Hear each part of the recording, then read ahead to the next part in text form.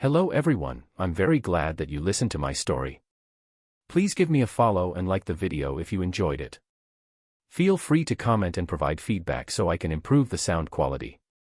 Yes, we invite you to listen to part 2 of the series. Chapter 76, Altar. To describe the village that lied before Arthur's eyes, he would use the word medieval only. Its huts gathered around simple roads with varying sizes, made from wood and leather. There are also some fences for the animals, but all that's left was eaten corpses. It seems that wild monsters have broken into the village after its residents disappeared. Arthur placed his hand on the shoulder of the trembling boy, making him startle with a gasp. If they weren't mid-spring, Arthur would have believed the boy was shivering from frost. He turned his head toward Arthur and looked at him with tears threatening to fall. "Be strong." The 2 words Arthur said made Diamond nod his head and wipe away his tears. He then proceeded to go down toward the village with Arthur and the goblins. It was a ghost town, for sure. The doors were squeaking and flailing about as if they were vomiting whatever was inside. The wind was unhindered as it seeped through the trees to make a mess of Arthur's clothing. Kaka, some of the goblins almost tripped from the strong wind. Why is it so windy? Arthur gazed at the sky and found some clustered dark clouds. He frowned at this since the weather was sunny a few moments ago. Would a chance in location cause this much change? He doubted. "Is anyone here?" Diamond called out, but there was no answer. They walked in the empty streets looking for any signs of life, but it seems life has abandoned this place ages ago. Arthur walked into one of the houses as he began to examine its interior. Dust covered most of the tables and chairs, the beds were a mess, and the kitchen was clean. It was as Diamond had said, as if they disappeared in the middle of the night. Arthur opened some closets and found leather clothes and weapons. There was also some dried game that has been abandoned. Seeing there's not much to be seen from this place, Arthur walked out and asked Diamond to guide him to the house of the mage. The boy was visibly shaken for some reason but still complied nonetheless. The mage's house was like any other, except for it being tidier than the rest. Arthur examined the interior as he felt a weird sense of alienation. How did the mage hide this village? He used magic. Nothing can see the village from outside. Diamond answered his questions after slight pondering. Arthur nodded his head and concluded this was some illusion ability at work. The question was, why did the mage disappear? "We should go to the cave," Arthur said after seeing there was no hope of finding anyone here. "Okay, I know the way," Diamond declared and started leading the group through the forest. His gait was clumsy and he tripped several times, but Arthur was patient enough. After half an hour, they reached what looked like a cave. On their way, the wind was getting stronger and stronger. "What is this?" Arthur took a step back when he felt the fear-inducing mana from the cave. It was too dark. As if a monster has opened its maw in their direction, danger alarms were ringing loudly in Arthur's head. "This is the place," Diamond said as he tugged on Arthur's shirt and hid behind him. It was then that chills traveled down Arthur's spine at a sudden realization. "Why don't you stay here, Diamond? We'll look inside." Arthur turned around and said at the young boy who shook his head with resolution. "I want Berry family," he said in a broken language. Arthur's eyes arched in a smile as he nodded understandingly. "Then, let's go in together." The cave was damp and dark, barely illuminated by the sun outside. However, Arthur still had flashlights in his waist bag and he used them to see the interior. If not for the chilling mana seeping everywhere, Arthur would have thought it was a normal cave. As they kept walking forward, the mana kept intensifying. Arthur's body was getting heavy just from being there. "Are you okay, Diamond?" The young boy nodded with a pained face. The goblins were also breathing heavily as the mana weighted upon them. Arthur took out another bottle of healing water that he has been giving to Diamond for the past few days. "Drink this, it'll help." Diamond took the bottle and chugged it down. As expected, his body felt better after he drank the healing water. It was then that they reached the end of the cave where there was a black crack in the wall. "This is a dungeon." Arthur studied the portal that stood in front of him. It was a dungeon, every bit of it suggested that. "You should stay here, Diamond." "No." Diamond refused as he grabbed Arthur's sleeve. In the end, Arthur simply sighed. "Stay behind me then." Diamond nodded when he heard those words. And just like this, Arthur, Diamond, and the goblins entered the dungeon. It was always a nauseating feeling when he teleported, maybe it had something with the change in space. The group found themselves in an empty corridor. It was pitch black in here and the mana was quite abundant. However, there was also a distinct metallic smell of blood. The goblins were growing restless with the mana that has been creepily seeping from the walls, but they still advanced under Arthur's command. In the end, there were no monsters for them to fight. If you dropped a pin in this place, you'd hear the sound by the dungeon's portal. At the end of the tunnel, space grew bigger and they stepped inside a giant hall, with a single altar in the middle.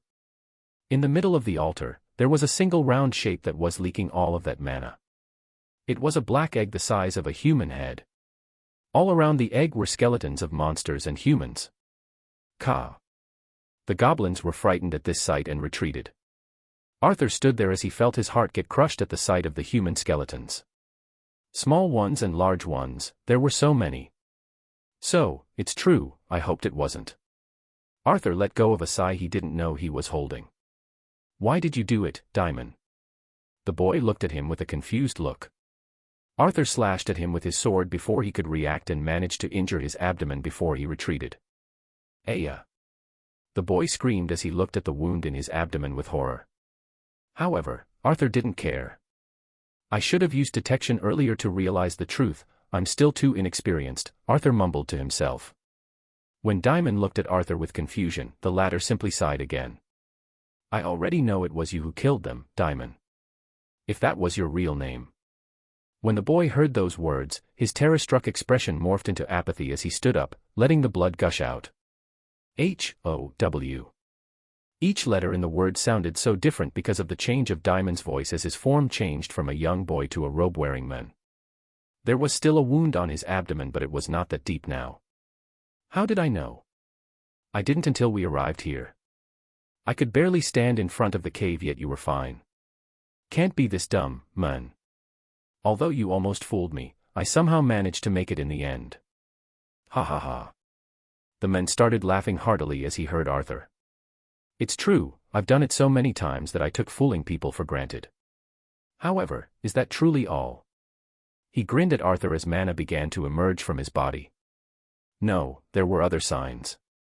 Even still, you stepped into here. Fool. The man mocked Arthur as he readied himself to attack. Well, I stepped here because, as I said, managed to make it. What? What makes a runes master so powerful? What nonsense are you talking about? Die.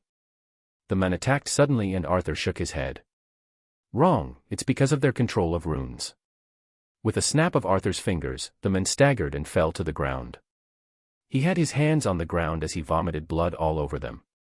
Chapter 77, An Illusion. Diamond looked at his own hands, now covered in blood. He felt as if a fist of lave has made its way to his internals, burning them away. He was in so much pain that he could barely listen to the words this young man said. Although I find no reason that excuses this mass murder, I can't help but wonder about the reason such a vile human exists. He heard the boy's righteous words, and he felt even more nauseous at the self-righteousness he must be feeling. However, whatever was inside him wreaked havoc as if a wild beast has been unleashed. What? What's happening to me? He finally managed to bellow at the masked man, wishing to rip him apart.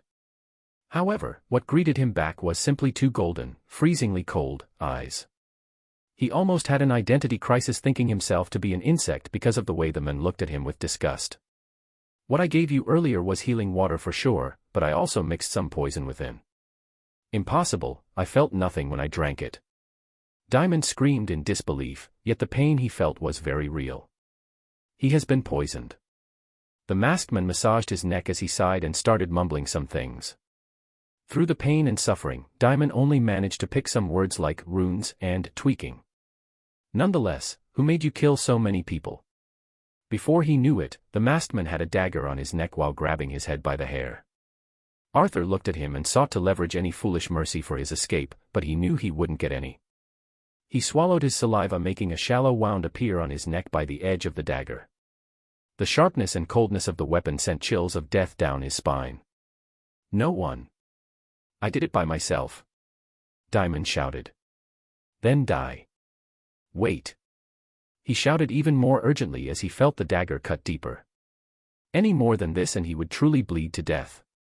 He tried to summon his mana but the pain was hindering his ability to focus. It was someone from nobility. I don't know who he is, but he's a blonde man with a young voice. Not enough, you can die. Wait, please. I beg of you, spare me. Did you spare them? I think not. I would have also died if I was fooled by you. It was then that Diamond was able to gather enough mana to activate the ring on his finger. Runes glowed on the ring as mana invaded the head of the man behind the mask. Diamond created a terrifying illusion to stall for time. It's time that I kill this bastard. His hand turned into a beastly claw as he slashed at Arthur's neck. However, the goblins were here to defend the young man. One of them, Diamond couldn't differentiate between the pests, blocked his attack using its crappy sword. Move. Diamond slashed at the goblin's arm with his claw, leaving a deep gush. His movements made his body pulse with pain as blood leaked from his mouth. Even if his body has evolved under the effects of mana, he still couldn't be immune to a poison that has already entered his body. Diamond moved his mana toward his abdomen. The masked bastard wasn't satisfied with only poisoning him, but also slashed him in the abdomen. What gave him away so much that made this bastard suspect him? Even still, he was foolish for drinking whatever the bastard gave him.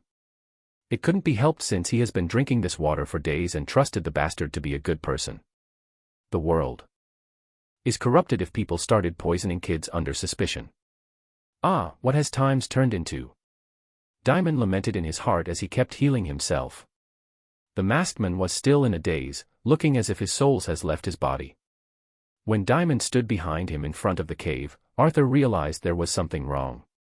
Despite his stats, he still felt pressured by the aura surrounding the cave. Yet, Diamond, who was supposedly weaker than Arthur himself, stood there just fine. It then began to piece itself together. When Diamond was grieving, Arthur bought his sadness so easily. Yet when faced with a rational question, Diamond would quickly let go of his sadness and answer as carefully as he can. Even more, how calm he was after losing his family was truly odd. Of course, these were still suspicion that Arthur harbored. In the end, he confirmed them by using his detection rune. It was negligence on his part all this time that he didn't use it, or only used when Diamond wasn't near. Diamond's life force was stronger than his. If he was this strong, why would he be willing to let Arthur help him? Why did he fake injury to get into his village? When these questions began to pop out, the whole act started to fall apart. That's why Arthur used his skill to poison the water. At the same time, modified the Heal Eye rune to contain this single poison. It expanded a lot of his mana, but Diamond didn't seem to notice with the chaotic mana all around them. He had used a temporary rune on the water, and when Arthur snapped his fingers, the rune was gone and the poison was no longer contained. However, in the end, he was still too careless. No, even if he did know that Diamond had an artifact that cast illusions, he wouldn't have been able to do anything. Maybe it was for the best that he escaped, but he still wanted to free any prisoners Diamond held in case they were alive. In the end, they were dead. Arthur never took himself to be a saint. Of course, everyone believed they were good people. But Arthur wasn't willing to sacrifice himself for others.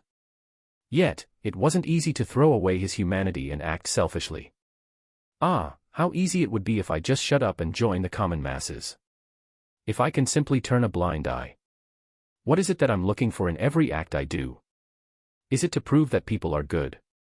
Arthur thought to himself as he felt the darkness block his vision after Diamond used the artifact.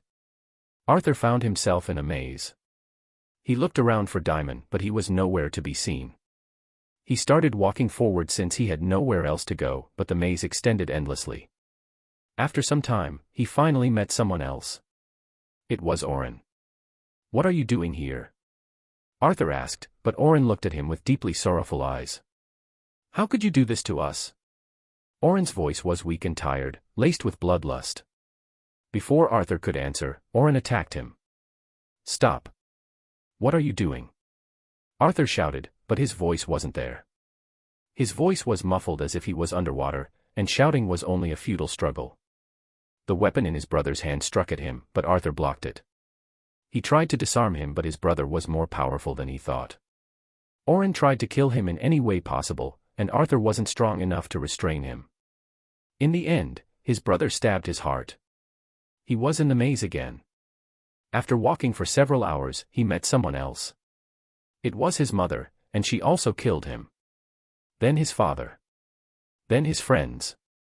Every time he dies, he meets someone different. When he realizes this was an illusion and kills the person attacking him, he would be sent back to the beginning and meet the same person again. He either had to let that person kill him or kill that person infinitely. Arthur felt like he had spent a millennium in this place, but he found no way out. In the end, he got a message from his legacy. Rune has been acquired, dispel I. Dispel I, this rune clears the mind of illusions. Arthur's mind raced as he instinctively used the new rune and the surrounding scenery disappeared. He was back in the dungeon with Daimon and the goblins. However, one of the goblins had its hand torn off. You. Daimon looked at him as if he had seen a ghost. It seemed he couldn't wrap his head around how this could person break off the illusion even though he still supplied the ring with mana. Arthur fell to his knees as if he had just woken up from a nightmare. Luckily, it was a nightmare and nothing more. The only thing that kept his sanity that Arthur knew it wasn't real, but that didn't make it any less frightening. Daimon. Arthur roared as he took out his dagger. He then started dashing madly toward the stunned mage. It was the first time he wanted to kill someone so much. Chapter 78, Elusive Dragon. To say Arthur felt no hatred would be a lie. If anyone was put through such a nightmare, they would resent whoever did to death. Arthur was no exception, and he was certainly more headstrong when it came back to paying his debts due. Instinctively, he used the release rune, making his body disappear from Daimon's view. When the mage saw this, he almost pissed his pants, but Arthur has already appeared in front of him. Damn you, begone. I summon thee, elusive dragon. Daimon shouted through gritted teeth as madness overtook his eyes. It was then that Arthur felt the egg, with an unstable life force until now, suddenly move behind his back. The reason Arthur didn't give regard to it because he could feel how weak its life force was. The mana that has been in the cave and the dungeon was the result of so many people dying here as they suffered. However, Arthur also took notice that the egg was hungrily absorbing the mana. Dragon. Arthur's head blanked for a second but soon awakened when he felt a pair of terrifying eyes on his back. Like a sequence of a natural reaction, his back was covered in sweat and his danger alarms were going crazy. This fear was primordial, rooted in his very being. The aura he felt was of a higher being of existence. As Arthur turned around and sneaked a peek, he could see the shadow of a dangerous being behind that egg. He could feel his very soul shake with terror as shadows started creeping out from behind the eggs. Dispel. Arthur used his rune and his mind cleared again. It seems just like Daimon, this dragon was also specialized in illusions. However, as this creature seemed to be in its infancy, it couldn't create a high-level illusion. His body reignited with renowned power as Arthur burned his mana. Before it could bottom out, Arthur used his restore rune to refill his mana. This rune would last 30 minutes before it disappears and leaves him unable to use any mana, but Arthur had no choice if he wanted to kill Daimon. It seems his injuries have healed to a certain extent as Daimon clawed toward Arthur, who was already in front of him. The mage was cursing his bad luck that he met an opponent that illusions didn't work against. The goblins and Arthur started to push Daimon back as his body started to sustain more and more injuries. Spare me. I had no choice. Daimon started begging for mercy again, but Arthur wouldn't have it. Even if Daimon didn't kill those people, the illusion that Arthur saw was enough for Arthur to resent Daimon enough to kill him. This can't go on. Arthur realized as he felt his body more fatigued as the fight went on. With this in mind, he used his skill Shadow Swap to appear behind Daimon and used his legacy rune to slash the right side of his neck. The mage on the ground without any signs of movement as Arthur stopped his attacks, huffing like a raging bull. His eyes were bloodshot as he saw the mage bleed to death as a pool gathered under him. New rune has been acquired, fire. Arthur read those messages as his heart started to slow down. The backlash from using the rune arrived as it started eating away at his damaged body.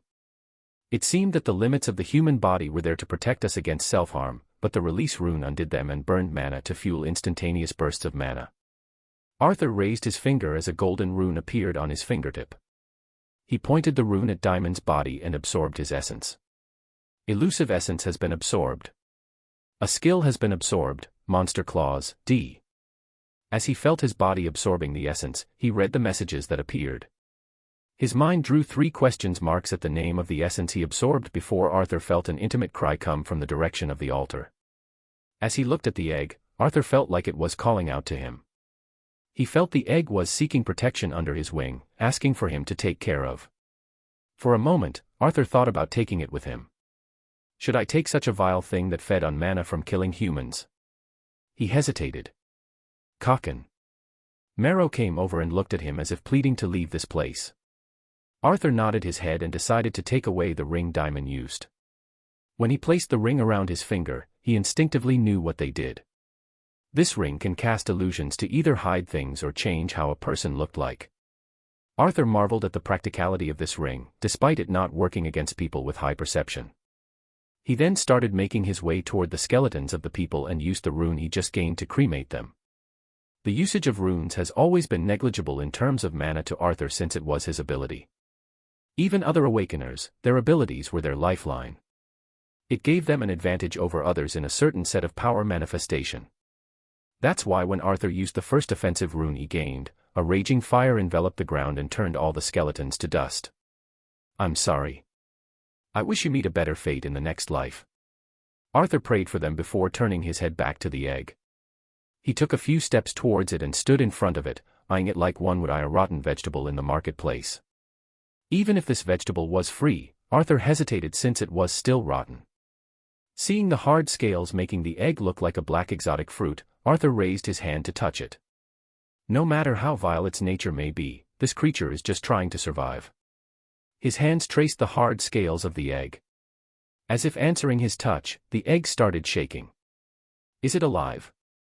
Arthur wondered, but the next scene made him yelp like a scared maiden.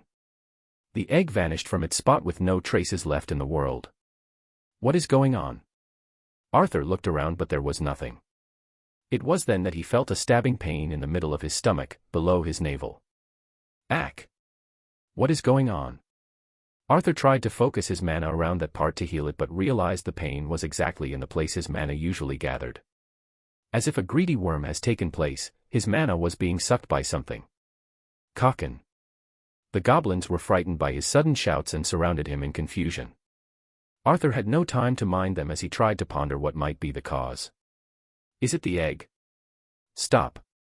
Arthur shouted, and to his surprise, it stopped. His mana resumed its normal flowing and the pain disappeared. Even still, Arthur was still frightened that the egg has taken place inside of him. There were no other explanations as the egg has disappeared from this place. Come out. The egg didn't listen. Arthur kept replenishing his mana as he tried to guide it outward, but there was no use. There's no time left before I'm unable to use mana for a day. Arthur groaned and decided it was best to leave this place for now to hide. He then started sprinting back toward the portal with the goblins, planning how he would hide in the village for now and send the goblins to bring the rest. When Arthur stepped out of the portal, the sickening mana was still there. Not caring about the nauseating feeling and dashing toward the end of the cave, Arthur reached the entrance in half a minute because he sprinted knowing there were no hidden dangers. However, that couldn't be said for the outside. When Arthur stepped out of the cave, he was greeted by a cloaked group. Arthur and Co stopped their running and scrutinized the group in front of them. Who are you? Asked one of the cloaked people who stood in the middle of the group. He had a golden mask on his face while the others had silver. The masks were engraved with branches-like engravings, giving them an aesthetic yet ominous ambience. Where's Diamond? The man asked again, colder than earlier. Arthur looked at him in silence, thinking about how he should escape them. The man looked at Arthur, then turned his face toward the other goblins, seemingly bewildered why a group of goblins would be led by a masked man. Answer. One of the silver masks shouted while stepping forward threateningly. Otherwise. Mana surged from their bodies. Diamond is dead. Arthur's voice was grave and husky, sounding like it belonged to a middle-aged man. The ring on his finger glowed in his pocket as he altered how he looked like. You. The golden masked person paused his words as unbearable killing intent was unleashed from his body. Arthur's heart felt like it was being crushed as he realized that this person was someone he couldn't defeat even if he used his legacy rune. Chapter 79, Equal Grounds. I see, the killing intent disappeared and the men simply sighed. It seems Diamond has failed. Kill him and retrieve the egg. He casually instructed. Arthur gritted his teeth as his earth manipulation skill. There wasn't enough time before he collapsed and he needed to use the weather to his advantage. It seems the unstable mana here has caused the change in the wind as their robes were fluttering. Using his skill to soften the soil then move it, Arthur created a dust cloud that hindered everyone's vision. The golden mask retreated and covered his face with his robe. He peered through the dust cloud and ordered the rest to stand by. Being surrounded, the goblins and the masked person had no way of escaping. It was then that shadows emerged from the dust cloud and ran toward the forest. Catch him! The men roared and the pursuit started through the terrain of the forest. It took the group of pursuers a few moments to realize that only the goblins were running away, the masked person was nowhere to be seen. They halted their steps and turned toward the cave but there was no one there. Use your skill to find him. The golden masked man ordered one of his followers, who nodded and stood there for a few seconds. There's no one except the goblins. Impossible, did he simply disappear? The person behind the golden mask gritted his teeth and frowned. There was a sense of disharmony in his perception that kept bugging him. Sir. The men who used the search skill hesitated and rampaged his mind for words. The men behind the mask felt irritated and shouted for him to spit it out. Why are there 6 of us? When those words were out in the open, silence descended like rain on the group. They looked at each other, and there was indeed an extra person. Before anyone can do anything, one of them was holding into another with a golden dagger on the latter's neck. No one moves. His voice was grim and husky, matching the person behind the mask. The dagger dug deeper into the neck of the hostage and blood trailed down. Don't. The golden mask shouted urgently. You have no idea what you're getting yourself into.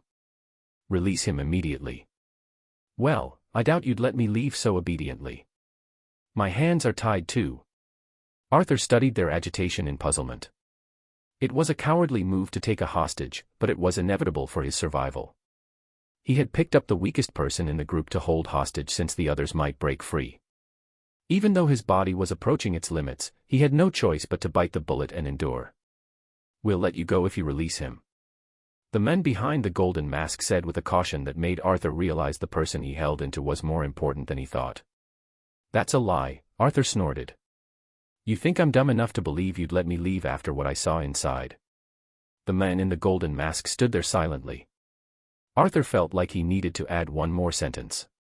I have a poison skill. The atmosphere shifted ever so slightly that Arthur the group might have not heard him. It was then that the men in the golden mask said something that left Arthur confused. We have the girl. Arthur looked at him with confusion, not understanding his words. It seems the men took it as if his words weren't believed and gestured to one of his followers. Arthur pressed the dagger on the hostage's neck, making him leak a grunt. He'll just go and get the girl. We left her somewhere nearby. The man with the golden mask raised his hands in a surrendering gesture. 30 seconds, Arthur paused a bit before he answered. The men disappeared into the forest and returned with someone on his back after exactly 30 seconds. When Arthur saw who it was, he felt a headache in his head as his irritation almost making behead the men. What the hell is Amelia doing here? Arthur felt a stabbing pain in his temples as his thoughts raced. She looked around with terror in her eyes as she was cuffed and gagged. Arthur felt very compelled to leave her here when he realized she must have followed him here. If she told these people that she was here because she was following him, Arthur's cover would blow up. He couldn't pretend that he didn't know her. He wanted no loose ends that would trace back to him. If she confessed that she followed him here with him being accompanied by goblins, they would know his identity. The question was how to know if she had already told them his identity. The thing is that she was unmasked, making this all the more complicated. If he left her, she would tell them who he was. If he saved her, they would still know she was with him. They would search for her and find the truth in the end. The best solution would be to save her and then kill her. Arthur felt his sides turn cold at the image in his head, but there was no other way. He couldn't risk these people knowing who he was. It was her fault for following him. Untie her and remove the clothes from her mouth. Arthur ordered, and the men in charge signaled for them to do as he wanted. Arthur looked at Amelia with coldness as she rubbed her contused wrists. Did you tell them anything? Amelia looked around with confusion as she couldn't spot Arthur anywhere. Arthur felt even more compelled to kill her now. Answer. He barked. No, I didn't. Come here. Arthur gestured with his chin for her to come forward. However, the golden-masked person raised his arm in her path. Release him first. Yeah, no way that's happening. Arthur almost laughed out loud at the ridiculous notion. He was sure they'd attack as soon as he released him. I have no use in hurting him, I just want to leave this place. The man lowered his arm when he heard those words. Amelia tottered toward Arthur and stood beside him. But to be on equal grounds, let's unmask this fellow first, Arthur said, and took off the mask the man had on his face. No. The golden mask roared as he took several steps forward. Don't move. Arthur roared back, making the man halt his steps. Arthur had no way of seeing the face of the man he was holding from behind, so he looked at Amelia's shocked expression and asked her. Is it someone you know? Amelia nodded her head with her hand on her mouth. Who is it? Arthur proceeded to answer. Answer. This girl was getting on his nerves. The third prince of Yalan Kingdom. Amelia gulped at those words. Arthur frowned heavily at those words. However, in the next moment, he saw the solution to his dilemma. Haha, to think it would be the royal family who would do such a thing. Arthur could feel the atmosphere changing into that of bloodlust when he said these words. If you know, then let me go immediately. The third prince said coldly while feeling the cold edge of the dagger. I can't do that, Your Highness. In either case, you'd have hunted us down regardless. That's why it was necessary to play on equal grounds. But now, the situation is different. No one knows what's in that cave but me, and if anything befalls us, the whole world would know of it. Arthur's aim was obvious. He wanted both sides to back down. Since Amelia didn't know what's in the cave, they didn't have to go after her. If they did go after her, the whole world would learn of the truth. By that time, the situation would be chaotic, and doing anything further would prove their guilt. Furthermore, if rumors about you get nasty, there's no way you'd inherit the throne. Arthur's words made the other side shut his mouth. It was true that only mutual destruction would befall them if words got out. Whether it was truthful or not wouldn't matter anymore, as the public would still suspect the prince. Come here, Arthur had Amelia stand behind him and pushed the prince forward. This is our parting gift, Arthur said as he used his fire rune on the prince's back as raging fire engulfed the view of everyone. The fire appeared so suddenly and it was blazing enough to scorch the skin of the golden-masked person. Bastard! The men roared and rushed toward the prince, but Arthur was already on the run. Catch them! If they managed to kill these two, every problem they had would be solved. The rest rushed forward in pursuit. It was now a race between cat and mouse. If Arthur managed to flee, he would have enough time to figure things out.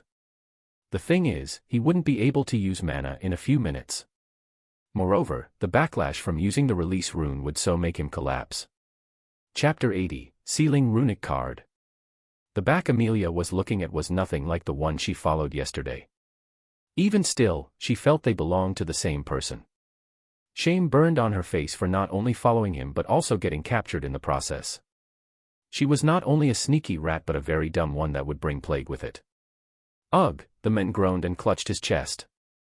Amelia looked at him worryingly and saw him wipe the blood off the corner of his mouth. It was then that Amelia realized he was getting slower. Are you okay? Shut up. The man snapped back at her, and Amelia flinched slightly. He seemed to realize his mistake as he apologized. Sorry, just be quiet lest they find us. As he asked, Amelia said no further words. She could also feel their pursuers getting closer to their position. The scenery around them was one of trees, groves, and more trees. They kept zigzagging through them hoping for their pursuers to lose their tail. This way, the men whispered as quietly as the hissing trees around them. She then saw him run toward the village he's been at earlier today. Without looking behind, the men opened one of the huts and darted inside. Amelia followed after him and the two closed the door. They'll find us here. Amelia couldn't help but say. They only needed to look inside the village before they would find the two holed up like cornered rats in this house. No, they won't. The man seemed to lose strength as his knees buckled and fell to the ground. It was then that Amelia saw his appearance change from the silver-masked bulky stature to a thinner, iron-masked, Arthur. He was breathing heavily as if there was fire eating him inside, and he tried to breathe it out. "Come here." Amelia walked up to him as he asked, and the golden-eyed young man looked at her in the eyes before he took off his ring. He then extended his palm face upward in her direction. I don't think this is the best timing for this." Amelia stuttered with a reddened face unlike her usual face, and Arthur felt like slapping this woman right here and then. "I'm not proposing. Just give me your hand. Use this artifact to hide this house. Only hide this house. Okay." Arthur pushed the ring into her finger. Amelia nodded her head as she sent her mana into the artifact, and the whole house was enveloped by light for a brief moment. "Why is the royal family here?" Amelia turned to face Arthur afterward and proceeded to ask. However, Arthur started vomiting blood before collapsing. Why so mad? When Arthur opened his eyes again, his body ached so much that he wished he didn't. It was better to sleep through this pain than to endure it, but the enemies wouldn't allow him. That's why as soon as his eyes saw the light, he already sprung up enduring the unbearable pain. However, his body was more regenerative than most awakeners. His high stamina ensured that he was able to heal faster than normal. There weren't many people with such a well-rounded stat, explaining the reason Arthur was able to come out from battles even if he was weaker. His eyes showed nothing but a blur, as if someone has cast a transparent, yet thick, veil on his view. When his eyes readjusted, he was still in the house that they hid in. Arthur needed a moment to find Amelia sleeping while leaning on the wall. Sleeping while enemies are trying to kill us. This girl got guts. Arthur inwardly grumbled, but he was no better. He stood up and walked over toward her. He stood a few steps away from her as he contemplated what an excellent opportunity this was. His hand reached out to his dagger, that was sheathed in the sheath he bought and hanged in his belt, bespeaking of his intentions of killing her there and then. His thoughts swirled in his mind as logic clashed with morals, but there was no obvious winner. "She's a threat," a voice whispered in his mind. "But does she deserve to die?" Another answered. "It doesn't matter what she deserves, she needs to die. Is there another way around it?" As these voices wrestled each other, making entanglements upon entanglements, Arthur stood there torn between the two. It was a few minutes later that Amelia opened her eyes to see him standing in front of her holding his dagger. Reflexively, she reached out to her sword, but it wasn't there. It was then that she remembered it has been taken from her. She started using her mana as she looked at Arthur in the eyes. "What are you trying to do?" Her question intensified the dilemma Arthur felt. He sighed and placed away from his dagger as he extended his hand to pick her up. "Sorry, I'm on the edge too, and didn't mean to scare you." Amelia looked at him with doubt and nodded her head. She took Arthur's hand and stood up. "I'll take this back." Arthur placed his hand on the ring and injected with his mana and took it out. This way, the illusion around the house would still be there. Amelia's eyes followed the ring wistfully as she has also realized how practical it was. Before she could say anything, a big hand seized by the throat and pushed her against the wall. She felt the cold edge of the dagger on her neck before she could even let out a whimper. Her eyes shook as she looked at Arthur, whose face was cold. "It was your fault for following me." His eyes radiated dangerous light as he pushed the dagger against her skin. Her skin broke apart as droplets of tears slid on the dagger's surface. "Please." Her voice was weak as she tried to speak while being choked. Arthur's perception picked out the slight change of mana as he felt like he was holding an electrizing high-voltage wire.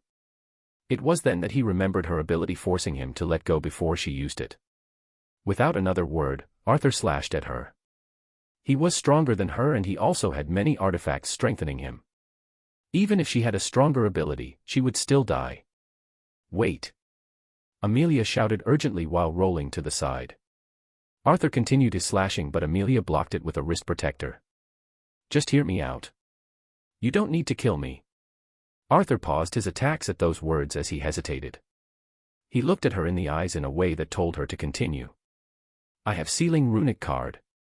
She shouted, and Arthur looked at her, flummoxed, making Amelia obliged to explain further. It works to silence anyone from revealing information. If he did, all of the relevant memories would be erased. It's mainly used in the army. Why do you have such a thing? Because. Amelia's face flushed slightly, making Arthur irritated for some reason. I wanted to ask you how you got stronger with this. Then, how do you specify what information is sealed? You would activate the card and use it on me. The information specified would be according to your will. If I ever try to reveal information about you, all of my memories about you would be lost. Amelia said as she extended the card. Even though the runes were too complex for Arthur's current ability, he could still feel their general function. He sheathed his dagger and took the card. He looked at it suspiciously and then eyed Amelia. You're weirdly cooperative. I know that I can't beat you if we fought. Plus, I still wish you'd help me get stronger. Amelia's head lowered when she said this. She fidgeted in her place, making Arthur simply sigh. Okay, Arthur activated the card. If you ever manage to betray me, he placed the runic card as he chose the sealed information to be himself. I'll hunt you down and kill you. Amelia's body trembled as the runes dissolved into her brain. She screamed in agony, but Arthur knew the illusion was soundproof. After a few moments, Amelia stopped screaming and started taking deep breaths. This never gets easy. What do you mean? Nothing. Will you help me? We'll see. Arthur smiled mischievously. He then rampaged through his back and took out his phone. After checking the time, he found out that it has been a day since he collapsed. We need to find a way to escape. Shouldn't they be gone by now? You think the royal family would be, oh too bad we couldn't find them, time to go home. No need for mockery. No need for stupidity. The two glared at each other before turning away from each other angrily. Arthur took out some food that he had saved in his bag and started eating while pondering their issue. Amelia took out a lunchbox from somewhere and started eating as well. Arthur looked at her with an impressed stare as he realized she had a storage artifact. I didn't know you were so rich. It's a memento. I'm not rich. It's rich to have a memento like that. Amelia ignored him and started eating. Arthur also went back to eating his food, and the two spent an hour trying to find a way out of their situation. Chapter 81, Cross the Line. Since the house was surrounded by an illusion, any outsiders would only see a batch of trees in its place. The illusion would also deter away attention in its direction to ward off any unwanted visitors. That's the reason why animals and monsters couldn't disturb it with their aimless wandering. Arthur opened the window and looked outside. It was eerily quiet. However, flying figures could be seen now and then. Arthur looked at them and realized they were the silver-masked cloaks of the royal family. You didn't answer my question, Amelia said after standing behind him. Arthur ignored her. I said. She tried to ask again. It was about the reason the royal family was here. Have you not interfered in my matters enough? Do you think I would help you get stronger if you keep this attitude? Arthur snapped at her. Amelia closed her mouth, indignant that Arthur was being too tyrannical. Still, the temptation of getting stronger stopped her from complaining. Why do you want to get stronger, anyway? Arthur saw that it would be a while before they can come out, so he wanted to hear her reasons. In response, Amelia simply snorted. Hey, Ice Milk, I thought you were a cold, rational person. If I'm going to help you, I need to know your reasons. I'm not just going to tell you my private matters. Oh yeah. It seems you're forgetting that I'm letting you in on my secrets. Arthur crossed his arms in front of his chest as he watched Amelia hesitate. It's family issues. Everyone has family issues. My father divorced my mother because she gave birth to a girl. Oh. He said I was too weak to inherit the guild. Amelia spat out the last word like it was dirty. Your father is a guild master. Yeah. So, you want to prove him wrong? To take over the guild? I don't care about his stupid guild. I want him to apologize, to live forever in regret for leaving my mother. Amelia's face was dyed in genuine anger that Arthur saw one before in the mirror. I see. That's why. Yeah, shut up now, I get it. Arthur waved her off, and Amelia again found him to be too disrespectful. You'll help me. "Ah, you can't give out any information about me, right?" "Why yes. I'll see what I can do." Arthur thought it was possible to help her using permanent runes. 3 mana cores. The higher the tier, the stronger you'd become. Arthur raised his hand to stop her from thanking him as he saw her face full of gratitude. "In return, I want 10% of the guild shares if you ever inherit it." "That's unreasonable." Amelia stood up from her seat in agitation, but Arthur remained calm. "My strengthening is not a one-time thing. If I want to get those shares, I'd have to help you get there." These words made Amelia swallow back the words that were on the tip of her tongue. She looked at Arthur for any signs of bluffing, but she was only greeted with his golden and unshakable eyes. The hut became quiet as Amelia pondered the offer. "Okay." Amelia nodded her head in the end. Deep into the forest, surrounded by bushes from everywhere, and shortly after Arthur made his escape, Alfred Yallen was accompanied by the golden masked person as he lied on his face and had the golden masked person heal his burned out back. "A single mutt did this to us. Why did you not capture him immediately?" Alfred gritted his teeth in hatred and glared at his subordinate. "I had no choice, Your Highness. This fire is not a regular one. If I left you suffering there, I doubt your back would be scarless afterward. Scars are the least of my concerns. Your father would still question their origin. I can hide them. Still. Shut up. All of you failed." "I'm sorry, Your Highness." The golden masked person apologized sincerely. However, he didn't so remorseful as if he was still convinced that the prince's safety took priority. "Have they found him yet?" The prince ignored him and asked. "If he had the ring, I doubt we'd be able to find him. That failure, Diamond, had a single job, yet he failed so miserably. If I had known better, I wouldn't have ensured this task to him and did it personally. That would raise suspicions, Your Highness. How about keeping these comments for yourself?" "I know that already." The prince snapped and turned his head, but doing so made his back burns feel even more painful. He turned his head when the golden masked person nodded and gritted his teeth in humiliation. "What about the goblins? If you couldn't find him, kill any goblins in the area. They were his minions, right?" The prince suddenly had an idea, and a sinister grin emerged on his face. Although the golden masked person thought such a provocation were a waste of time, he still nodded nonetheless and ordered his followers to do as instructed. After she had told him her reasons, Amelia spent her time practicing mana control. She was even more diligent than Arthur, whose training has lessened after he left the trial. It couldn't be helped as he had no time for these things, but he has already started planning how he would train after he gets back. It was then that something pricked his heart. Arthur felt a sudden loss, making him confused at the sudden emptiness.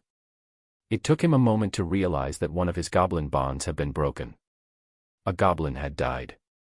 "We need to leave." Arthur was already gathering his things before Amelia could answer. His body has healed to a certain extent thanks to his high stamina, and he couldn't just stand idle. "What? Why so suddenly? Someone has crossed the line." Amelia wanted to ask more, but she got a look at Arthur's furious face. She had no idea what happened, but she couldn't just follow him and risk her life. "What's going on?" Amelia asked as she blocked Arthur's path. In the dimly lit hut, Arthur's eyes glowed especially bright against the background. It was the first time Amelia saw someone's eyes glowing like this, and it sent chills down her spine. "They're hunting my followers. The goblins." "You sure know a lot about me," Arthur smirked in mockery and pushed her out of the way.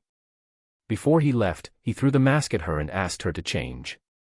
He could make use of the ring to hide his identity. Thus, it would better if Amelia hid her identity, although it was already revealed. Amelia nodded her head and changed her clothing, something she had in her storage artifact, in another room. It was a few minutes later and Arthur felt another goblin dying. "These bastards." Arthur gritted his teeth as a fierce expression dyed his face. With a swing of the door, he was already sprinting madly somewhere. Amelia sighed and used her lightning to keep up with him. They started traveling back the way they had already come. Arthur seemed to run instinctively toward a certain direction that was different from earlier. They started maneuvering around the thick forest by climbing the mountain range's sloped ground and going around it. When Amelia started hearing the screams of monsters in the distance, she could vaguely feel the change in Arthur's mood. You should be. Amelia tried to dissuade him from doing anything foolish, but the ground underneath him exploded and he was gone. Amelia followed his blurred-out figure as he descended the mountain like a bullet toward the source of the noise. Come. Or not. Amelia sighed and followed behind him. His speed reached a realm that would easily contend with Ray Ranker's, making Amelia feel her heart palpitating at the notion of becoming this strong. The average Ray Ranker's age ranged between 20 and 25. If she could become one at 18, that would be a feat itself. Of course, there was monstrous genius out there who defied this common sense with talents. When the ground became more leveled, Arthur was already a long distance away from her. Amelia stared at his back and wondered why he was so agitated over some goblins. She followed him until the noises of battle turned to tiny vibrations in the ground. They could now see a group of goblins surrounded by two silver-masked cloaked individuals. It was then that she saw it. Arthur's speed, that has already been more than she could keep up with, exploded further as he appeared behind one of the two cloaks. Before any of them could realize, Arthur was already stabbing his dagger deep into the assailant's back. Chapter 82, Monster Claws. Arthur's current mentality was that of a goblin's chief. It was a side effect of the skill-goblins bond, as it went two ways. Of course, he could have decided to leave the goblins to their demise, but it would have left a bitter taste in his mouth. Another reason was that he realized the goblins' village would be attacked if it was found, and Kira was still there. He had to get to the village and hide it before they were found. As he felt the dagger tear through the back of the man's back, Arthur retreated in a hurry when he felt the other person coming to attack him. He dodged in the nick of time and used his latest offensive rune, Fire. This rune was like a gate that would turn his mana into a fire and manifest it into the world. He could command this fire, that was originally his mana, as he wished. He could condense it, spread it, increase it, or decrease it. With a swing of his hand, fire needles condensed and attacked the other cloaked person while the injured one fell to the ground. The man raised his hands and the fire needles deflected in front of him. However, Arthur was already sending a spear of fire in his way before he could counteract. Damn it, the man shielded himself with his cloak expecting for the fire to explode on his body. However, Arthur had the fire spear make a turn and target the injured man who was still lying on the ground. He wanted to finish him off before he attacked the other one. However, it seems he still had some strength left in him as he dodged last second and the spear exploded on the ground. The fire raged next to him as he breathed heavily in relief, but this was not the end of Arthur's attack. Using the rune that linked him to the fire, he ordered the already exploding fire to move and engulf the man. Although it has lost its destructiveness after exploding, it was still enough to have the man scream in agony. Cocken! Cocken! The goblins finally reacted and started cheering. They were the group that had accompanied Arthur earlier and some of the weaker low-tiered ones. Bastard, die! The cloaked person, who was left, bellowed full of anger as he dashed toward Arthur. The protection rune he had cast worked to deflect the attacks of the person for the first few rounds. It was enough for Arthur to use fire again to attack the person. The cloaked person seemed to realize that the distance between them would kill him, so he dashed through the flames as he used mana to deflect them. Arthur felt a gravitational force pulling him toward the man as his body staggered forward. However, in the next second, Arthur began flying toward the man against his will. Realizing this was the work of the man's ability, Arthur gritted his teeth and braced himself. The man had his sword directed at Arthur, ready to slice through his body. In the last second, Arthur used his skill Shadow Swap and appeared behind the man. Caught off guard, the man turned around, but it was too late. Arthur placed the fire rune on his dagger and stabbed the man, causing fire to explode within him and end his life. Ha! A gasping sound penetrated the preceding silence and Arthur turned to see Amelia, standing there in a daze at the sight of him covered in blood. Ignoring her, Arthur turned to the goblins who were frightened a distance away. Looking at the ground, Arthur saw 3 goblins, dead. One of them was Nero. Arthur clenched his fists hard as he bit his lower lip. He had no idea why he felt this way, but it hurt to see one of his followers die. It was because of him. Are you okay? Amelia walked over and patted his shoulder consolingly. Arthur nodded his head and turned toward the other goblins. We'll leave this place now and go back to the village. The goblins nodded their heads as they picked up their wounded. As they were leaving, Arthur absorbed the two cloaked people and stripped them of their cloaks and masks before taking them with him. There was nothing else, and Arthur watched the bodies turn to ashes under the flames of his rune. He then looked at Nero, who lied on the ground and sighed. Arthur then watched as his body turned to ashes as well.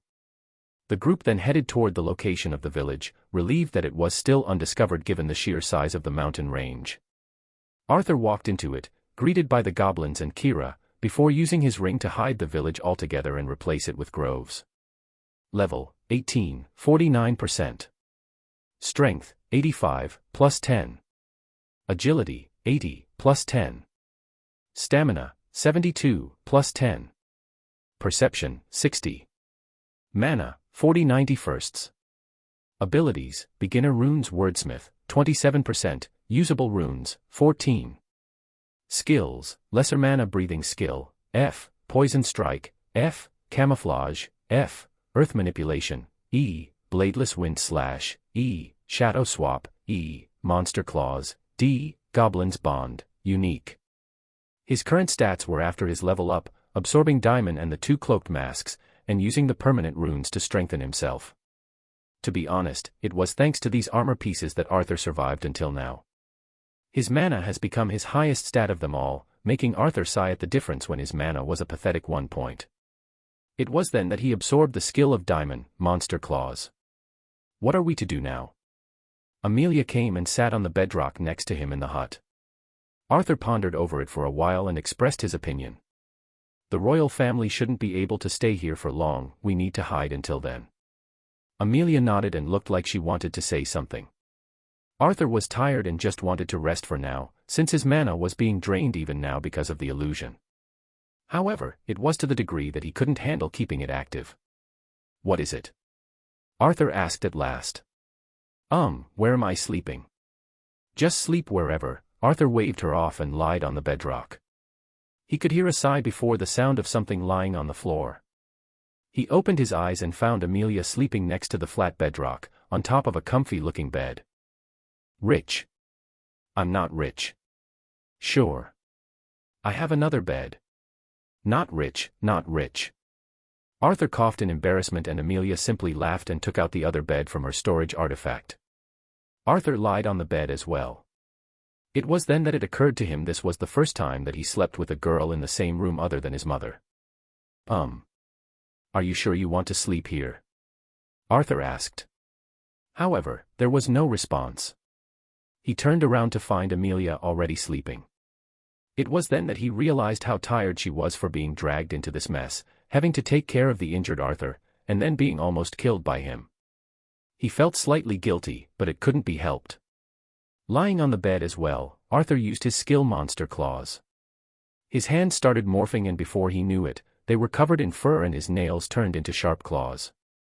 Arthur had no doubt these claws were able to slice through the skin of a high-tier monster. Looks weird, though. Arthur mused to himself as he was turning more like Kira. It seems as he got stronger, skills would be more bizarre and unrealistic. No. Arthur was startled by the sudden shout that his heart almost leaped out of his throat. Amelia having a nightmare as she clenched her fists until they were white while sleeping. Hey, are you okay? Amelia seemed to be deeply asleep but also traumatized by something that didn't allow her to wake up. Arthur had no idea what to do. He stood up and placed his hand on her forehead, caressing her hair as he used his heal and dispel runes. It's okay. He didn't know which of the three, his runes or his words, that calmed her down. Her sleeping started to become more peaceful the longer Arthur watched on. He realized how petite she was when he placed his hand on her head. Her hair was a mixture of azure and white, making her quite the beauty. After making sure she was okay, Arthur also slept. Chapter 83, 3 weeks passing. Unexpectedly, life was stall afterward with no remarkable events. Arthur woke up the next day, organized the village, gathered some food from the stream nearby, and trained as he watched the surrounding for any dangers. The cloaks were a lot more active after he killed 2 of them, but their numbers started to dwindle when they couldn't find the village. Amelia was helpful somewhat with her storage artifact. Arthur's mood was horrible the previous day because of what happened in the cave and the dangers he had to go through, so his attitude toward Amelia softened somewhat now although he still didn't like her for prying into his matters. The next few days were spent in peace and anxiety about a possible storm. However, there was no storm. Like the clouds after a rainy day, the cloaks vanished from the mountain range after a few days. Just to be safe, Arthur kept his vigilance for another day, but there were no signs of them. It was time to go home. However, Arthur still worried about the goblins' village being attacked. That's why he gave the ring to Merrow to keep the village hidden. Although it would limit their growth, for now, Arthur would have them weak than dead. Merrow simply had to supply the artifact with enough mana to keep it working. Leaving the village, Arthur headed with Kira and Amelia toward Joe's pub. The wolf, spending the last few days hunting with the goblins, grew noticeably larger than before. However, he had yet to reach the low mid-tier. Arthur was informed that the 5 armors he sold brought him $150,000. Arthur felt his mood turn for the better at the notion that he would be able to pay the debt they had very soon. However, it was always better to give it in installments to not cause unwarranted attention. He left Kira at Joe's pub and left toward the city. Arthur and Amelia parted ways after they got off the train. Before that, they discussed what would happen if the prince came after her. However, Amelia reassured him that nothing would happen for now. She would stay low lest she is found, but it was hard to find someone by their face these days.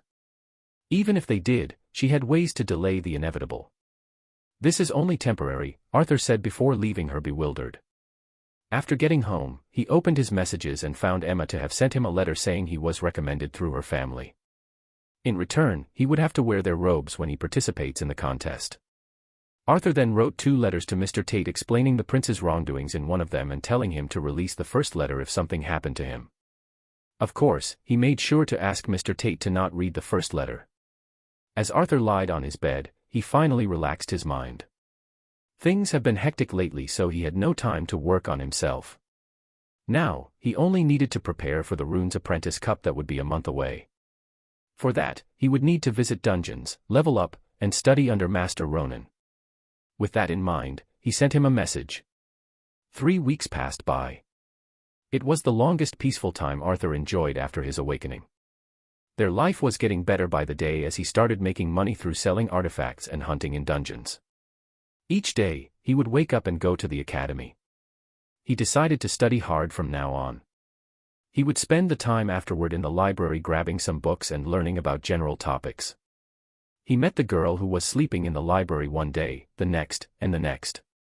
He realized she was always sleeping in the library. His club activities decreased, but he would always provide help for them. Especially Ellen, with who he shared a good relationship with right now. They went out a couple of times hunting together, playing or simply eating. He would then go and hunt in dungeons until it was late at night. Amelia proposed that they would go together, but Arthur refused, afraid she was being watched.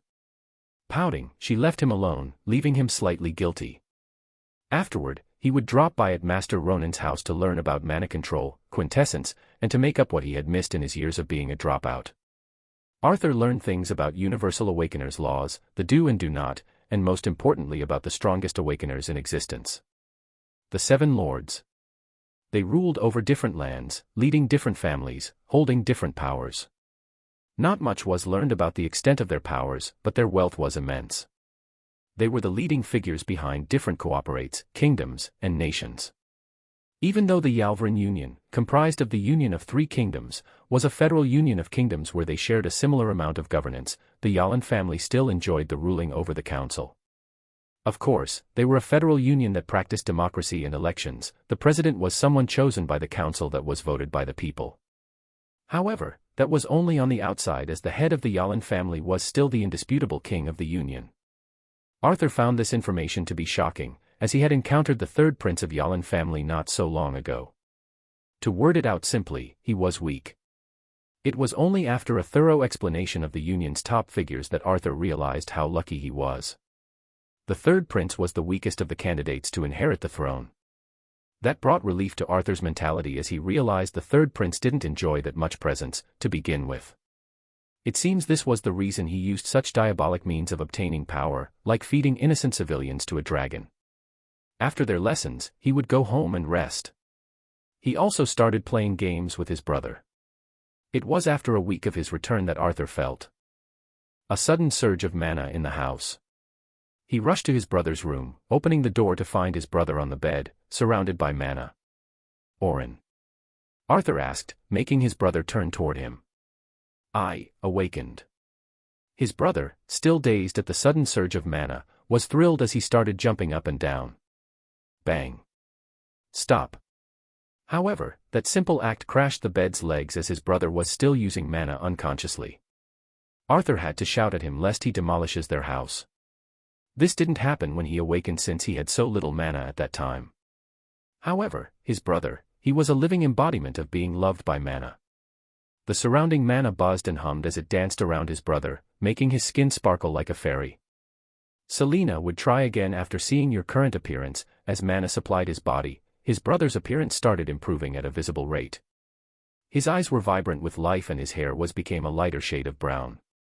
"I guess he's just like our father," Arthur thought to himself bitterly as his father's ability was also related to mana. This event was celebrated again by the whole house. Arthur believed his brother's awakening was related to his permanent runes, but he wasn't so sure. The next 2 weeks passed even faster than the first, their life changing drastically. His brother also signed up as an awakener and started going to primitive grade dungeons. His ability told to him by Master Ronin turned out to be mana affinity. It exhibited greater control over mana and larger reserves when he trained. His mother left her work and started to take care of their house, enjoying a cozy life. She was a non-awakener, so she supported her kids by taking care of them. Of course, this happened after Orin and Arthur both asked her to do so. They almost locked her up when she refused to leave her job. As for Arthur's strength, it kept growing until he was level 23. The biggest change in his life during this time happened after he became level 20. His legacy now had another function, the subspace. It increased as Arthur's mana increased and it could store anything that wasn't a living being. This has solved a great deal for him, who was currently making money from selling artifacts. As for the artifacts themselves, they made one hell of a mess.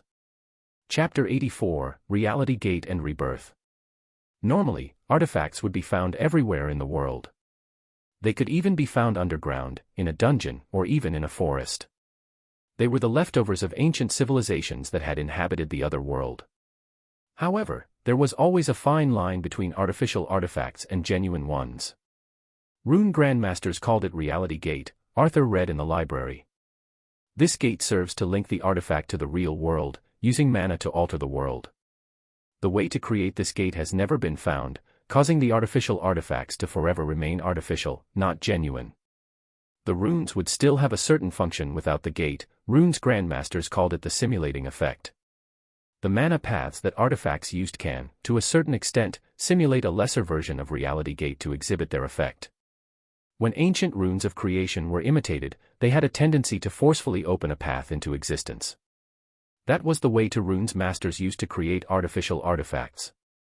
It was also a way artificial artifacts were a lot less mana efficient. An analog that Arthur read was about a dam and a stream. If the dam was open, then the stream would flow unhindered. If the dam was closed, then you needed a greater amount of stream to apply enough force to break the dam. The dam was the Reality Gate. Research into this was done by all the nations in the world as it was directly linked to economy, military, and politics. However, the Reality Gate remained only an impossible dream to even the greatest runes masters, so they had to improvise. By working on the complexity, layers, merging, and fine-tuning the runes masters were able to stimulate to a lesser extent the might of real artifact. Runes such as mana absorption has also helped to decrease the mana needed to open the gate if placed on artifacts. This was the information that Arthur read in the library. They were also the reason that his artificial artifacts caused such a stir in the market.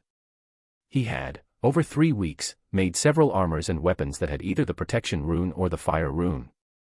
To put it simply, the market was in a frenzy. The quality of these runes resembled true artifacts lest they were hindered by their inferior quality. Arthur felt relieved that he has been cautious by asking Joe to sell them instead of selling them himself.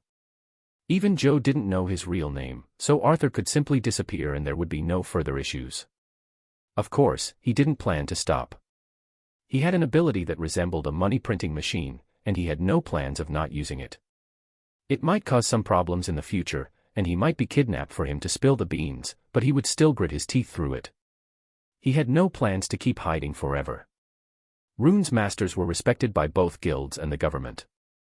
If the identity of a runes masters was forcefully uncovered, the Runes Association would take the proper actions against whoever did that. If pushes come to shoves, he could always send a letter to the association with a few of his artifacts asking for them to hide his identity. The Runes Association was a worldwide organization that was unaffiliated with any nation. It has been created solely to protect runes masters from being exploited after a tragic series of events that happened centuries ago. If any of its members were threatened for the sake of his profession, they would step in to protect them. Arthur didn't believe that the association, itself, wouldn't try to learn of his methods. However, it was still a shield against any people who wished to learn of his identity. Even if they did trace the artifacts back to Joe, the latter didn't know who he was. Arthur never visited the goblins' village in these 3 weeks, afraid the place was still monitored. Joe also told him that some people came asking about a masked man and a young girl, but Joe told them he knew nothing. When Arthur left Kira in Joe's care, he had asked Amelia to stay in the forest until he was done. That was the reason that Joe didn't suspect anything. However, this information has made Arthur feel on the edge. He couldn't go back to the mountain range and he doubted the goblins would need him these days. Before he goes to the Runes Apprentice's Cup, he would first strengthen all of the goblins. As for Arthur's stats over these 3 weeks, they all reached 100 before stopping. No essence could raise them further, and Arthur has already gone to every dungeon in the city, but it was futile. When he tried to absorb the essence of monsters, his legacy told him that evolution was needed. He needed to ascend to the next stage, the Ray rank. Even though his equipment and legacy runes allowed him, for a short moment, to go transcend ranks, he was still a neo-ranker. This had been Arthur's current dilemma. He had to either ask Master Ronan, who had been guiding him until now, or the Union about it. He could apply for a rebirth ritual, but he didn't know what it was about, nor did he want them to know his shocking growth. Arthur looked at his stats as he mulled over it. He had kept hunting in different dungeons when his growth became stagnant, making all of his stats to catch up to each other. Level, 23, 3%. Strength, 100, plus 10. Agility, 100, plus 10. Stamina, 100, plus 10. Perception, 100. Mana, 121/121. Abilities, Beginner Runes Wordsmith, 30%, Usable Runes, 17. Skills, Lesser Mana Breathing Skill, F, Poison Strike, F, Camouflage, F, Earth Manipulation, E, Bladeless Wind Slash, E, Shadow Swap, E, Monster Claws, D, Iron Skin, D, Goblin's Bond, Unique.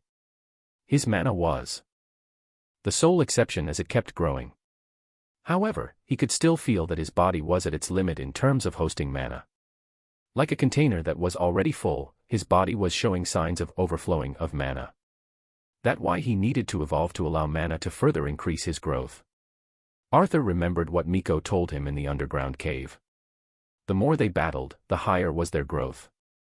It seems that putting oneself under extreme conditions would push mana into evolving the body to survive. In these 3 weeks, he was able to learn 3 more runes that would benefit him in the Apprentice Cup. Reinforce I, increase the sturdiness of an object or a living being by 10%. Weaken I, decrease the stats of the target by 10. Telekinesis I, move a target object in a 5 meters radius. Arthur had to risk his life in different dungeons to learn these. He would spend more than 1 day holed in a dungeon trying to learn them. And after 3 weeks of bitter work, he was rewarded with 3 worthy runes. Reinforce increased the resilience of the body against external forces. It was popular among tankers and would always fetch high prices on the market. Furthermore, it was unlike the protection rune that would break if the strength exceeded a certain amount. Protection was like an active shield that Arthur held and equaled his strength. Reinforce was more permanent as it reinforced anything against damage. He had obtained this from a golem in the deeper parts of Green Golem's dungeon. Weaken was a rune that he obtained from Deadly Race Dungeon. It was a simple dungeon with a single corridor that extended for several kilometers. He would have to fight monsters and avoid being weakened by the traps. He actually learned this rune from the walls of the dungeon that had countless of these. As for telekinesis, Arthur remembered the fierce battle he fought against a headless knight in the dungeon. The knight was an undead, the most fearsome type of creature out there. He had met this monster at the end of Deadly Race Dungeon, followed by a fierce battle for survival. The battle lasted a whole hour before Arthur was able to kill the knight using every rune and skill he had. The knight then crumbled to dust and disappeared. This was the first peak mid-tier kill that Arthur did on his own, and his legacy rewarded him with the rune. It was weird given the fact that he thought he would have to kill a high-tier monster for a rune, but it was still welcomed nonetheless. He believed that the reason he gained the rune was the monster being an undead. As for his skill Iron Skin, he obtained it after defeating a Cerberus in Avarice Dungeon. Other than these changes and his subspace, there was mostly nothing else. Except for his stagnant growth. That's why Arthur headed today toward Master Ronan's place to ask for guidance. Chapter 85, Mana Blood. The villa that felt foreign to him at one time became a rather familiar place. Over the past few weeks, Arthur came here a dozen of times whenever he had the chance to. Master Ronan was the ex-principal of Girano College, making him one of the best people that could teach Arthur about mana. Their first lesson started before Arthur went into the trial, and they have resumed them after he was back. It was mostly about mana control, how to increase his mana, and how to replenish it through breathing. Breathing was the path to immortality. That phrase was often used by Master Ronan. Arthur didn't know about immortality, but if breathing would make him stronger, then breathing he would do. It seems this process accelerates the infiltration of mana to the body. That's why Arthur learned how to control mana over the past 3 weeks. How he would allow his blood to carry his mana. How it was easier to let mana run through your veins and arteries instead of through bone. How to not accidentally rupture those blood vessels causing internal bleeding. Arthur still remembers how his head almost exploded trying to achieve all of these together. However, that was still not all, as there were things like how to get better at using his skills through gates control or how to alter their usage. He had no idea how to do that. He did sense his mana going somewhere when he used skills, but he couldn't sense these gates at all. He attributed it to his lack of training and talent. However, training could be done and talent didn't matter in Arthur's case. His runes were versatile enough to allow him not to care a lot about skills. Most people only had their abilities, the thing they used to fight the most, in addition to skills that were essential to fend against different foes. Arthur's ability itself was about versatility. So even if he couldn't use skills well yet, he can make up for it through his runes. As for his rune strength, he had no complaints after gaining his fire rune. "Hey Arthur, come in." Melania casually greeted him and Arthur made himself at home. He headed toward the garden where Master Ronan always sat, and he, as usual, found the old man there. "Arthur, have a seat," the old man greeted warmly, and Arthur sat in front of him. "What brings you here?" Arthur hesitated to answer, as this subject was related to his growth. However, he had no other way to safely evolve than Master Ronan's guidance. "I've reached a bottleneck in my strength." Arthur could see Master Ronan's eyes flash with surprise. "My mana feels like it's overflowing." Arthur hesitated and said, "I see, it seems C made the right choice." Arthur felt uncomfortable at the praise Master Ronan said. He felt like his cards were being shown. It was the cautiousness he developed over the years of being around higher-ups in work and awakeners. The process of evolution is not a secret, but its details are. To raise your rank to the next stage, there are certain requirements. Some of them can only be achieved naturally, others need an agent. For Neo-rankers to become a Ray-ranker, they need to condense their mana. Condense. Yes, condense. A qualitative change in mana. For Neo-rankers, mana is an ethereal form of energy. There's a certain limit to how much energy could be hosted in your body. However, there's a way to go beyond that limit by turning mana from its ethereal form into a more materialistic substance. What kind of substance? A semi-ethereal, semi-liquid substance that we call mana blood. It's by converting mana blood to mana and condensing mana to mana blood, you will be able to break through the limit of how much mana you can store in your body. By giving mana a physical state to exist in your body, it will become reliant on mana for its growth, that you'll need fewer nutrients as long as you breathe. Is that why you said breathing is the path to immortality? Arthur pondered and asked. You can understand it this way. Master Ronan nodded. Condensing your mana is widely considered as the first step to becoming invincible. You're shedding your skin for a superhuman to emerge. Then, what do I need to do to condense my mana? Arthur nodded his head as he already had a general idea of what to do. However, he was never able to find a proper and authentic method of doing it. Master Ronan looked at him for a second before answering something entirely out of Arthur's mind. There's no specific method, you simply choose your way. Master Ronan saw Arthur's confusion and doubt. He proceeded to explain.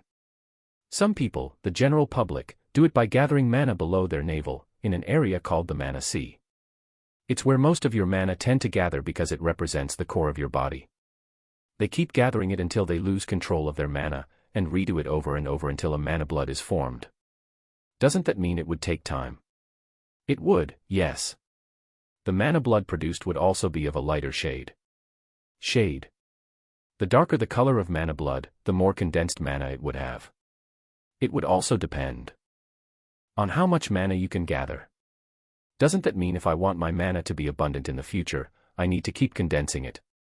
It does, but it's also not by choice. Mana blood is a higher form of mana. Once formed, it would attract the surrounding mana and turn it into mana blood. If you condense your mana blood through breathing alone, I fear you'll have a disadvantage against others. There are secret ways to refine your mana blood in every family. Arthur became speechless. If what Master Ronan said is true, then it means the powerful people will keep getting powerful. Yeah, Master Ronan sighed. However, it cannot be helped. These families became families because of their secret training methods and abilities. Even if it was unfair to the general public, it keeps the world going. What do you think would happen if every criminal out there got his hands on a high-class training method? Arthur nodded his head in understanding, but it still felt a bit bitter. He wasn't a part of any family or anything like that. He raised his head and looked at Master Ronan expectantly. The old man received Arthur gazed and laughed. While stroking his chin, he shook his head. I can't leak any secret training methods. However, there's another way to condense your mana to a high degree. What would that be? Mana condensing agents. Wait, Arthur tried to remember something Hazel told him before. When they were together in a quest to get her legacy, she told him the reason they were hunting in the swamp before. Mana bloomer. He blurted out when he remembered the name of the plant. That's one of the good agents out there. Master Ronan nodded. There are better options, but mana condensing agents are rare. How do I find them then? You can wait until you get to Girano College, or you can. Master Ronan looked toward the villa and Arthur followed his gaze. Over there inside, Arthur could see Melania having a verbal fight with a brown-skinned man.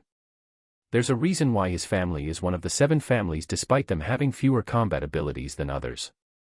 Master Ronan smiled mysteriously. They can find things that help them get stronger through their ability.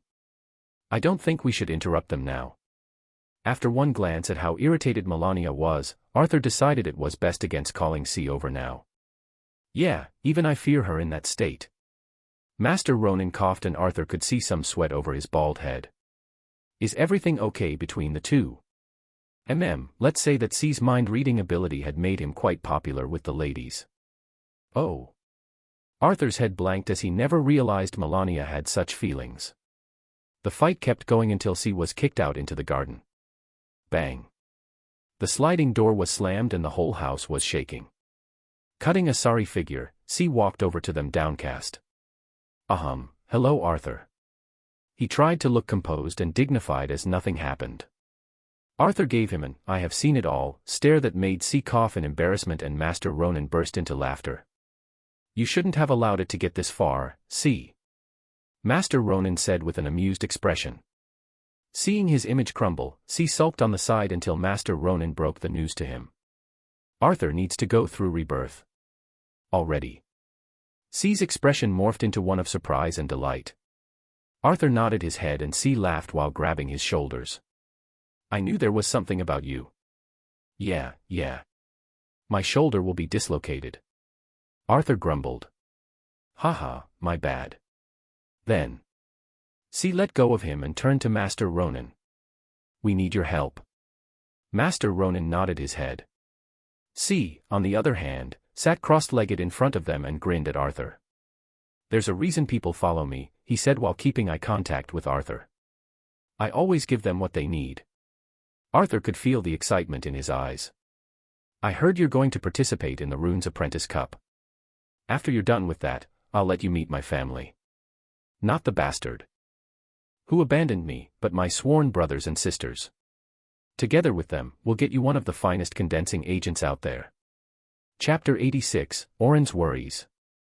When Arthur left Master Ronan's place, he headed toward a restaurant instead of going home. It was a high-class restaurant, but he could afford it with his current wealth.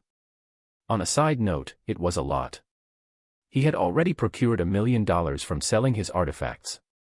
Each of his protection armors was sold for $30,000. While his fire swords were sold for $50,000. His ability was a money-printing machine. However, he had stopped selling the artifacts since he didn't want the market to overflow with them. However, their life remained the same except for their grocery and outfits. Arthur made sure his clothes weren't extravagant, yet not shabby. He wore a plain gray t-shirt and blue jeans most of the time. Arthur had to explain that they couldn't pay their debt yet or move to a better house before they were able to understand what happened to his father. His mom and brother agreed. As he walked in, the receptionist seemed awkward as she explained that he needed a reservation to eat in this restaurant. It seems she had misjudged him based on his clothing that wasn't fit for the restaurant's atmosphere. Arthur Silvera, check it.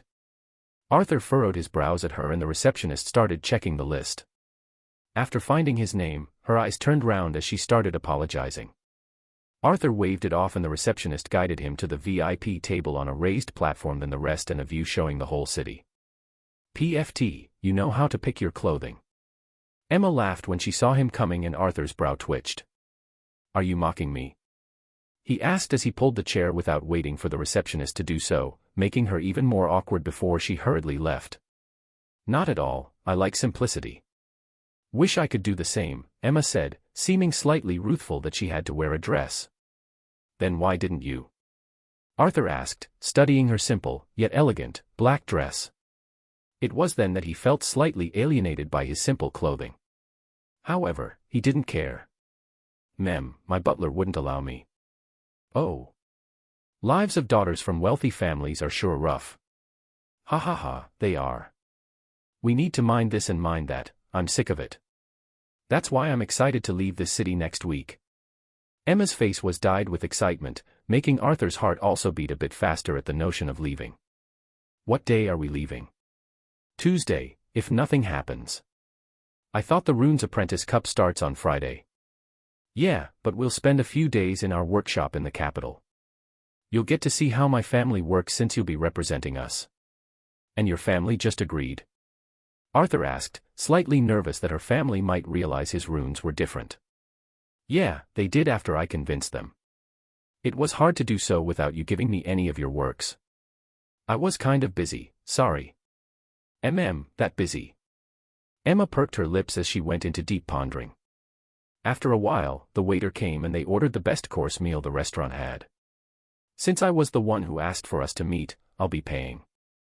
Arthur simply nodded at her words. What is it that you wanted to talk about in person? Arthur asked after he remembered her message. When Emma heard this, her face got a little more serious. It's about your work. I've seen it in the association. It's also the reason I asked to sponsor your participation. Emma's tone was grave, making Arthur slightly shift in his seat. I don't know how much time you've been working on that rune, but it was beautiful. I could sense the mana in it. It was almost alive. Her words were still in a grave tone, but they held admiration. I don't have a way to prove that I'm trustworthy yet, she said while leaning back and sighing. But I do wish for my benefit. If we work together, I don't think there's a limit for how far we can go. She said, slightly expectant. What are you saying? I'm offering you a job at our workshop in the capital. You can start working there as soon as you finish the Runes Apprentice Cup. Her words made Arthur slightly frown, as this wasn't in his consideration. To be honest, he'd rather stay alone since he couldn't work in front of others. Even if he got his own space in the workshop, his work would still be examined closely and tested. A couple of artifacts with no origin has already shocked the market, making some believe that he had unearthed an ancient armory of some city, not to mention working in a workshop and producing works for others. Sorry, he could see her lips arc downward at his words. I can't. I have separate goals to achieve. Arthur said, thinking about the other world. I'm going to attend college, I need to. He said with a determination that forced Emma to nod helplessly. They ate their meal and didn't talk about anything else for the rest of the night. They talked about their travel to the capital the next week and what would Arthur need to bring. They also discussed the format of the Runes Apprentice's Cup. Leaving the restaurant, Arthur's mind still lingered on Emma's words. He realized that he needed to find a way to disguise his runes as artificial runes. The mana consumed is far less than artificial runes, making it hard to disguise his works in the long term. Until now, he had used basic tier runes that were still within an acceptable range.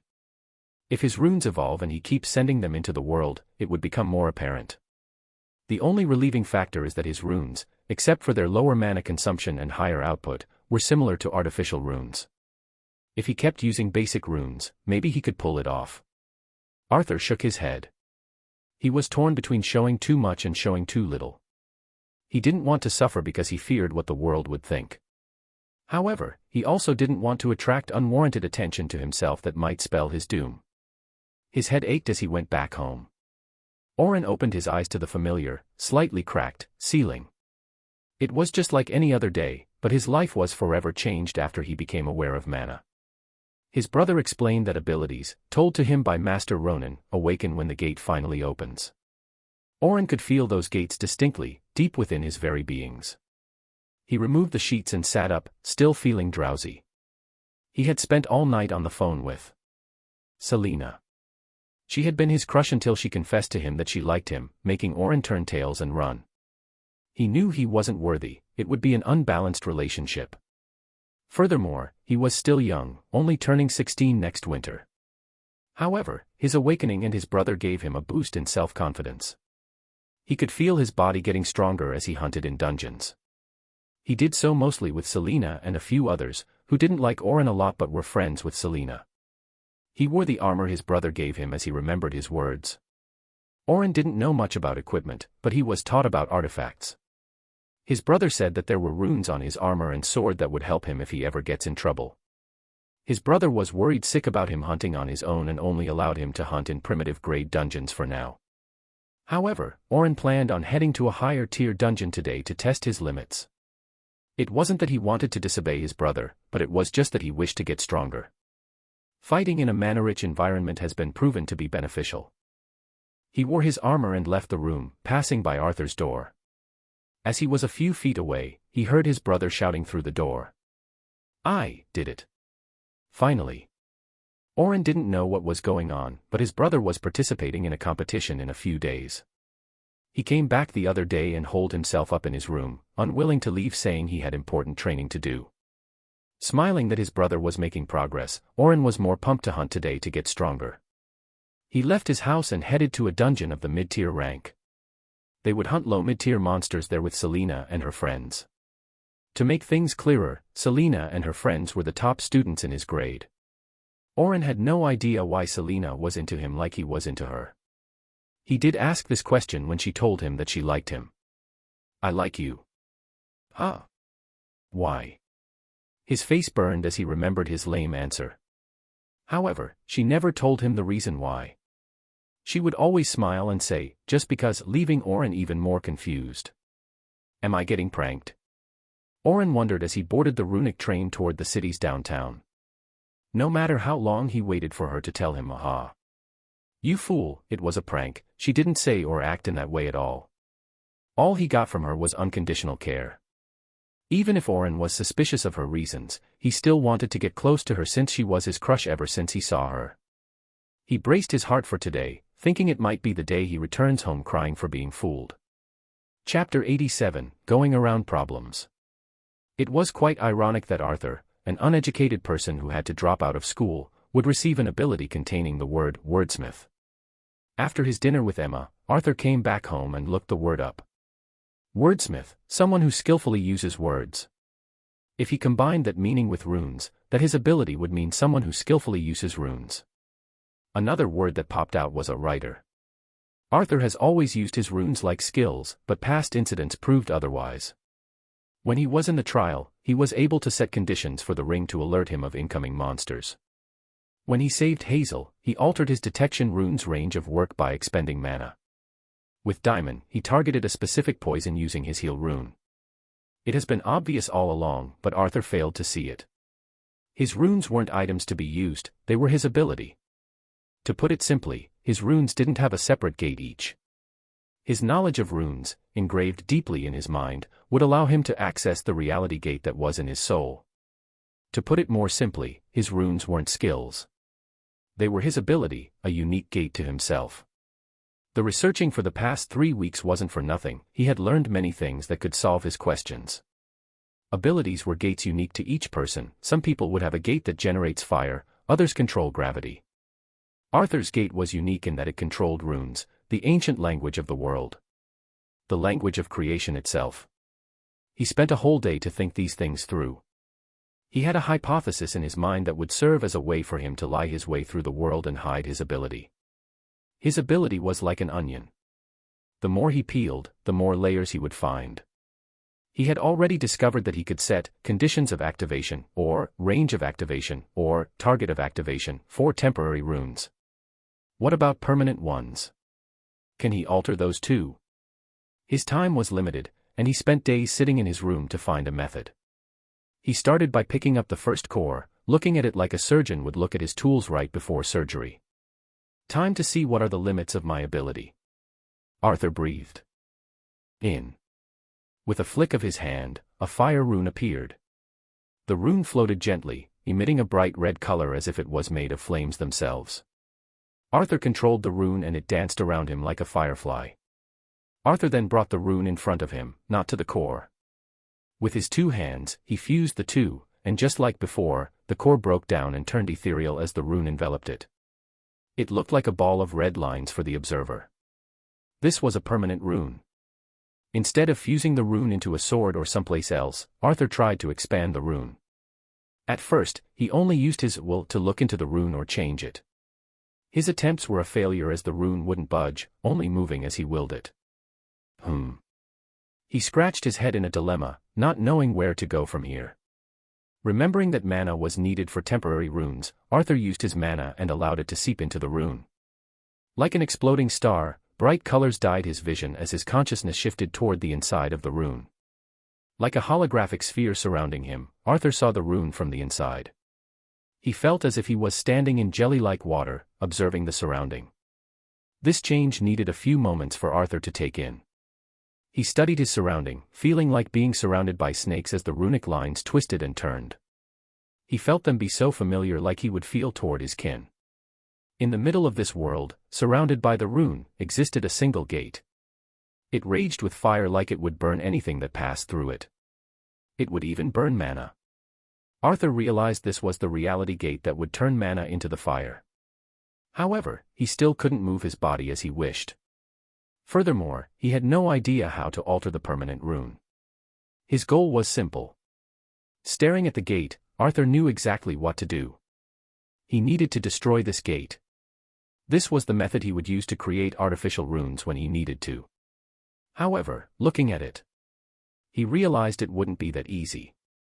To alter even temporary runes, he needed to expend a large amount of mana.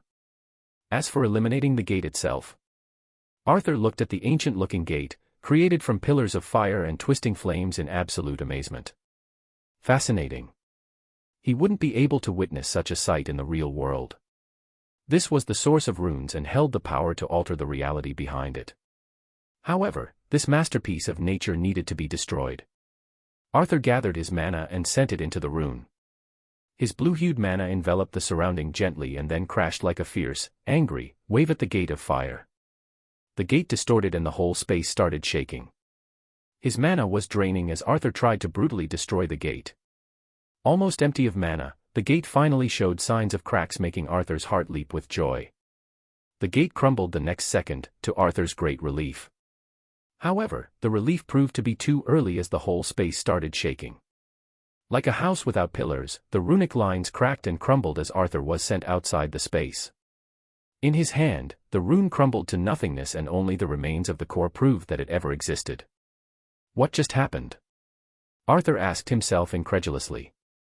Everything was going well until he destroyed the gate.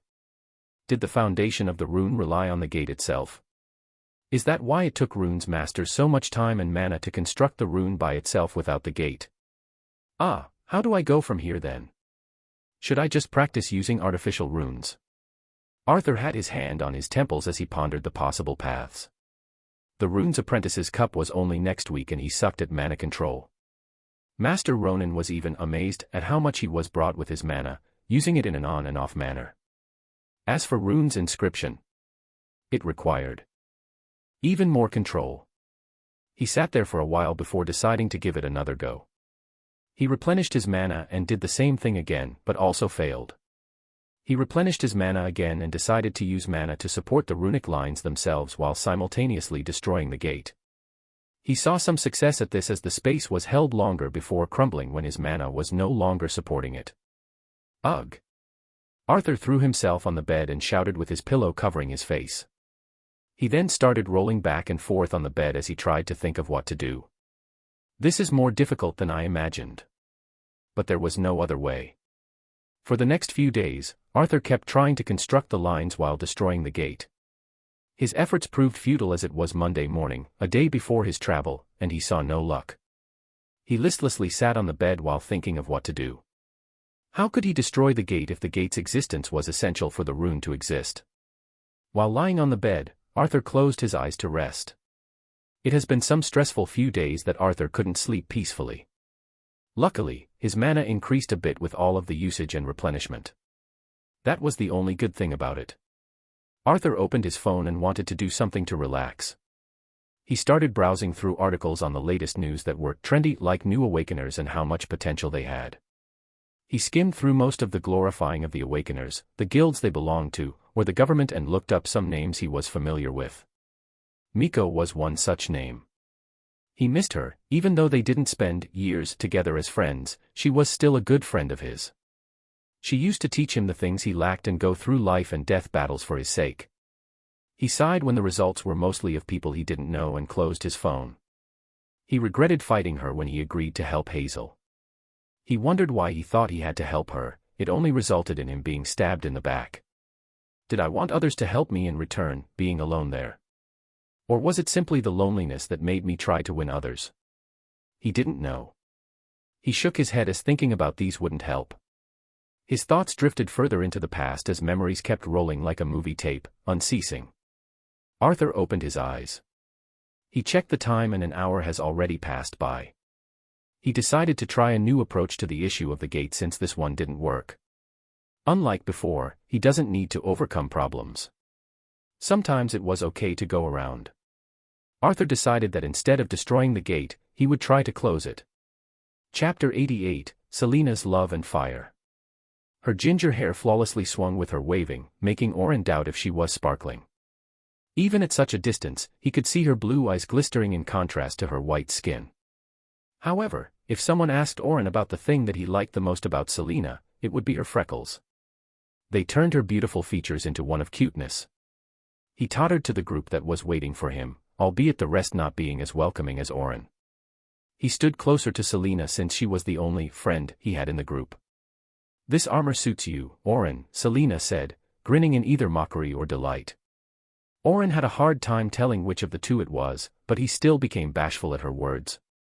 "The mouse is now a rat, it seems," said a guy in the group, clearly mocking Oren's timed character. "Shut up," Selena snapped at him, and the guy shut his mouth. Oren could feel the guy's eyes burn with envy as he glared at Oren. "Are you guys ready?" Selena asked, slightly excited. The group nodded and they headed into the dungeon. They showed their Union Awakeners IDs before heading toward the portal and finding themselves in a forest. Oren slightly tightened his hand around the hilt of his sword due to the nervousness of the fight to come. Selena had a plan. A simple yet well-thought-of plan.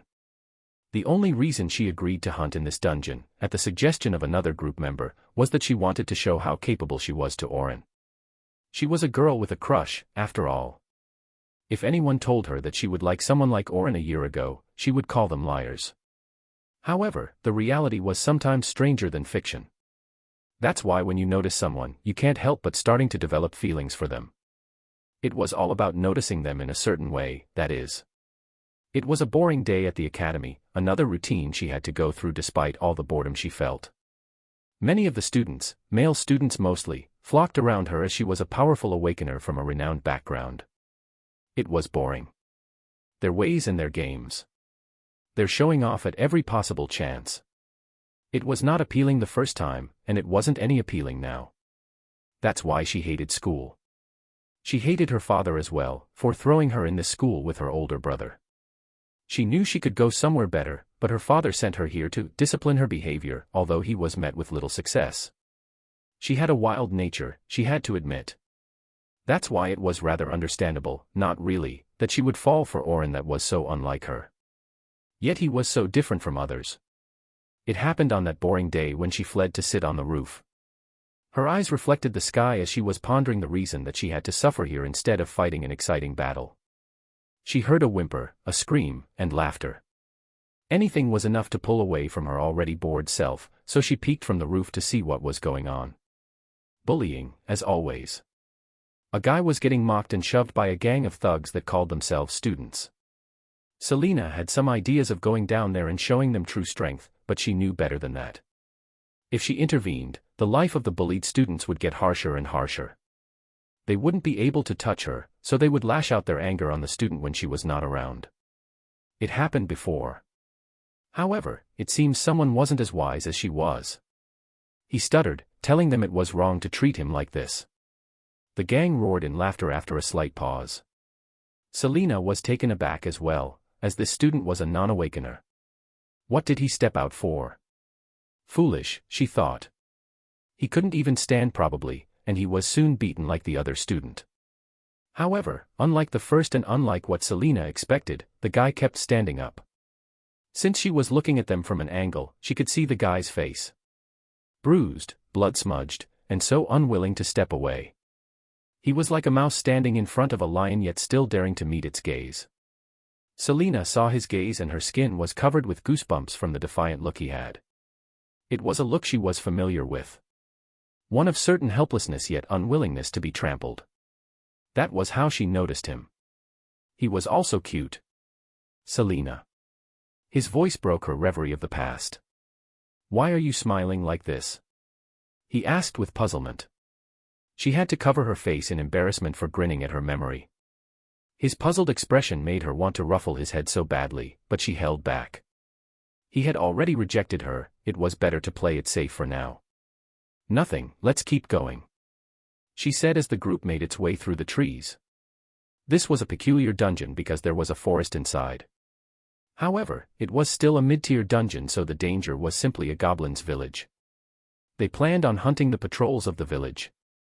Mainly low mid-tier goblins.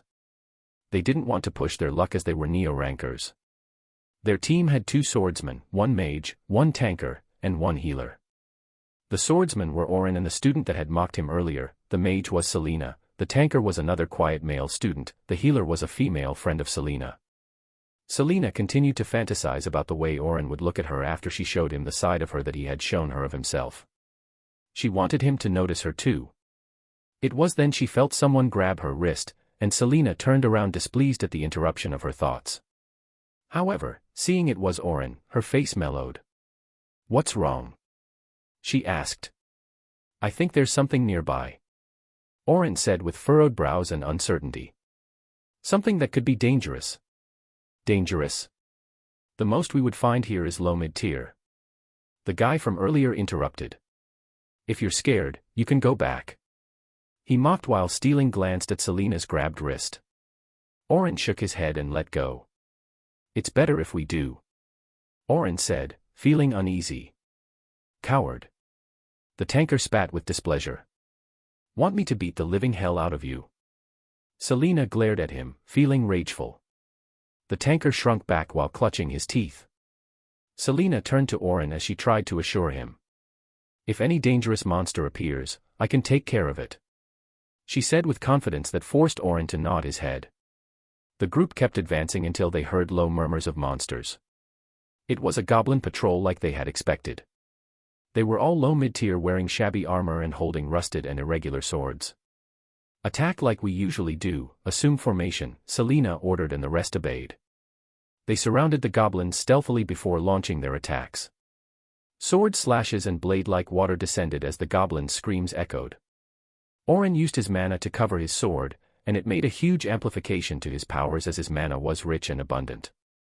The other guy had a sword-related ability that allowed him to send slashes across the air.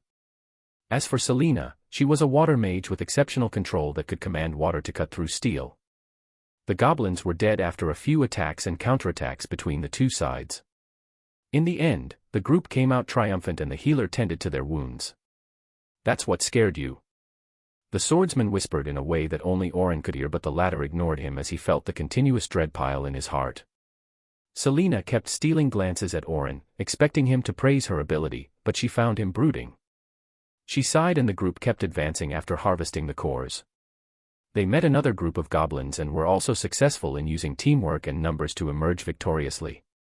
She could already feel the effect of battles on strengthening her, but she noticed the worry on Oren's face. "Are you okay?" Selena came over to ask him, worried about his well-being. "We should head back if you're feeling unwell," she said apologetically since she dragged him into this. Oren gazed at her in an unfathomable way. "I don't want you to get hurt, we should head back." His words made her heart thud in her chest as heat covered her face. There was a slight itch on behind her ears as blood rushed there due to embarrassment. Before she could nod, a shout came like a sudden storm. "Watch out!" The healer, a good friend of hers, shouted with such urgency that Selena knew there was something very wrong. She sensed a shadow creep underneath her legs and realized there was something behind her. Turning around instantly, she could see a tall, dark green figure waving a giant hammer in her way. It was a hideous-looking ogre that was probably as tall as 3 meters. Selena cursed in her mind for her incompetence as she constructed a wall of water to defuse the attack. However, was never the best at defending, so Selena waited for the pain to come as she braced her wrist protectors in front of her chest. Another shadow emerged, also from behind her. Before she could say anything, Oren was already in front of her with his sword. His armor glowed exceptionally as runes emerged into existence and the hammer descended on the protection layer, destroying it after shattering the wall of water. The hammer, who has been visibly reduced in momentum, descended as it met Oren's strike. "Oh!" Selena's words were cut as the hammer descended and Oren's body was pushed back together with hers. Even with Oren protecting her, she still felt the strength of the impact and only wondered how Oren fared against such strength. The two stumbled to the ground. "It's an ogre. We need to run, now." The tanker screamed with a pale face as this monster was at least a middle mid-tier. They could hunt a few low mid-tier monsters using numbers and sneak attacks, but they could do nothing against this monster who was well versed for its abnormal strength. Selena's dizziness only lasted for a moment before she sought Oren in worry. She found him unharmed, but his hand was shaking due to the force of impact. "We need to run," the swordsman said as he pulled on Selena, but the ogre was already next to them, dashing madly. It swung its hammer again and the swordsman let go of Selena as she stumbled back to the ground, the hammer missing her by an inch.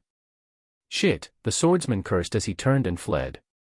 The rest of the group were all hesitating, but the tanker gritted his teeth and used his teeth to pull the ogre's hostility. "Here!" he roared, and the ogre answered with a call of its own. However, one attack made the tanker fall to the ground. "I need to do something." Selena's head spun as confusion was swept away with determination. The ogre was already heading their way since they were on their knees. Before she could summon her water, the air next to her started to heat up. Then, like the blazing sun, Oren's body was covered with a raging fire. The fire was so strong that the earth under his body turned black in an instant. "Come!" Oren roared as he bolted to meet the ogre. His body and sword, covered in flames, collided with the ogre as screams of the monster, shockwaves, and scorching air spread around the two. Selene looked at this scene blankly. She thought she fell in love with a timid yet defiant person, but this was a raging dragon when the occasion called for it. Chapter 89, Source of Abilities. The capital city of the Yalan Kingdom was located to the east of Kara, Arthur's hometown. In between lied many cities, strongholds, and camps of varying sizes covering the ever-stretched wilderness of the kingdom. Farming was taken care of by strongholds that defended the fertile lands from attacks. Villages, like the one Arthur found in the middle of the mountain range Rivero, were rare and didn't exist unless they had special means of defending themselves against monsters, like the Ring of Illusions. Nonetheless, the Yalan Kingdom stretched wide and far as Arthur could see from his seat in the plane. Although mounts were also used for long-distance travel, it was of a lesser luxury than planes that used mana as fuel. Ever since the Industrial Revolution of mana, fuels like diesel and gasoline were buried in what is called the era before magic. Mana was a renewable source of energy that could be used at the same time as being resupplied the world. The mana used would be converted back to mana after a certain time has passed and the runes lost their function. From his seat in the plane, sitting beside Emma, her butler, and 2 guards, Arthur could see the land that has stretched to meet the sky. It's so. First time on a plane? Emma asked, smiling. Arthur wasn't embarrassed about these things next to her anymore and simply nodded. Well, you'll get to enjoy it since the flight would take 5 hours until we reach the capital. Emma opened a book, leaving Arthur to gaze through the window. The clouds soon blocked his view and there was nothing more than an endless blue sky and white fluffy clouds. As Arthur remembered it, the Yalan Kingdom was located on the west side of the Anra continent. It was bordered by the smaller kingdom, Anurk, from the west, making it have no borders with the Great Blood Ocean. Kara was one of the closest cities to the Anurk Kingdom, making it essential for trade since most of the imported goods would arrive from the ports of Anurk. Arthur opened a screen in front of him that showed real-time location. Their plane was cutting across the Yalan Kingdom from the west to the central part of the kingdom where the capital, Yelenia, existed. At 3 hours mark, a broadcast mentioning the existence of a herd of flying monsters was issued. The broadcaster, probably the pilot, mentioned that there would be no harm as the defensive arrays have been activated. Arthur could feel the shift of mana as the whole plane was covered with a soft hue from the outside. A few minutes later, there were some vibrations in the plane as the monsters collided with the defensive arrays. It only lasted a short moment before the herd either scattered or was killed. The trip ended with Arthur feeling irritated by the crowded plane, but it was inevitable given the sheer resources needed to manufacture a plane that could survive the threats of the sky. They needed to make up for every penny they invested. It was still fun nonetheless. Emma and her butler led the way across the airport's security with its staff tending to them in a VIP manner. From what Arthur heard from Emma, surnamed Agard, her family was famous for producing a runes grandmaster, her grandfather. The rest of her family were either runes masters or academics in that field. They found a limousine waiting for them outside. The group had no luggage whatsoever since Arthur had everything he needs in his subspace and Emma had her artifact. They boarded the car and the engine soon came to life, taking them across the city. The land surrounding the airport was mainly laid with farmlands, away from the skyscrapers of the capital. It was made to reduce the population affected by the noise of the machinery used in the airplanes and the airport. The car cut through a few miles before they could finally spot the capital in the distance. Bounded by hills and the Hedgie River, the capital of the Yalan Kingdom was as beautiful as capitals tended to be. The hills served to lay out the capital in such a way that its skyscrapers were on an almost equal level with the buildings on the hills. This integration of both modernization and magic towers made the capital seem like a city out of a fairy tale told to kids before bed. The capital had another name, Tower City. The reason was simple. A magic tower was looked upon the capital, taller than any skyscraper with a solid 500 meters. It was the destination of many awakeners for its infinite opportunities and dangers. The number of floors the tower had is estimated to be 51, making it a challenge that has yet to be cleared even by the strongest people out there. This was one of the structures left behind by the era of yore when magic was at its peak. The hills around the center of the capital served to host its important places, like the Colosseum, the Academy of Magic, the Union's headquarters, and the Palace of Royals. These were but a few other than the famous markets, auction houses, smithery, and runes workshops. The car made its way on the highway leading to the center of the city, where the general population lived.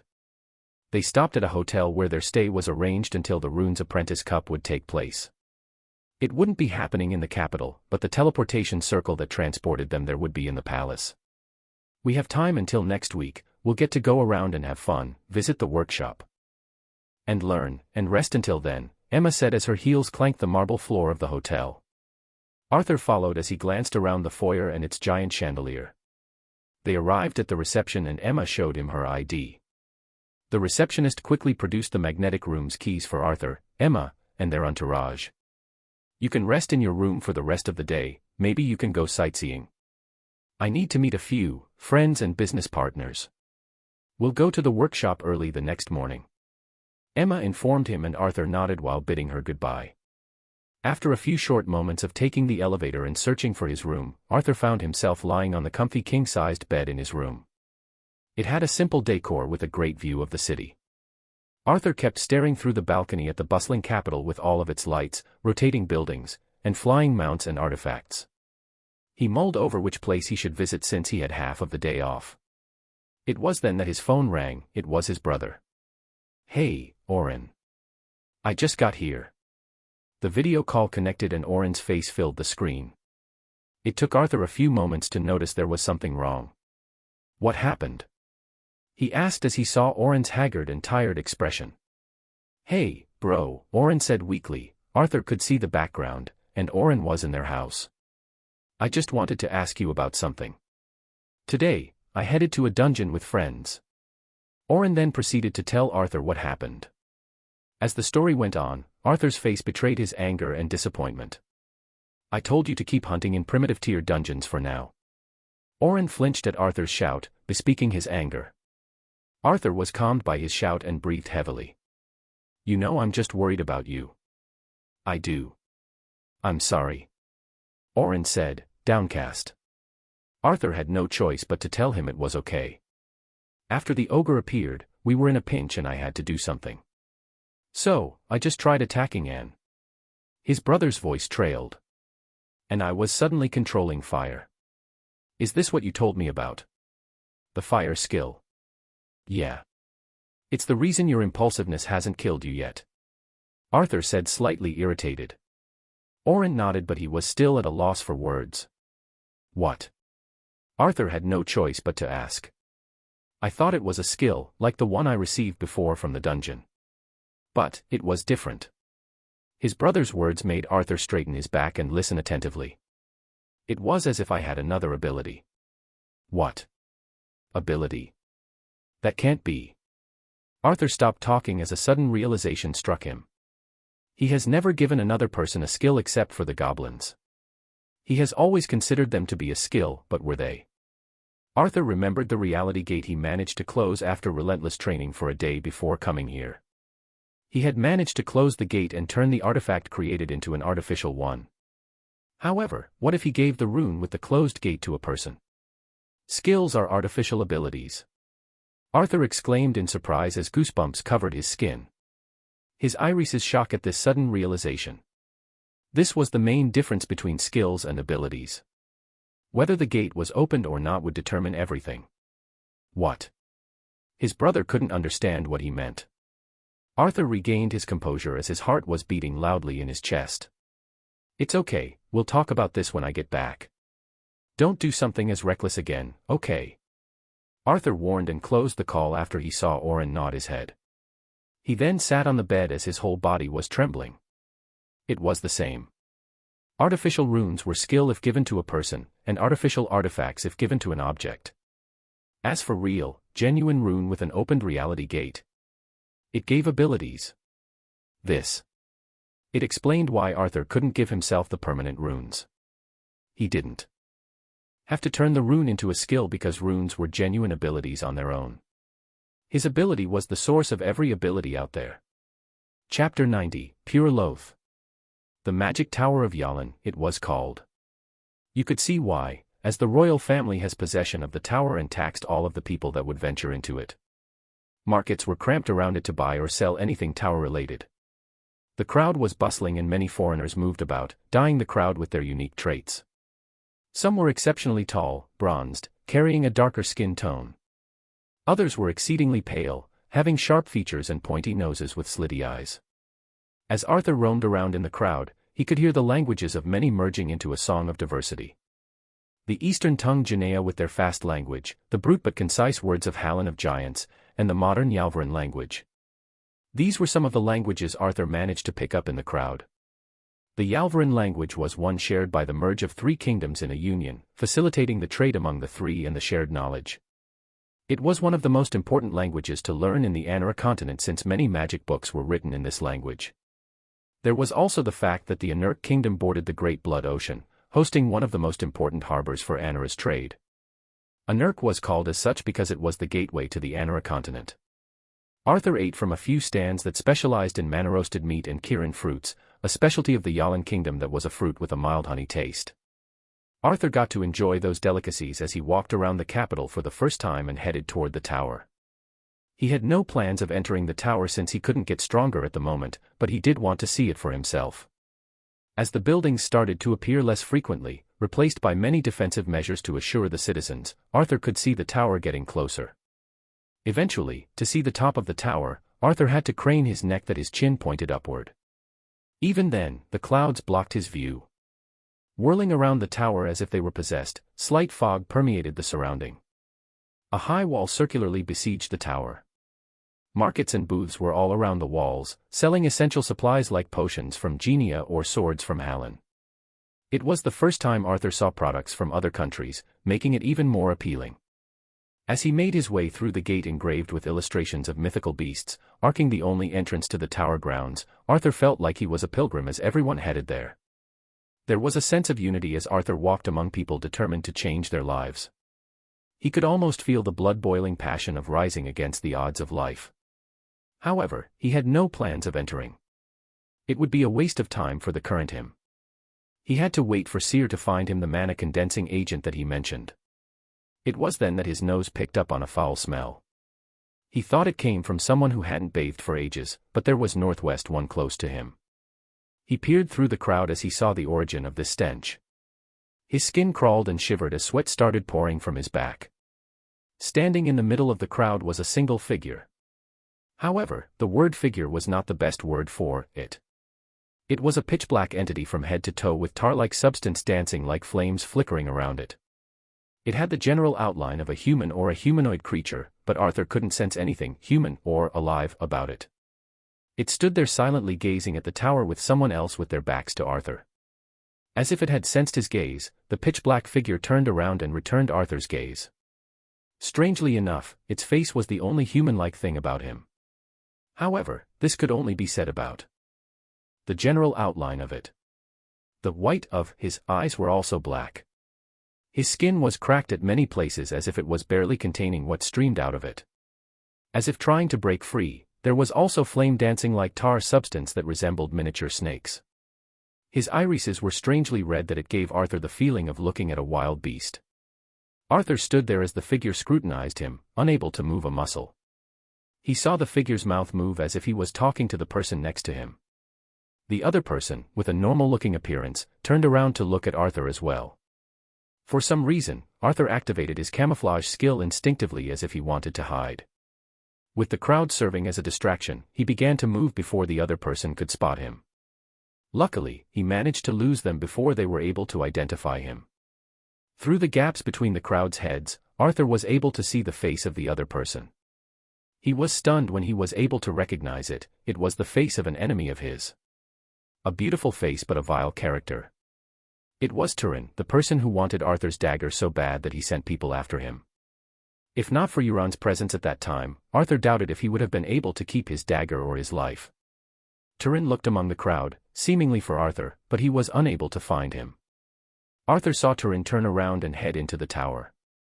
It was only then that he realized the pitch-black figure was nowhere to be seen anymore. His heart was thudding loudly in his chest as he realized that no one else seemed to notice the black figure earlier. As he stood there all alone, Arthur found his mouth to be dry. He had no idea what he just witnessed or if any of it was real, but that thing didn't look human or a monster in any way. A ghost. Arthur pondered, but found it highly unlikely. He had seen Hazel's ghost before. They were ethereal beings that lacked a physical body. This thing or person, Arthur didn't know which of the two, was as real as the people around him. With a troubled heart, Arthur returned to the hotel unable to ease his mind. There was a certain feeling inside of him that couldn't be described toward the creature. It was pure loath. It didn't come from Jizo's will, neither did it come from Arthur's personality, but it came from something far more fundamental. A difference in existence that Arthur felt he couldn't coexist with this creature. It was late at night, after a dinner that tasted bland in his room. Arthur decided that he would pay Turin back and find out what that creature was. As he has determined his mind, Arthur dialed someone that he has been relying on lately. Someone who was the best to uncover information among the people Arthur knew. It was C. Emma came down from her room and entered the restaurant where Arthur was waiting for her, rhythmically clanking her heels, pulling Arthur's attention from his breakfast. She wore a simple green robe that seemed a bit oversized, extending to her knees. Under it was a white shirt, black jeans, and leather boots. Her blonde hair was made into a bun with a hairpin holding it together. With her green eyes, more than one head was turned her way. Ready to go? Emma smiled as she slid into the chair in front of him. Arthur had to fake cough to distract himself from her dazzling appearance, before nodding. The two left the hotel and headed toward the hills with the workshop. There was a private car that picked them up and cut through the capital street. It was a bit of a distance from the hills with the workshop on them, but the way felt short with Emma keeping him company as she introduced the workshop to him. It was called Twilight Workshop, specialized in the research of artifacts and production of artificial artifacts. It couldn't be called a factory since the runes were inscribed manually, but its production output was among the top in the Yalan Kingdom. Just to put that into perspective, the Yalan Kingdom was known for its artificial artifacts in the Anara continent. As Arthur felt the car stopping, he peered through the window to see the workshop. A giant rectangular building with surrounding parks presented itself majestically. It wasn't adorned with unnecessarily extravagant decorations, but its simplicity was classy. The walls, painted with shades of beige and gray, were inscribed with what seemed like mana-gathering runes judging by the amount of mana Arthur felt as he left the car. "Welcome to the Twilight Workshop, where only your skill would hold you back," Emma said as she stretched her arms and made a turn dramatically like she was welcoming Arthur to a new world. Arthur was baffled and laughed at her antics. "I have no worries about my skills." "Oh. We have a confident newcomer, everyone should be careful." Emma placed her hand on her mouth as if she was surprised and Arthur played along. "What can I say? Nothing can stop me," Arthur said while shrugging, earning a laugh from Emma. The two stopped fooling around and entered the workshop. "Before we present you to the staff, let's get you dressed," Emma said as she walked excitedly. "What? What's wrong with my clothes?" Arthur narrowed his eyes. He tried to pick up the pace to walk alongside her as she walked through the reception. She greeted the employees and they stole curious glances at Arthur while bowing respectfully. "Don't be that sensitive, there's nothing wrong with them. However, we'll have you wear our workshop's formal attire," Emma said as she made a 360-degree spin as if she was showing Arthur the attire he'd be wearing. It was the beginning of a hectic day. Chapter 91, Twilight Workshop. After grabbing a set of clothes from the workshop storage, Arthur was pushed into a changing room with a mirror in it.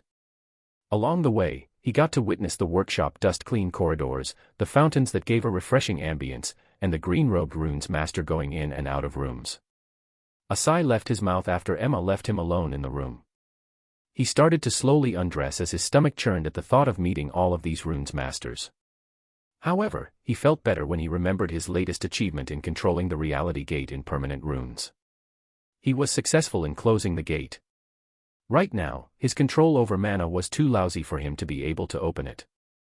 He had to use brute force to close the gate itself on such a fine level, so he had to wait until his control was better for him to reopen already closed gates. He undressed. Starting with his shoes, followed by his t-shirt, and lastly his trousers. Standing there in his underwear, he was once again conscious of how much he changed. His previously skinny hands were now lined with chiseled muscles as if he was a weightlifter for many years. However, his face remained the same, only becoming sharper than it used to be. Arthur didn't know if it was his personality that changed or his features. He wore the white shirt, followed by the black trousers, and then the leather boots. This was his first time wearing something so formal-looking, and Arthur had to admit he looked better than usual. The last piece of clothing was the green robe with its wide sleeves and silk-like texture. Arthur felt the fabric touch his thighs as he wore it and realized how comfy wearing it was. There was a single embedded emblem sewed into the robe that was of a single moon overlooking a forest. It had a linen texture with white color. As he looked at himself in the mirror, Arthur felt like a new man. "Oh, my," Emma giggled as she saw Arthur leave the changing room. "Are you sure you don't want to wear this permanently?" She was referring to her offer of him joining the workshop. Arthur was tempered since he now Had a way of hiding his real skills, but he still shook his head. If it ever happens, it won't be any time soon. He could see how downcast she became at his answer, so he felt slight guilt. However, if I ever think about it, I'll consider your workshop, he added, lifting her spirits.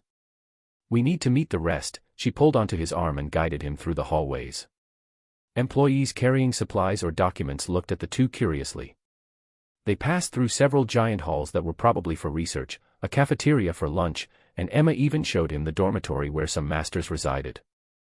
The last place earned more than a gasp from Arthur, as each runes master was assigned his pavilion and garden. We call this the Runes Hall. You could probably guess why, Emma said as she pushed open a double wooden door that was engraved with decorations and the emblem of the workshop. After his eyes adjusted, Arthur expected a chaotic scene appearing in front of him, but it was all too quiet. The hall was divided by wooden walls into many compartments, but you could still see the people sitting inside since the walls were waist height. Many robed people hunched over their desks working diligently, either researching runes or creating artifacts. Some compartments held more than 2 people, some of them talking and even shouting, but Arthur couldn't hear a thing. There's an isolation barrier at work, Emma noted his expression and explained. Come on, everyone is dying to meet you. What? Why? Arthur's head snapped to her as the shock was written over his face. The last thing he wanted right now was attention. Obviously to meet the mysterious person who stole one of their spots. Emma smiled mischievously. Arthur gave her a stare of, I have not signed for this. You'll be fine, your skill is more than enough to beat any apprentice here. They'll probably just ask for a demonstration. You've set me up, Arthur grumbled but was helpless. It was the least he could do to make up for everything she did for him. MHM, ha ha ha. Don't be so nervous, just think of it as the association's test. Emma patted his back before sprinting through the hall. Her actions made more than one person turn, and many of them greeted her as young lady. She didn't stop, however, and only greeted them back briefly before making her way to a separate office at the back of the hall. The door was swung open as Arthur and Emma walked into what looked like a lecture. A middle-aged woman was lecturing a few young men and women about what seemed to be runic lines. Young lady. You can't barge into here like this. The woman admonished Emma, but a smile was plastered on her face. It's good to have you back, she said. Grandmaster should have taken a home closer to the capital than Kara. Hello, Auntie. Emma gave her a quick hug and continued. You know his reasons. Peaceful, quiet, and full of resources from a Nurk. The middle-aged lady laughed and turned to Arthur. This is? She asked curiously. He's my friend, Arthur Silvera, Emma said with pride, making Arthur feel warm. He's the person I recommended. She said playfully, making most of the students stand up. The warmth in his heart dissipated like smoke as he received the glare of the students, who he has realized to be runes apprentices, and the curious inspection of the middle-aged lady. Hello, Arthur Silvera. She reached out her hand to greet him. It's a pleasure to meet you, I'm Alice Genev, a runes master working at the Twilight Workshop. Arthur took her hands and shook it as she introduced herself. The pleasure is mine, Master Alice. Ho ho, he's quite polite. Letting go of his hand, Alice turned to Emma. But does he have the skill to steal an opportunity from my students? She smiled, an edge and slight resentment in her voice. Arthur realized that this recommendation was probably important to these people. He felt slightly apologetic. Arthur will be our dark horse, Emma straightened her back with confidence. You'll see. Either in the Runes Apprentice's Cup. Her voice trailed as she scanned the surrounding. Or now. Clusters of conversations and murmurs resounded throughout the room at Emma's provocation. The middle-aged, who had black hair and brown eyes, Alice seemed to be provoked as well since her brows twitched. If that's the case, why not? Can I have a volunteer to entertain our guest? Alice's words made every apprentice in the group raise their hands. She nodded in approval and picked a young man sitting in the front row. He wore a pair of golden glasses well suited his sharp eyes. Roy here is one of our best runes apprentices. Alice introduced him with pride. Even though the list of names hasn't been finalized yet, I'm sure you caused him quite pressure by snatching a spot. Snatching is a bit extreme, Arthur earned it, Emma interjected and Alice laughed hollowly. The rest of the students snickered since they assumed Emma was only helping Arthur because he was her friend. Sure, he still needs to prove himself. Roy. Alice turned to the golden glasses student. Yes, master, I'm more than willing. He adjusted his glasses and turned to Arthur. If you may, can we have a little challenge? He walked over and stopped in front of Arthur. It was then that Arthur realized this guy was a bit taller than him. Sure, what kind of challenge? Arthur shrugged. Since he was already planning on participating in the Runes Cup, he had no plans of holding back. If proving himself was needed, he welcomed it with open arms. Simple, we'd both use the rune we're most familiar with. Whoever finishes the fastest with a better inscription, wins. Roy crossed his arms around his chest while frowning. Arthur had no idea why he was getting upset, maybe it was Arthur's relaxed attitude. Fine by me, you can go ahead first, Arthur said with a light smile. His expression was probably perceived as a provocation, but that was what Arthur intended. To be honest, he wanted to see how this guy would fare and fare a little bit better than him. Since he could inscribe runes almost instantly, he needed to know how long he should keep acting. It seemed his words had their effect as Roy snorted and asked some staff to bring a set of runic cards. They were made from special materials including mana-reinforced steel and the skin of monsters. Young lady, we also want to see the duel. A voice broke the tension in the air and Arthur turned to find most people left their work and came spectating. Emma frowned at this and turned to Arthur, asking if this was okay. It's all right, how about we take this outside? I don't want to prove myself more than once anyway.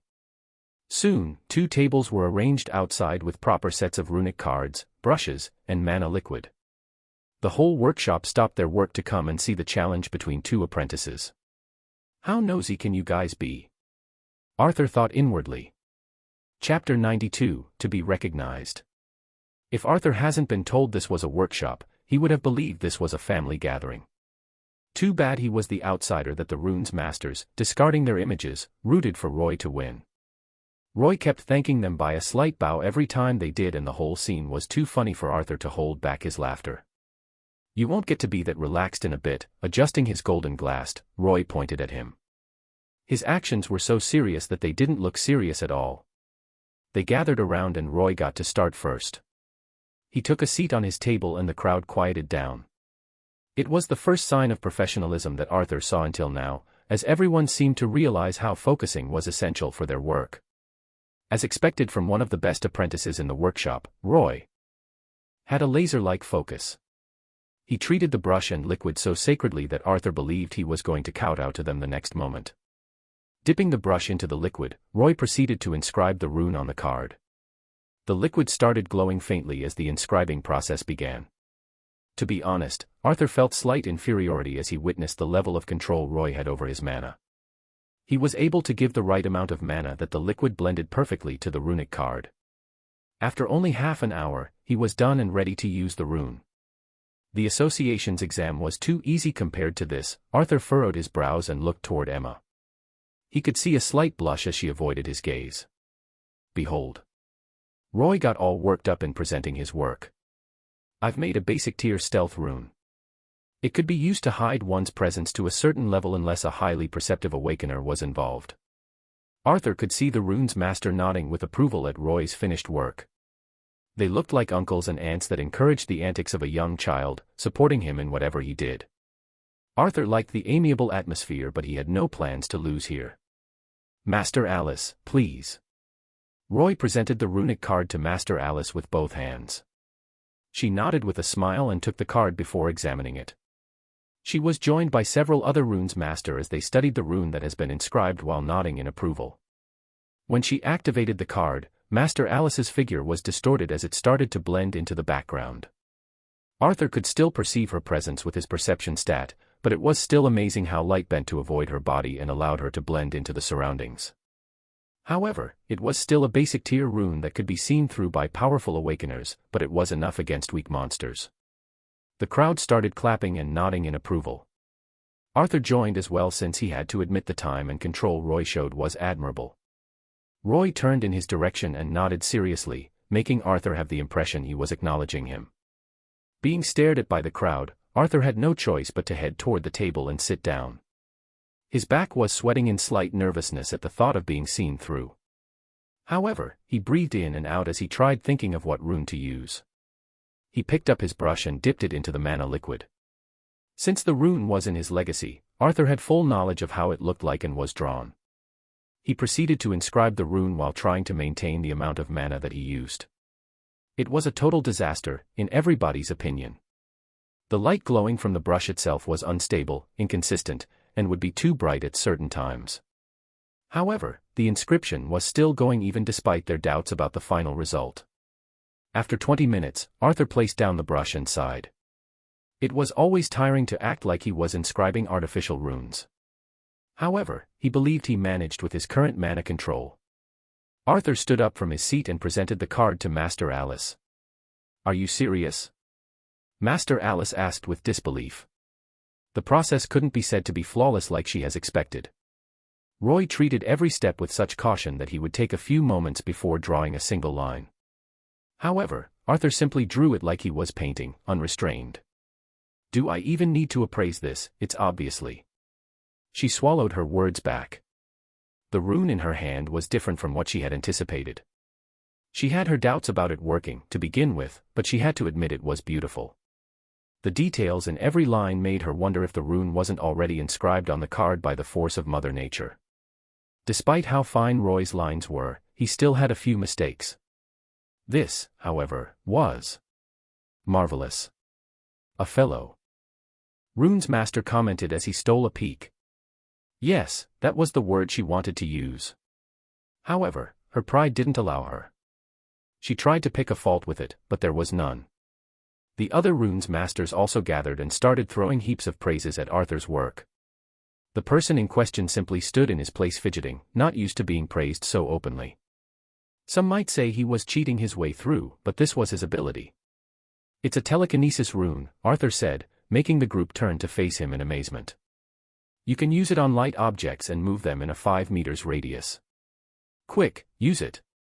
One of the rune's masters hasted Alice and the latter did as she was told. Choosing the brush as the target of the rune, she was able to make it move using mana. The brush danced around the room as Alice felt like she was playing with a toy in her younger years. After a few minutes, the card started cracking as it lost its function.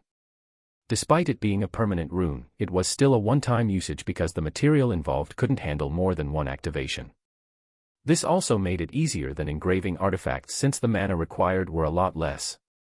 Runic cards were created for this sole purpose, for people who wanted versatility over long-term usage. That's why the materials were only capable of withstanding one activation of mana. The silence that descended the next moment made Arthur feel slight unease. He had closed the gate using mana and inscribed the artificial rune at the last minute. The whole time he wasn't just sitting there acting, but he was also sending mana into the gate to close it. It required a certain level of control to be able to use less mana to close the gate, and Arthur took his time. Clap. Clap clap clap. The first one to start clapping was Master Alice, holding a bitter expression of defeat. The rest soon followed and a thunderous clapping soon overtook the hall. It was the first time Arthur was clapped for by such a large crowd. The rest of the day was bizarre, to say the least. Roy, being defeated, glared at Arthur as if the latter has wounded his pride. However, he seemed to realize that it was for the better to befriend him than to antagonize him, so he started bombarding Arthur with questions about his technique. Spending the rest of the day looking around the workshop as Arthur tried to avoid Roy's intense gaze was quite fun and novel. There were so many things about runes that Arthur didn't know about. Certain lines, shapes, depths, intersections gave certain functions. If the runes were words, then these characteristics were the alphabet. The combination of these was endless, and Arthur realized that not every rune was truly useful in combat. Emma jumped around as she introduced him to everything and everyone, pride almost spilling of her face. It seems she was overjoyed that Arthur had the skill level she believed him to have, and shocked that he had even more. Arthur smiled as he watched since she was among the first to trust him to this degree. Wearing their green robes and leather boots, the two treated the workshop like an unexplored dungeon.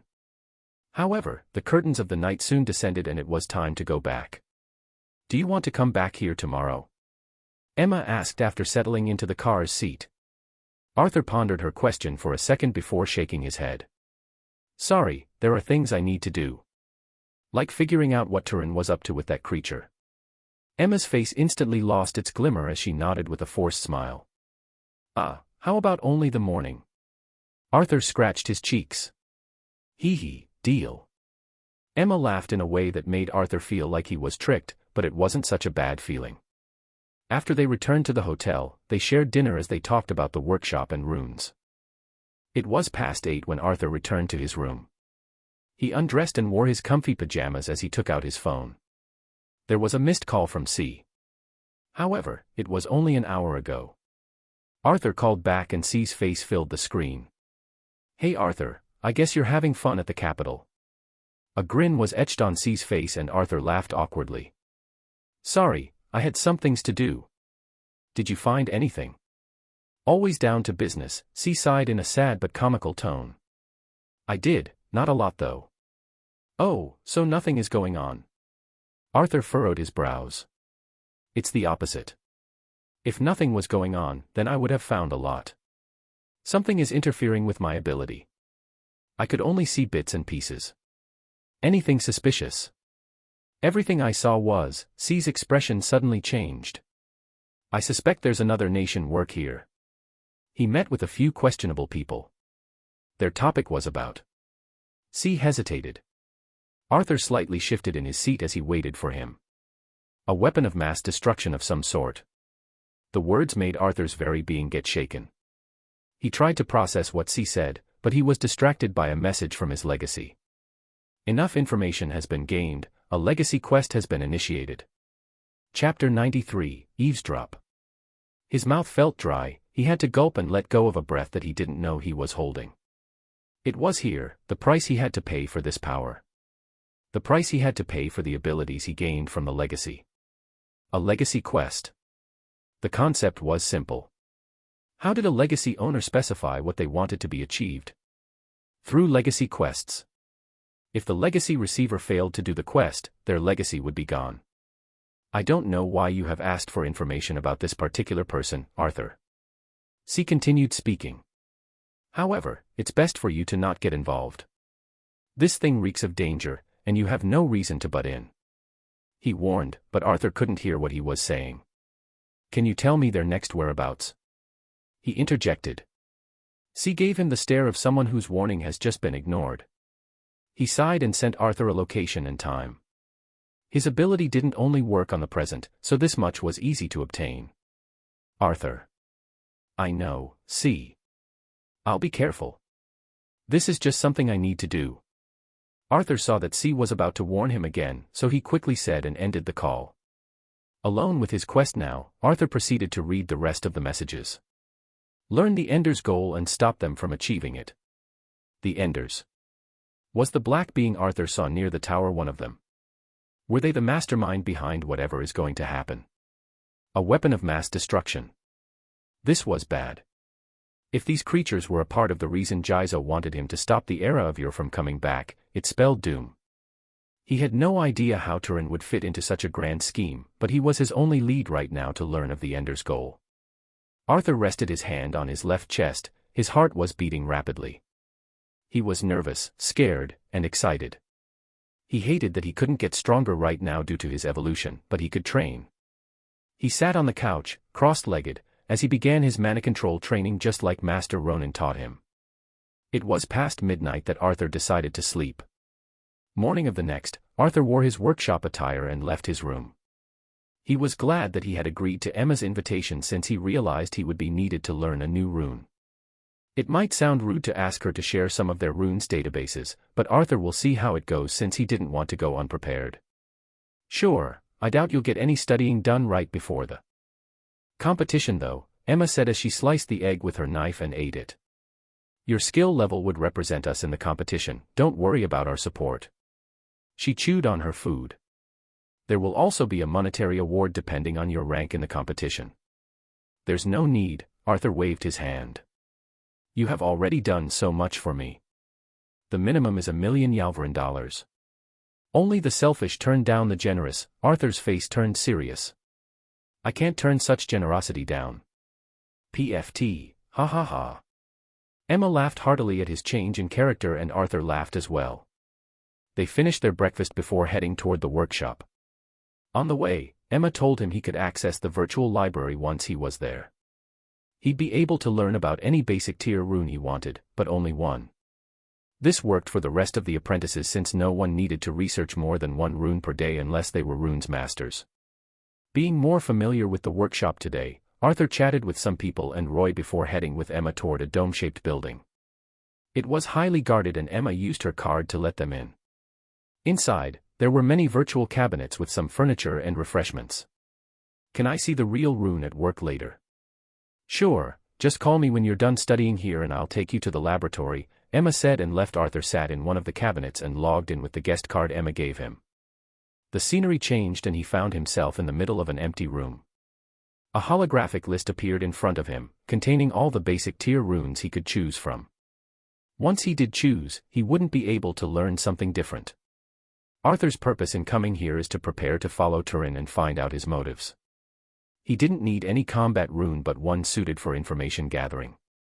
After searching through the list, Arthur felt his heart ooze with greed. He wanted them all. They contained elemental runes, reinforcement runes, healing-related runes, summoning runes, daily life runes, boosting runes, force runes, and even runes that had peculiar functions like invisibility, poisoning, and paralysis. They varied so much that Arthur felt like he would be invincible if he learned them all. However, these were merely basic tier runes. They had a lower function than runes of higher tiers. Ones that would drain the world of light and light the darkest abysses. Others that brought down lighting or create castles out of nothing. However, all of these were out of reach right now. What he needed was a practical rune for spying. He narrowed down the list to 4 runes. One of them was invisibility, but he had to stay still and it could be seen by powerful awakeners. Another one was the rune Roy used, stealth. He could move while using it but even he could see through it. The last 2 were similar, eavesdrop and seeing eye. The first allowed you to hear sounds around the rune after you activate it, the latter allowed you to see things like a hidden camera. They were both perfect but Arthur had limited time to learn only one. He picked the eavesdrop and started learning it immediately. Warning, Arthur read before his selection was finalized. Cons include the difficulty of inscribing, others might detect the flow of mana on the artifact, and it could be found.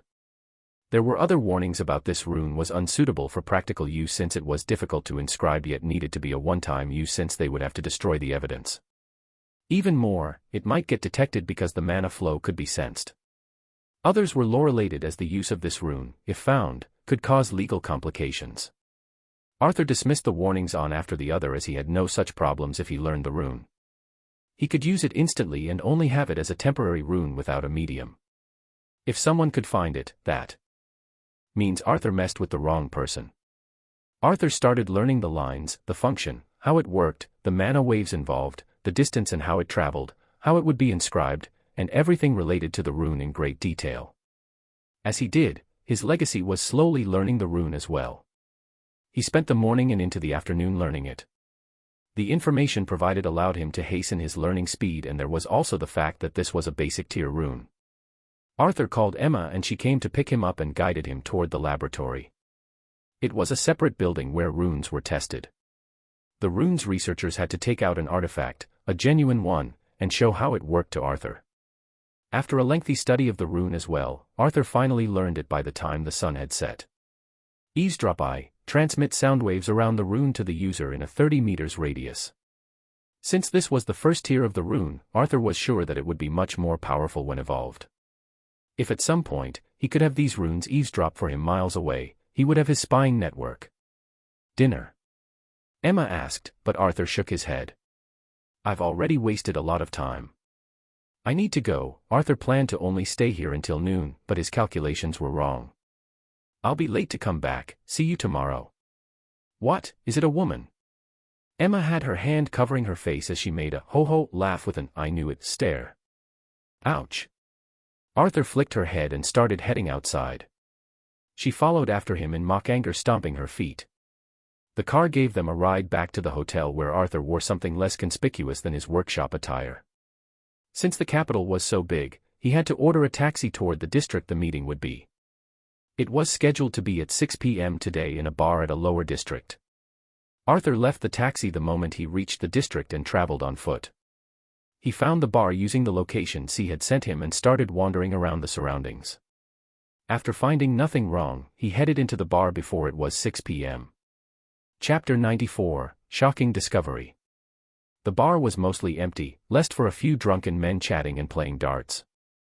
Dim lighting gave the bar an ominous, yet aesthetic ambience. The smell of alcohol pervaded every wood or fabric in it. Arthur, with a perception above the average awakener, frowned at the strong smell. Walking toward the bartender, Arthur ordered a beer to make himself stand out less. He wore a pair of thick fake glasses and combed his hair differently. It was a lame disguise, but that's as much as he could do without his illusion ring on him. However, he still had the F-rank skill camouflage that allowed him to decrease his presence. After a few beers, he started his act. "Ah, I'm pissed," his voice a higher octave from usual, acting drunk as he said to the bartender. "That bitch said she preferred someone taller. Can you believe that? Do I look like a shorty to you? Do I?" The bartender shrugged. "Everyone is fake, you're fake too." He pointed at the bartender who was wiping the glass cups wearing a wry smile. "Buddy, how low is your alcohol tolerance?" The bartender laughed, brows twitching. "Whoa. Do that in the bathroom." He lost his cool when he saw Arthur looking like he's about to vomit. Arthur had his hand on his mouth as he pretended to barely hold his vomit inside. The bartender came from behind the counter and started dragging him across a corridor toward the bathroom. "Geez, don't drink if you're this weak," he grumbled as he pulled on Arthur across the rooms. These rooms were private for personal use of any customers that wanted to rent. It seems it has been placed in case two drunken and eager people wanted some private time. C has said that the meeting would be in one of these rooms. That's why Arthur had C draw the outline of the place and send it to him for Arthur to come up with a plan. Realizing that he would pass through the doors if he went to the inner bathroom, Arthur decided that he would have the bartender guide him there since it was the closer of the two. It would be suspicious if Arthur wanted to go to the inner bathroom while there was one across the bar near the door. However, if the bartender was the one to take him there because it was closer, it would be fine. As he passed the doors, Arthur placed his hands on them as he flailed his arms while resisting. What the bartender didn't realize was that at a certain door, a rune glowed briefly before disappearing. It was the room that C said the meeting would be in. The next few moments were spent imitating vomiting in the bathroom before getting kicked out. There should be laws against treating fine men like this, Arthur grumbled and stole one last glance at the bar. With a humph, he left the scene and found an alley that was veiled by darkness yet still within the rune's range.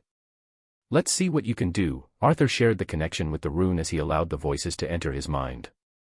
C's ability was truly godlike despite its lack of combat power. He was able to foresee the meeting, its exact location, and the time.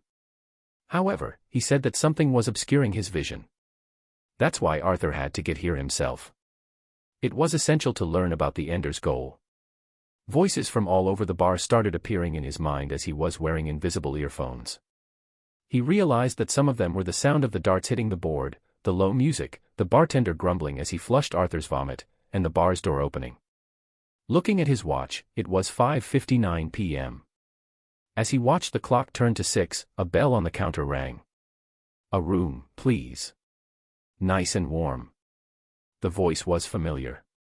It was Turin's voice, crisp yet distant. "Enjoy your stay, sir." The tone the bartender used was a world different from the one he used with Arthur. It held subtle respect and understanding. Standing with his back to the wall, slowly being covered by the darkness taking over the world, Arthur realized for the first time how the night arrived earlier than in Kara. Did it have to do with Yalin being to the east of Kara? He wondered. Clank. Ugh, Arthur was startled by the loud sound of the door closing. He forgot that the rune was engraved on the door itself. His mind was still a bit dizzy but everything came back to normal. "It's 6 already, where is she?" He heard Turin talking to himself, or maybe someone else. "She's late."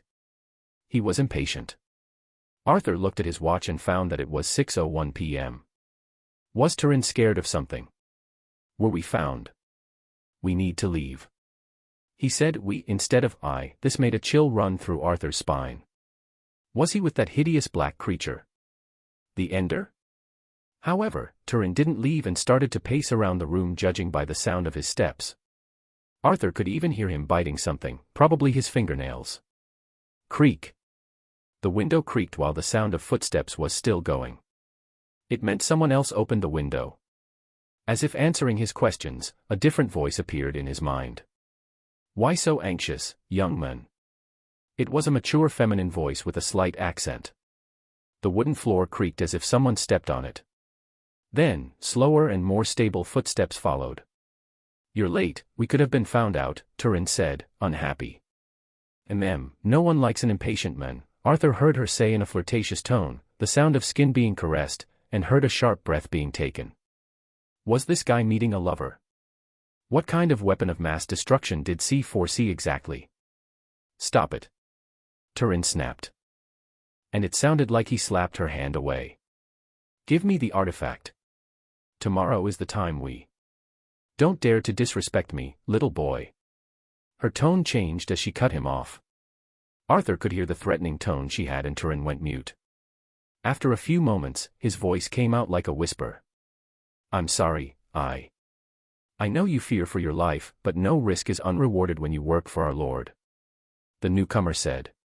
"Then, if you activate the weapon at the apprentice's cup, we'll take care of the rest. After that, you will be assigned whatever position that pleases you.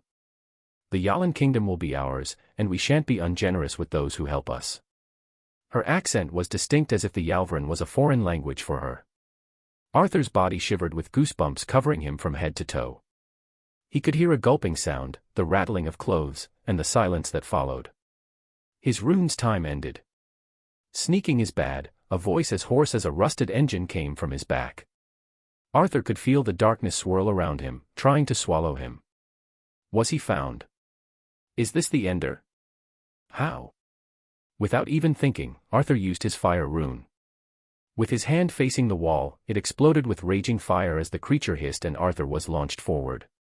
However, it did little to stop the creature from giving chase after a moment of delay. Arthur sprinted for his life. However, he heard one of the windows of the bar opening. He would be a fool if he didn't realize this was the woman giving chase as well. He zigzagged through the alleys, but the shadows and the feeling of danger kept fast approaching. He crossed a busy street, arrowing between a few moving cars as they honked and angry drivers cursed from their rolled windows. He slid over the trunk of one car before continuing his escape across the city. It seems that since this was a lower district, security was lax here. This was also the reason that Turin and his companion were confident enough to meet here. Arthur's danger sense was ringing bells as if it went crazy. He turned around to glance behind and saw a shadow of a person running atop the roofs. Even worse, there was a flame-like substance darting across the buildings and following him. It seemed that none of this substance was seen by the masses as they went about their life after yelling at Arthur. "I'm screwed," Arthur's mind raced as he took a turn to another alley. Unlike C, who could foresee things, Arthur had to duck it out with his luck. Unfortunately, it seems his luck was rotten. It was a dead end. "No place to run, sneaky rat," he heard the woman shout from behind him in her distinct accent. The closeness of her voice made his heart quiver with fear. He was already using his legacy rune and agility amplification rune, but he was barely able to outrun her due to the difference in their starting points and the complex structure of the city. Chapter 95, A Call from Within. As the alley's dark walls and patinaed windows flashed in his peripheral view, Arthur kept racing toward the end of the alley away from the excruciating dread of being captured after what he heard. With his current explosive speed, he reached the end in an instant. Nowhere to run now. The woman descended behind him and was only a few meters away.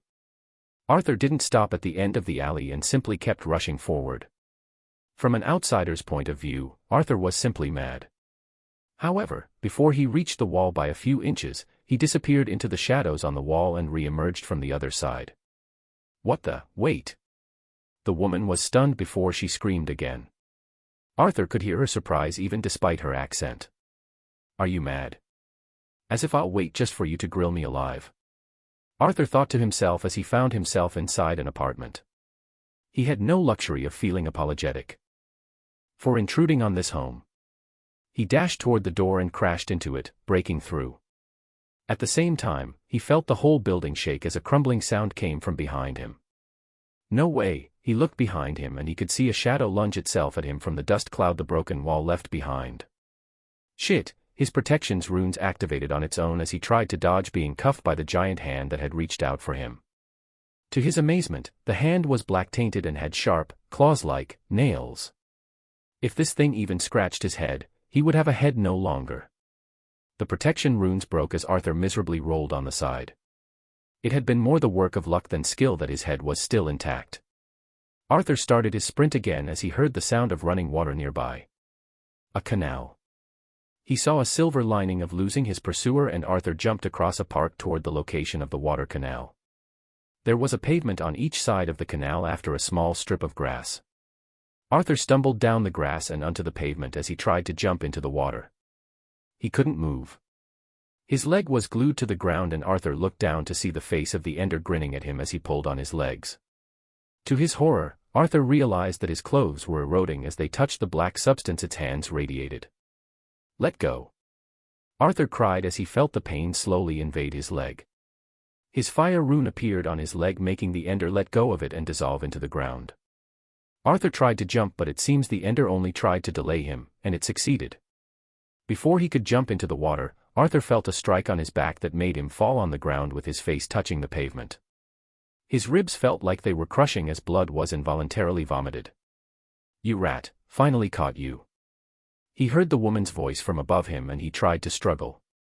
However, she applied more strength to her leg and Arthur's efforts crumbled completely.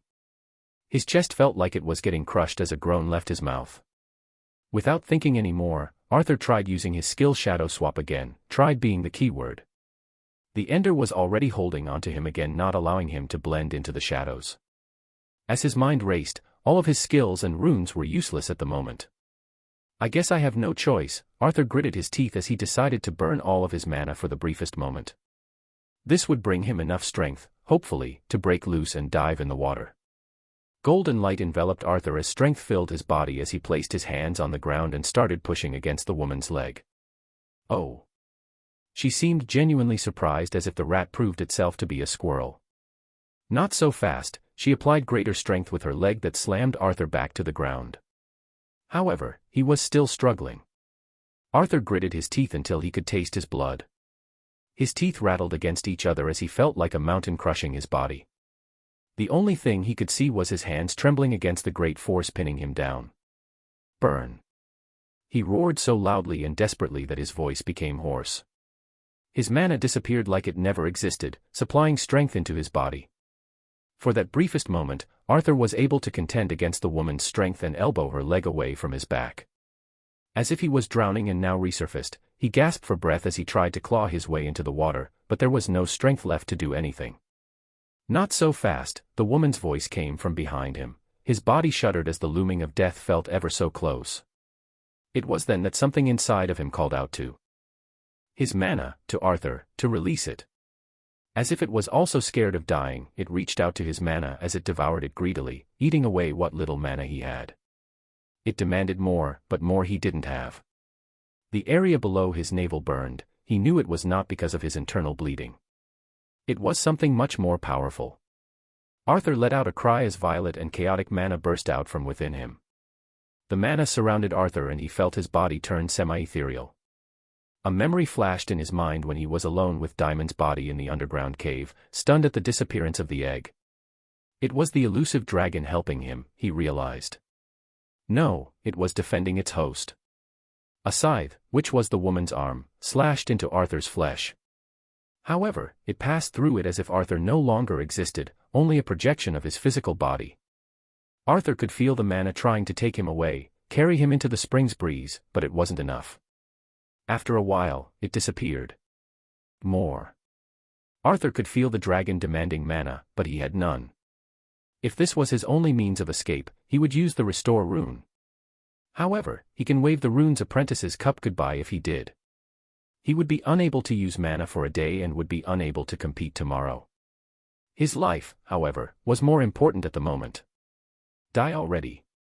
The woman spat and realized that the commotion would bring some unwanted attention from the citizens. Her hand elongated again into a dark scythe that descended on Arthur. Restore. Bam. Moments before he used the rune, a punching sound echoed clearly throughout the canal's hollow space. A gust of wind followed shortly after, as if it was late to the scene. Arthur could see a figure bolt away like a broken kite in the corner of his eye. Before he could say anything, the woman was punched away and another pair of legs landed beside him. It took moments to realize the change. The woman was above him no longer, a different person stood there. Arthur's eyes refocused as the elusive dragon receded, realizing its life was safe for now. As the chaotic energy disappeared, through labored breathing, Arthur got to look at the person offering him her hand. "Sorry, we're late, newbie." She grinned, teeth as white as the stars behind her. She was older than him, probably as old as 25. "She sent us," she explained, seeing Arthur's look of confusion. "US?" Arthur wondered. It was then that a knife, filled with mana, lodged itself beside his hand. The mana seeped into the ground, attacking the ender. "What is that, so gross?" A high-pitched sound squeaked from behind the girl and Arthur could see a tall guy with light pink hair. A throwing knife danced around his fingers as if it was a snake, skillfully making its way through them. "I have no idea, wuss." The pixie girl, turning her head around and making Arthur notice her short black hair, snorted in annoyance. "Don't call me that in front of my junior. His respect for me would be ruined." The guy crossed his arms and reprimanded after sliding the knife into his belt. He also made sure to raise his chin and protrude his shoulder for Arthur to see him better. The ender receded, and only the dust clouds the woman's collision with the pavement reminded Arthur they were still in danger. "I can't walk," he said with slight embarrassment. However, the pixie girl only nodded and turned toward the other guy. "Pick him up, we're leaving," she said, and the guy did as he was told. Arthur felt like a sandbag when the guy placed him on his broad shoulders. "Oh my, poor thing. Just hang on for a while," the guy said gently, and Arthur felt cloyed by his tone. "You're all dead meat," the woman shrieked after jumping from the dust cloud, holding her bruised cheek.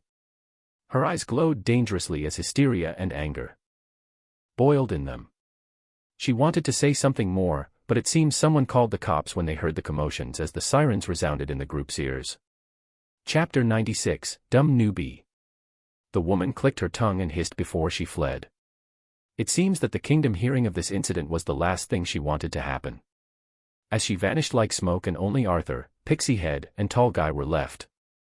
"Let's leave as well," the girl said, and they began to move. They took a cab and Arthur realized they weren't going in the direction of the hotel he resided at.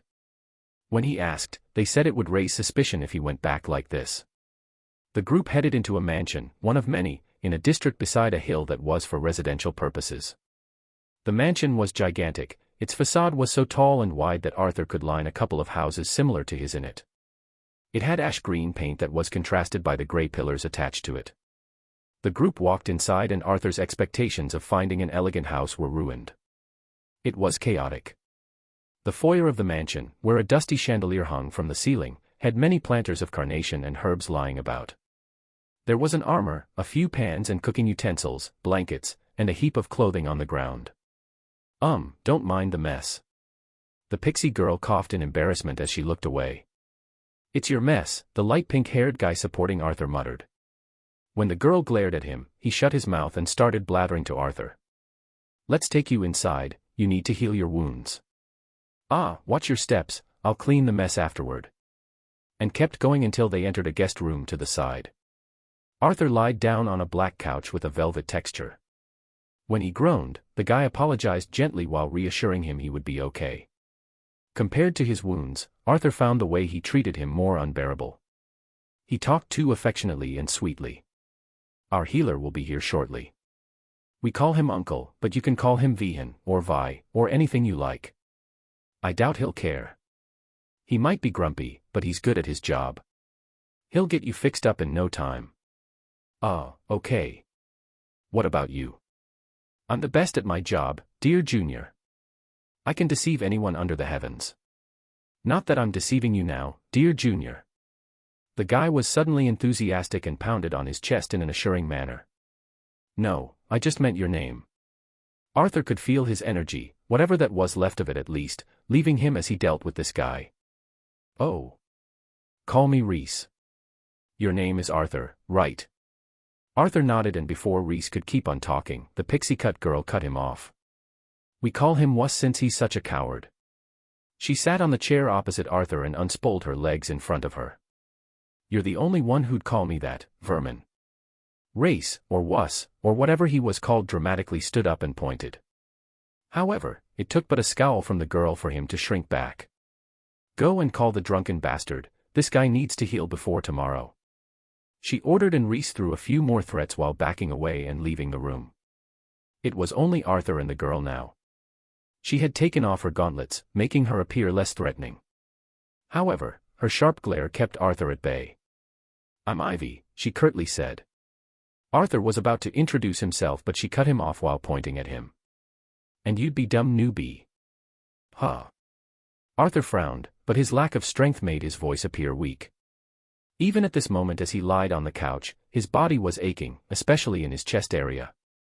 Don't hum me, newbie. She spat. If not for us, you'd have been dead. Long since dead.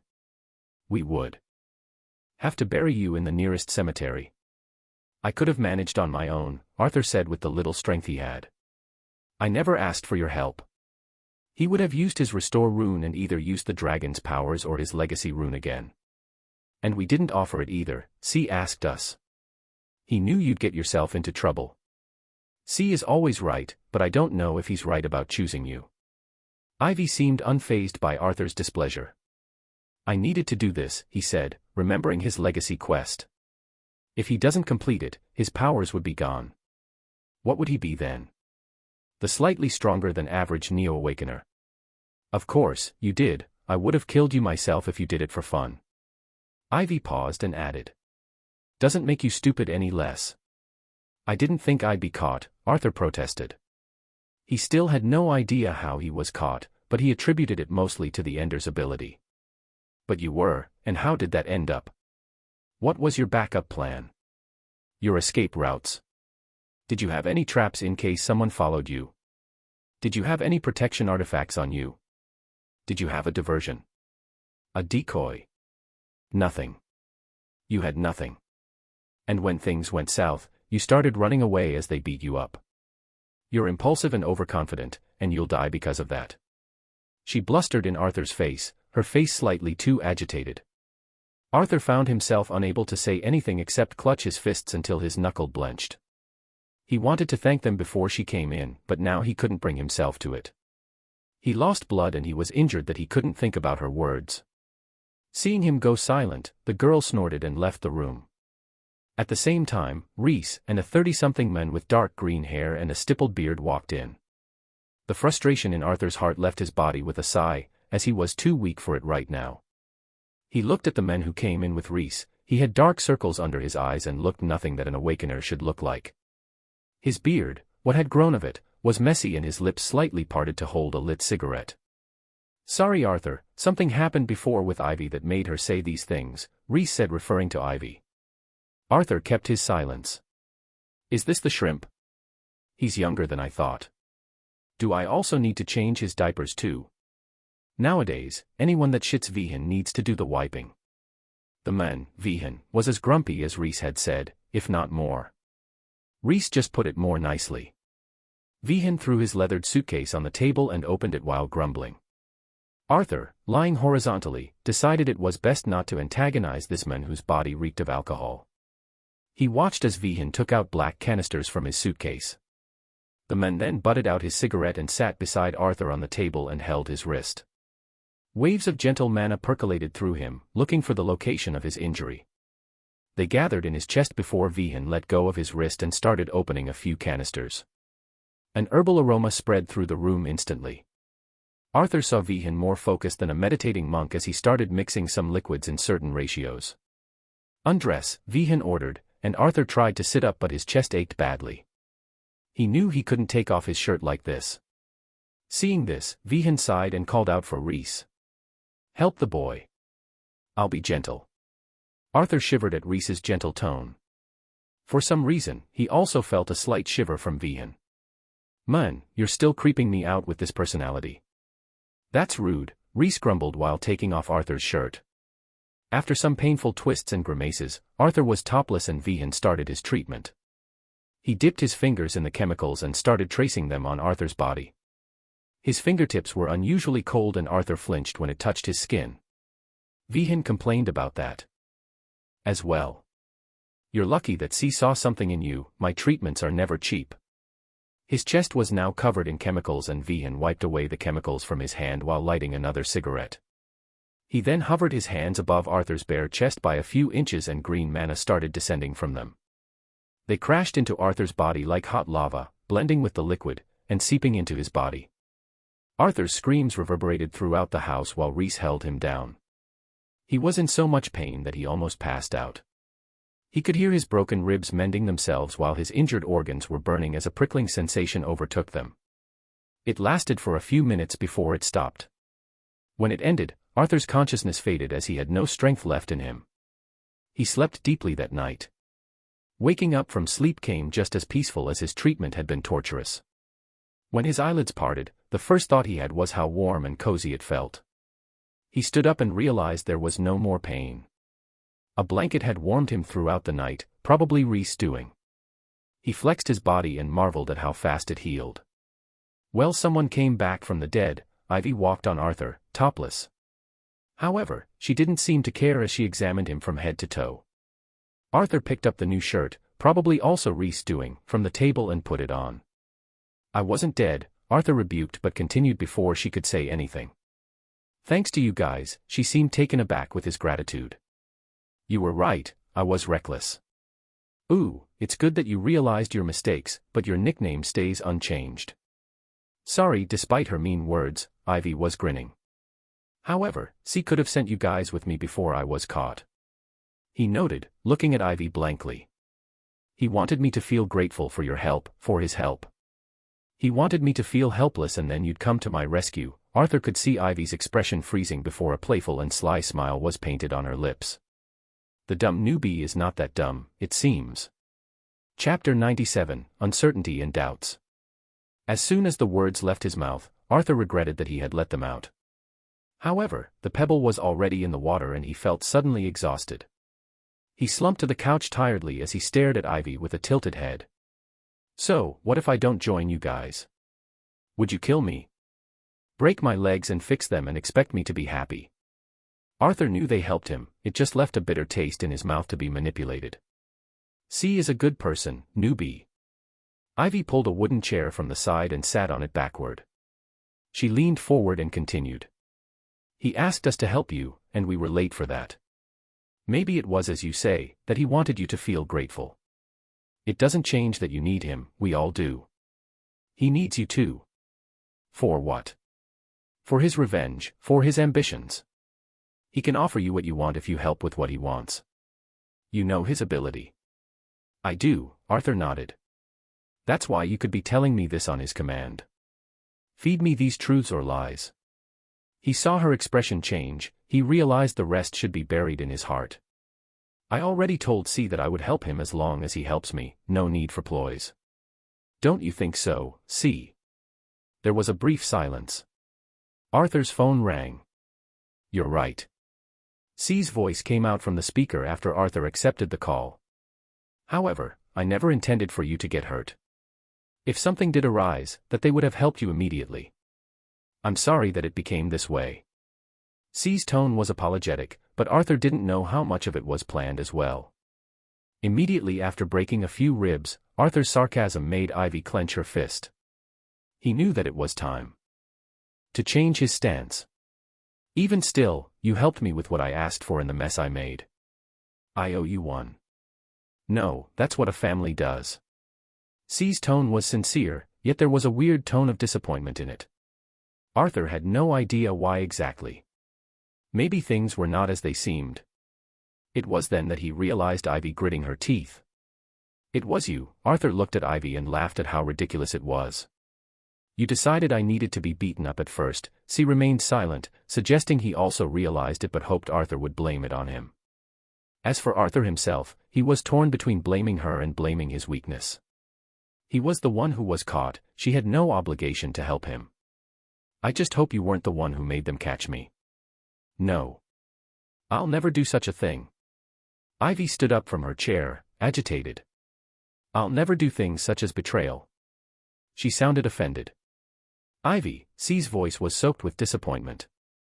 Her voice trailed. C, it's all right. Can we talk later?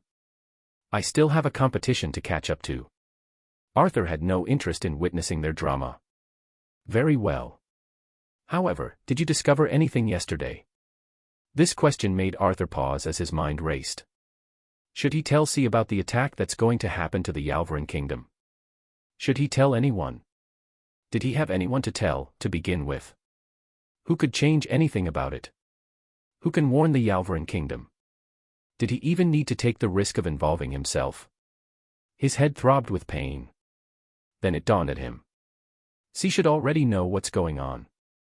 If he foresaw the attack on the kingdom, he should already have his plan. This was nothing but a test from C. A test to see if Arthur trusted him. There was also the possibility that C knew about the attack, but he didn't know about the weapon of mass destruction. Maybe he knew about neither. Why did everything lack certainty at this point? I did, Arthur proceeded to tell him what he heard.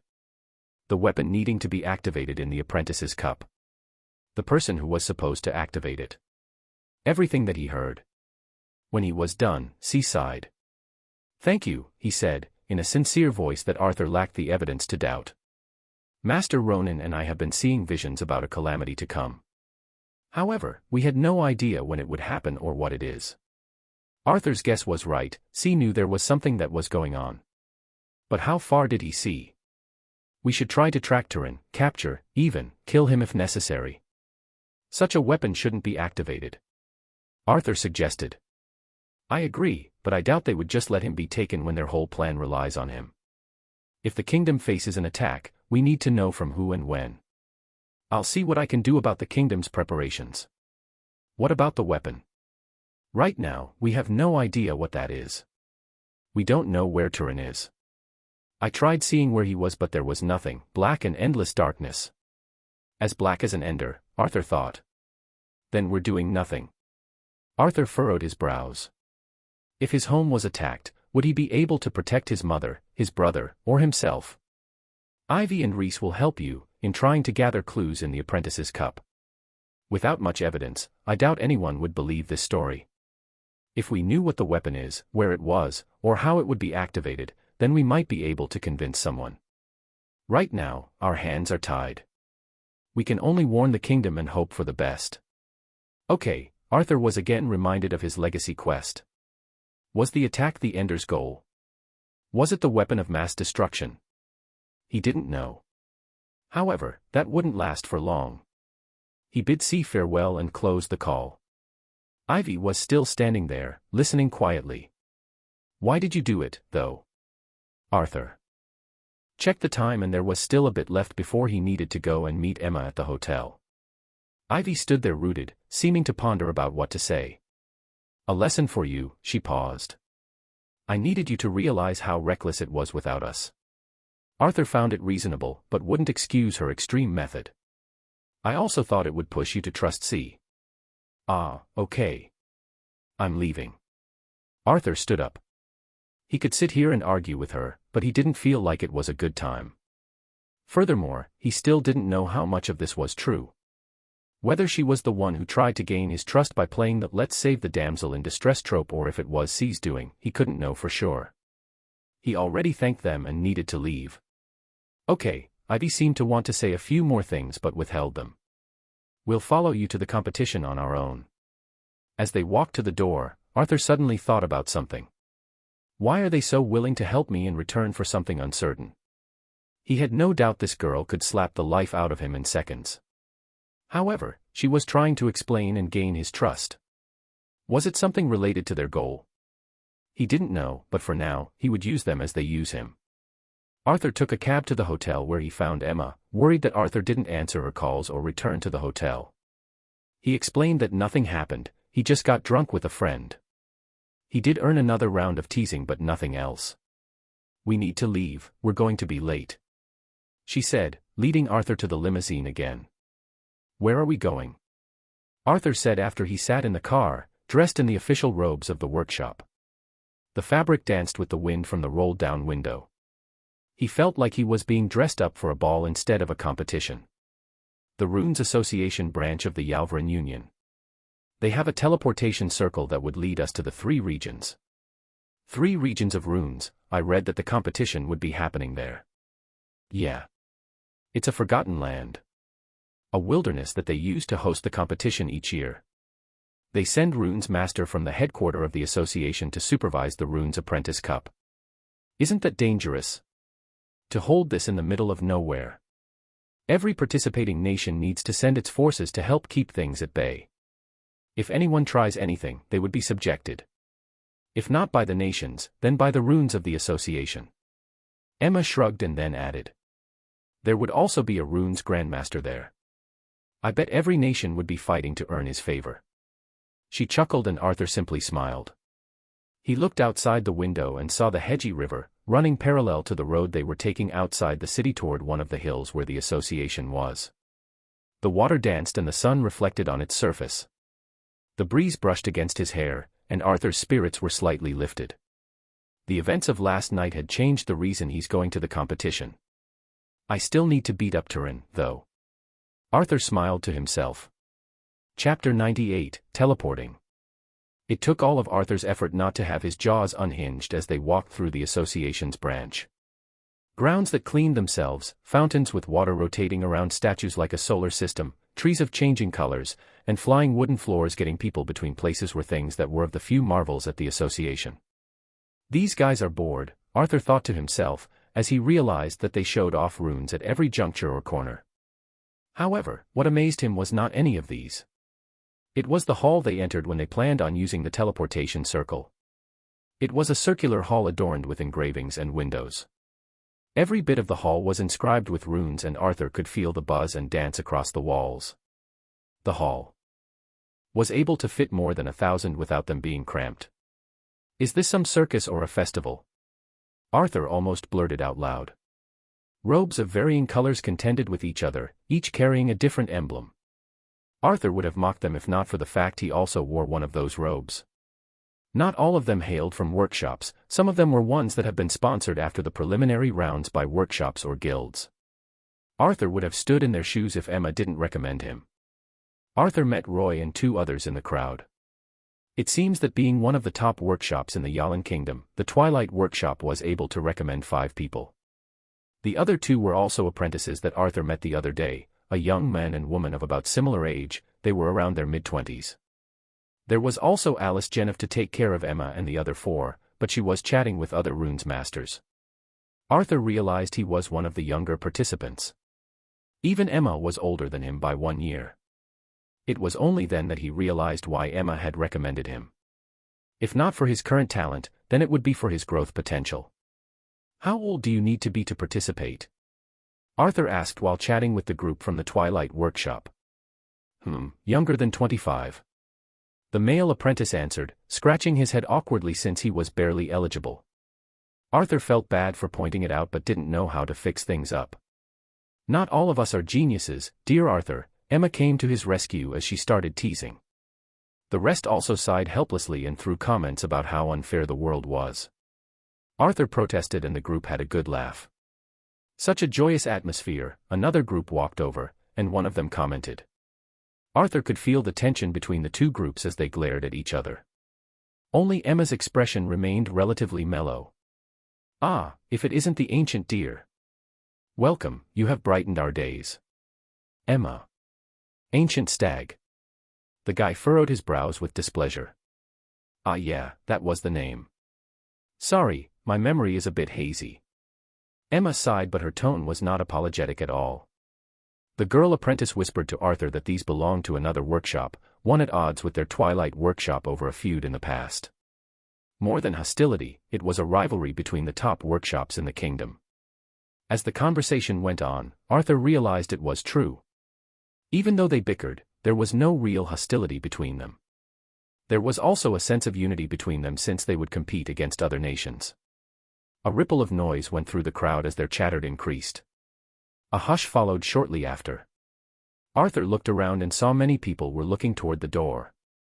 It's the royal family of Yalin, Emma said in a barely audible whisper.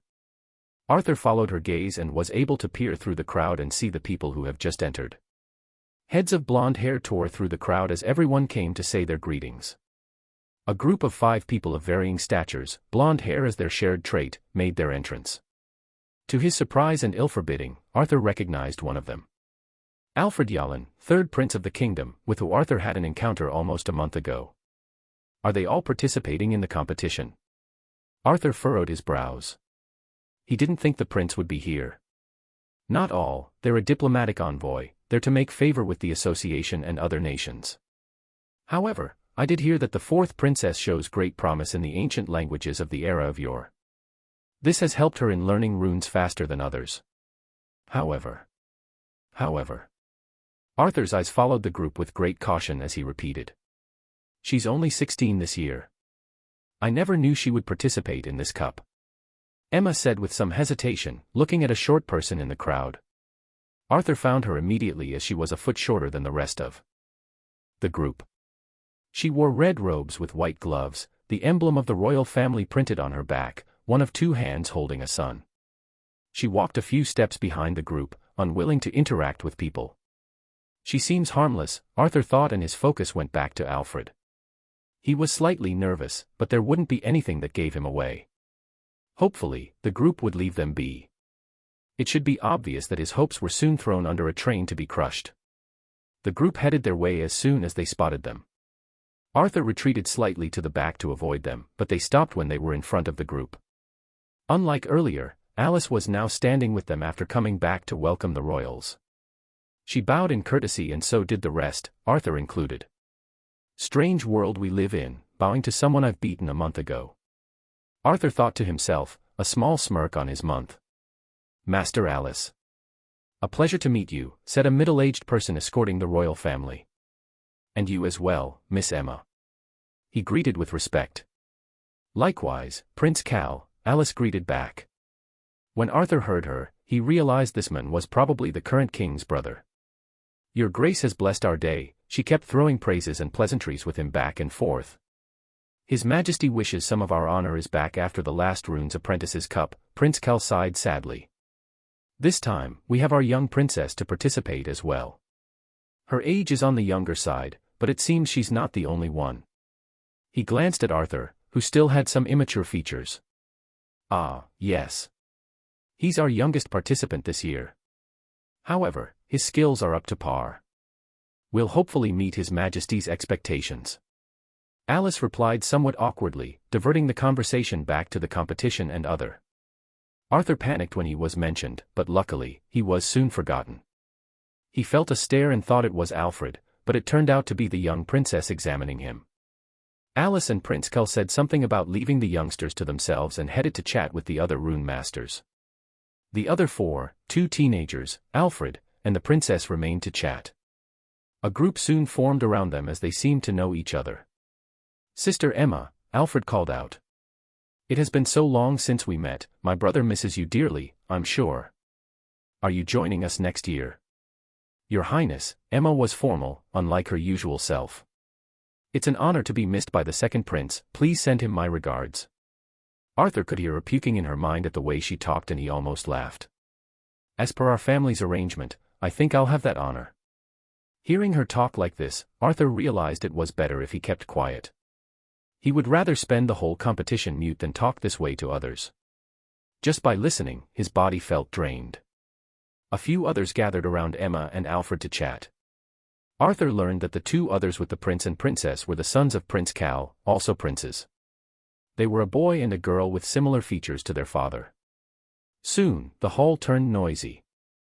Arthur found himself unconsciously steering away from the crowd and drank some beverages that were offered in the hall. For some reason, he remembered the first time he met Aaron and his group. His hand tightened around the cup when he remembered the events of the past. Arthur realized that someone else was also like him, unwilling to chat with others, and chose to drink some juice while they waited. It was the young princess and she stood a few meters from Arthur while drinking from her cup. Why would a royal be this antisocial? Arthur found it weird, but he felt like an antisocial himself at the moment. The way these people treated each other was exhausting. The two waited until the doors opened and rune masters wearing the robes of the association.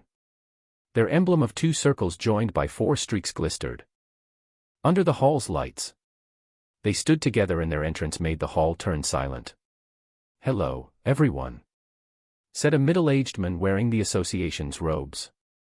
"I'm the vice president of the association's Yalan branch, pleased to meet you. I hate useless chatter, so may everyone gather in the circle in the middle of the hall.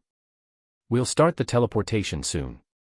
As he asked, everyone rejoined their groups and headed to the circle in the middle of the hall. Arthur gazed at it curiously while walking with Emma and the rest. They stood in the circle and lights gleamed as Arthur felt the familiar feeling of being teleported. He remembered Miko before he found himself standing somewhere different. "Welcome to the Runes Apprentice Cup." A voice boomed as Arthur found himself standing on a giant platform. His eyes adjusted to the sunlight and his ears almost bled at the sudden cheering by the crowd. When he was finally able to look around, he found himself in a flying coliseum. Chapter 99, Forest of Traps. "We gather here." Arthur could hear the voice coming from a person standing midair. Looking at him, he had a black bushy beard with a charismatic face. He wore the black and white robes of the association with a white shirt underneath it. At his words, the crowd filling the stands quieted down. It was then that Arthur could take a better look at the surrounding. Clouds surrounded them like a wall, the clear sky felt ever so close, and the stands where the crowds gathered were levitating a distance in the air. He, along with Emma and others, stood on a platform that could either be flying or suspended midair. His group, those that had arrived from Yalan, stood there on the edge of the platform along with several other crowded groups. When Arthur tried to peer over the platform's edge, a short distance away from him, he could only make out the outlines of forests and nearby mountains. To witness the next generation proving themselves. Their talents. Their efforts. It's the chance for them to rise from the common masses. The man spread his arms as the crowd cheered again. It was then that Arthur remembered reading about how tickets were sold like hotcakes for this competition. It might take a flight, but it was exciting to witness young people changing the world into their bidding on a flying platform in the sky. "Fear not," the man continued. "There shall be no causalities," he reassured. "As everyone from the younger generation is irreplaceable to us, the Runes Association. If anyone, for any reason, tried to take the life of his fellow apprentice, they would be eliminated." The crowd cheered again. Arthur could see their excited faces, the anticipation, their flying salvia, and their fervent crowd mentality. Each nation cheered for their people, and each nation had a different color for its hood. The Yalvaran Union enjoyed a golden hood, Janaea took the green, Hallan wore the blue, and the Ilios Empire assumed the white. These 4 occupied the Anara continent. As for the Akrina continent, Orlan wore black, Cerna wore cyan, and Theria wore orange. The theocracy of Shan didn't participate, again, in the Runes Apprentices Cup. The robes with their different hoods, the clothes underneath it, and the skin tone of the participants all meshed together in a wide array of colors that Arthur almost felt dizzy by it. However, their hoods were pulled down for now, as they only had them when the competition starts for their nation to recognize them. "At first, we shall distribute the rings," the host announced, and flocks of people started handing out rings. Arthur's turn soon came and he placed the ring around his finger, feeling the runes within. "These rings would be your identity, make sure not to lose it," the host said with an ominous grin. "They contain teleportation runes that would take you to the first region, Forest of Traps." The crowd cheered again when they heard the name. The host gestured for them to calm down, but the cheering lasted for a few more moments before it died down. As most of you know, a great runes master is one who's keen of runes themselves. That's why the first test would be of sensing runes. All of you would be transported into a forest, a gigantic one, I assure you. He scanned the thousands of contestants. And you need to traverse the forest looking for a black box. Once you touch the box, you pass. Each black box can teleport 5 people only. He made it sound so easy that Arthur knew there was a catch, and so did others. From what Arthur read, the forest had the most elimination rate among contestants. However, of course, there was a however. The bearded host continued. The forest is filled with runes, invisible to the eyes. They activate upon touch, and if anyone activates more than 3 runes, they're teleported out. He pointed away in a dramatic fashion that earned him a cheer from the crowd. Of course, you can't just dwell and take your time. He shook his finger. There are only 200 boxes in the forest. Make sure to move those legs. The host grinned, his words obvious. Only 1,000 contestants can pass this region. Everyone, wear your hoods. Make your nations proud. Make sure to be nice to each other. Good luck. He clapped his hands and the contestants started disappearing. Good luck, Arthur, Emma grinned in his way. Roy and the others also wished each other luck before the world changed and the scenery was replaced by trees. Standing in the middle of the forest, Arthur had the impulse to start dashing right away. However, he knew better than that. The host's words about only the first 1,000 people passing were true, but they were also tricky. If everyone started dashing madly and searching, they would be eliminated in no time. He sensed the surroundings, using his perception and his link to the world that allowed him to control runes. As he did, he started sensing a lot of runes around. And as he expected, the surroundings were filled in them. This test wasn't about detection as much as it was about patience, Arthur noted. If a runes master was impulsive and haste, he would be a failure since the profession itself was an arduous one. He remembered Ivy's words about how he lacked the patience to foresee things, and he sat down on the ground instead of bolting forward. He pretended to search in his pouch, but he was using the detection rune to search the surrounding. Even though the host said there would be no causalities, he said nothing about not getting hurt. When his detection rune scanned the surrounding, it revealed several life forms in a 500 meters radius. His detection 2 rune allowed him to spread and control the range as long as he invested mana. There were many life forms above ground and in the air. Arthur spent quite a bit of mana to find them, but it was worth it since he shouldn't need mana for this test. Make sure to be nice to each other. The host's words were friendly, but they implied an unpleasant lack of rule. There was no rule in the competition that forbids obstructing others. Of course, the rules were only about taking someone's life, not obstructing them or injuring them. Arthur was sure the ring on his finger would teleport him if he was grievously injured. Monsters roamed the forest, Arthur realized. So did humans, most likely to be contestants. In the short amount of time that Arthur tried to detect the surrounding, a few life forms already disappeared.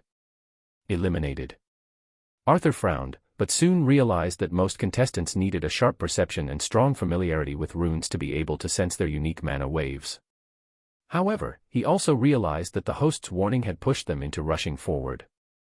Arthur stood up, his golden hood covering his face, as he decided on the best route to take. He took his first step forward as he started walking through the forest. As if the runes plastered themselves to his skin, Arthur felt their prominent existence like an extension of himself. He cut through the forest, avoiding the runes. There were runes on the trees, the ground, the rocks, and even some falling leaves that Arthur avoided. It was no wonder that the first region eliminated people the most, as one needed to have been close to runes ever since they were young to be able to perceive them appropriately. Arthur kept his detection rune active, his hand always in his bag. If anything, the monsters were the biggest threat here even if they were all primitive tier. If you encountered a monster, and it decided to attack you in a forest filled with runes, it would instantly amplify the difficulty. Even one wrong step would have you eliminated. The host said 3 runes meant an elimination. If you moved carelessly, even 10 runes can be activated. The forest was eerily quiet, filled occasionally in the screams of someone before they were teleported out. The trees, old and gigantic, were ones Arthur could recognize. However, they had a black trunk and branches, with vibrant green leaves. Bushes, natural hideouts for runes, surrounded the trees with only a few paths for them to walk through. Would it happen now? Arthur wondered, avoiding a rune on a branch. He was getting used to it, and to be frank, it was quite easy for him. Ever since he received his legacy, runes easy to sense. However, his thoughts were elsewhere. Where are you, Turin? He was burdened by the worries of a possible calamity. It's mine. A hoarse voice shouted from the distance. With his rune, Arthur could sense that a few people were there. He changed directions and headed that way. A safe distance away, he peered through the trees. In a clearing between the trees, a monster and 2 others were fighting as they avoided the runes. Arthur realized there was something on the ground beside them, a black object. Chapter 100, Only the Beginning. The 2 wore a black and white hood, contrasting each other, signifying one being from the Republic of Orlan and the other from the Ilios Empire respectively. In the middle was a monster, a giant bee, hovering around and trying to attack with its stinger. The three danced around each other, avoiding the runes and trying to touch the box in the middle of them. Arthur was a distance away, safely hidden behind a tree. After a few moments, the one from Orlan was eliminated after touching 3 runes on the ground, as Arthur noticed. The one from Ilios took the chance and grabbed the box, disappearing as well. The box then crumbled. It seems a group was lucky enough to be teleported near this place and 5 already found the boxes. Arthur wasn't too worried, though. However, a sense of urgency did overtake him. "PSS, Arthur, PSS," a slimy voice called out to him, making Arthur flinch and turn to the tree the sound came from. A lizard hugged the tree and was looking directly at him. "PSS," the lizard licked and there was a voice no longer, making Arthur doubt his hearing. "Arthur, it's me." It talked again. Without saying anything, Arthur turned around and began to run. The runes were everywhere, but he got a general sense of how many there were. That's why he had an easier time fleeing. He was not about to answer a talking lizard in a godforsaken place. Wait. The lizard was jumping from a tree to the other after him. Cold creeps covered Arthur's skin at this realization. "It's Reese," the lizard said, making Arthur's head blank and stop him in his tracks. The lizard fell next to him, breathing laboriously. Arthur hesitated for a second before picking it up. As if it was a human, the lizard placed its hand on Arthur's finger and leaned in for support as it tried to catch its breath. "Reese. Is it really you?" Arthur asked, doubtful. When the lizard gathered its breath, it nodded. "PSS, this is one of my abilities. Sorry for scaring you like that, sweetie, PSS." "Yup, it's Reese." Arthur sighed. "What are you doing here?" he asked curiously. "Help you, PSS. I found Turin, PSS." His words made Arthur elated as he stuffed the lizard into his robe's inner pocket. "I have no idea how you did it, but this is great. Where is he?" Arthur whispered to his inner pocket. Reese's sound soon came, with the same slime-like feeling it had earlier. "East from here, PSS. What are you going to do?" "I'm not going to let him pass that easily." Arthur thought the answer should be obvious as he headed east. "He's with others, PSS. They found a black box, PSS." The lizard answered, making Arthur increase his speed. Although he wasn't sprinting at his maximum speed, it was still dangerous to run like this in a booby-trapped place like the forest. "Arthur, slow down. You'll get eliminated," Reese warned, afraid Arthur was being impulsive again. Usually, contests would barely be able to walk in this place without triggering runes. However, Arthur was running. "I can manage, now tell me where they are." Arthur didn't explain further. Reese went quiet and Arthur stopped his running. "Reese, I'm not being impulsive. I just want to teach that bastard a lesson," he implored. Reese was silent. Arthur didn't say anything further, since he was confident this time. He can stop them and run away, he was the only one who can do that without being eliminated. His ability was runes itself, this competition didn't pose a challenge for him, only a stepping stone. If he lost in front of people who used artificial runes while his ability was about runes, he might as well give up his legacy. "Senior brother, please." Arthur gritted his teeth and used a cheap tactic. However, despite how cheap it was, how cliché it was, it still worked like a charm. "Hee hee, since my junior asked, I can't refuse, hee hee, PSS." The slimy texture of his voice was far less creepy than his bashful laugh. "Go straight through here and you'll find a cliff." Arthur began to run again. He avoided the runes expertly despite the mental effort to avoid them all. The box is embedded in the cliff's steep side, and the group has seen it from afar and trying to get there. Arthur's eyes scanned the surroundings, finding the most optimum path, clear of runes, for him to get there. The forest ended and a stone wall appeared, the cliff Reese has mentioned. "Follow this wall for a while, be careful of runes. PSS. How did you find them, Reese?" "A hawk, PSS." There were some slight pride and disappointment in his voice. If Arthur had to guess why, then the pride was in his ability and the disappointment was in Arthur not calling him senior brother. Arthur ignored his disappointment. "Why didn't you take the box yourself?" Arthur asked, doubtful. "Tried, PSS. It's embedded in the rocky wall, PSS." Rhys went silent and then resumed his talking. "He's with a group from Elios, PSS." Arthur frowned at this information. If this was true, then things might be direr than they thought. Elios was an empire that was as wide as the Yalvran Union, known for its military strength. The cliff ran along the forest, forming an arc that made Arthur go into the forest as a shortcut. After another few moments of avoiding the runes, the leaves, and anything that moved, Arthur could finally see the cliff again. He also saw a group of people trying to climb it. Now normally, awakeners were superhumans. A leap would get them half of the distance toward the box. However, the forest of traps being as it is, this cliff was surely covered in runes. If you touch 3 runes at the same time, instant elimination. The group was studying the walls, trying to find the best part of it to start climbing. 4 white hoods and 1 golden one. It matched the description Rhys has provided. "Are you going to attack them?" the lizard asked, its tongue licking its eye. Arthur realized that Rhys's voice wasn't from the lizard's vocals, but mana-generated. It was the work of a skill. No, Arthur shook his head. He doubted he was strong enough to attack the 5 of them, and possibly, the Ender accompanying Turin, and emerge victoriously. However, he had an advantage in this place and he was going to use it. Without pausing, Arthur kept running forward. He was behind the group in an instant and they turned and they heard the noise they made. Despite the hoods covering their faces, Arthur was able to recognize Turin. It was him, as Rhys said. However, Turin didn't seem to recognize him, which was understandable. Arthur only met him in the Green Golem's dungeon, and nowhere else. At the bar, he didn't get to see Arthur. As for the woman, Arthur doubted she had a good look at his face since she was punched in the face before he faced her. "Back away, or you'll get hurt," said a gruff voice from under one of the white hoods. However, Arthur didn't care.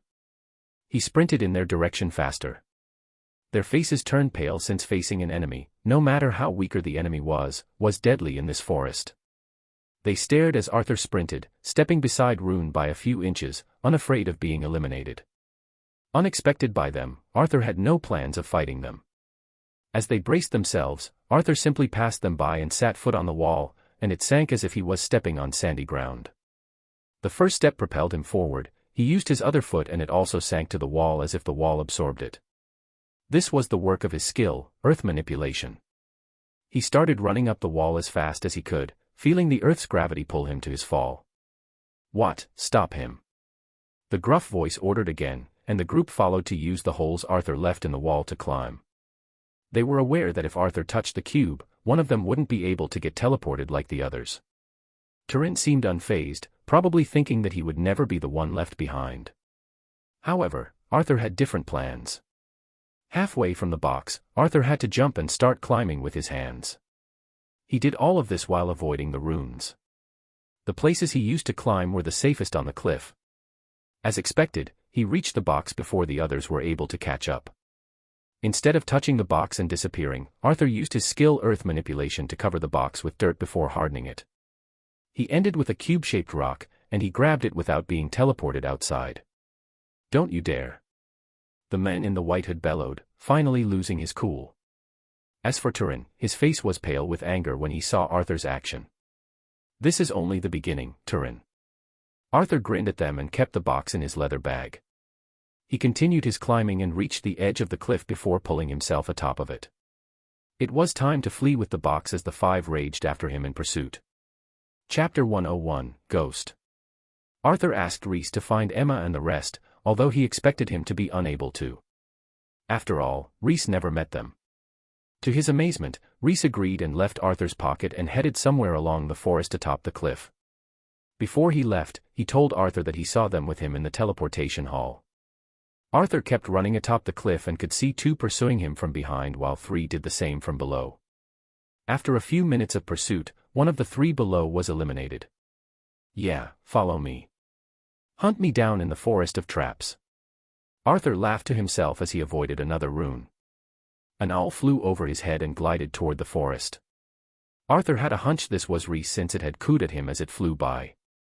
It seems the elimination of one of them brought sense to their mind, or maybe fear, as they decided to stop their pursuit. Arthur, however, didn't keep running. As he got a better view of the sky now, he saw the platform they were on earlier and the flying stands besieging it. He could faintly, maybe he was imagining it, hear the cheers of the crowd above. I need Turin eliminated. Arthur guessed he was being watched by the crowd, but he couldn't stop at simply snatching the cube. After all, Turin tried to harm him, take his weapon, and still planned to compromise countless lives including his mother and brother. The two that had been following him seemed to realize he had stopped, glaring at him from a long distance away. Unlike Arthur, who was able to run freely, with little focus on avoiding the runes, they were at risk of always being eliminated and had to traverse the ground as if they were playing hopscotch. It was admirable that they managed to get here, but he knew they had already activated some runes. Rather than knew, he felt the activation. Oh, don't glare at me like that. Arthur shrugged, but the two seemed to call out their mana as if they were going to use their abilities.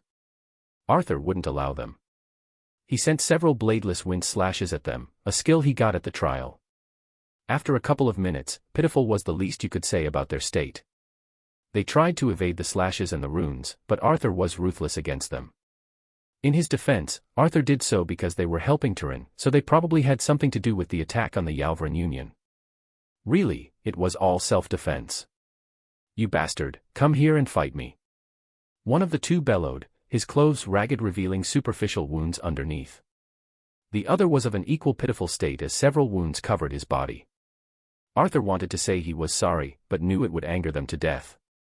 Instead of trying to throw them off with the wind slashes, he decided to use something of impactful effect. Like boulders.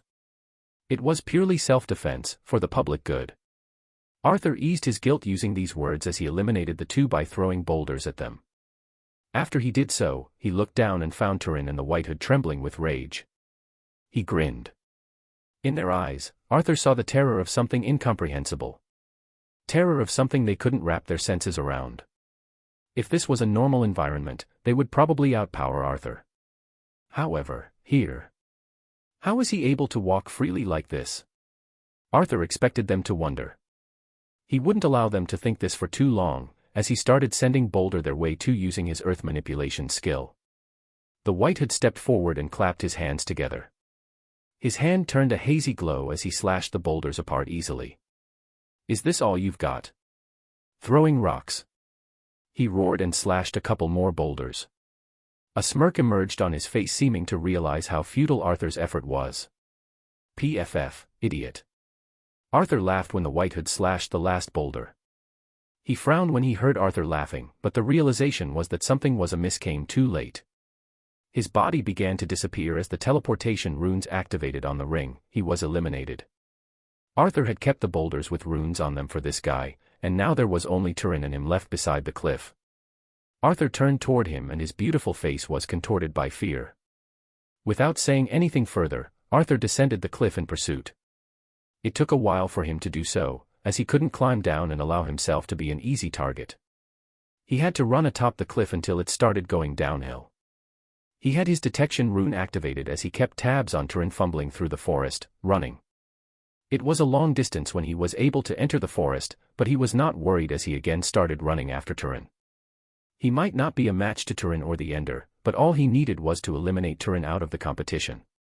The forest became a blur as he tried to tear through it, but the distance was long and Turin was also running. It was Arthur's turn to be confused about how Turin was able to run without being eliminated. However, it was still incomparable to Arthur, so he was able to catch up. When he did, he understood what was going on. As Turin moved through the forest, a black miasma covered his feet. It ate away the runes before he could activate them, making him able to traverse the forest. However, Arthur would never let him run away. He prepared himself to use a few bladeless slashes as he saw Turin suddenly stop and look in a certain direction. Arthur could feel the blackness underneath him twist and turn in that direction. Looking in that direction, Arthur realized there was another black box. However, it was being carried by an ape. As if it had discovered a certain delicacy, the ape was biting on the box trying to eat it. Turin began to run fanatically toward the ape, almost tripping himself. The black mist underneath him was getting thinner and Arthur realized it couldn't last for long. He bolted after him in an attempt to stop him. The ape looked at Turin, Arthur, and the ominous darkness swirling within. Unlike what Arthur had expected, and much to his liking, the ape turned around and ran. The three kept running, one after the other, each for a different reason. One was running for revenge and stop a possible calamity. The other to pass the trial and get rid of the evil spirit hunting it down. As for the third, it was simply looking for lunch before being hunted by a terrifying blackness. The troublemaker. No, let's call him Ghost. The host's sound was booming, and the crowd cheered while some booed. Ladies and gentlemen, this year's competition is far more exciting than the last. The chaos and zeal shook the stands. The host commented as the giant hologram showed a golden hood fleeing atop a cliff. He did things no one would think of, eliminating others, running after them, and being relentless in taking them down. There were no rules against grabbing the box and fleeing since no sane person would do it. After all, who could be so confident in running in a place filled with runes and traps? This made this contestant's endeavors controversial. Some cheered for his ability while others booed for his character. There were many holograms in the air, some showing how a few cautiously walked through the forest, others of people fighting over a box, and lastly of a golden hood running after another golden hood, led by an ape carrying a box. Since the ring was the one responsible for the teleportation, other creatures were able to grab the box. The crowd was excited, even if not everyone liked his actions. A lot of them didn't, since they thought it was cheating to do this and a bit vile. The ones who cheered did so because they were awestruck by his ability to evade the runes, since they have already seen how many of the contestants were eliminated. Ladies and gentlemen, please calm down. I know many of you have different opinions about the events, but you must understand that no rules have been broken. The host said after wiping his face, receiving instructions from a person he couldn't even dream of talking to. Even though his actions are a bit mischievous, his ability is outstanding. His discerning eye of runes is, as our dear judges concluded, is second to none. The Runes Apprentice's Cup is not only about how much one studied or how much talent a person had. It's about how to deal with challenges, how to perform under pressure, and how to bend the world into a shape you desire. Chapter 102, Déjà Vu. Turin's legs were eating themselves alive, literally. He had no idea who this hooded person was, but he stuck to him like an annoying fly, refusing to let go of him. His legs, despite being able to erase the runes on the ground, were also being affected by the Ender's miasma. And this damn ape, too. Everything was going so well until the competition started, now even a primitive monster hindered him. As soon as he was about to catch it, the ape started climbing the trees and jumping from one to the other. Leave me alone. Pain stung his back, making him groan and roar at the evil spirit behind him. However, this person kept sending wind slashes his way, even though he had a box of his own. It was a matter of fact that Turin thought about facing this person and snatching the box for himself, but the abnormality of his enemy steered him otherwise. If Turin didn't know better, he would have suspected this person to have contracted an ender himself. However, this person was someone none of their plans included. Turin had a strong suspicion that this person was affiliated with the spy from yesterday, but he was unsure if they were the same or simply belonged to the same organization. It was a fearsome thing to think about, as he has placed every dream he had on this plan. He was never destined to be favored by the heavens, often called an empty doll by everyone for his looks. He lacked the talent, the connections, and even the brains to rise above others. That's when it whispered to him, promises of power and a glory-filled future. But now, everything was going to ruins because of a single person.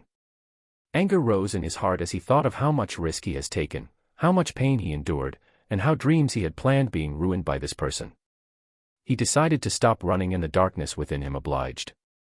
He sent a spear as dark as the night sky at the ape, killing it instantly. This was the reason abilities and skills weren't forbidden in the contest since monsters roamed the forest. The ape was split in half and the box fell between the branches, landing between two twigs and getting stuck there. Turin jumped in the air and as he expected, the man was right behind him, persistent in taking him down. However, his haste would bring him down. A spear of darkness was launched from the ground toward him. The close proximity made it impossible to dodge, and the spear would eat away the skills, mana, and even abilities to a certain extent. Turin grinned as he reached his hand out in the air toward the box, expecting to hear the screams of this insolent fool. Instead, he heard the hisses of the ender, felt its retreat, and started sweating as the temperature rose in the air. His shadow appeared so prominent as it stretched, revealing a horrifying truth. He glanced behind and his irises dilated as flames filled his view. His body burned, his skin scorched, and his consciousness buzzed. The blackness tried to help him, but it was only able to extinguish the fire. He fell, helpless, to the ground and the fire burned the tree as well, making the box land a few feet away from him. He opened his eyes in slits as he watched the box with regret, trying to crawl his way there. His ring buzzed twice, he had already activated 2 traps. However, there were just a few more steps. However, a foot landed on his back, pushing him to the ground like celestial justice. "It's over." A voice, familiar yet so unfamiliar, spoke behind him. Arthur's fire engulfed the spear, tore it away, and burned Turin until his back was charcoal black. He started breathing heavily, the back of his hood burning. Arthur would have felt bad for him if not for the fact Turin tried to rob him, endangered his life and was selfish enough to betray his kingdom.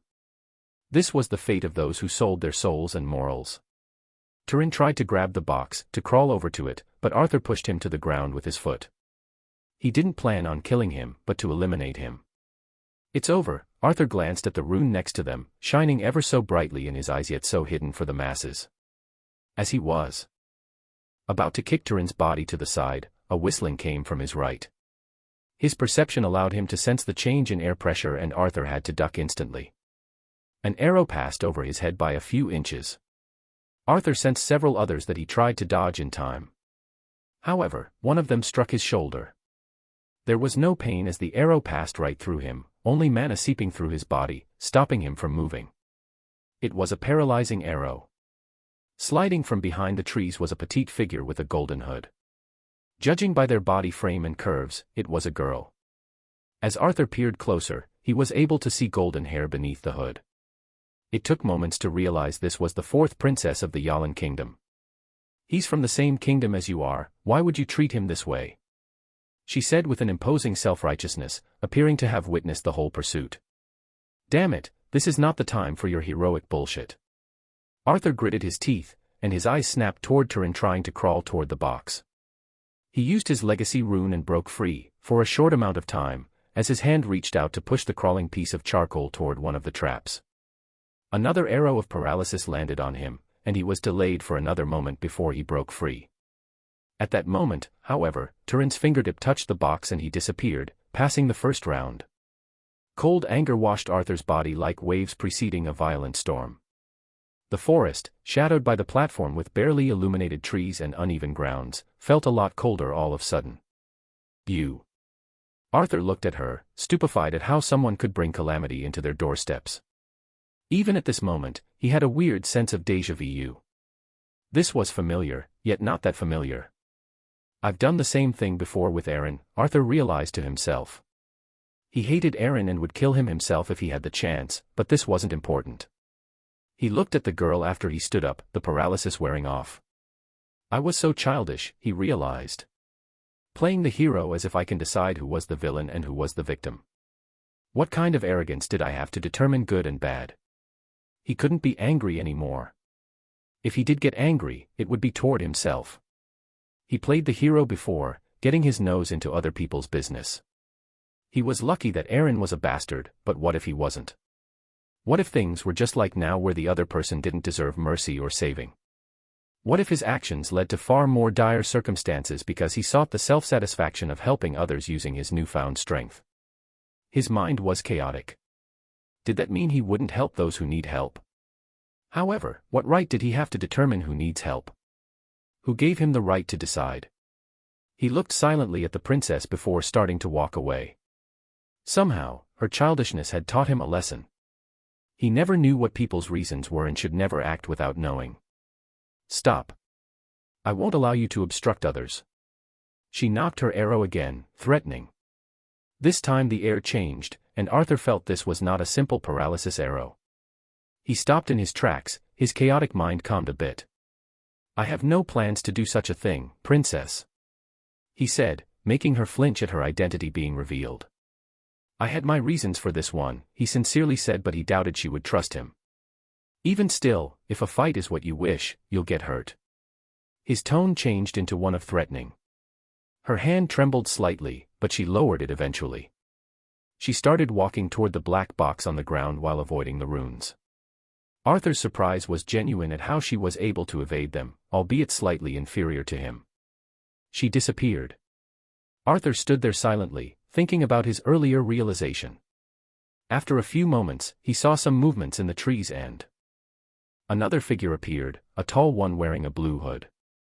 A Hallan contestant. He, judging by his body figure to be a robust man, started warily staring at him. I seek no fight, he said, hoping the men would understand. Please go ahead. Arthur gestured toward the box and turned around to meet up with Rhys. He felt the teleportation rune activating as his thoughts swirled in his mind.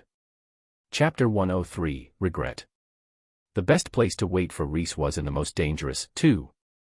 As for the most dangerous in the forest of traps, it is where the traps existed in bulks. Arthur found a meadow beside a river, where the trees surrounded a low clearing of dirt. It wasn't the best place to hide, as it was in the open, but it was the safest place to wait for Rhys without hiding himself. Arthur sat down and leaned on a tree, runes surrounding him from everywhere. He faced the stream that had a few rocks for crossing as he waited for Rhys. As he did, Arthur's thoughts went back to Turin. Feeling the hardwood touch his back and the dirt underneath him, Arthur allowed himself a moment of peace. The running water added to that effect as a chilly breeze fluttered his robe. His anxiety was sickening, whirls of uncomfortableness twisting in his stomach. Awakeners were those who evolved from the human species, yet anxiety wasn't something they could escape from, Arthur chuckled. It was in their survival instincts. After some thoughts, he realized he did what he could to stop Turin. He still has other chances to stop him, since it seems the weapon wasn't in the first region. Arthur, a high-pitched voice sounded next to him. This time he didn't flinch. He looked around and saw a mosquito standing on his shoulder. Don't talk to me, Rhys said before Arthur could say anything. It seems your earlier actions grabbed a bit of attention. They shouldn't see anything suspicious. Arthur remained quiet, now aware that if others knew of Rhys's existence, he would be disqualified.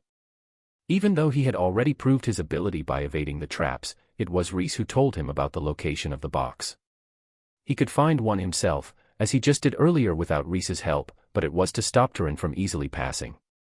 I found Roy and Emma, the other two have probably been eliminated. Roy is still near the beginning of the forest, cautiously wandering about, a snail-like pace. The high-pitched voice of Rhys explained. It sounded like something Roy would do, a caution guy he was. As for Emma, I saw her grab a box and get teleported. Arthur sighed in relief at these words. What happened with Turin? Rhys asked. His group got eliminated but he passed because the princess intervened. Arthur hid his mouth behind his hand and whispered. He has already raised enough suspicion by sitting around doing nothing. It's okay, Junior. We'll get him the next time. Rhys consoled him, and Arthur involuntarily smiled. For some reason, it was the first time he felt a team spirit from Rhys. What are you going to do now? Rhys asked. At first, I thought about helping Roy and Emma. Now, I don't know about that. Arthur sighed. Why? The high-pitched voice was comical, but the puzzlement was genuine. I don't want to help others without being asked to, Arthur shared his thoughts. I thought helping was always the right thing, but now I'm not sure. Some people don't deserve to be helped and others don't want to receive help. The silence was only disturbed by the hissing of trees as the winds traveled by. Rhys didn't say anything and Arthur sought advice. Do you think Roy would want to be helped? Or even Emma? Do you think they wouldn't want to rely on themselves? To prove themselves? It was late to realize, but he felt that he was too arrogant. I would, at least. Another silence followed. I'm not the best to answer this, Rhys said, a hint of sadness in his voice. Regret isn't something you can run away from, Arthur. Despite being a mosquito, his words sank into the air. It's always a choice of what would make you regret less.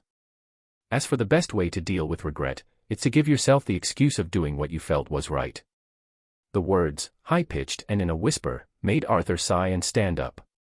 For the first time in a while, he felt refreshed as if a weight has been lifted off his chest. He lacked answer, that didn't change. However, living is about finding answers. Thanks, Senior. Arthur grinned as he took out the cube from his bag. It was still covered in hard rock and he had to use his skill to soften it until the surface was revealed.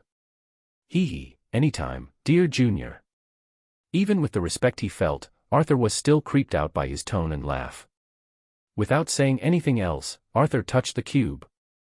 His ring was activated as the teleportation runes came to life and started pulling him into the same nauseating feeling. The world changed as the cube disappeared from his hand. Emma has passed the first region, making her heart dance with joy. Even if her family expected no less from her, she still proved herself by this. To put it into perspective, every nation sent around 1,000 contestants. These were weeded out by preliminary rounds that only allowed the best to participate. Her workshop, among several others, earned several spots for their research in runes, not having to deal with the preliminary rounds. This was the case for every nation, as different institutes existed around the world. Among thousands of apprentices, she emerged among the top 1,000. Days of hard work have paid off, and she would be able to lift her head high when she meets her parents and grandfather. When the world reappeared in front of her, she was standing in a great hall. A noisy one, to boot. It was filled with furniture, refreshments, and huddled crowds of people watching giant screens. They cheered, booed, and cursed. As she stood there dazed, she realized it was the place she had to wait until the first region's test would end. She ambled toward one of the screens, grabbing some refreshments as she listened to the crowd and looked for Arthur and the rest. However, there were no signs of them. He's insane. Someone shouted as he looked at one of the screens, making her turn her attention to its content. But he's a genius. How can he move like that with so many runes? Another rebuked as Emma saw a golden hood running through a forest. He moved like a fish in water, running leisurely while hopping from one place to the other. It was as if the infinite traps she struggled to navigate around didn't even exist for him. Her mouth, like those of the rest of the crowd, turned into a circle as she watched, stunned speechless. It was then that another figure appeared on the screen.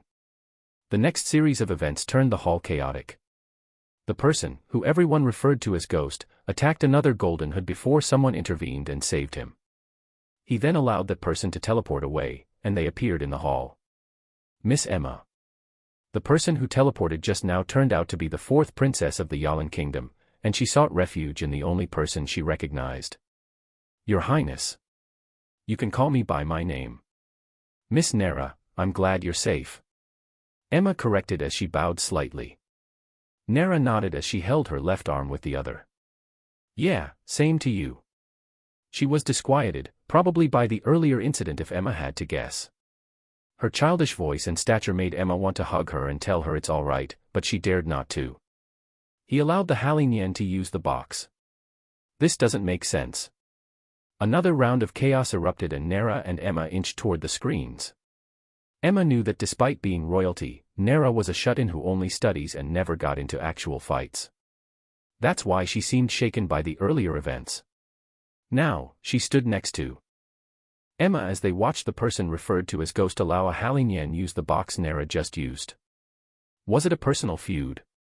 Nera mumbled, but Emma pretended not to hear her say anything because she lacked an answer herself. This man was persistent in taking a group down, as told by the crowd, but now he allowed people to teleport easily. Ghost, now referred to as such by everyone, wandered until he sat beside a meadow, no longer moving. His actions brought more puzzlement as he just sat there for a while. After that, he took out the box he had stolen and disappeared from the screen, making it switch to another contestant. The screens showed an aerial view, so Emma didn't see the person's clothing. However, when she turned around and stared at the middle as everyone did, she found his attire to be familiar. Not just familiar, it was the same as the one she wore. His height and the way he looked around made it hard not to recognize him. Miss Emma, the princess's voice trailed. Can you explain your team member's actions? Nera seemed to have also recognized him earlier. Chapter 104, Answer. The stares, fingers, and mummers came in his direction like tidal waves, cautious yet also admiring. As if a stigma was craved to his body, everyone avoided him and pointed at him. It took moments to realize why, as the screams filled the hall. It was his earlier actions. It also took another moment to find Emma in the crowd, standing next to the reason for his earlier failure and realization. He felt torn between whether to bring attention to her or to act like a stranger. He was conscious of the image he had painted of himself. Arthur. His worries disappeared when she was the one to walk over, singled out by the crowd. You. She stumbled on words to find. You did well. It wasn't a question, but a statement filled with uncertainty, as if she wasn't sure what to say. Yeah, it's good that you've passed as well, Arthur smiled warily. I've caused quite a mess, I think. He said apologetically. Just a mess. Emma laughed, diffusing the awkwardness and tension. I have no idea why you chased them so much, but I know you have your reasons. You're not an unreasonable person. As for your talent, even I, who recommended you, was shocked. Her words warmed Arthur's heart. A trust like this was not easily established. However, her sly expression afterward wiped out such feelings. Plus, it would be a good advertisement for our workshop. Ho ho, her laugh was that of a sly businesswoman that made Arthur's brows twitch. However, he liked how unrestrained she was around him. As for the princess, Emma furrowed her brows and glanced behind her. Leaning on a wall beside a couch was the princess, looking at Arthur warily. Yeah, I hope we just forget about it. Arthur glanced her way and changed the subject. Even if he got angry, the princess didn't hinder him while knowing his reasons. She was innocent, maybe too innocent. Did the person I chased get teleported here? He couldn't spot Turin in the crowd. The injured ones would be teleported to the infirmary first. Emma looked at him, squinting his eyes. What did he do to you to get you bent on taking him down? She seemed unable to understand. A personal feud of a sort. He wouldn't just tell her about the potential attack on the kingdom. The rest of their time was spent waiting while worrying about Roy. At long last, he was able to find a box that had only one teleportation remaining. It seemed his cautiousness did him good, as most of the contestants were eliminated due to haste. When Arthur saw the relief, pride, and joy mixed on Roy's expression, he knew he was a step away from taking something precious of him. He was glad that he didn't, in the end. The boxes kept decreasing until only one was left. Funnily enough, it was the box Arthur left near the stream. A pillar of white light appeared from the box and it pierced the sky, signaling the last chance for the remaining people. Those who were still cautiously wandering the giant forest, searching for the boxes, seemed to get a message at the same time as they turned their heads toward the light. It was the ending of the last round. Coughing in embarrassment, Arthur glanced at Emma, who was staring at him with raised brows. Her meaning was obvious, since he has chosen a place filled with traps to teleport from. It was an honest mistake, but it resulted in most of the people who had tried to get the box to be eliminated. Teleportation runes activated one after the other. Most were of elimination, but some get to touch the box using unorthodox means and cautious studying of the meadow. After long last, the final contestant passed. Those who haven't passed yet got teleported away. Those who did pass received a message from their rings, signaling the end of the first region. Congratulations on passing the first region. You may wait for the ceremony that would take place in an hour. Please enjoy your time. The rest of the events came in a blur as everyone waited and chatted. Roy, Emma, and Arthur found themselves a couch as they began to chat about the forest. The princess kept glaring at Arthur, making him helpless. Weren't you the one who attacked me? His mouth twitched in annoyance. After a while, she left him alone and kept staring at her cup while sitting in a corner by herself. Maybe we should invite the princess over. Emma voiced out to the two. She's also from our kingdom and she looks. Arthur guessed the unsaid word was pitiful, and he felt the same. Roy agreed and Arthur shrugged.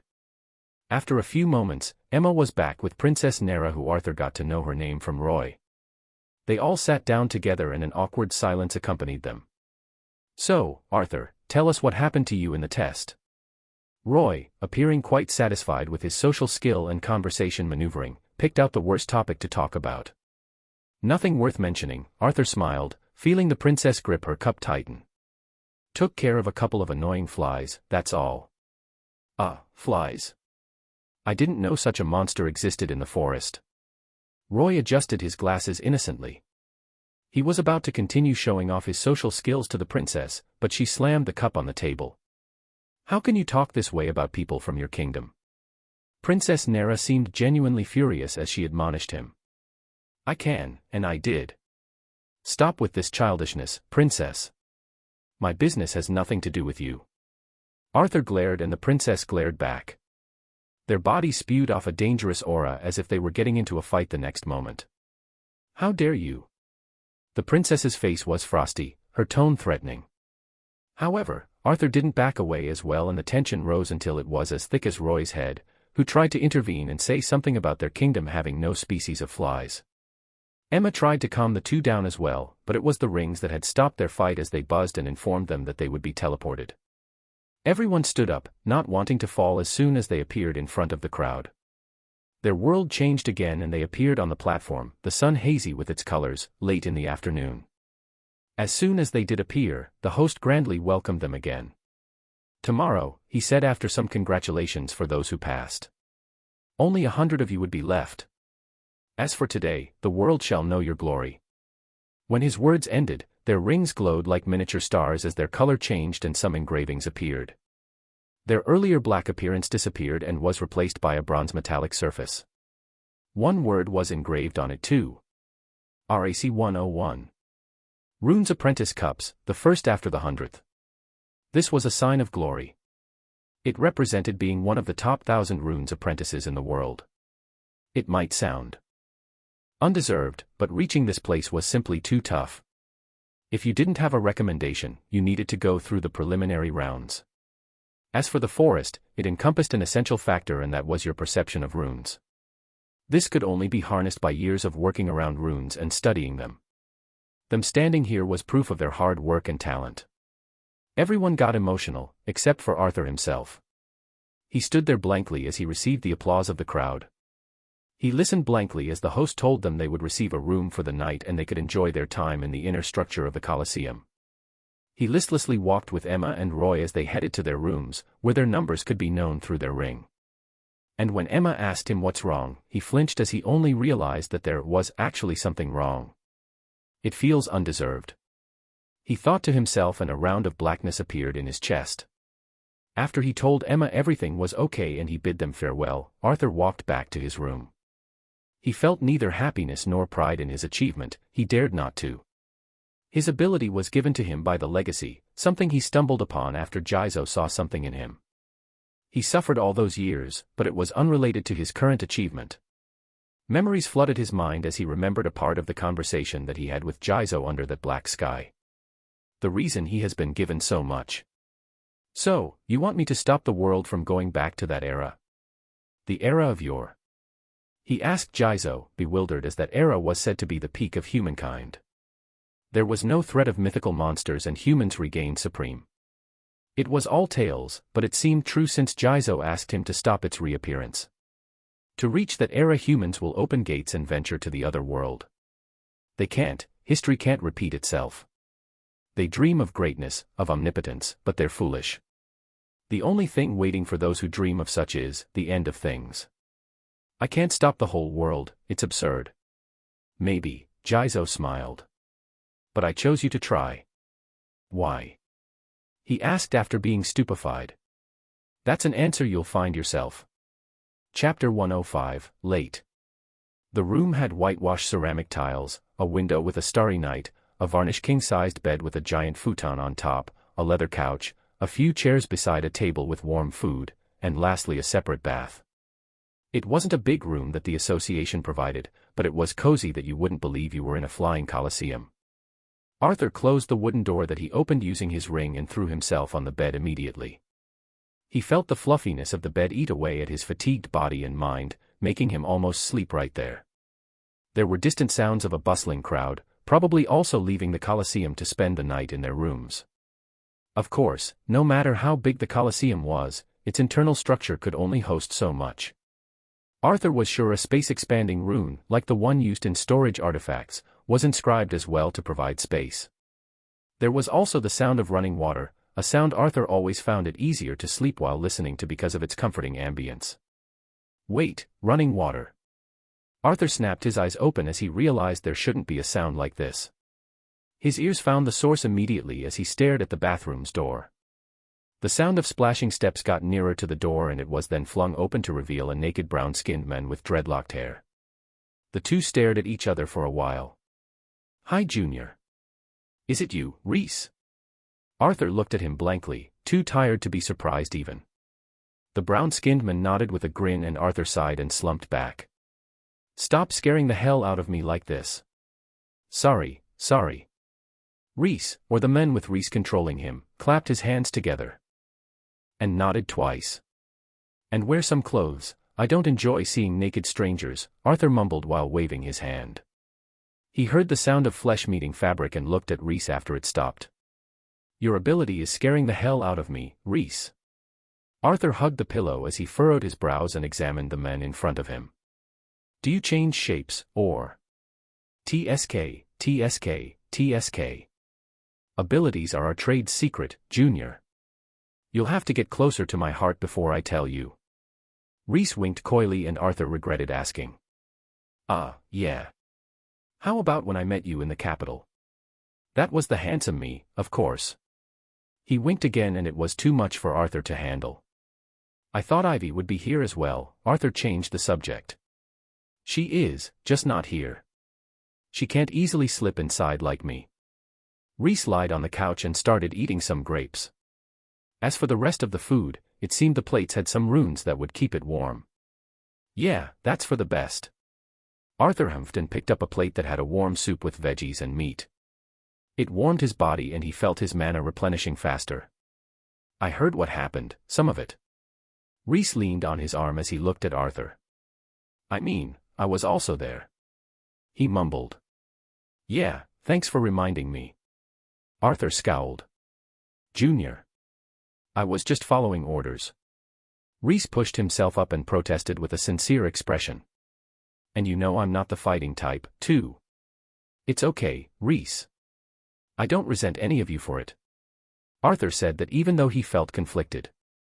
"You guys helped me," he smiled. "And I thank you for that." "Oh, Junior." Reese opened up his arms and came forward. "If you try to hug me, I'll stab you." Morning came. The bells chimed to wake up everybody from their slumber. It has been a restful night, one of the most peaceful Arthur had in a while. The Colosseum was bustling, judging by the sounds of people filling the stands, Arthur thought as he wore his robes. His night was spent, much to Arthur's dislike, with Reese planning things for the next day. Arthur would have liked that he wandered the Colosseum to gather information and find Turin, but he was informed that they couldn't for security reasons. They were well-placed rules, as Arthur did have a thought of going into Turin's place to seek out answers. From the things he researched in advance, he heard that the second region was called the Iron Dome. An enormous piece of metal that was 200 meters in diameter. As much as his anxiety didn't wish for it to be, Reese and Arthur agreed that if something was happening, it would be in the Iron Dome. The last region was the Colosseum itself, a traditionally styled tournament using runes they created to establish themselves. The three regions were ones that represented why the runes master profession was so important. First, were the traps. Scouts with their high perception and mages with their mana sense could fare so little in comparison for the runes masters in detecting traps created by runes. The second was the research and decoding of ancient sites and their dazzling array of runes. This was the region of today, as the dome itself was ancient and no one knew who created it and for what purpose. It was a fact, however, that the Iron Dome was a fortress of a sort, with all of the layers protecting it using different runes to stir away strangers. It had many layers that even grandmasters were still working on reaching the core and taking control of the fortress. The fortress itself had many rooms, so many to be counted, on the first layer itself. These rooms were the beginning of paths that headed toward the core. It was, in a sense, a fortress that would be impenetrable to those who lacked the knowledge to decode the runes. The contestants would be teleported toward the first layer, a one that has already been unlocked by runes masters. The first 100 to leave the first layer would pass, while the others would fail. As for the third region, it was the most popular and essential line of work. Inscribing runes, how powerful they were, how fast they were inscribed, and how much mana was consumed. This was the most essential part of being a runes master. Arthur, along with Emma and Roy, ate their breakfast at the great hall surrounded by the other contestants and the royals, high echelons, and prime ministers of the world. A toast was made by an old man, who Arthur didn't regard as much until Emma told him he was a runes grandmaster. "You've done well, young apprentices." The man raised his glass and scanned the crowd. Almost too well, he laughed lightly, and Arthur felt the old man's eyes lingered in his direction longer, almost believing he was looking at him. "The first region was harsh, we know that. It represents danger and challenges in our profession. However, you managed to outrun the danger and overcome the challenges. As for the second, it represents intellect, analysis, and research. For that, I wish you luck." It was a simple speech, a bit plain as well. However, the applause was thunderous. The hall almost shook, the table slightly vibrating as well. This was because he was Grandmaster, Arthur realized. The breakfast ended with the diplomatic envoys flocking around the Grandmaster themselves. Arthur gazed quietly from across the hall as a blonde youngster, two of them he then noticed, scumbled toward the Grandmaster through the crowd. It was Alfred Yalin and Nera Yalin, the royals of his kingdom. Despite how far it was, Arthur could see the old man's amiable smile as he took the princess's hand. The princess bowed slightly and he nodded, saying a few words. For the second time, the old man's eyes looked above the princess toward his direction. Arthur wasn't flattered nor was he intimidated, and simply nodded. To his surprise, the man nodded back, albeit no one noticed with the blathering crowd, and the exchange was over. There was something that made his heart uneasy, but he didn't know what it was. He felt as if he wasn't doing enough and wasn't thinking enough about the weapon. The feeling of unease lasted until they were on the platform again, ready to be teleported after the host pumped up the crowd. Nothing would stop the advancement of mankind, they. This sentence, said by the host as a motivational speech, registered in his mind like a missing puzzle. He realized, to his horror, that they have been too naive to think the Enders wouldn't replace Turin, wouldn't find someone else, or wouldn't find another method of causing havoc to the kingdom after he was caught. He blindly resented Turin that he failed to realize that this person was just a tool in a grander scheme too late. His eyes searched for Reese, but he can never recognize him until the shapeshifter announced himself to him. "I can deceive anyone," Reese's words rang in his head and he cursed how true that was. The host clapped his hands again and the teleportation began. Arthur realized before his body disappeared that the only way for him to find answers is by seeking out Turin himself. Chapter 106, Decoding. When the world realigned itself in front of him, Arthur found himself in a dimly lit room. Shimmering and swarming lights, rune lines as Arthur perceived them, covered the walls from all directions. As if it was a giant jigsaw puzzle, the runes were there but incomplete. Gears linked to other gears made up the walls while leaving gaps of iron plates that the runes were inscribed upon. The air was damp and slightly shallow, but it wasn't anything Arthur couldn't survive in. His first step was accompanied by a dull metallic and the urgency of finding Turin. As he got closer to the wall, a question popped into his head.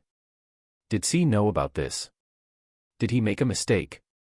Maybe he never wanted me to stop the weapon. But why? A cloud of mystery surrounded Seer and it only got bigger. The more he got to know him. The fact that his ability allowed him to see things others can't make Arthur feel doubtful of him. As if Seer wasn't the person who helped him on more than one occasion, but a scheming mind with a dream to achieve. He stood in front of the walls and touched the iron plates. His hands touched the runic lines and his hand prickled with the sensation of the mana running through the paths. They were incomplete and they would listen to him to rearrange them. This did not stem from his ability, but the fortress's protection layers themselves. He closed his eyes and just like the time he entered the permanent runes he created, he allowed his consciousness to summon the mana paths.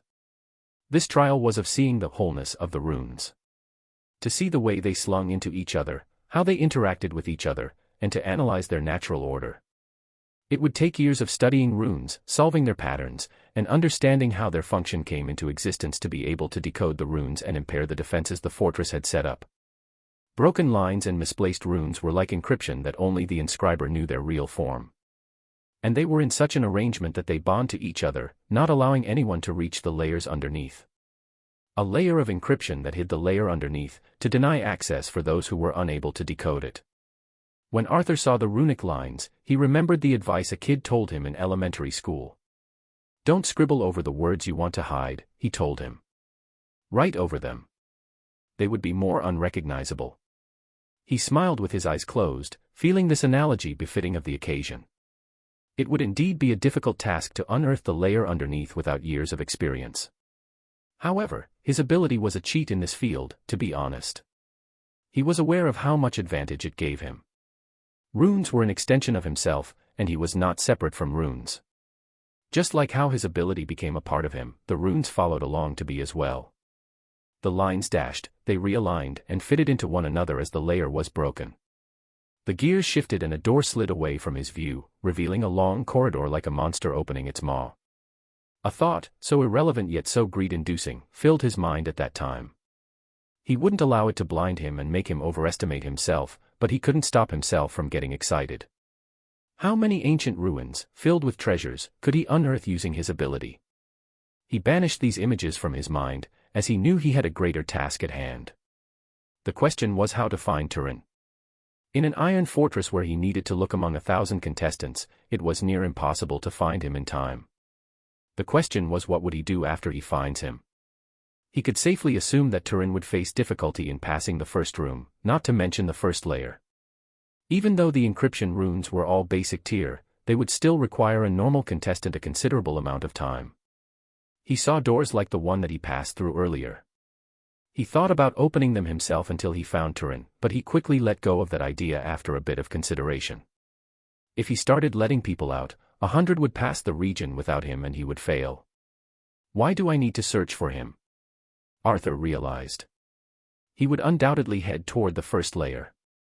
I just need to wait. Arthur decided and kept going through the hallway until he was met with a giant hall. The hall was in the shape of a quarter of a sphere, with the far walls mounting a giant gate of gears. As for the rest of the walls, an arc from one side of the far wall to the others, doors lined up with a few meters in between. The ground was made of metal, one giant plate of it with no seams. There were masses of rotating gears, pillars of runic plates and machinery, and elaborate engravings on the wall. Arthur was sure he was the first one to arrive, so he took his time studying the gate. The gate of the first layer. Arthur realized and he touched the runic lines on it. The same feeling from earlier came upon him, and he felt the compulsive need to solve them. No, I need to wait. Arthur stepped back and found a place to hide. His plan was simple but would take time. He would wait here for Turin to show up. He activated his camouflage skill and leaned on the wall in the corner behind one of the geared structures. I'll count the people until there are 97 before I pass the first layer as well. Until then, let's wait for Turin. Arthur tried to hide his presence and wait. As he did, he thought about who would be the first to show up. It took another 10 minutes for the first one to arrive. Looking at him, Arthur didn't recognize who he was. A thin man with dark circles under his eyes, curled up hair, and a cyan hood. He was from Cerna, the port kingdom which the Yalvarin enjoyed trade with. The young man wobbled toward the gate before stopping and looking in Arthur's direction. His eyes glared dangerously, but when he saw the hood, he flinched. Arthur had heard of the name they called him, and he found it slightly cool, despite how childish it sounded. I seek someone else, go ahead. I swear to never lay a hand on you. Arthur said, and the men hesitated before nodding. He touched the gate and the runes glowed. After a while, almost half an hour, the man disappeared from his position. In the time that it took for him to pass the first layer, another person showed up. It was Nera, and Arthur was startled at her being the third person, Arthur being the first, to arrive here. She noticed him as well, and Arthur was already feeling a headache coming. What are you doing? Nera glared at him, recognizing him by his hood and eyes. He sighed as he pondered how to get to her. Leave this. Princess, I have my reasons. Not selfish ones, I promise. The person I'm trying to stop is an evil one. His calm voice seemed to calm her down, but she still summoned her bow. Arthur sighed and stood up.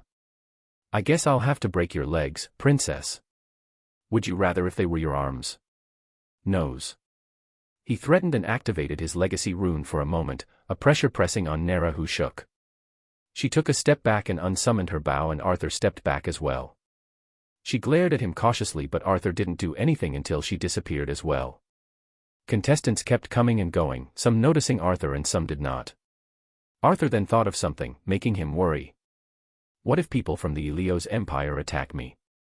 However, his worries soon disappeared when they noticed him. Arthur found it odd, but only Turin would provide him with answers.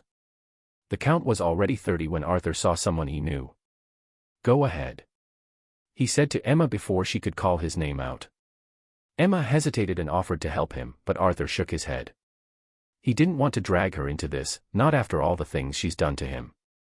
He would also be restrained by how much of his ability he could show.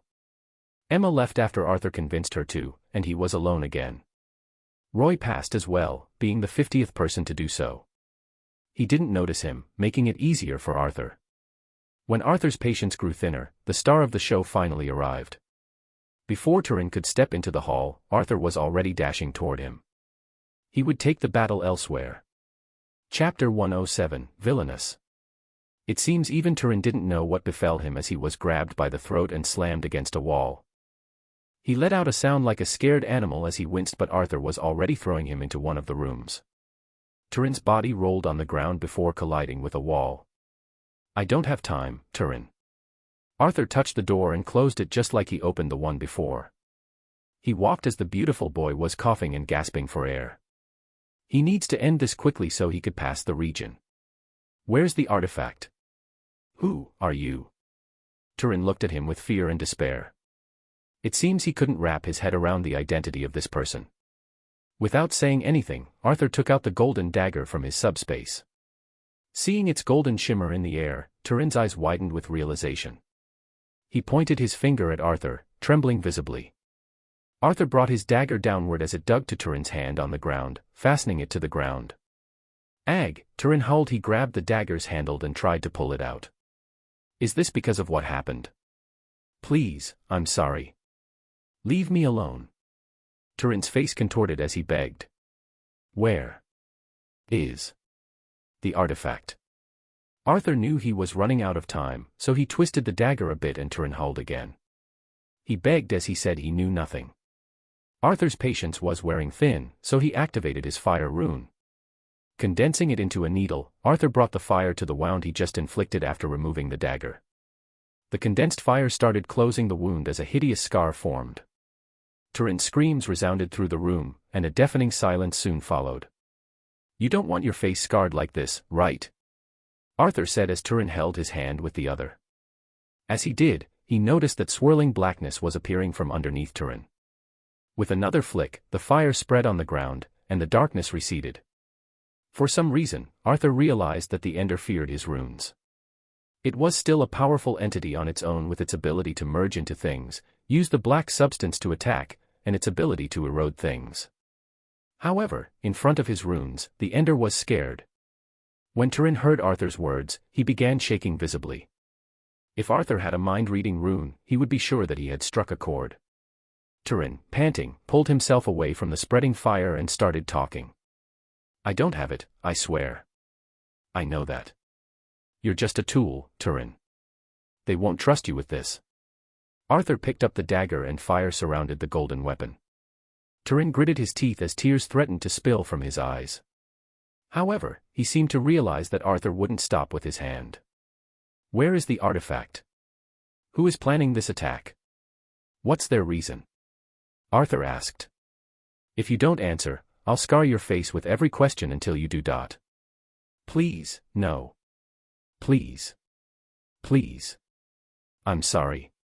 Turin began to cry, sobbing loudly.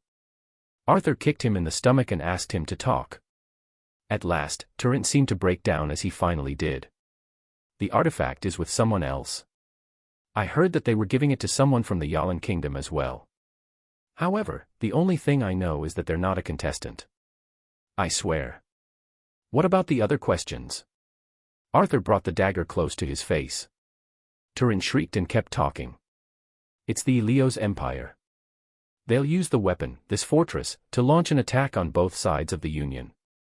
I don't know, I don't. When I asked them, they said it was because times are changing. That's all I know. Why did they choose you and the other person from Yalan? Why didn't they choose someone of their own?" Arthur always wondered the reason for this as it didn't make sense. "They fear the Runes Association finding out." Turin sobbed. "If someone from Yalan activated the weapon, they can't hold Elios accountable if discovered. They'll desert the Yalvaran Union. Arthur thought it made sense. The Runes Association wouldn't stand idly as someone activates the weapon. If it was someone from Yalin, they'll turn against the kingdom, making the attack even more successful for the Ilios Empire. So, the fortress is the weapon? Arthur asked, and Turin bobbed his head up and down. Frowning, Arthur reseated his fire and kicked Turin in the face, making him smash into the wall again before opening the door and leaving. As he tried thinking of who it was that had the artifact, he only remembered Alfred Yalin talking to the Runes Grandmaster. His gut feeling might be biased, but he has already seen what type of character that blonde psychopath had. Betraying his kingdom wouldn't be out of the norm. Arthur came back into the hall and touched the door. After a few minutes, he decoded it and his ring activated and started teleporting him back to the Colosseum. He found himself in the same lounge with about 60 people. Those who have noticed his existence earlier stole a few glances at him. It seems they realize that someone has gotten hurt badly. They were right. As Arthur looked around, he saw Emma and Roy sitting together. They came over to him, but he excused himself and tried leaving the hall. "You can't leave until the second region is over," one of the staff told him. Arthur pondered for a second. "I need to meet some relatives, they're in the audience." Arthur tried, but the staff wouldn't budge. When he thought about leaving by force or running, another staff came over. To his surprise, he wore the robes of a Runes Master. "I'll escort him, the Grandmaster has already given his approvals." The Runes Master instructed, and the staff apologized before leaving the two. As Arthur walked outside with the staff, he tried to think of why the Grandmaster would excuse him. Did he know something? "Did you do well in the second region? Are you ready for the final region?" The Runes Master, a tall tanned man, asked again. He kept throwing questions and Arthur kept answering with yes, of course, sure. He was getting annoyed when the last question came up. "Do you love me?" "Yee, what?" Arthur halted his step as he suspiciously looked at the men. The men turned around and grinned. With a wink from the men, Arthur realized this was Rhys. He was able to control a Runes Master. "Rhys. I thought we agreed you'd stop deceiving me." Arthur scowled and Rhys simply shrugged. "You were so tense that I couldn't help it, Junior. Did you find out anything?" Arthur decided to ignore it since greater matters were at hand. When he told Rhys the story, the latter nodded and thought Arthur's theory was plausible.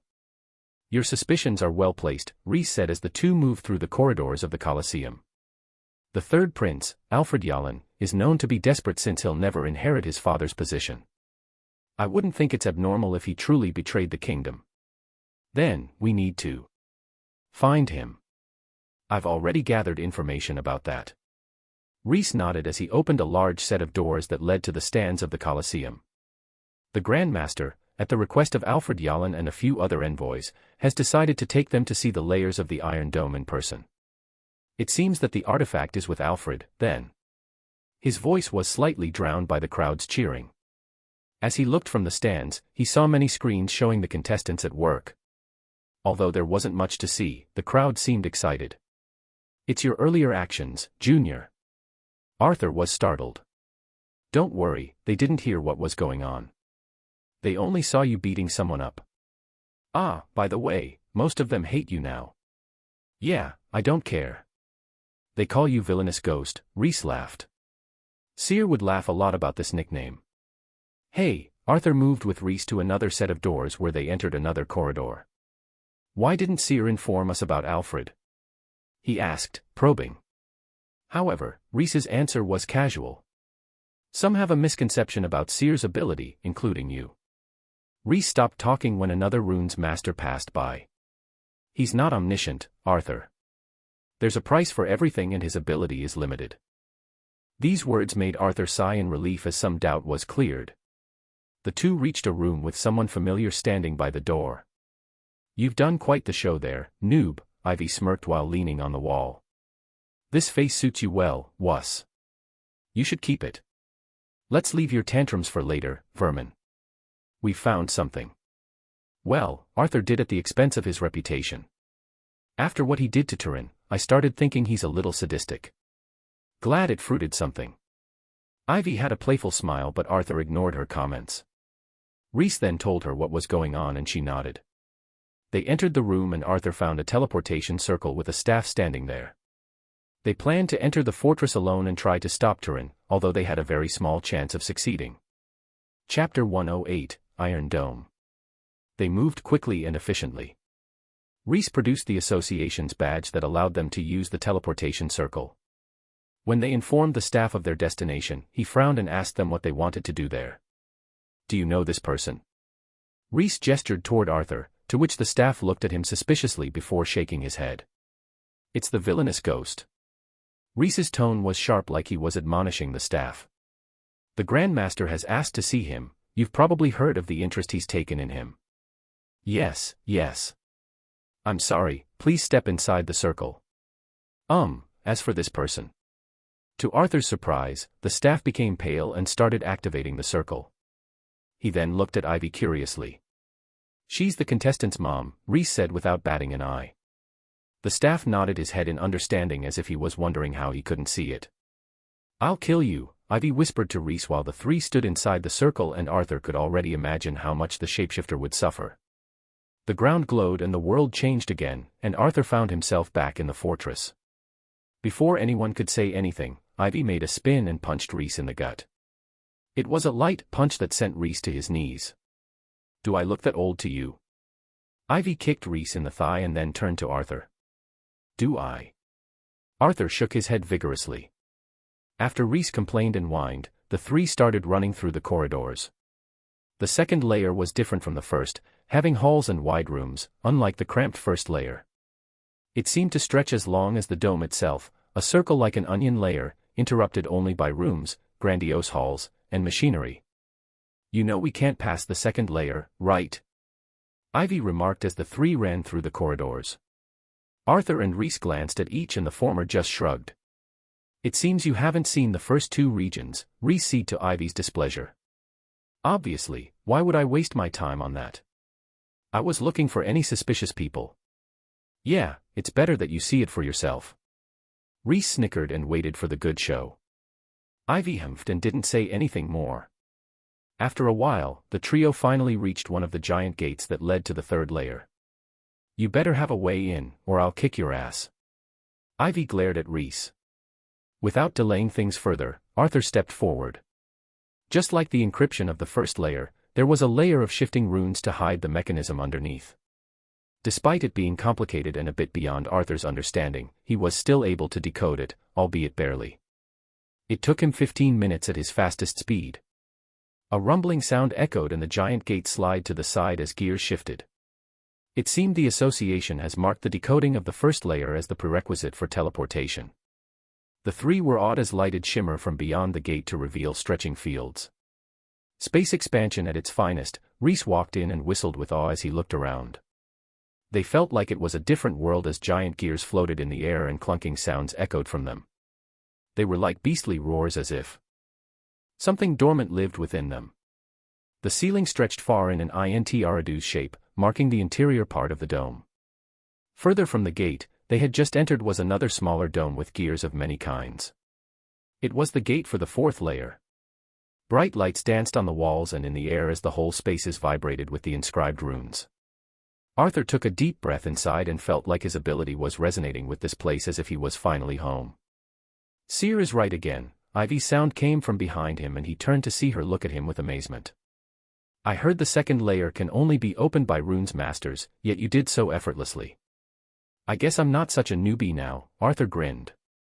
Ivy made a sound that he thought might be a laugh before leaving him and walking farther inside. They ran on a raised metallic path until they were close to the gates of the third layer. As they did, Arthur remembered a part of his conversation yesterday with Emma as he heard the gate close down behind them. The Iron Dome would have been an invincible fortress if not for its lack of practicality. The gates could only be opened by runes master beyond the first layer, and even they would need some time and effort. As he closed in on the gate, they could see silhouettes from afar. A group of people was standing by the gate of the third layer, leading to the fourth. A single figure stood out from the group as he touched the gate as well. "We need to hurry." Rhys's voice was tinted by a panic that the other two shared. They sped through the pathway, but it seems the decoding abilities of the Grandmaster were top-notch as rumbling sounds, like a beastly growl, shook the fortress. The group of people soon entered the fourth layer and the door started closing behind them. Arthur was about to activate his legacy rune when Ivy grabbed his waist with one hand and Reese's with another and dashed forward. Arthur's spine felt like it was about to break as he resisted the urge to cry out. They were faster than he could ever get with his legacy rune and they were able to pass the gate in time. Their stop was a disaster as Ivy couldn't decrease their inertia due to the weight and the three stumbled and rolled on the ground like barrels. Ugh! Arthur's body cried in pain as if it was begging to be spared. As the three sat up and looked at each other's messed up clothing, they couldn't help but laugh. PFT, good call vermin, but next time try landing a bit better. I give you 3 stars. Reese had his left index finger on his forehead and the other pointed at Ivy. Shut up or I'll kill you.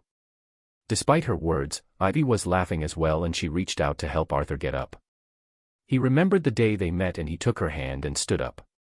Seems like we grabbed their attention, Ivy said as she stared in the direction of the group from earlier. They were now standing inside a large corridor that seemed to stretch infinitely into the darkness.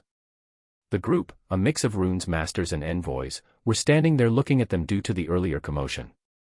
The second region was also the most uneventful one, as it was only a matter of time before 100 contestants passed. It seems that's why the Grandmaster took the time to entertain the guests, important characters from all over the world like Prince Cal and Prince Alfred. The other nations have sent important characters as well. Who are you? Someone standing beside the rune's Grandmaster stepped forward when Arthur's group approached. They stood a distance away from each other as the tension rose. Greetings, Grandmaster. Reese stepped forward and bowed with one palm on his heart. This young contestant has asked to see you. It seems he has some important things to discuss. It seems Reese decided against revealing he was disguised. Lest they lose their trust, so he played the staff role. Arthur knew he had no choice but to step forward. His hood was still atop his head but his demeanor was slightly familiar to the present crowd. Is he the infamous Ghost? Said an envoy from Elios with a hostile expression. The reason was obvious as Ghost has already eliminated 4 of the Elios contestants. Indeed, he is, the Grandmaster said with a knowing smile. It's rather impolite that you don't show us your face, youngster. Arthur nodded his head. He took off his hood and the crowd was speechless by how ordinary he looked, except for his mesmerizing golden flickering eyes. Only 4 in the crowd recognized, being the group from Yalin that has already met him with Alice Genev. It's a pleasure to meet you, Grandmaster. Arthur bowed slightly and mimicked Reese. May I have a word in private, please? Presumptuous. Prince Alfred stepped up to the occasion of lecturing the commoner for his disrespect. Who are you to order us around? Asking for this or that. The more that Arthur heard, the more he realized this guy was probably the artifact holder. The rest of the crowd echoed his words and the rune's Grandmaster had no choice but to sigh and comply with them. He asked Arthur to state his cause here. Very well, Arthur answered, unfazed. I like to warn your esteemed selves that someone is planning an attack on the Yalin kingdom. His words sent waves of chaos through the crowd. Chapter 109, A Gamble. Is this some sort of prank? Prince Cal asked, furious. His kingdom was being involved here, so how could he not get angry? If it turned out to be some sort of trick, the other nations would laugh at their lack of discipline. I fear not, your highness. Arthur shook his head, still not backing down under the prince's glare. Very well, the Grandmaster clapped his hands together. Do you know the identity of this someone? He asked lightly, but his careless behavior was nowhere to be seen. The words of accusation, once spoken, would cause ripples whether they were true or false. I do, Arthur nodded again. He's someone among the present people. His words were met with silence followed by laughter. Everyone thought he was ridiculous. Are we going to listen to this clown? Guards. Alfred Yalin glared at Arthur and called out to the accompanying guards. They gave an intimidating pressure wearing their reinforced leather armor with metallic boots. Chainmail was thrown over their upper torso to protect them against claws and blades alike. If I'm lying, you can disqualify me.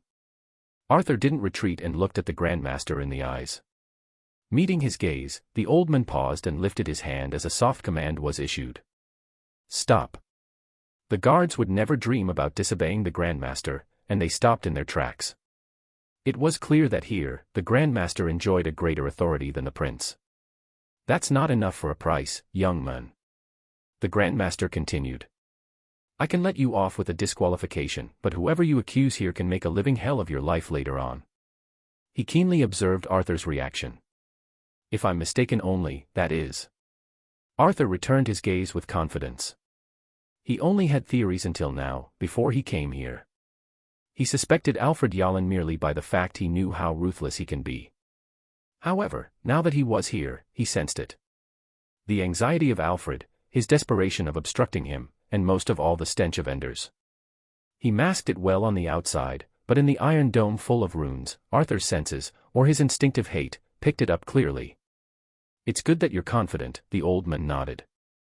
However, how do we check if your words are true? Much to the crowd's displeasure, the Grandmaster gave Arthur more face than he could ever hope for. Easy, Arthur gestured with his hands. They're carrying an artifact and your esteemed self is sure to be able to identify its function. I'll not yield to such disrespect of being searched. Someone from Theria shouted. He had wild hair and a beard that resembled a lion's mane. Please, Lord Esker. If his words are false and he is only wasting our time, then you can take his life. The Grandmaster appeased. Whoever he offends, if proven innocent, will have a weapon inscribed by me. Once these words were out into the air, the hall turned frenetic. Arthur felt that their eyes, earlier dyed with hostility, now gleamed with a plea to be chosen. Lord Esker also coughed and retreated. His eyes also turned in Arthur's direction expectantly. The sole exception for this change was the pensive royal family of Yallen, since things would either end in their humiliation and an artifact or their humiliation or an artifact to another nation. And what would that artifact do? The old man asked curiously, resuming their conversation. It would. Arthur hesitated. Activate a weapon of mass destruction. His words sounded ridiculous even for him. However, he was sure about it. The crowd jeered and spat venomous words about his lacking intellect and degrading background. Enough. The Grandmaster's voice was still quiet, but it had a commanding tone to it. Now then, the Grandmaster nodded, pleased at the prestige he held. He turned toward Arthur with a smile. It was then that Arthur realized that the Grandmaster was taking a gamble. If Arthur's words were true, he would have a favorable impression of the Grandmaster for helping him. If his words were false, the Grandmaster would lose an artifact. Tell us who that someone is. Arthur could feel the mocking stares of the crowd. However, he hesitated to reveal what he knew. Until now, he learned that surprise attacks worked best. If they gave Alfred the time to defend himself, things would turn for the worse. This kid wasting our time. Someone, probably from Elios, commented at Arthur's hesitation. Arthur gritted his teeth and saw no way out of this. He has already revealed himself when he caught up with the group. It is. Arthur turned toward the group. Yallen. The third prince of the Yallen kingdom, Alfred Yallen. Silence spread like a sea flooding its shores, covering every canny of the giant corridor. If not for the growls of machinery the dome's walls allowed, Arthur would have probably heard the crowd's breaths. You're mad. Prince Cal roared with fury. To plot against another kingdom, if found out, is disgraceful. As for an accusation of treason, it would shake a whole country to its core. The trust in the royal family would weaken. Guards. Prince Cal roared again, and the guards looked conflicted, seeking the Grandmaster for instructions. I gave my word, Prince Cal. The Grandmaster looked at him blankly. If he is mistaken, the association would repay you handsomely. The king's brother found himself at a pinch and turned toward the third prince. Impudent. You dare disgrace me. The prince's face was red with rage and humiliation. He looked at Arthur as if he wanted to kill him 1,000 times. Prince Alfred, if his words are fake, you can do whatever you want to him. I'm sure that would be to your liking, and clears your name of such reputation. The Grandmaster amiably continued. I'd also create a custom artifact to the Yallen family, as well as tutor your younger sister. The offer was undoubtedly tempting, but Alfred kept refusing to cooperate. From mockery, the crowd's expressions turned to suspicions. An accusation was disgraceful, but the rewards were simply too good. If Arthur didn't prove himself earlier, he would have been sent away after being disqualified by the Grandmaster. After all, it was not worth it to offend a prince from another nation. However, the Grandmaster seemed to have seen something in Arthur's talent, making him comply. "Are you sure this is all right?" Ivy whispered to Arthur after staying silent the whole time. "Your identity has been revealed and we're not even sure it's him that has the artifact." "It's a huge risk," Arthur nodded. "However, it's better to take them down before they find me." Ivy looked confused, but Arthur didn't explain. He was risking his life here because he knew that he can't keep hiding from the royal family after what he did in Mountain Range Rivero. If he could complete his legacy quest and take down an enemy, it was a well-earned risk. "If your highness is innocent, then I'll lay down my life here for you to take. I won't struggle, I won't run, and I wouldn't even protest," Arthur declared as the Grandmaster was about to talk to the prince. Seeing such conviction, the crowd's trust slightly shifted toward Arthur. After all, they have all seen how Arthur performed in the first region. It was rather illogical that he would throw away his life here. They turned toward Prince Alfred, observing his reaction. "I'll not concede. I won't comply with the whims of a commoner." Alfred grounded his teeth together in rage. The Grandmaster furrowed his brows in impatience. "In this place, no nation is more authoritative than the Runes Association. I'll make sure no malice is conducted on these grounds, no matter by who. Prince Alfred, I've already stated my compensations for this. If you refuse to comply, it means you have something to hide."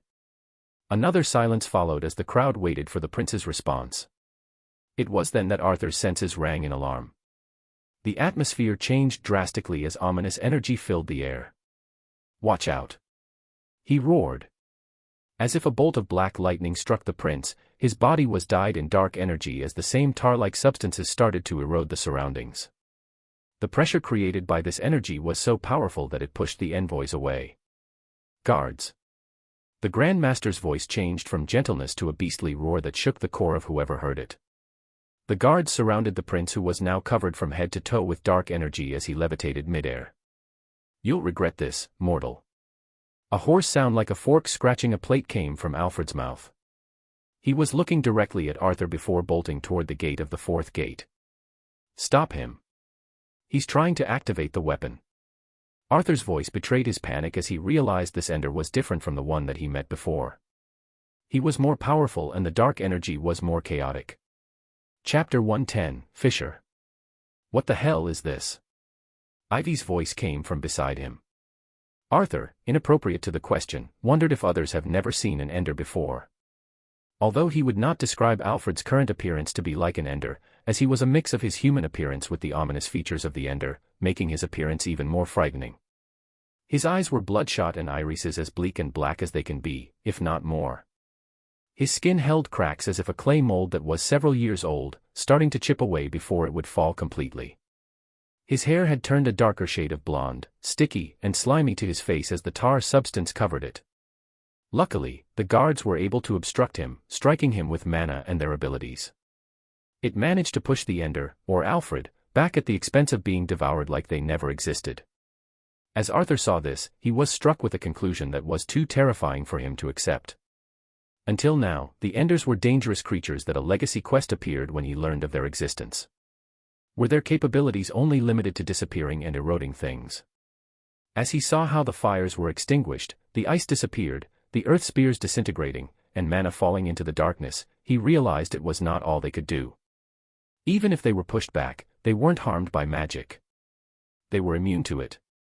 The Grandmaster took out something from his inner pockets. A closer inspection revealed that it was a runic card. However, even without being activated, Arthur could feel it was a high-tier rune by its capacity of affecting the world. "Retreat." The Grandmaster's voice came like thunder, and the guards, who had some of their limbs were already eroded by the ender, retreated far away. The card was activated and a pentagon of crimson fire surrounded. The ender before lines of fire started appearing between its vertices until they surrounded the ender from all directions. It started to get small as the fire turned. The fire was almost white. Aag. The ender screeched and the darkness exploded, extinguishing the fire as well. Before any of the present people could do anything, the runic lines were broken and the ender started to flee toward the fourth layer. Arthur felt despair and also confusion. If he rushed forward to stop the ender, he felt death would be imminent. However, there was also the fact that his runes can harm the ender, as he has seen on several occasions. Ivy! He shouted as he saw the ender make a run for it while everyone rushed after him. He knew that his runes were the source of creation, so he had a chance of damaging the ender himself. However, he needed speed. He was too slow to catch up. What? Ivy snapped from her daze at the sudden events. She looked at Arthur with confusion. Can you bolt me toward the prince? Are you crazy? Ivy took a moment to understand his words. I've already told you, you can't do these things and expect to come out unscratched. Why are you being this impulsive? Do you wish to play the hero? Fuck being a hero, I would lose my legacy at this rate. Arthur wanted to shout in her face but he restrained himself. I have a plan, I swear. I have a way that can stop him. He didn't lie, of course. He might be no match to the ender, but he could try to stop it using his runes. After all, Turin's ender was helpless against his runes. It should be the same for this one, no matter how more powerful it was, it should still be affected by his runes. Ivy seemed to hear the pleading in his voice, and she frowned and kept her silence. Arthur called out to her again and she gritted her teeth. All right. All right.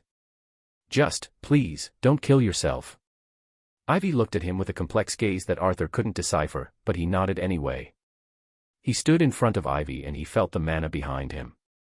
He activated his protection rune and it enveloped his body. Their plan was simple. Ivy's ability was that she could manipulate the characteristics of her attacks at the expense of mana. No damage, propel, and accelerate the target forward. Arthur was launched like a living missile. He felt the strike connect, but there was no pain. He would never have trusted someone this much if not for the circumstances. Furthermore, if Ivy wanted to harm him, she would have already done so. The air pressure came unexpectedly but it was deflected by the protection rune. His dagger was already in his hand while his whole body burned with fire. The fire tune was at the tip of the dagger as the fire conjured into a single point. For others, Arthur was a giant spear of fire at this point. The crowd dodged from his way as he sped toward the fleeing ender, who was still running despite the attacks raining down on him. Arthur's body kept accelerating under the urges of Ivy's mana. He now had a choice of either pouring all of his mana to his fire rune or use some of it for the legacy rune. His thinking reached unprecedented speed as time seemed to flow slower. In the end, he decided that the ender was weak against runes, and so he would use all of his mana on his fire rune.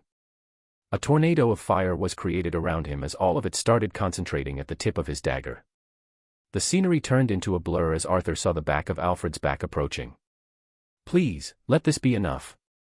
As if sensing his approach, the ender turned around and looked at Arthur.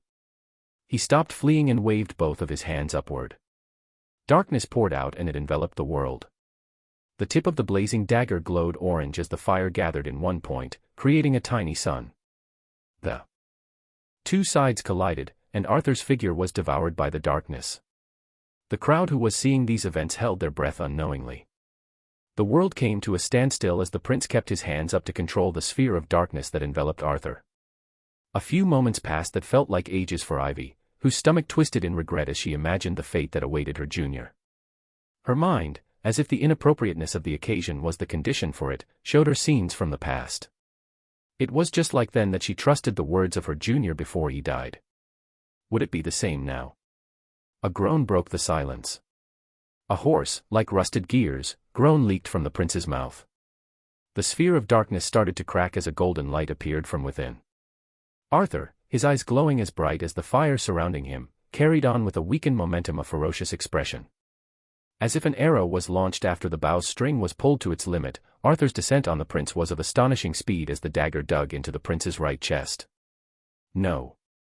Prince Cal roared as he was held back by the guard from going forward himself. It seems he has yet to realize that his nephew has betrayed their kingdom. As Arthur had predicted, his runes were more effective against the enders than artificial ones or mana. The ender shrieked after being pierced for the first time since his appearance. Strength left Arthur's body as the mana pushing him forward disappeared. However, unlike what he had hoped, the ender wasn't dead. The black matter seeped into the wound and stopped the bleeding. The prince's left arm turned into a dark claw like the one the woman attacked him with. Before the claw could rip through Arthur's throat, it was blocked by Ivy's gauntlets. However, the claw was able to dig through the armor and Arthur could hear Ivy groan in pain as her arm trembled. "Retreat!" she shouted, and Arthur used what little strength he had left to flee. Ivy was able to untangle herself from the ender and the two sides stopped their attacks. Breathing heavily, the prince stood there looking at them with his bloodshot eyes. His mouth moved as incomprehensible words came out from it. All sounds, even the sound of gears shifting, ceased to be in the third layer. The prince bled from his face's orifices dark as energy surrounded him. Everyone was too afraid to approach him, instinctive fear of the unknown. The prince clapped his hand toward the gate of the fourth layer as a fissure was created. The scene sent chills in the spine of whoever saw it, as this fissure was something that only happened when a merge occurred. The prince's body then disappeared into the fissure, and the place started rumbling as the gears shifted and runes glowed in the iron dome. Chapter 111, Protection Jade. As the gears shifted and turned in the iron dome a few moments after the ender disappeared in the fissure, Arthur knew he had failed. Despite being the only one to inflict an attack on the ender, he still felt that he hadn't done enough to stop him. "Where are you going?" Ivy asked when he was about to make his way toward the fissure. Space was twisted and anyone who got near it can get lost forever, but Arthur hoped he can be lucky enough to pass to the other side. "I need to stop him." "No, you don't. You don't have such responsibilities. Besides, you should know about fissures." Ivy grabbed his wrist as she said in an unrebukable manner. Arthur gritted his teeth and tried to untangle his arm, but she was stronger than he was. "I know," Arthur said through gritted teeth as he clenched his fist until they turned a shade of yellow. The investigations showed that there was a fissure as well the day his father disappeared, although no dungeon appeared. The similarity to the current situation made him question the real culprits behind his father's disappearance. A thought, crazy and nonsensical, made its way into his mind. Maybe he would end up in the same place as his father if he entered this fissure. However, he knew that was impossible. This was his desperation, of a reunited family and a broad shoulder to rely on so he could rest, talking these ideas. However, Arthur tried to explain that this was something he had to do. This was a part of his legacy quest. How can he sit ideally? Just because we couldn't prevent it, it doesn't mean we can't stop it. However, jumping into a crack in space and time is not the answer. We'll work this out on the outside, we have others. Ivy placed her hand on her shoulder and Arthur gazed into her serene dark eyes and nodded. The Grandmaster, now his expression grave, took out another runic card and transported them back toward the flying Colosseum. They appeared in a hall different than the one that contestants were at. "Young man," the Grandmaster looked at him and everyone else turned to look at him. Their eyes held confusion, admiration, and slight fear. "Your words were right." His voice was sincere. "Yet we disregarded you as you tried to warn us," the Grandmaster slightly bowed his head. "For that, I apologize." The hall turned noisy as everyone murmured among themselves. Arthur wanted to say it was okay, but the Grandmaster already turned and started addressing the staff. "Show us footage of the Iron Dome, immediately." The Grandmaster's amiable demeanor was gone and a strict aura took over. The staff scurried to carry out his orders. Soon, a screen showed the Iron Dome. It would be wrong to call it an Iron Dome now, as it started morphing into something else. Metallic pillars appeared from different sides of the dome until it resembled a spider. To the crowd's horrors, the dome started to move. "Heavens, show mercy."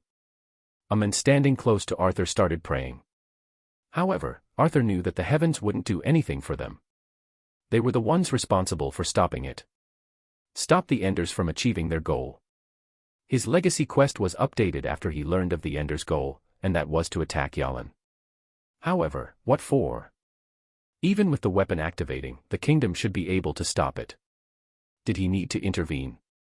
There was also relief in Arthur's mind when he realized he still had a chance to stop the attack.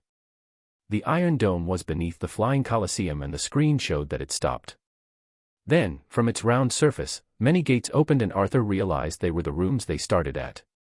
Mana gathered in the rooms and then fire, ice, air, lightning, and other elements were generated as they rained on the Colosseum from below. As if several dams were opened and rivers of magic flooded, the Colosseum walls began to collapse under the unceasing spells. "Evacuate everyone, now. Call the association and give words to every nation out there. We need to stop this thing." Several orders were issued from the Grandmaster and the hall turned chaotic. A broadcast was issued as the audience was rushed to the teleportation circle before the Colosseum defenses could collapse completely. Forests turned to wastelands and rivers dried under the attacks of the Iron Dome. All life ceased as it walked as the crowd felt despair. The nobility and politicians then started shoving each other as they tried running toward the teleportation circles that would send them back to their cities. "We need to go back," Rhys walked over to Arthur and the latter nodded. He knew they couldn't do anything in their current state. As he tried walking with the others toward the teleportation circle, the Grandmaster stopped him. "Young man, please stay here for a while." "She can stay as well." Arthur looked bewildered and sought Ivy, who nodded back at him. In the end, the evacuation was completed and only the Grandmaster, the association's masters and staff, and Arthur and Ivy remained. The place was still being bombarded by the Iron Dome, but the rest entered a teleportation hall that was reinforced by runes. Arthur felt quite regretful that such a magical place was being ruined, but he knew greater things were at risk.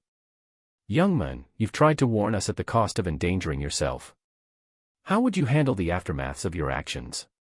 the Grandmaster asked after he came over. His words were true. Although he had spoken the truth, he would still be in danger since he revealed his identity.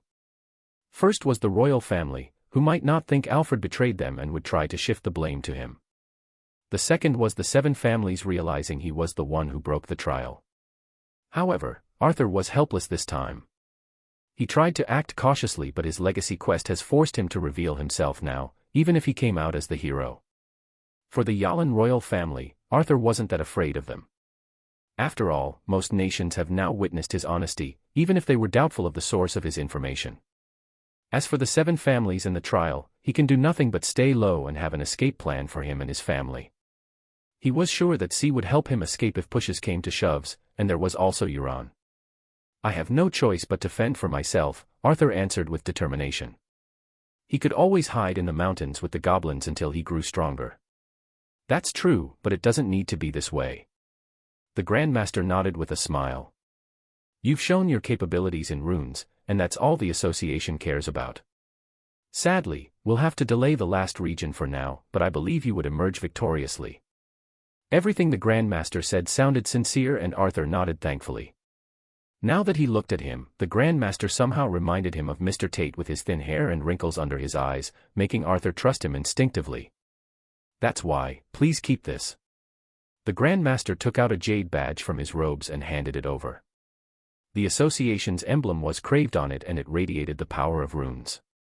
"If you don't know what this is, it's a protection jade. We give it to Rune's master who can be endangered."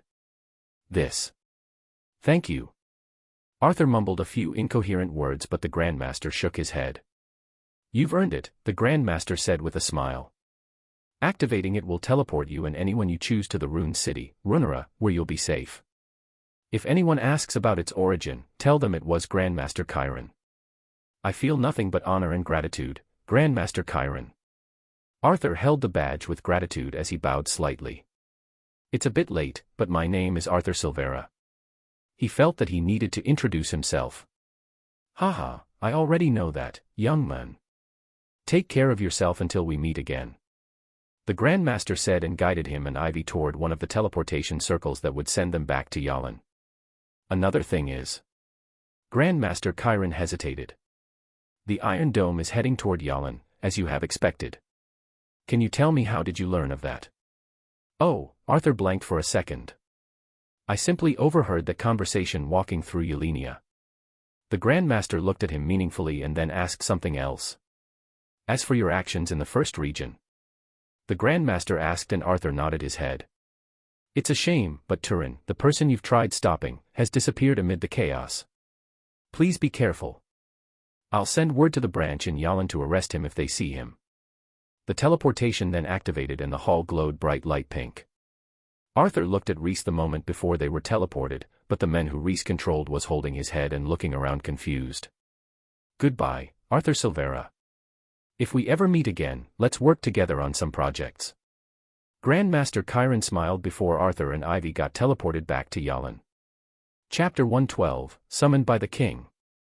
The association staff said they had been expecting their arrival, as it seems Grandmaster Chiron was kind enough to inform them beforehand. When the staff told Ivy and Arthur the earlier events when the first group returned, they were relieved that the Grandmaster had held them back. Shortly after the contestants returned with their supervising runes masters, still shocked at the events, a military emergency has been issued. The Ilios Empire attacked the southeastern border of the Yalvarin Union, in sync with the approach of the Iron Dome. The royal family has already been informed, and the council was having a meeting at the moment to determine the next course of action. All military personnel and awakeners of the Ray rank and above were called to duty. Not all awakeners worked for the government, but they still had the duty to lend their power when the need arises. As Arthur remembers, there was a law that the government could summon the awakeners if a dungeon break or an attack by another nation happened. As the staff explained, Arthur and Ivy were led through the association to a different hall. The vice president of the Yalan Association was waiting for them there. "Greetings, Arthur," the president was courteous toward him. "I'm very proud of your achievements in the rune arrest." Arthur nodded his head without saying anything and followed the group after bidding the vice president, who had seen him out of the association, farewell. A guard opened the black SUV's door for Arthur and he boarded the car. The drive to the palace was not long, as it wasn't that far from the association itself. A grand and majestic building it was, Arthur thought as he saw it getting closer. 3 high towers surrounded the main palace, but they weren't that much higher as the palace itself was shockingly grand. Its white and golden shingles glistered beautifully in the sunlight as statues of ancient gods served to give it a grandiose vibe. Lavish gardens could be seen from afar as several arbors beautifully filled them. The SUVs, 3 of them exactly, stopped in front of the gate where some guards inspected the car and asked for documents. They were let inside but not from the front gate of the palace. They took a road that went around the palace and stopped in front of a smaller and more convenient entrance. A butler was waiting for them and he bowed when Arthur and the captain walked to him. After asking them to follow him, the captain and Arthur left the rest of the guards and made their way through the palace. The thing that grabbed Arthur's attention was the frescoes on the walls of every corridor and hall they went through. Paintings of ancient monsters, beautiful maidens, and ancient trees made the whole place look magical. Arthur was asked to wait in a room where even the wainscotings were adorned with golden engravings. As he sat there waiting for whatever that would happen, he felt a slight disgust at how much they have taken time to make the palace look luxurious. The door opened and Arthur stood up thinking it was time for the butler to take him to meet the king. However, someone else has entered the room with who Arthur was familiar. Princess Nera. Arthur felt she was like a ghost that would appear to him every time he went somewhere. She still wore the same clothing he had seen her in earlier, as did Arthur himself. There was no time to change, after all. The princess, with her short height, walked over and stood in front of him. There was a mix of sadness, disappointment, and other unknown emotions on her face. After all, her brother has just betrayed the kingdom. When Arthur thought of this, he noticed her eyes were a bit red. Was she crying? Arthur expected her to shout at him or interrogate him, but she did nothing of that sort. Instead, she bowed her head deeply to him. "I'm sorry for what I did," she said with her head facing downward. "I didn't know your reasons, yet I interfered more than once foolishly. I just never thought," she slightly paused and Arthur waited for her, "that there would be traitors in our kingdom. Please lift your head, princess." Arthur sighed. Her thinking was naive, but he was the same a while ago. He had a blind faith that people were good by default, but he learned otherwise the hard way. It's in the past. We need to focus on the present.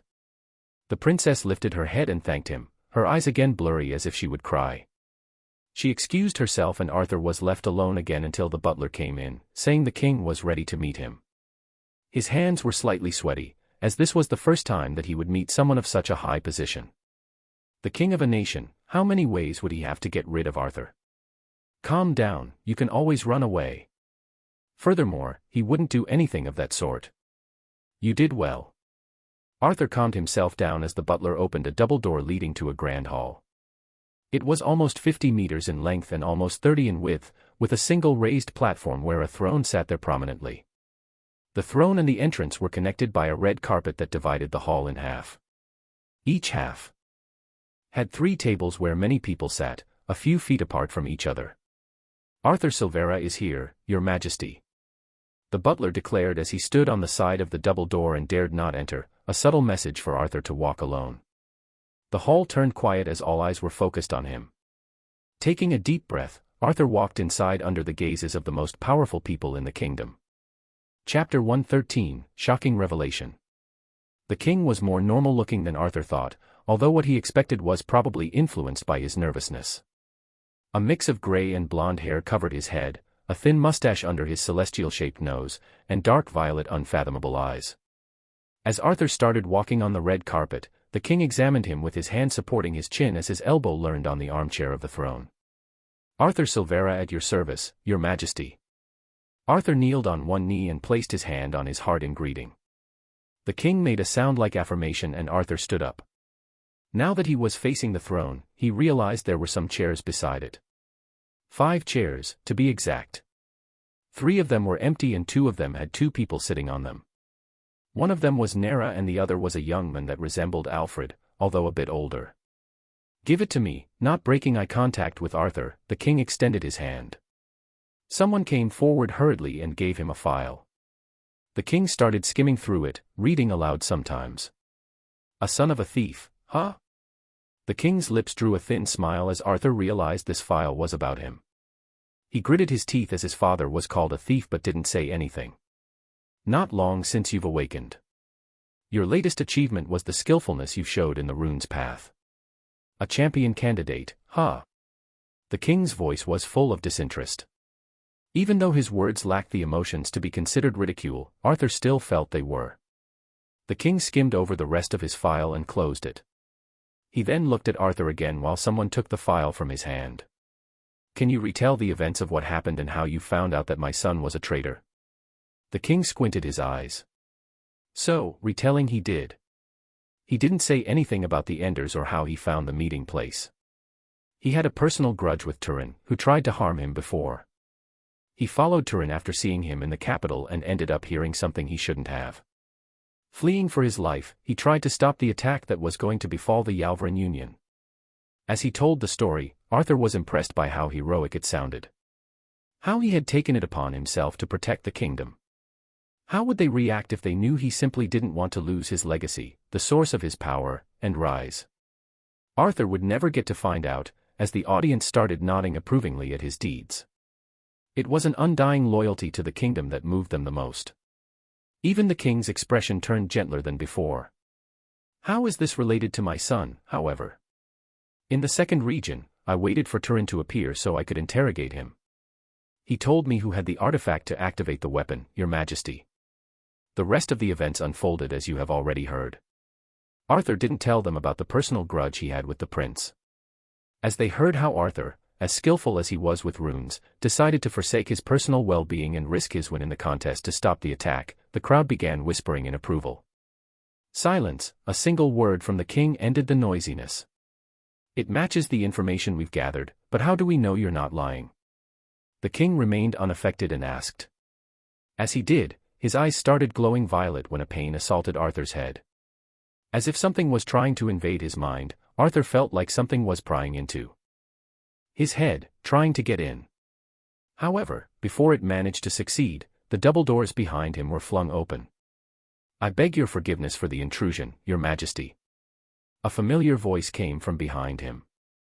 Before Arthur could turn around, the voice's owner was already standing next to him. A bald old man with a white goatee beard, wearing a luxurious black suit that Arthur was unfamiliar with, placed his hand on his shoulder. Without looking at him, Master Ronan addressed the king casually as the pain left Arthur's head. "This youngster here is a disciple I've taken, so I can vouch for his words." Master Ronan glanced at Arthur with a smile. Arthur could see the king's expression freeze, the first hint of emotion he allowed to break free. He then frowned at Master Ronan, who didn't bow or kneel when he entered. "It's been a while since you've shown your face, Ronan." The king's words lacked the affection they should have conveyed.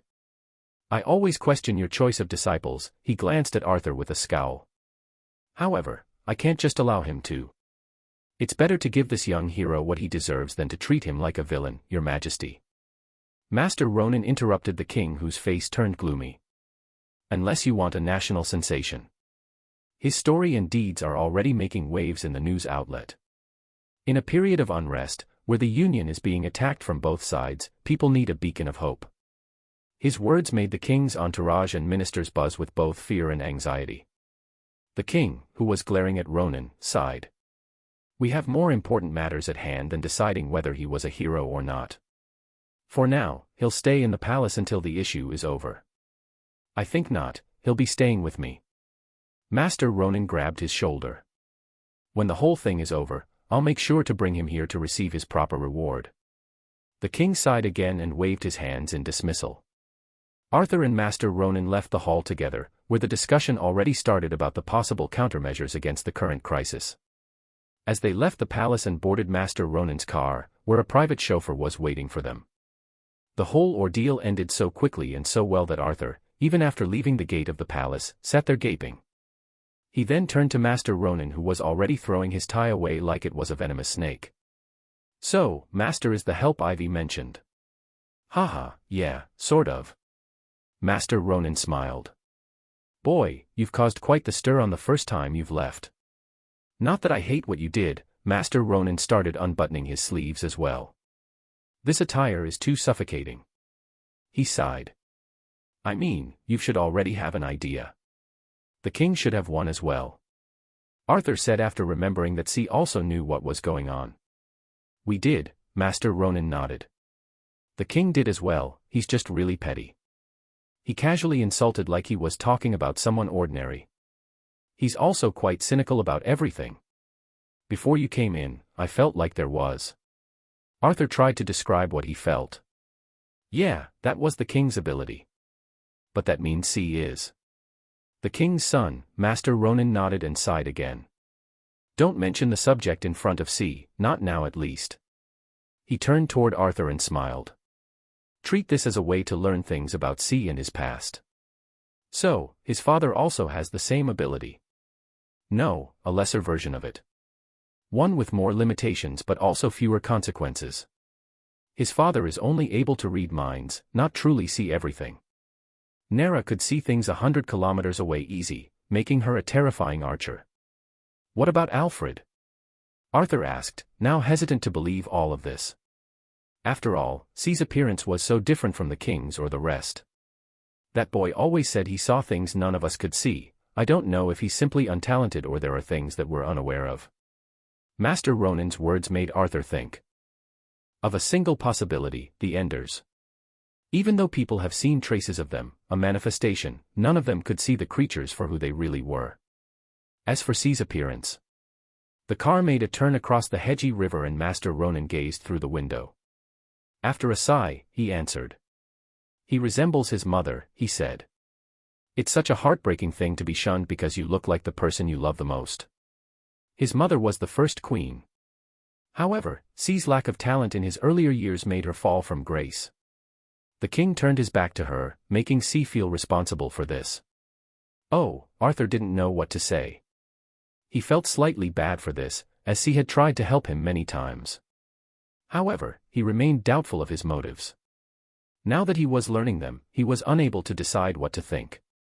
Then, he hesitated to ask. "Seer's goal is to..." His voice trailed and sank in the car like a stone thrown in the hedgy river, forever sinking. Master Ronan turned to face him with a thin smile.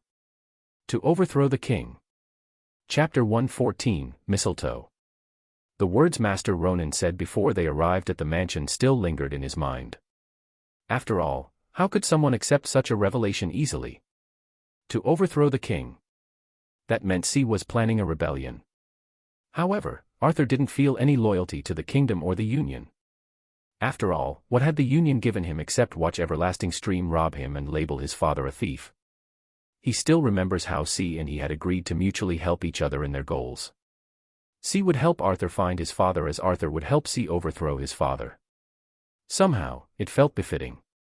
Like two pieces of a puzzle that fit together. "Our earlier conversation is a secret," Master Ronan said matter-of-factly. "Well, except for the others in C's team." They walked into the mansion. It was still a mess, the way Arthur had left it.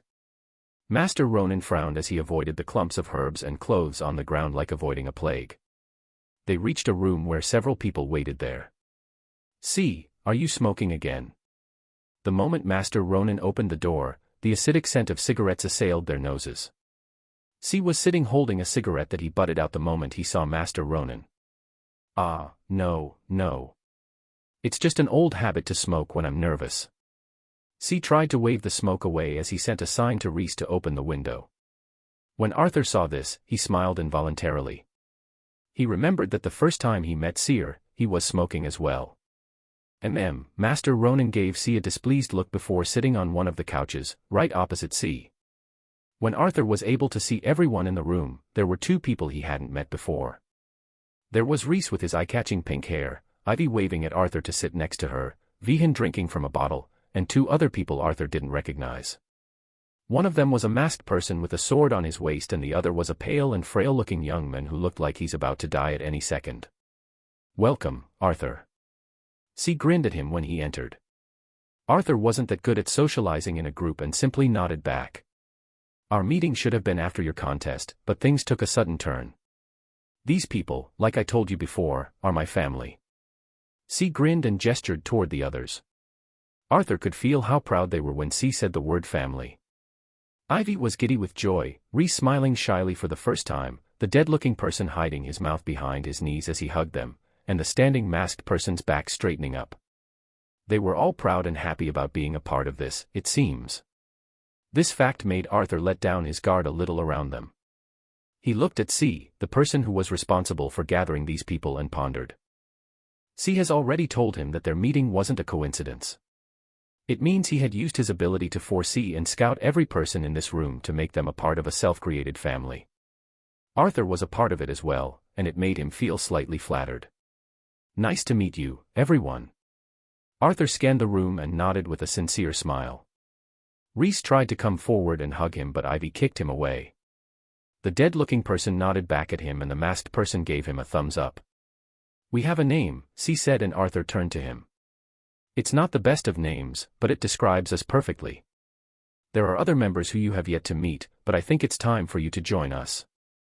C paused and Arthur looked at him in the eyes. "We are Mistletoe One," C grinned and his teeth shone in the light. "We are the discarded, the broken, and the unwanted. Yet, we will slay even the gods if we need to. There's no law to hold us back, nothing to guide us but our benefit. We're not saints nor villains, and we won't help or kill others needlessly. You can do whatever you want, but you can never betray this family." C extended his hand. "Will you join us, Arthur?" Looking at Seer's face and then hand, Arthur needed but a moment to think about this. He was also discarded by the world. The days he spent digging through the dirt and looking for any piece of artifact would forever be imprinted in his mind. As others felt love and made friendships, he was worried about what to eat that day. He missed his father, his mother's happiness, and his brother's childishness. "Please take care of me, everyone." He shook Seer's hand and grinned back at him. This was the first real backing he'd have. A group of people who would always help him out. For that, he was willing to help them back as well. "Great." C nodded. "With this, we finally had a runes master in the team. Everyone, you might not know this, but Arthur is a champion candidate in the Runes Apprentices Cup." That's why, Arthur could see greed in C's eyes for a second. "Don't hesitate to ask him for artificial artifacts, hee." For a second, Arthur could see nothing but a bleak future of endless requests. However, he'd finally have a place to unleash his ability. After everyone welcomed him, a meeting happened to discuss what they were to do regarding the current situation. In brief, the Elios Empire was attacking the southeastern border. As for the Iron Dome, now called Calamity Spider by the media, was making its way to their eastern border. Arthur also got to know the name of the two new people. The masked person was Lee and the tired-looking one was Zaz. He didn't know how their personalities were or their abilities, as they jumped into the discussion right away.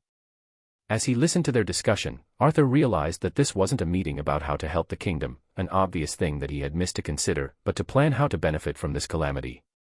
They were planning to rob the palace during the confusion. Arthur had to take double glances at everyone nodding at this suggestion and giving some plans and ideas on how it could be achieved. "What do you think, Arthur?" C turned to him when he saw that Arthur was quiet. Being stared at by everyone, anticipating their answer, Arthur didn't know how to react. After all, he never planned a robbery before.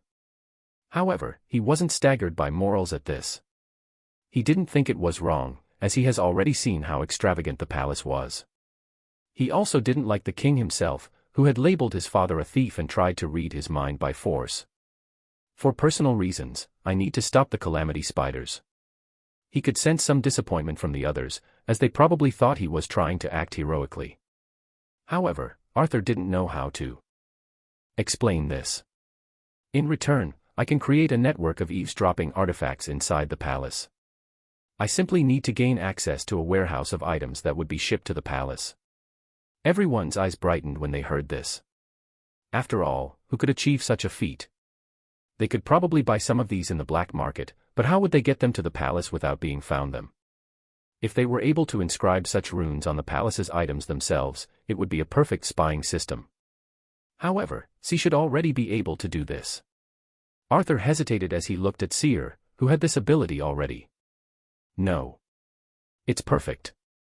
This way we won't have to rely on Seer's ability. Ivy shot up from her chair as she grabbed Arthur. It seems that as C said, using his ability too much would result in losing himself. I can also create a communication channel this way.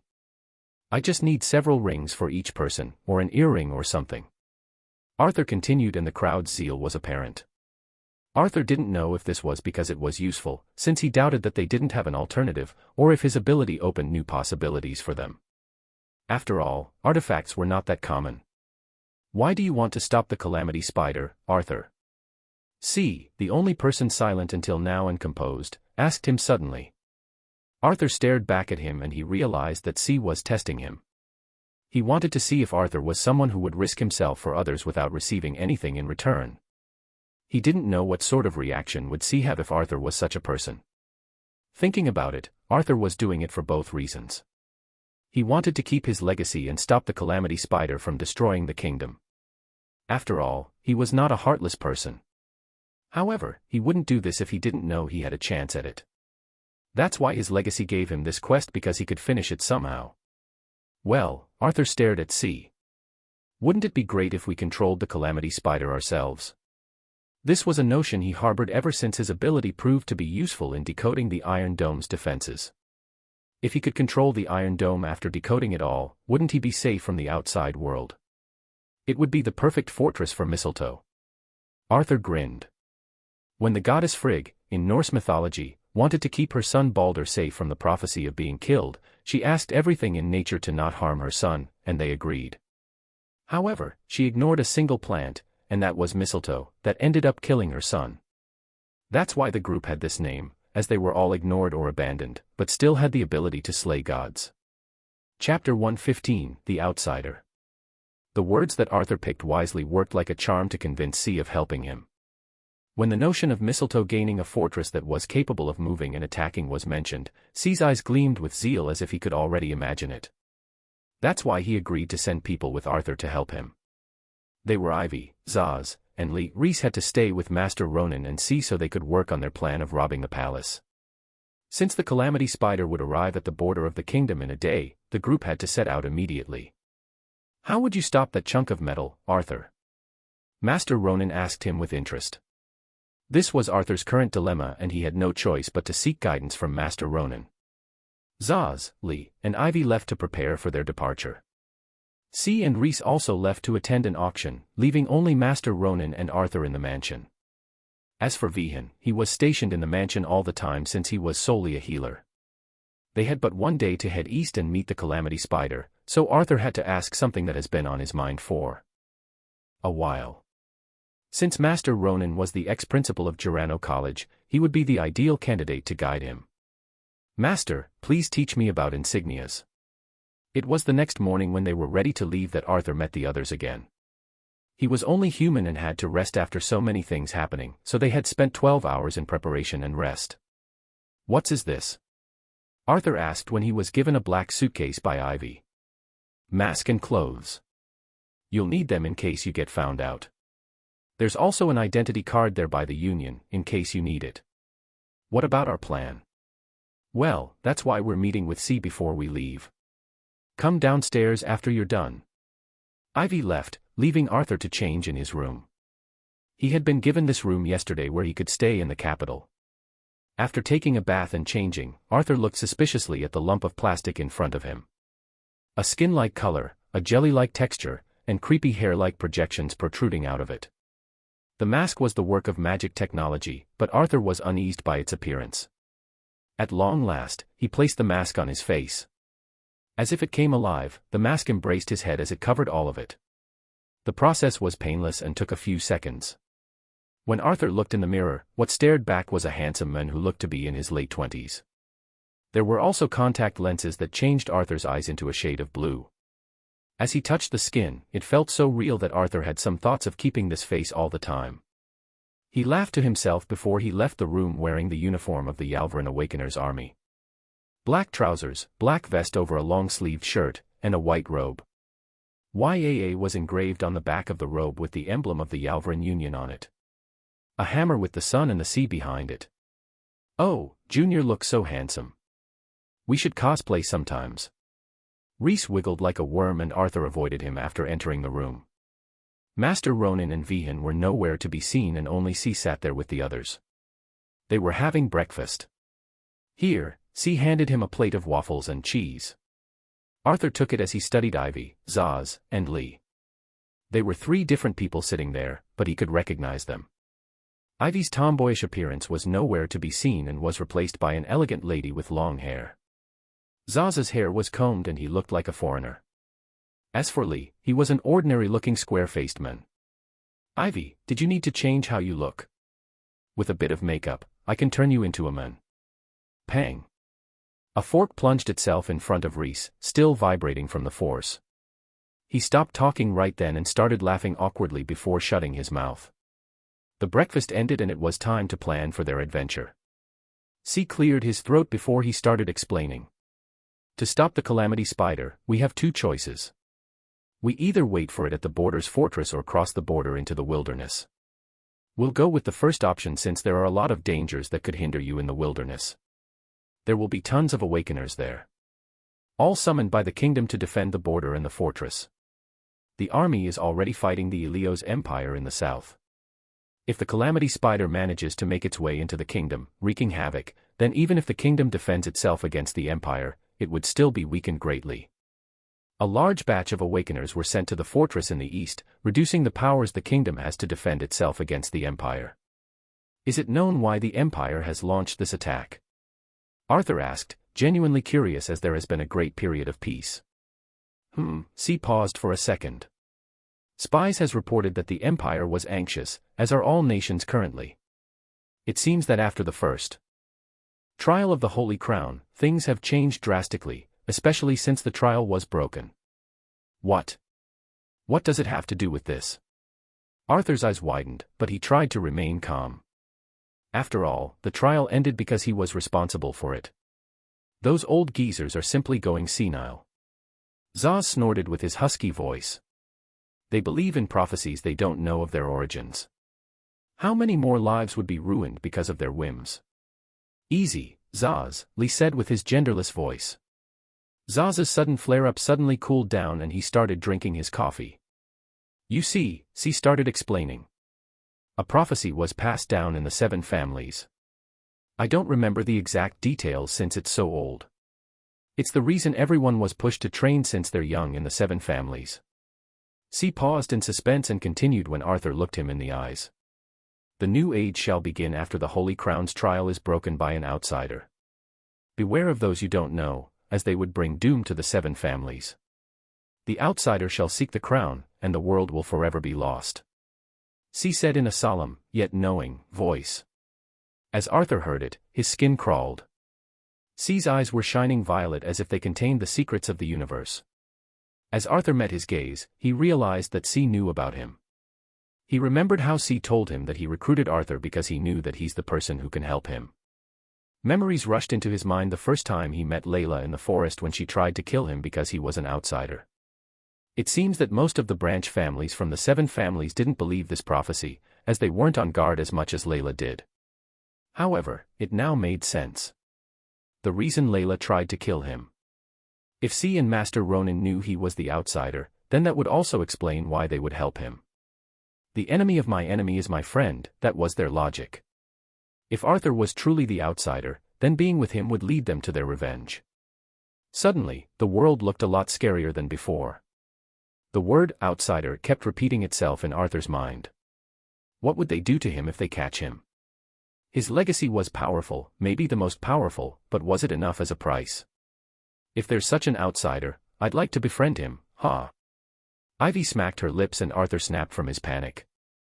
Ah, to bring doom on those bastards. Hee hee, Zaz laughed in a sinister way as he licked his lips.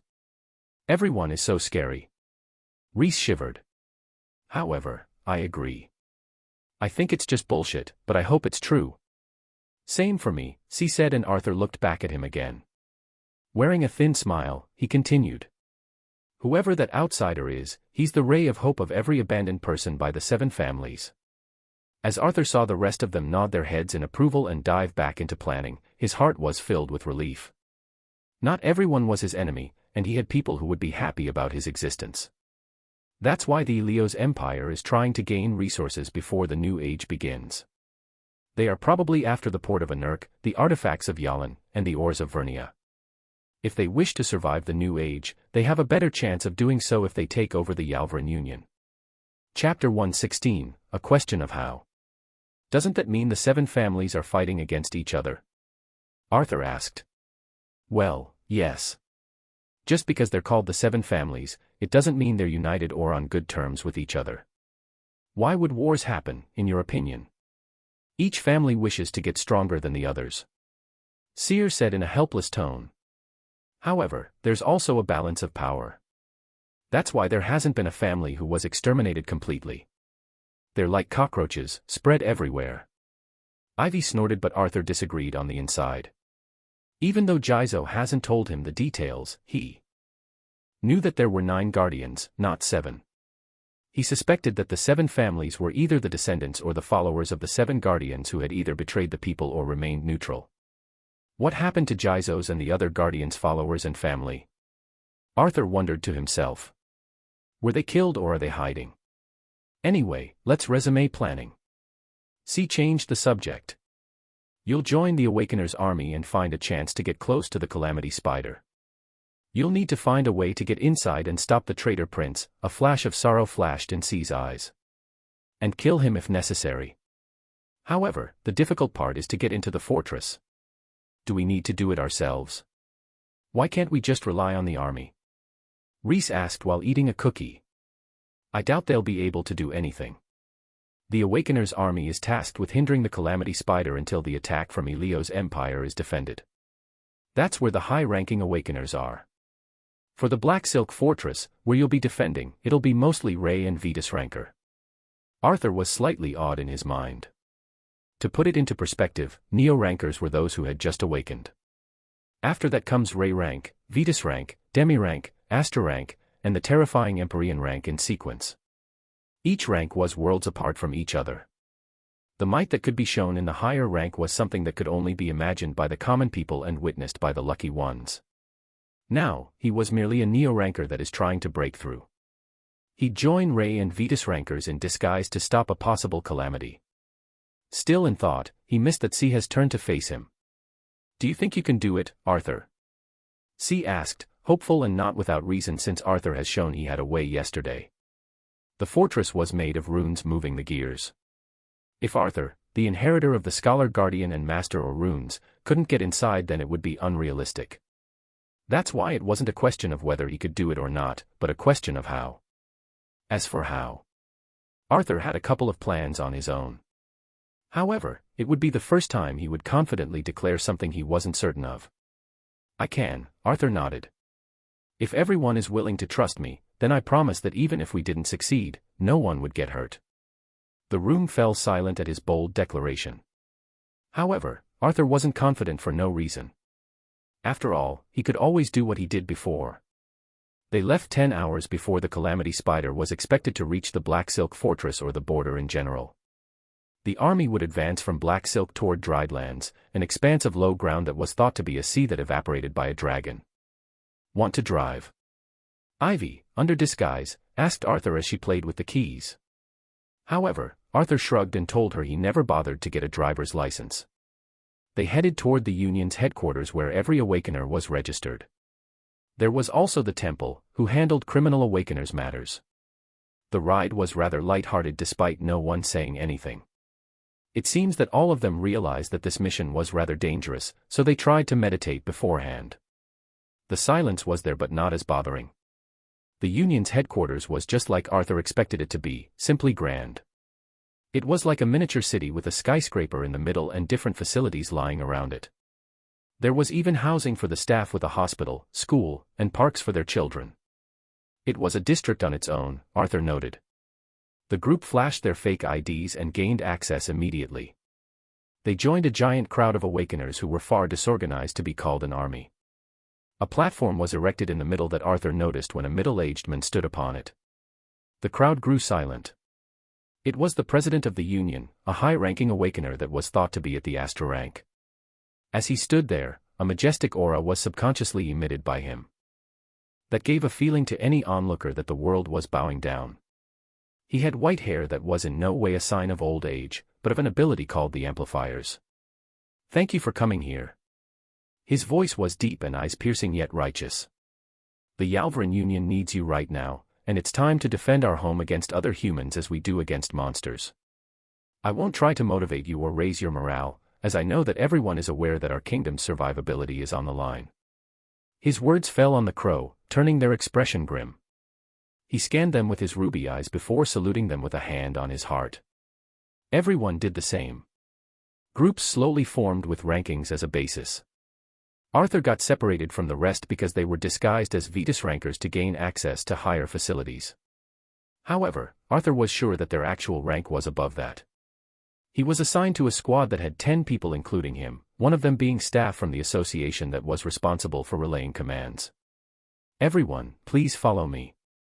The squad leader, a young man with a shaved head, told them before heading deeper into the Union's grounds. They arrived at a large building like a gymnasium and had to wait in line. "Whoa, I'm kind of nervous. I know it's our duty, but this is scary to be thrown into war like this." A young man next to Arthur shuddered. He had a red nose and a piercing in his ear that made him look like a delinquent. His hair was a wild orange, but Arthur thought that it could never be as wild as Reese's. "Well, we'll be rewarded handsomely, they say. Even the Runes Association are chipping in to provide support since it was kind of their fault." A fat middle-aged man said in response. "Are you dumb? How is it their fault if the prince is the one who brought this to us? Even now, he's the one attacking the kingdom." Another handsome man rebuked. However, the first man simply shrugged even though he was much older. That's how it worked in relationships between awakeners. Rank was the hierarchy between people. If two people were of the same rank despite being of different ages, they treated each other equally. "Whoa, I'm scared. Am I going to die?" The orange-hair guy started hyperventilating as if he would have a panic attack. Arthur sighed and smacked his head lightly. "If you think you'll die, that's what's going to happen. Don't defeat yourself before the battle even started." For some reason, Arthur felt that he was unfit to give such advice. However, coupled with his appearance, the orange-hair man who was obviously older than him, nodded his head seriously. "You're right, older brother. Please take care of me." Suddenly Arthur was an older brother. The others shook their head and a conversation began. Their wait was over and they headed toward a teleportation circle. They could take a plane since it was less expensive than teleportation, but it would take time and effort. In less than a minute, Arthur found himself standing atop a black brick road in the central square of Black Silk Fortress. Even though it was a fortress that was built here for security reasons, life couldn't help but bloom. Arthur walked over with the others and witnessed a bustling city a distance away from the fortress, hiding behind the army of the Union. "Welcome to Black Silk, where death is not as uncommon," the squad leader said to the group as they looked at how the city intertwined with giant forests and hills. "And now," he continued, "we need to protect this place." The group started moving again.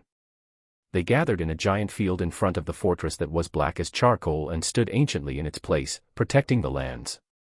Black walls protruded from each side of the castle until they connected with mountain ranges, making a defense line against the incoming attack. Arthur saw Ivy and Za since they were easily spotted, but didn't see Lee anywhere.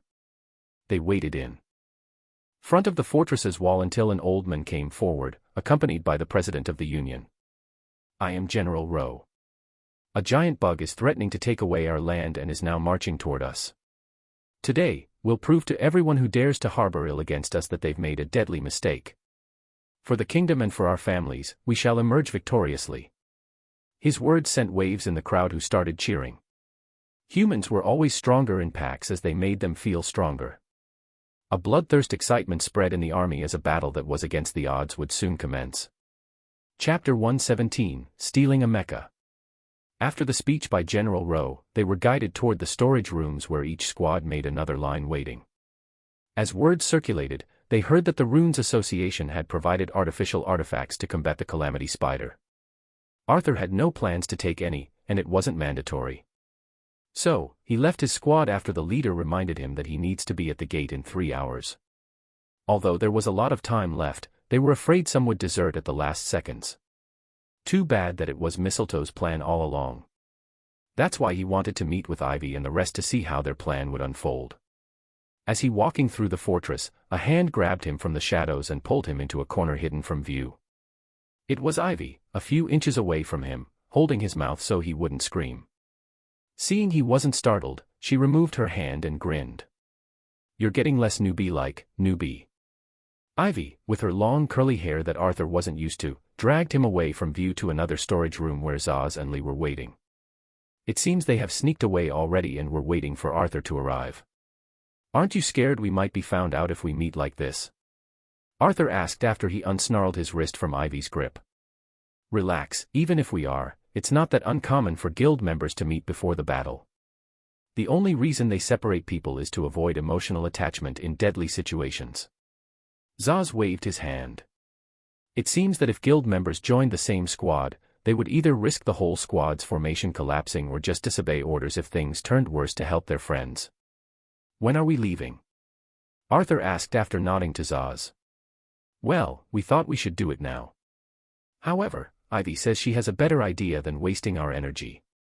Zaz glanced at Ivy who smirked. "I think it's better if we just use my ability to teleport us a distance away from the Calamity Spider," but Ivy says. "That wouldn't be fun." Ivy interrupted. "I heard something while the Vetus ranks meeting. There's underground storage that has pathways leading outside the forest into the woods. And..." Arthur didn't understand, and he saw the others sigh. "Hee, they have a secret weapon to fight against the Calamity Spider. It's mechas." Ivy's eyes were glowing with excitement. "They're the first line of defense against the spider. As normal awakeners would just die if they're sent out there, the mechas and managuns would be used first to slow it down. The squads would spread in the surrounding and on top of the walls to attack the spider if it gets close." "How is that related to stealing a mecha?" Arthur asked with genuine curiosity. He always wanted to see an actual mecha since the first time he learned about them. They were mechanical artifacts, as they used both machinery and runes to achieve optimum mobility and firepower. "If we wanted to get close to the Calamity Spider, we need to steal a mecha." Ivy sked and waved her finger as if Arthur didn't understand. "They're better than waiting in ambush amid danger."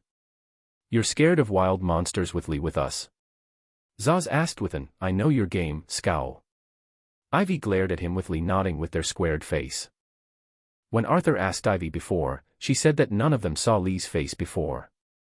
They also didn't know Lee's gender since they couldn't talk and never revealed it. However, she assured him that Lee was quite the amiable character once you befriended him. As Arthur looked at him nodding his head with his slits-like eyes and square face, receiving Zaz's praise with a pleased expression, he thought it might be true. "Fine, I just really want to ride a mecha." Ivy pouted. "Well, this is just extra work for us. They're usually encrypted and stealing them would send the whole army after us. It might be easier to use, but it would be hard to acquire." "Well, I think the reason Ivy thought about it is because of me." Arthur laughed as he looked at Ivy with a side look. "What do you mean?" Zaz was confused. He didn't understand how having Arthur would change things. "Even if you have a way to decode the protection encryption, we still can't do this just because it's fun. It would take so much time." Zaz started coughing as if he wasn't used to talking for so long. "But I also want to ride a mecha." Arthur's reply left Zaz and Lee speechless and Ivy jumping with joy. This way, their plan changed. They would decode a mecha to steal it. However, they wouldn't take it out before the Calamity Spider was nearby, to leave no luxury for the army to chase after them. After all, mechas were highly valued by the army, as it was considered to be semi-artifacts. Grandmasters and teams of Runes Master worked on it as well as engineers to make it possible. This was concerning humanoid mechas. As for other types of mechas that were used for transportation, and the so-called mecha tanks with mana guns and tank-like structure were considered of a lesser degree. Ivy and Arthur started walking toward the underground storage rooms, but they were heavily guarded. Luckily, Ivy used her ID and charm to convince the guards that they were just taking a tour of the fortress. As for Zaz and Lee, they would try to handle the security cameras so that Arthur and Ivy wouldn't be found out. It seems that Zaz's ability was related to teleportation and he was able to sneak into places. This way, he would disable the cameras for a while. At long last, they reached the storage room's door. However, Ivy asked Arthur to wait behind a corner as she walked toward the guard. As he waited, he heard flirtatious whispers followed by a smacking sound. He glanced through the hallway and found Ivy waving at him. "What have you done to him?" As he walked by the guard, he found him to be listless, as if he wasn't registering any of what was happening. "He looks lifeless."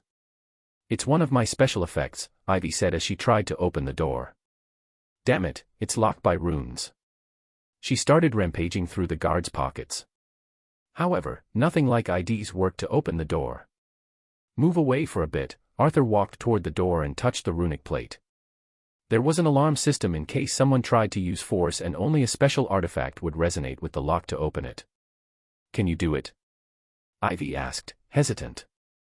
After all, she was so reliant on Arthur's ability after seeing how he opened the second layer that easily. The door made a rumbling sound as it started to slide away before Ivy got her response. As the light illuminated the hallway and shining on Arthur, he turned around and grinned. "I told you to trust me." It took nothing more than moments for Arthur to unlock the door. They slipped inside and closed the door behind them. If the security companies knew how easily Arthur decoded their encryptions, they would feel true despair. After all, runic security was still a new thing. It was mainly used as a precaution against digital hackers. A runes master would be needed to decode these locks, since they weren't available to the public like programming languages were. Even a runes master would be stumped if the runes used to encrypt the security locks were one that they haven't studied or never seen. Arthur and Ivy walked around the facility where many mechanics were working alongside runes masters. They were immersed in their work that the duo was able to slip inside. After crossing the maintenance section, they were finally able to arrive at the storage. However, the storage itself had many guards around it. The two hid behind crates and machinery as they tried to think of a way in. "I think I have a way," Arthur suddenly said and slid to one of the mecha parts on the ground. They were a pair of legs that had tires installed underneath them for the mecha to move on flat land. As he touched the runes on the legs, Arthur found himself in the familiar sensation of being inside the runic map. After a few minutes, Arthur backed away and led Ivy in another direction. The legs then started to move on their own as chaos ensued and the staff tried to stop it. However, the legs started to jump upward all of a sudden. It was Arthur's doing, as he had used Force 2 rune temporary runes on them to create even more chaos. After a while, the guards had to hurry to help the staff in taking the legs down. In that brief seconds, Arthur was able to decode the door and gain access to the storage room. The two stood in awe as they registered the giant and majestic sight of the whitewashed humanoid mecha in front of them.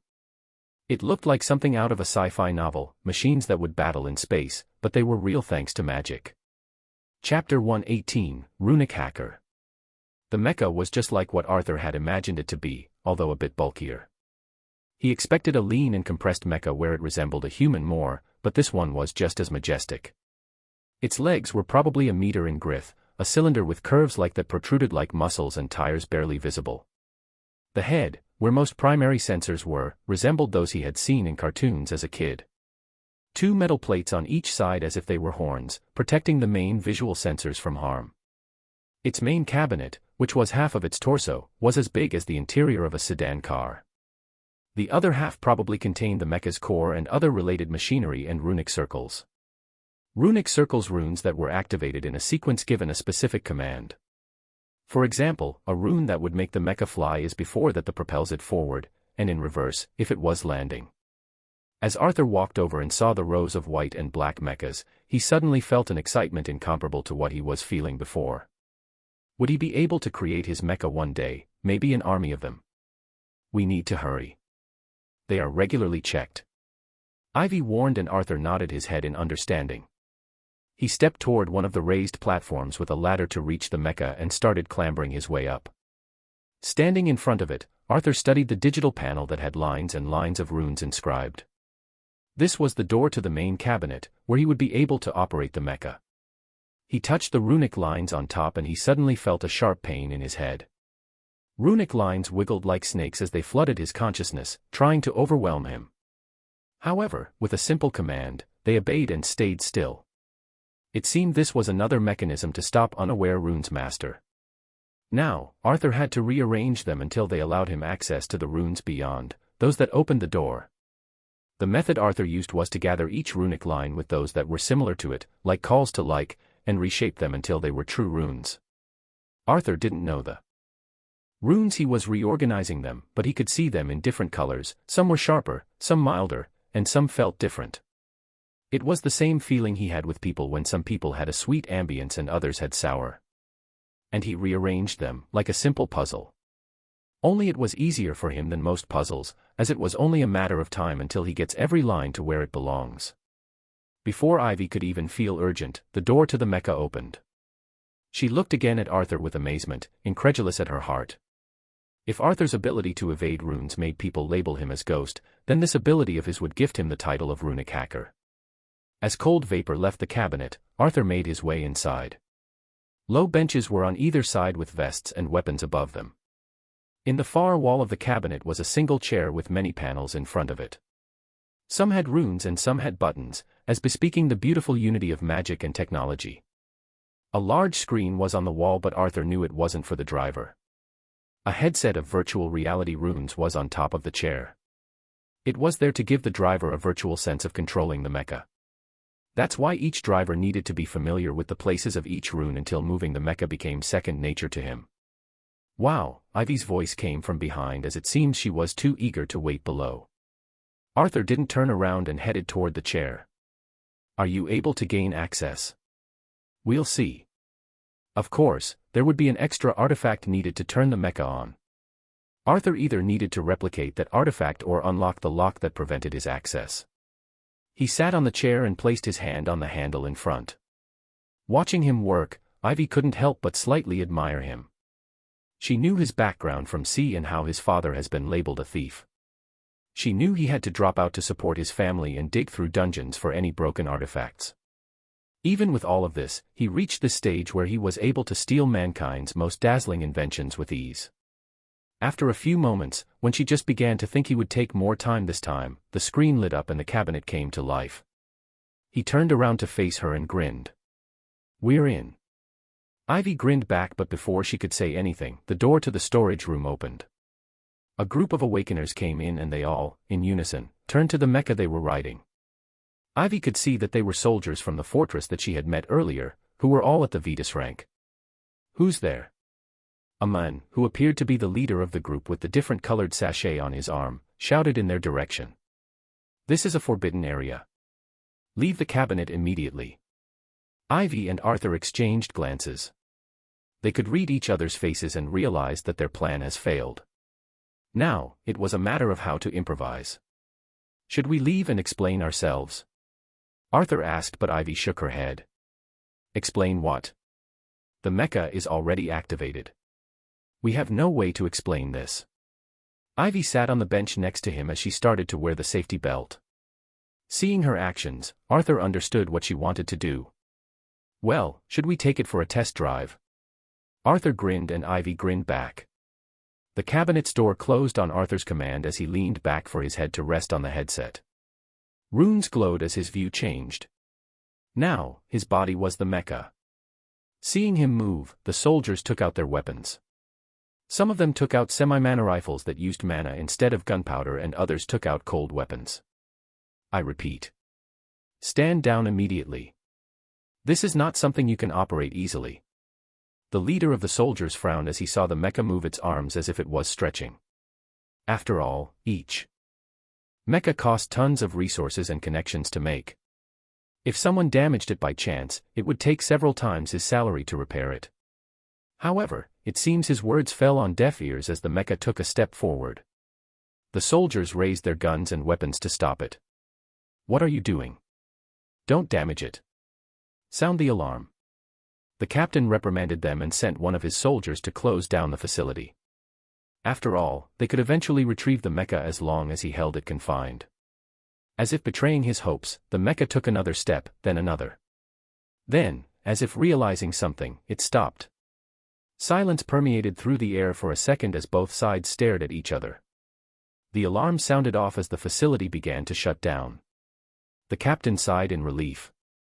However, it was a premature sigh as the mecha's tires then began to spin and its body leaned forward. Don't allow it to escape." Panic seized the captain as he saw the mecha started gliding across the paved ground toward the nearest tunnel.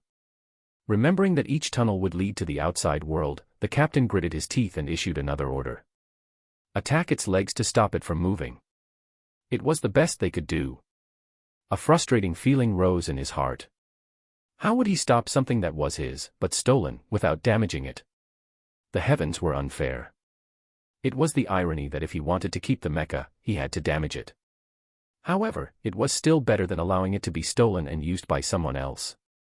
The soldiers rained their abilities and bullets on the mecha's legs. As there were over 20 of them, they would surely stop the metallic monster.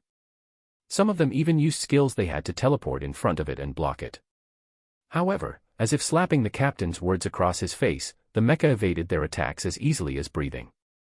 The spectacle reminded them of skating shows where the participants danced on ice.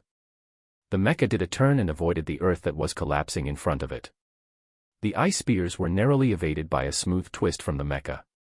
It wasn't a machine that they were seeing, but a dancer. This dancer didn't attack anyone, either. It simply passed by shocked soldiers until it made its way toward the tunnel. It then slid under the doors that were closing down, leaving the stunned soldiers behind. Amazing. One of the soldiers, who aspired to be a mecha pilot himself, muttered as he felt like he was watching the performance of a professional. Chapter 119, Wise People. Staring at the screen in a daze, Ivy thanked the runes that kept her in place along with the seatbelt in her mind for the 100th time. Even though the cabinet twisted and turned, there were shock absorption runes that kept her stable. Why is he so good at this? She wondered as she saw Arthur evade another soldier before dashing toward the door. With a slide, he reached the tunnel that led to the outside world. They started racing until they reached the end of the tunnel, a fake hill that has been set to camouflage the entrance. The iron doors were closed shut, but Arthur used the offensive runes for the first time as mana guns shot out and destroyed it. The mecha flew into the air as the forest appeared in front of her eyes, illuminated by the bright spring sun.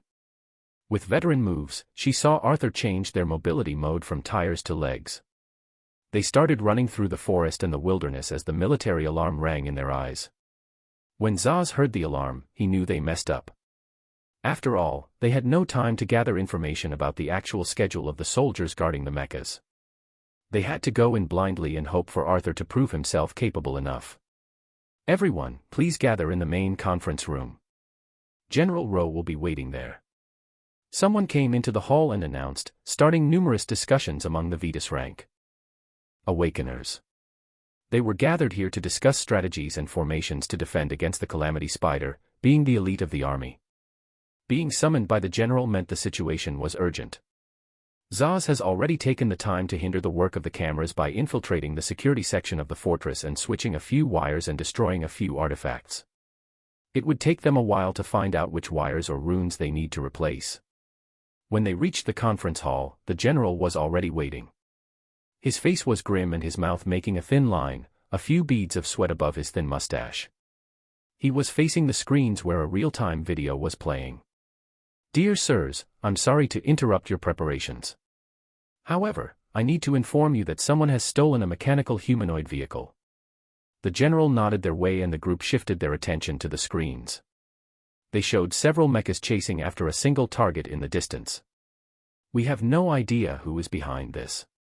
Judging by reports, the people behind this had a runes master and a well-trained mecha pilot.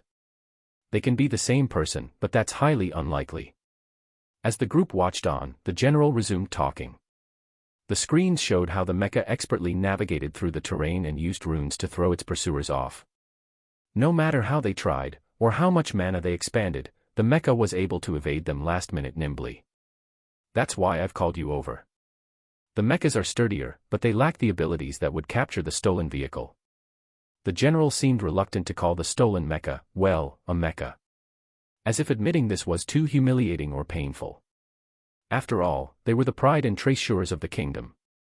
General Rowe, a man, stepped up from the crowd. He had dead eyes but a pleasant appearance. It was Zaz. With all due respect, I think we have better things to worry about than your soldiers' failure of keeping the weaponry safe. How can you say that? A single mecha would make a huge difference in the upcoming battle. A military captain stepped up and questioned. Do you want us to turn a blind eye to this? Well, in normal circumstances, no. Zaz shook his head as he appeared regretful. However, this seems suspicious. A mecha is a national treasure. Unless a runes master who worked for the encryption company was involved, it would be tough to crack without working for several hours, if not a day. Zaz's eyes were suddenly sharp.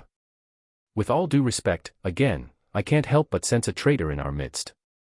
His words fell impactful on the minds of the rankers in the hall. The general frowned as well but didn't say anything. If we leave the fortress now to retrieve a mecha, I feel like we'd be falling into their trap. Some people nodded in agreement to his words and the captain fell silent. After all, it was suspicious how a mecha was stolen. Was there truly a traitor in their midst? If a key was stolen, it would explain how they were able to unlock it so fast. It would also explain how they were so well versed with piloting the mecha. Are there any missing pilots? General Rowe turned to the side and asked a man standing next to him. In a hurry, the man checked and answered that there was none in a few moments. The hall turned chaotic and some voiced out their opinions, supporting Zaz. As for others, they said that it was best to investigate every person involved, the present people included. Unknowingly, cracks started to appear between the Awakeners and the army, and between those two factions themselves. Brothers. Zaz stepped forward again, his words now held more weight since some of them supported his claim. This can also be a part of their plan. What if they're trying to sow doubt in our hearts? Even if I was the one who said the possibility, I'm sure many great minds have already seen through it. He praised and the crowd nodded, even those who have not agreed earlier. They appeared to be wise and scheming, having already thought of many steps ahead. This way, it was easier to coax them. In my humble opinion, that can be faulty and accepts correction from the great leaders here. I think that the mecha is merely a bait to disturb our ranks. Our nation is under threat from two sides. What would a missing mecha do to harm the situation? The real catastrophe would be if we exhaust our resources and energy as well as doubt each other to reclaim it. Let's keep our goal in our mind. It is the well-being of the Union. Protecting our people. Allowing this city to live this day the same as any other, happy and prosperous. His speech earned applause from everyone there and an approving nod from the general. This way, the retreat has been issued and the mecha disappeared into the mountains. A meeting then started with the patriotic Zaz in the lead, discussing some strategies to defend the fortress and attack the Calamity Spider. They're gone, Arthur muttered in bewilderment as he commanded the mecha to stop and look around. It had been a while since he lost their trial, but it seemed oddly fishy that they just let him leave. It's Zaz, probably. Unlike what he looks like, he's quite reliable in improvising. Not as good as Reese, but still reliable. Ivy felt relieved that they were off the hook. If not for Arthur's flawless handling of the mecha. It seems that everyone in Mistletoe is reliable. Arthur turned around and smiled at her. You included. Ivy stood up and leaned on Arthur's seat. When did you learn how to handle a mecha this way? Well, Arthur paused. Has he ever told you how we met? In an arcade, Ivy laughed. He said that he has never been to one before, but his ability showed him that a good seedling would be there. So, you're saying you've learned this from games? And studying runes, but yeah, mostly games. Arthur lied as he never had the time to play games before. The only reason he went there is that he was too nervous about the Union's test, but he luckily met C who offered him a different path than relying on the Union and their facilities. It seems that Ivy didn't believe him fully, but he didn't explain further. The reason he was able to control the mecha this well is because of his ability, allowing him to control the runic panel flawlessly. He didn't need to memorize what each rune did, as he knew them instinctively. What are we to do now? Ivy asked, taking Arthur's opinion for the first time. He pondered for a second and then controlled the mecha to find a place to hide. It was a low hill surrounded by trees with a good viewpoint to see when the calamity spider would be here. It would be a short few hours until it reaches this place. Now, we wait. Arthur left the piloting seat and took out his dagger. He started studying it seriously for the first time as Ivy tried to talk to him, but he ignored her. This would be the key in the upcoming battle. Even the Runes Association had no idea how to stop the calamity spider except attacking it, but Arthur had a different plan in mind. Chapter 120, Black Pillar. A group of soldiers looked into the distance. It was Squad 39, the one Arthur had abandoned. Now with one of its members deserting the battle, their morals were all times low. The eastern winds made their white robes flutter as they expected to see a change in the horizon any second now. "Damn it," he said, "don't defeat yourself before the battle even started," but still fled the scene before it even began. One of the soldiers, a wild orange-haired young man, grumbled to himself. His name was Azan, a newly registered awakener who has risen to the Ray rank recently. Some people are hypocrites. The handsome man next to him answered without lifting his gaze from the horizon. Azan wanted to empathize with the deserter, since he also felt afraid, but couldn't bring himself to. After all, here he stood despite his fear, waiting for battle. "I'm a brave man, right?" he asked himself as he imagined his girlfriend answering, telling him, the bravest of them all. He smiled warmly as he vowed to survive this to take care of her and their expected son. "Take positions." A shout came from one of the captains like thunderclaps, and the soldiers tensed before taking hold of their positions. 2 awakeners were assigned a mana gun on top of the wall and they would take turns refilling and using it. Even though mana cells were used to supply the guns, there would still be some mana needed to fire the gun. Izan, along with the handsome man he got to meet and was called Leo, took one of the mana guns and started loading it with cells. They waited, looking toward the horizon that was blanketed with green as perspiration covered their faces. The minutes stretched until they felt like hours, yet indistinguishable from each other until they turned into one long thread of nervousness. After what felt like ages for the soldier, they finally heard it. An ugly clinking of metal and gears shifting, followed by a loud noise as if a grenade was exploding. Izan tried spotting anything on the horizon, but he couldn't just yet. His sight line shifted toward the grains of sand on top of the mana gun, slightly shaking with each loud noise. The shaking got stronger until he felt it in his body, prominent and clear, shaking his very core. These were a result of each step the giant monster took in their way. He had already seen pictures of it on social media where they prayed for the survival of the Union, but he doubted prayers would help them at this point. His hand gripped tighter at the mana gun, allowing the cold shining steel to bring him comfort. Then, as if his eyes were deceiving him, he saw one of the hills, or what he had thought to be a hill, move. He cursed his lack of focus as he was sure that he was seeing things. However, the loud shout from the captain proved that the hill was truly moving. "Target spotted." The word sent shivered in the hearts of the soldiers as they saw the wavering hill in the distance. When it got a bit nearer, its appearance was revealed.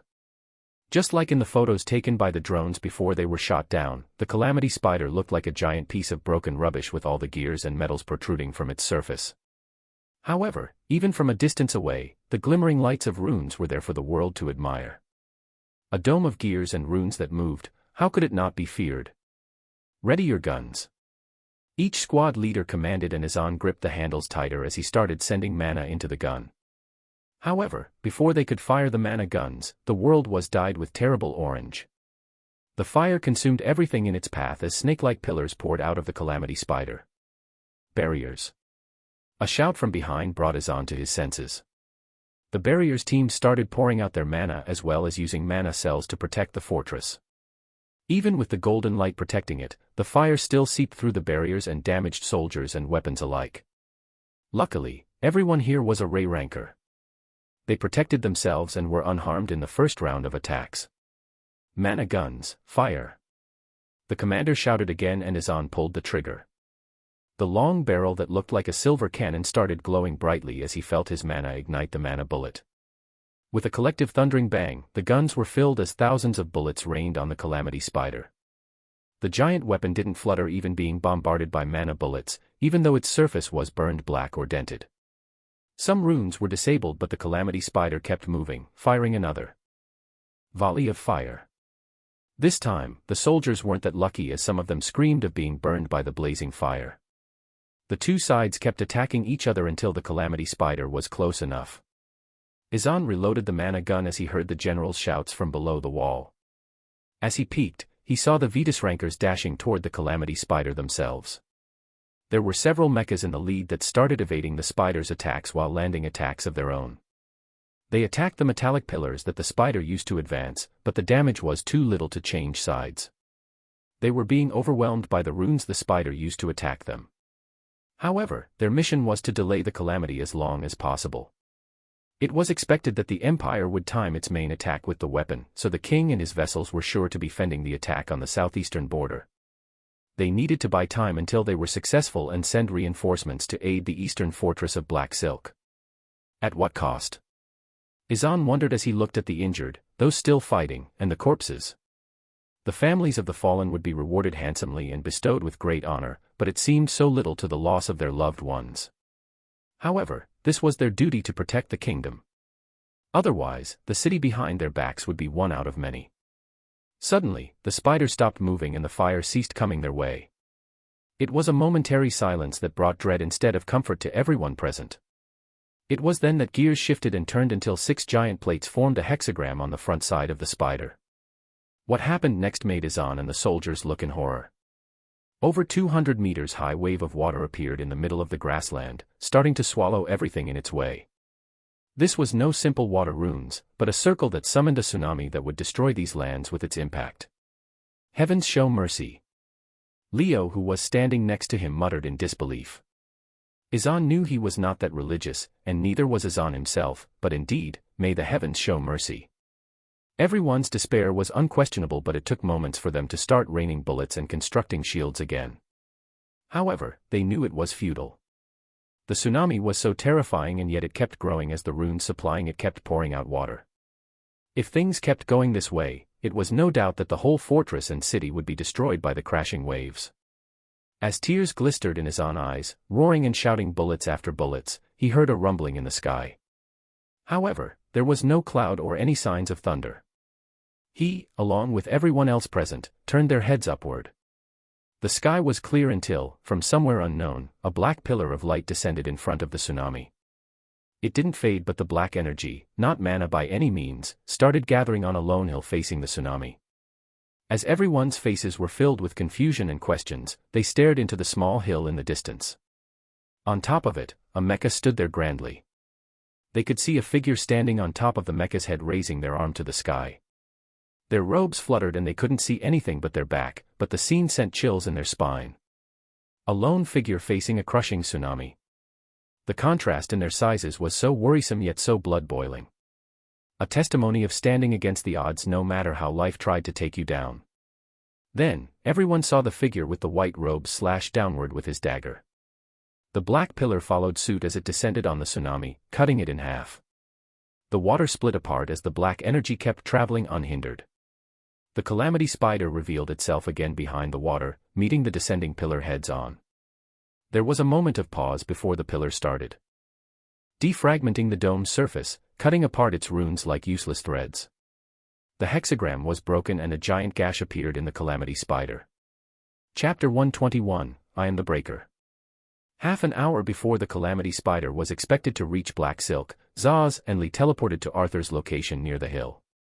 It was easy to find the mecha after Ivy sent them their locations. Foolproof plan. Zaz lamented sarcastically when the group met. His appearance was more haggard than usual. I've had to fool them into stopping the chase by sacrificing blood and breaking bones. You did good, shut up to keep our good impression of you. Furthermore, we wouldn't have been caught anyway. You've seen his piloting. Ivy shrugged and pointed with her thumb toward Arthur, who was sitting behind her still holding his dagger. Zaz couldn't refute that and Lee gave Arthur a thumbs up. So, now we need to wait. Zaz sat on a patch of grass and Lee leaned on a tree and the group waited. The two didn't ask Arthur about how he was able to unlock the mecha, and their silence was much appreciated. The minutes ticked by as Arthur closed his eyes and concentrated. Master Ronan said that the connection was there, he just needed a key and a command. He felt slight shaking in the ground that made him open his eyes. It's here. Ivy stared grimly toward the horizon where they could see the tip of the Calamity Spider. Without saying anything, the group entered the mecha with Arthur taking the pilot chair. The group took their seats and the mecha's door closed as Arthur placed his head on the virtual reality headrest. The view changed and he looked from the mecha's eyes now, using the sensory devices to listen and see. With a simple command, the zooming function activated, allowing Arthur to see the Calamity Spider. The runes were already activating. After another minute, the walking destruction machine was already in a shooting range. Before the soldiers could do anything, pillars of fire already attacked the castle. Arthur wasn't a target by himself, as he doubted the Ender or Prince Alfred would be able to see him. However, the pillars of fire were still a threat as they destroyed everything in his path. He jumped and high-pressure air started propelling him upward, coming out from a set of vents on the mecha's calves. Using a tree's branch to jump again, Arthur was moments away from being engulfed by fire. The trees were burnt to crisps as chaos ensued amid the soldiers and the army. Arthur was already close to the Calamity Spider when the other mechas and Vetus rankers started attacking it, dealing damage of their own.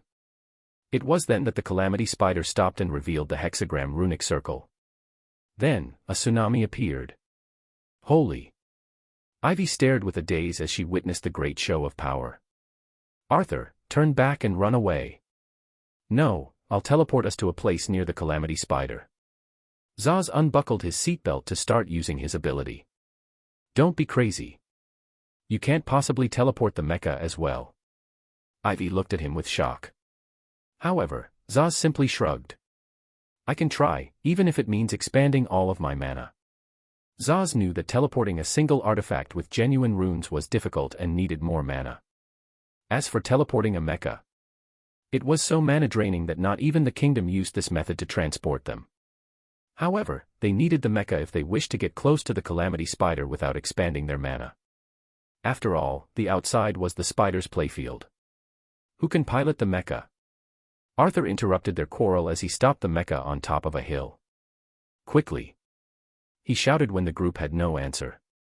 Zaz then came forward and sat in Arthur's seat. What are you going to do? Ivy asked when Arthur opened the cabinet's door. I asked you to trust me, and you guys did.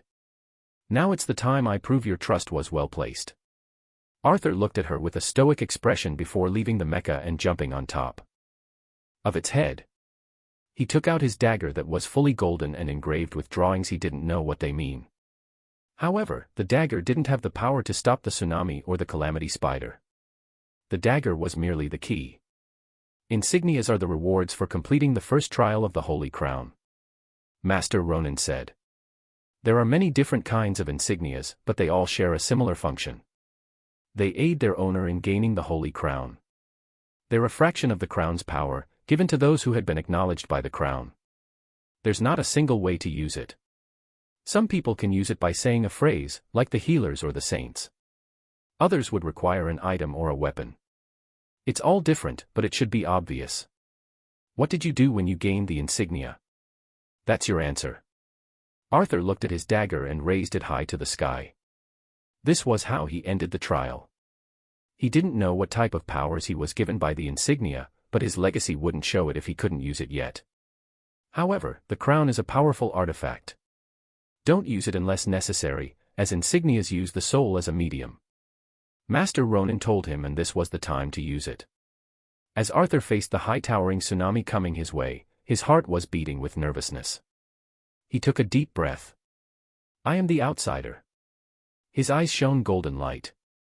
I am the inheritor of the Scholar Guardian, walking the path of creation. His dagger was pointed toward the skies defyingly. I shall also break everything in my path, for I am the breaker. The sky rumbled. Insignia has been used. Words shone brightly in front of him. Break! Arthur roared as a pillar of black descended on his body like lightning. His body was filled with unimaginable power that was far from being mana. This was a part of the source of all creation, an authority he was given. His arm felt heavy as if he was holding a blade piercing the skies. He felt his very being shake as he slashed with his right arm toward the tsunami that was rolling furiously in his way. The giant black blade descended and cut apart the tsunami before leaving a giant gash on the Calamity Spider. The defensive runes that protected the spider were cut apart as if they were paper. The runes that held the metal together fell apart. The water ceased pouring out as the wave was split in half, starting to die down as it swept through the forest. Arthur's mind buzzed as he felt mentally exhausted. He lost his footing and fell off the mecha before its giant arm held him in place. Without saying anything, the mecha placed him next to the cabinet's door before Ivy pulled him in. Go. Before the water rejoins.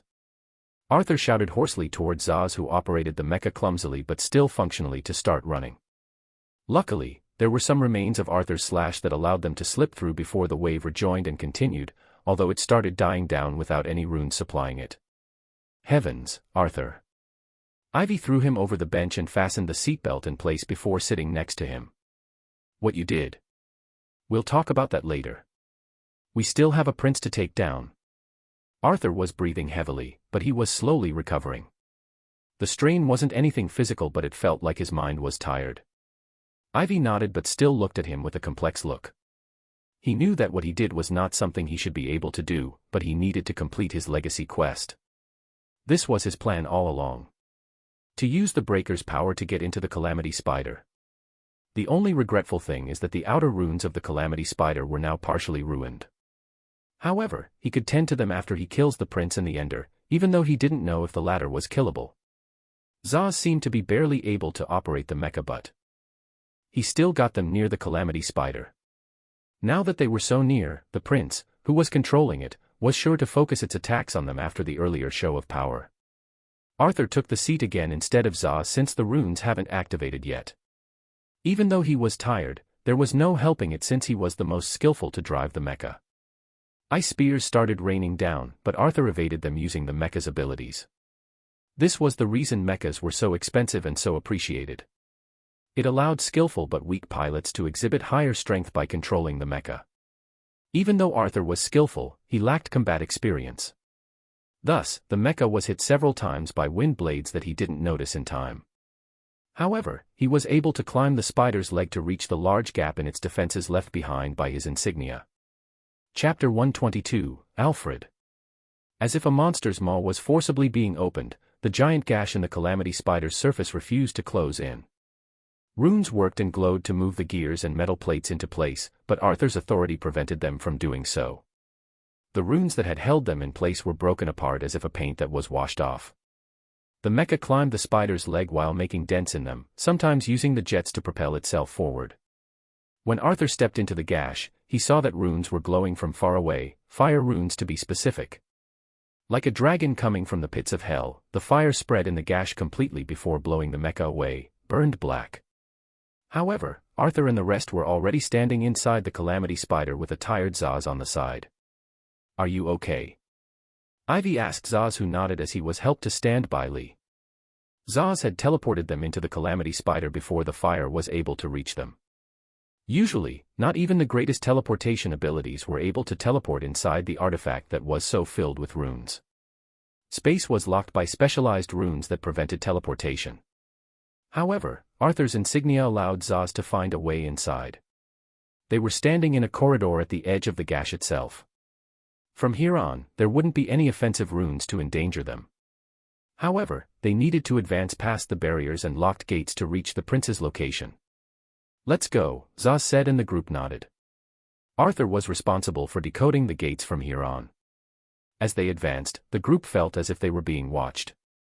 With the Yalan kingdom being the strongest, it succeeded in being the governmental state of the Union, with the Virian and Inert kingdoms being the federal states. That's how the two kingdoms became vassals to Yalan.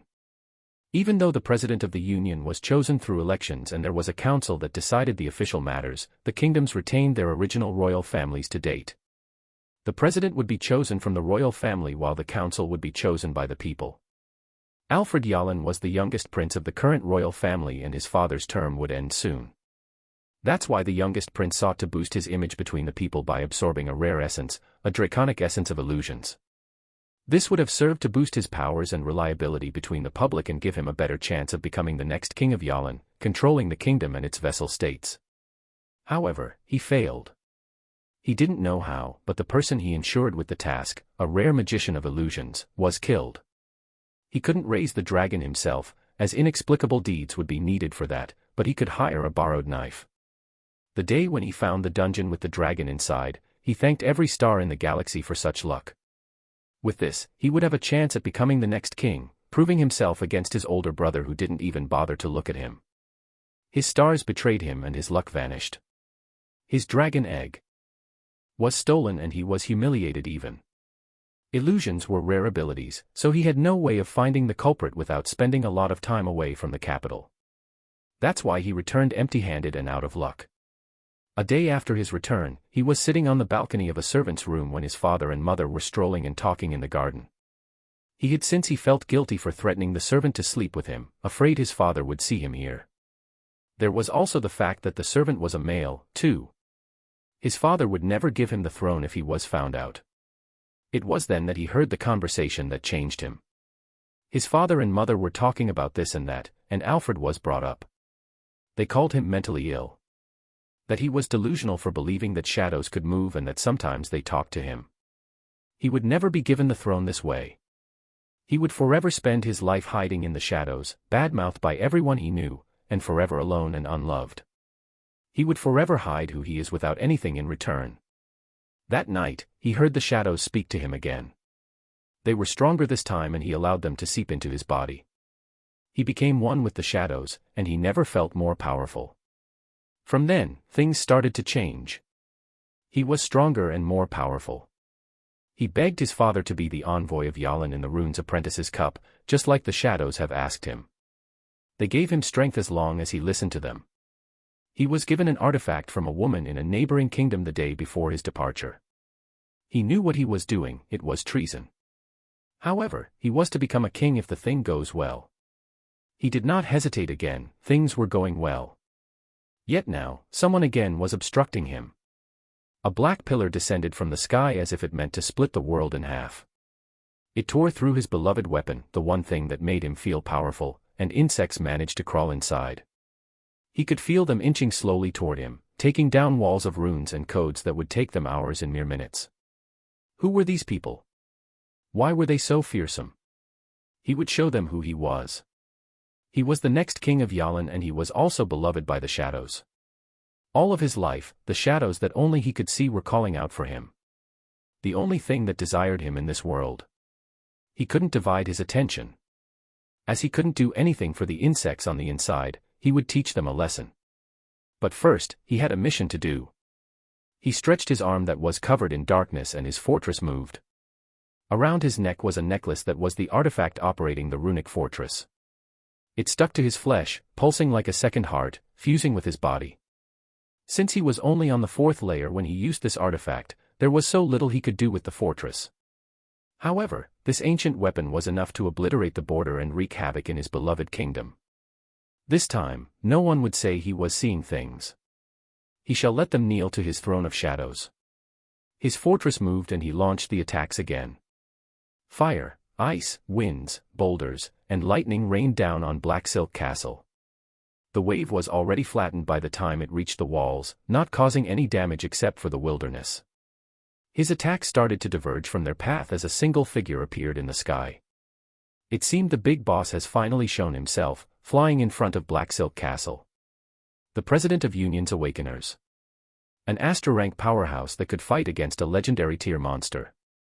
The President's hands flipped and a tornado appeared, eating away at the Calamity Spider. Giant winds gathered as he slashed downward, a wind of blade that made a fissure appear in the earth.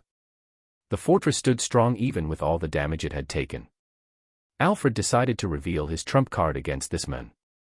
The Calamity Spider stopped moving as it gathered mana from the surrounding. An octagon appeared as giant runes summoned a meteor in the sky. It descended toward the President and the fortress alike.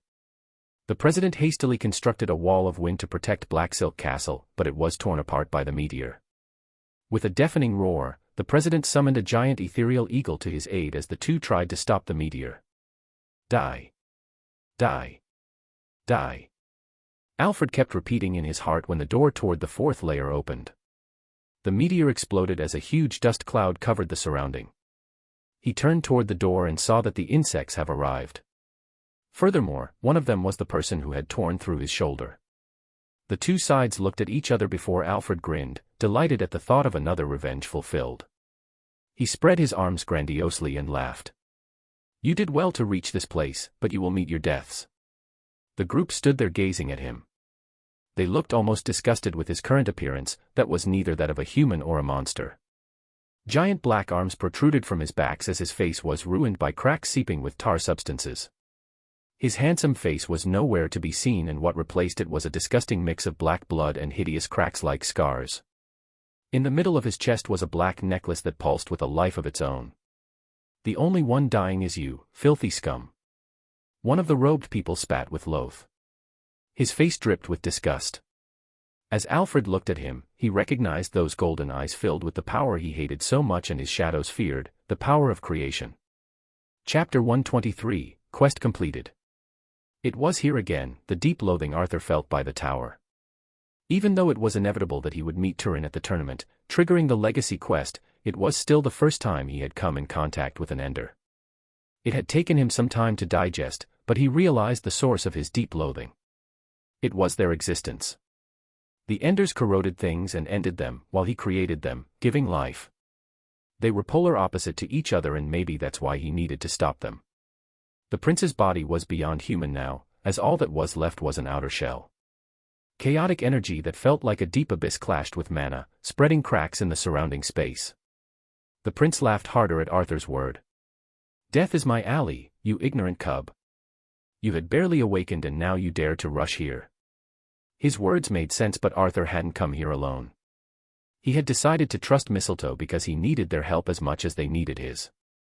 Ivy and Lee stepped forward, the former wearing the gauntlets and the other unsheathing his wooden sword. Ivy told him that Lee was the strongest member of Mistletoe, physically. It was time for them to shine. However, Arthur wouldn't stand idly and watch. Nor would Zaz. They started surrounding Prince Alfred as mana surged from within them. Strength, agility, and stamina were amplified by his runes. Protection runes layered themselves around him. His stats were also boosted by his amplification gear. He had created several of them after he got his subspace, since he wouldn't need to care about a place to hide them. His 3 stats that were capped at 100s rose. He had bought high-grade armor that allowed him to inscribe the amplification runes without it being metal. It was created from high-tier monster skin. Gloves, boots, and wrist protectors. A chest plate and shows also amplified him further. Even though he looked for accessories, he didn't get any suitable material given how small they were. That's why they were rare, even for artificial artifacts. This was his forte. His ability wasn't for combat, but it was certainly suitable for overgearing him. Each piece of armor increased a stat by 10. He had 8 items in total, but he didn't inscribe any of them with stamina runes since it sounded like a waste. His agility and strength were now 140 each. With temporary runes too, they were 150. It was as if he had found a loophole in the rules for using runes. Since he could set conditions when he inscribed them, that could well mean that the amplification only happened for a part of his body. His glove only made the muscles on his hand stronger. His wrist protectors for his forearm. This way, he could use this to gain an advantage over people of a similar rank to him. He knew this was not a game, but he couldn't help but feel like it was. He was stacking buffs cheatingly. There were his stats and there were ways to raise them. Lee and Ivy dashed forward toward the prince. They each sent an attack of their own as black hands emerged from the ground and blocked them. A giant explosion was absorbed by the black hand from Ivy and the other black hand was sliced apart by Lee. Their attack may have failed to harm the prince, but Arthur emerged from behind them, his eyes clad in golden. Release Legacy rune was activated. His body boiled with a strength that he felt might destroy him if he didn't unleash it. His dagger burned with fire as he cut apart the prince's defense. He was shocked at how much strength he was able to exhibit. He was sure his strength and agility were around 200 now. However, he also knew that his mana was being burned at the moment. He was ready to restore his mana at any second now. At the expense of damaging the mana paths in his body, The Restore rune was able to gather mana from the surrounding. That was the reason he was unable to use mana for a day. The prince tried to block with his arm that had morphed into a giant tentacle of darkness now. However, his rune cut through the darkness easily. However, mana was draining rapidly from Arthur. With his other tentacle, the prince attacked him and he was able to evade in time. His foot left white marks on the metallic plates. Luckily, the fourth layer was similar to the second in shape, being large enough for Arthur to use his newly found speed. He felt powerful. However, the prince was not that weak as well. Arthur knew the prince must be at the Vetus rank in this form. Even though Lee and Ivy were sure to be stronger, their abilities were countered with the black shadows. The two sides were on a stalemate, at the beginning at least. Zaz suddenly appeared behind the prince and slashed with his short sword toward the enemy's back. A dark hand protruded from the prince's torso and stopped the sword in place. However, Zaz teleported again and appeared to the side. The process repeated until Zaz was teleporting every second, surrounding the prince from all sides. "You insolent insects! Kneel before you king!" The prince roared in a strident metallic voice as darkness bloomed from his body. The darkness engulfed the light until they were unable to see anything. "Now is the time for your deaths." A grating laugh traveled to their ears. However, Arthur wouldn't allow him to. He used his fire rune as widely as he can toward the ceiling lest he injures his friends. The darkness broke when it was met with the fire of creation and it started to back away. The fire spread until it revealed the face of the shocked prince who howled again in rage as he darted toward Arthur. Not so fast, Ivy met the prince's claw with a double fist after appearing in front of Arthur to protect him. The two collided with a loud bang before the prince staggered backward. However, Ivy didn't look so well herself. It seemed she had used her ability to reflect some of the damage. As the prince's hand was bent unnaturally. "You. This guy is quite the shit-talker," Arthur realized as the prince seemed to want to insult them again and talk mid-fight. Lee was the opposite. He appeared in front of the prince silently and slashed with his sword that radiated a heavy pressure. The prince was sent flying and crashed into one of the gears before relaunching himself toward Lee.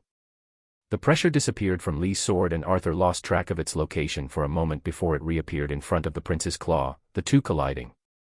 The two were evenly matched but the rest wouldn't stand to enjoy the good show. They also started attacking and pushing the prince backward. Suddenly the fortress shook before tilting the side. Arthur realized that the Awakeners outside must have succeeded in taking down one of its legs. It's time to end this. Arthur gripped his dagger tighter. The other three seemed to have a similar mindset as they all launched themselves forward. They surrounded the prince from all sides as each of them started to relentlessly attack him. Arthur with his blazing dagger, Ivy with her booming punches, Zaz with his unpredictable speed, and Lee with his mountain-toppling slashes. "Zaz!" Arthur suddenly shouted as a plan formed in his mind. Zaz seemed to have realized his intentions as he appeared behind Arthur, placing his hand on Arthur's back. Arthur used the Restore rune and his mana surged again. He burned most of it as an unprecedented amount of strength radiated from his body. Zaz's mana enveloped Arthur as he felt the familiar feeling of teleportation. The prince's face appeared in front of him, bewildered and hideous. Arthur pierced with his dagger that had a fire on top of it. The prince blocked with his arm but Arthur used his shadow swap skill to teleport half a meter to the side, striking the pulsing necklace cleanly. Now that he was close, Arthur could see what it was. It was a black crystal with a pulsing fluid inside. His dagger successfully landed on the crystal and a single crack appeared. "No!" The prince shouted in rage as a giant hand came toward Arthur in a dangerous momentum. Ivy appeared again as she took the hit and the two were pushed back until Arthur had his back to the wall. Their feet left a trail on the ground. They were able to see the runes dimming in the surroundings as the prince lost control of the fortress. With this, he would no longer be able to control it. Legacy quest has been completed. Arthur's heart heaved in relief at this message. However, before he could read whatever came next, the prince roared in agony and fell to the ground. His body began convulsing before being torn in half as something else emerged from within him. Chapter 124, Legacy Inheritance. Alfred's body was torn in half in front of their eyes as it was eaten by something else entirely. As if a sock that was being turned inside out, Alfred's body opened from his navel as darkness emerged, replacing him. The blood and gore made the group retreat backward, feeling sick at such a sight. However, the appearance of what had appeared was even worse. A dark humanoid creature that had no resembling of its host. It had hollow sockets with a single black flame instead. The prince's flesh fell off with every second until the black bubbling fluid took place. The fluid stuck to the bones like flesh, dark and rotten. The creature that had appeared had two long appendages protruded from its back like two skeletal wings.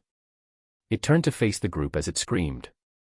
Its scream was so bizarre, like an old rusted engine trying to cough whatever life it had in him, yet unable to. The air around it changed suddenly and started to be sucked as if it was being vacuumed. Retreat! Ivy shouted with panic as everyone could sense this creature was in a different realm altogether. However, the creature gave them no time to do as they please and attacked the closest person to it, Lee. Lee tried blocking with his sword, but everything was devoured in front of the creature's rotting claw. The sword split in half and Lee only managed to push himself backward at the last second. Arthur didn't stand still as he skimmed over the messages from his legacy. His mana was near bottomed and he had already used his Restore I rune. His eyes gleamed as he read his first quest reward. Legacy inheritance has been unlocked.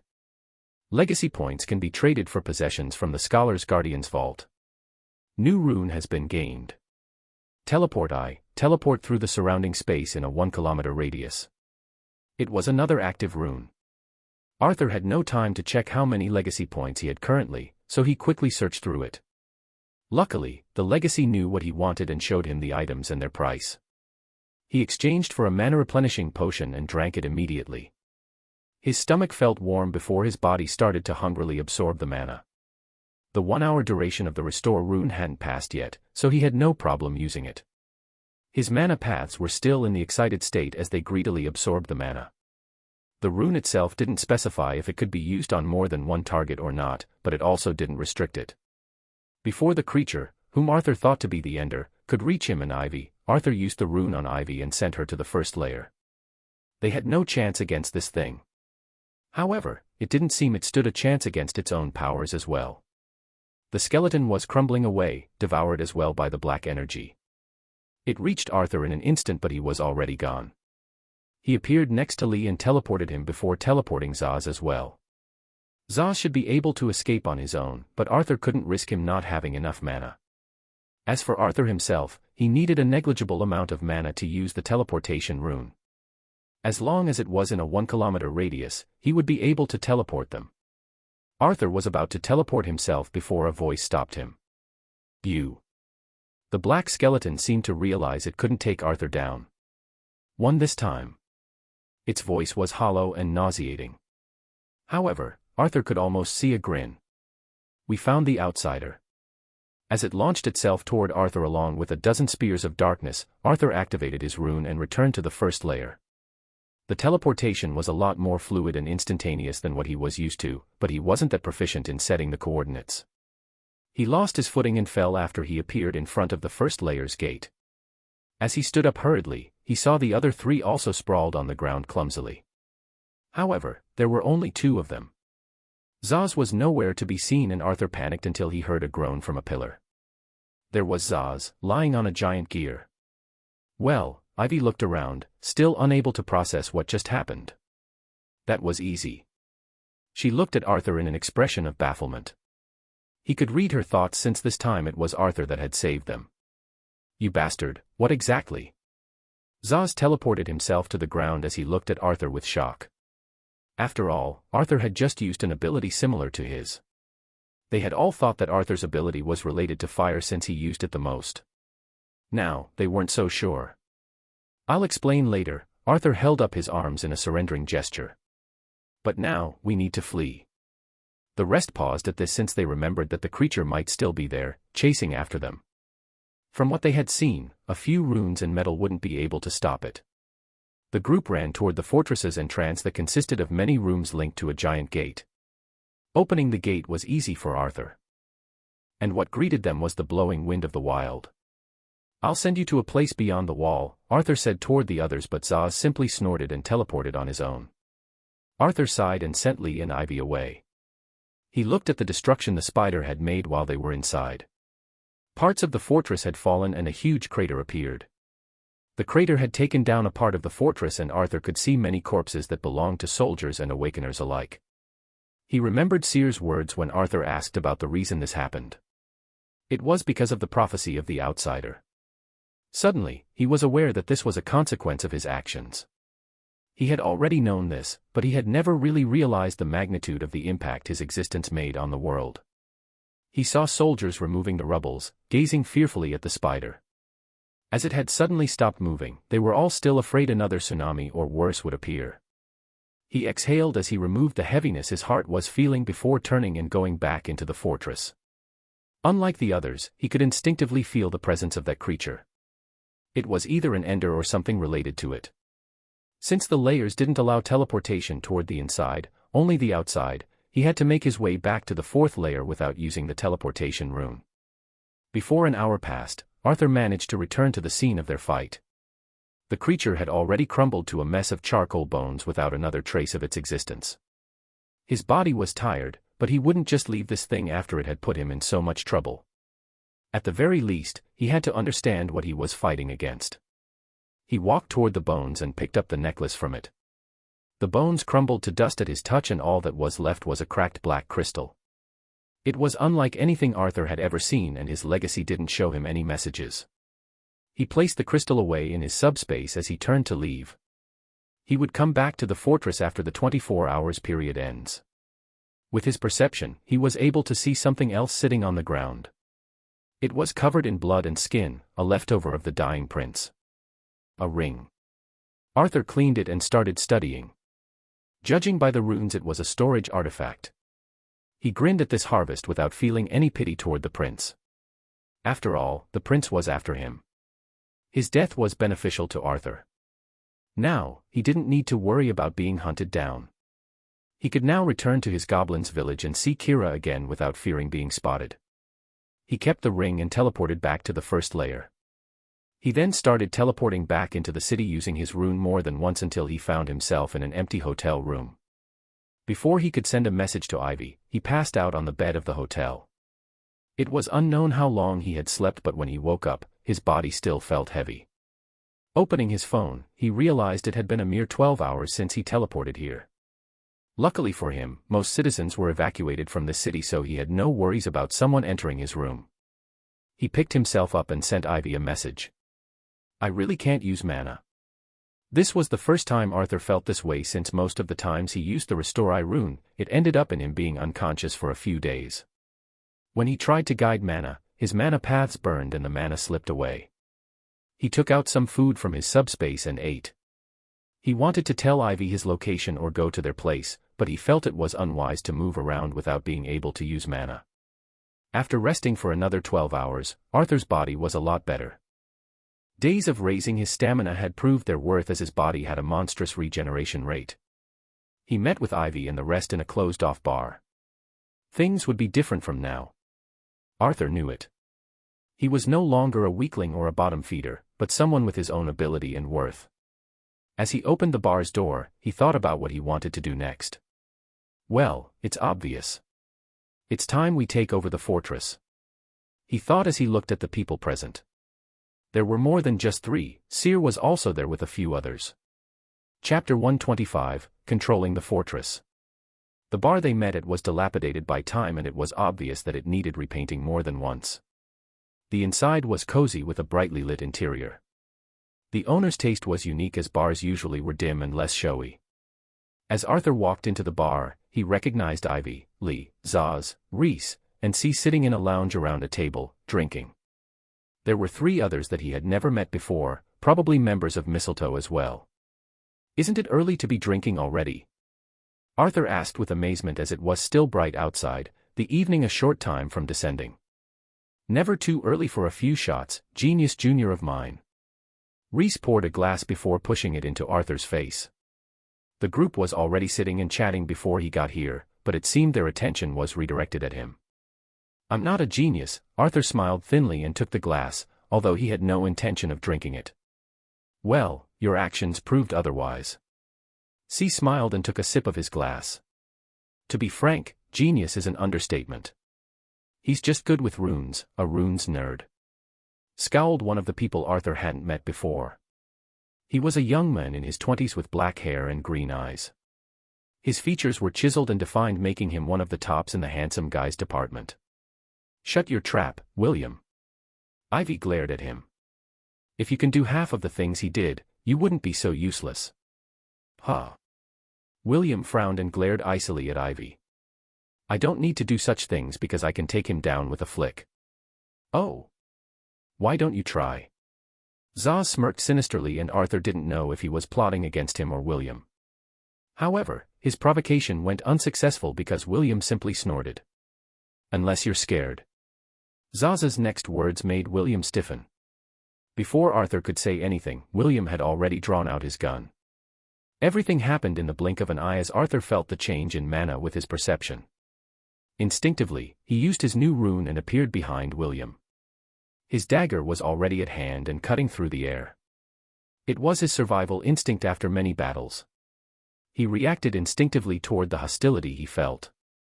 William seemed to notice him a tad too late, but his gun was already pointed toward Arthur over William's shoulder. Before the two could collide, they felt a sharp pain in their wrists. The dagger and gun flew out of their hands after being struck by something none of the two could see. Lee sheathed his weapon and sat back down. The sound of the two weapons falling rang in the bar like the bell ending a match. William finally opened his mouth again.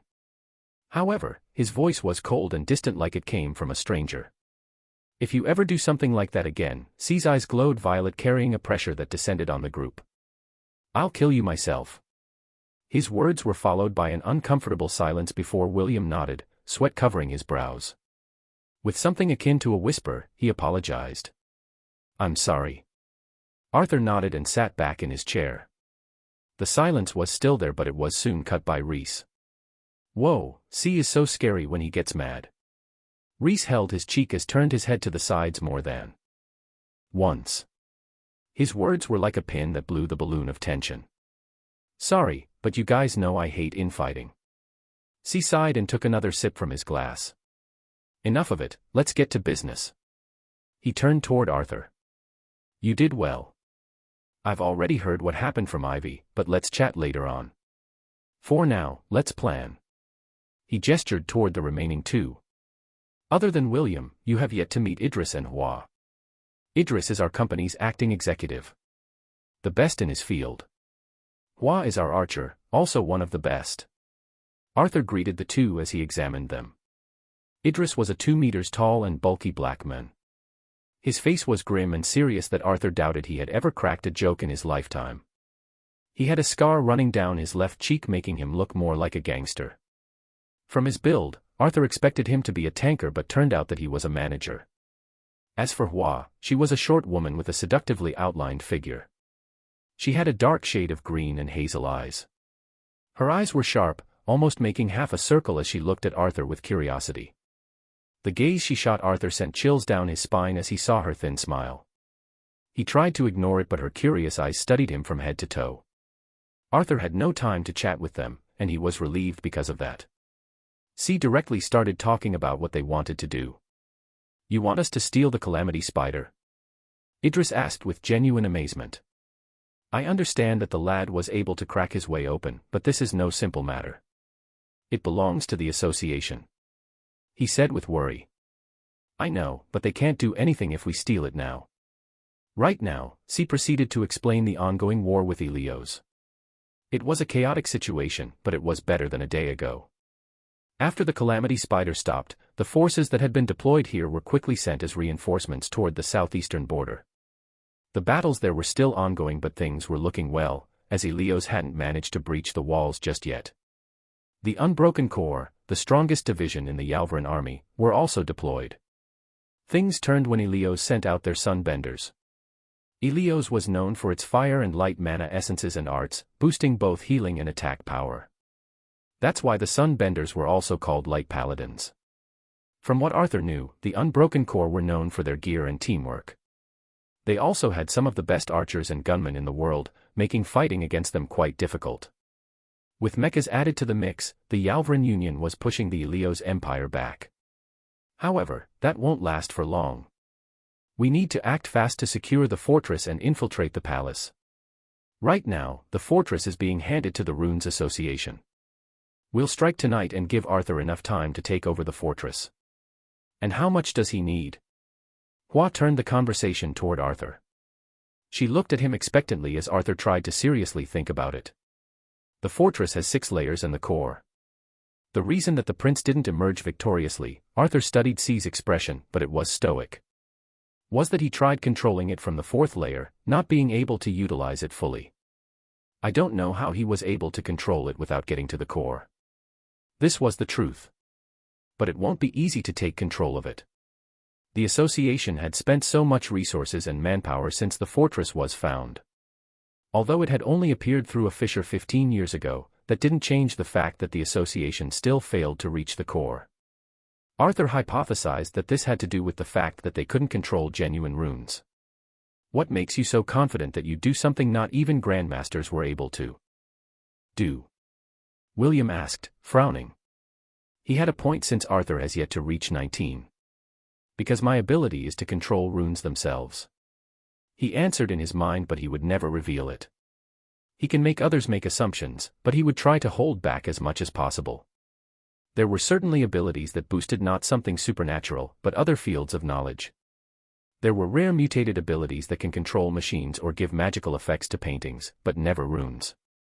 Runes were the link between knowledge and magic. They were the reason humans were advancing and technology hadn't fallen behind yet.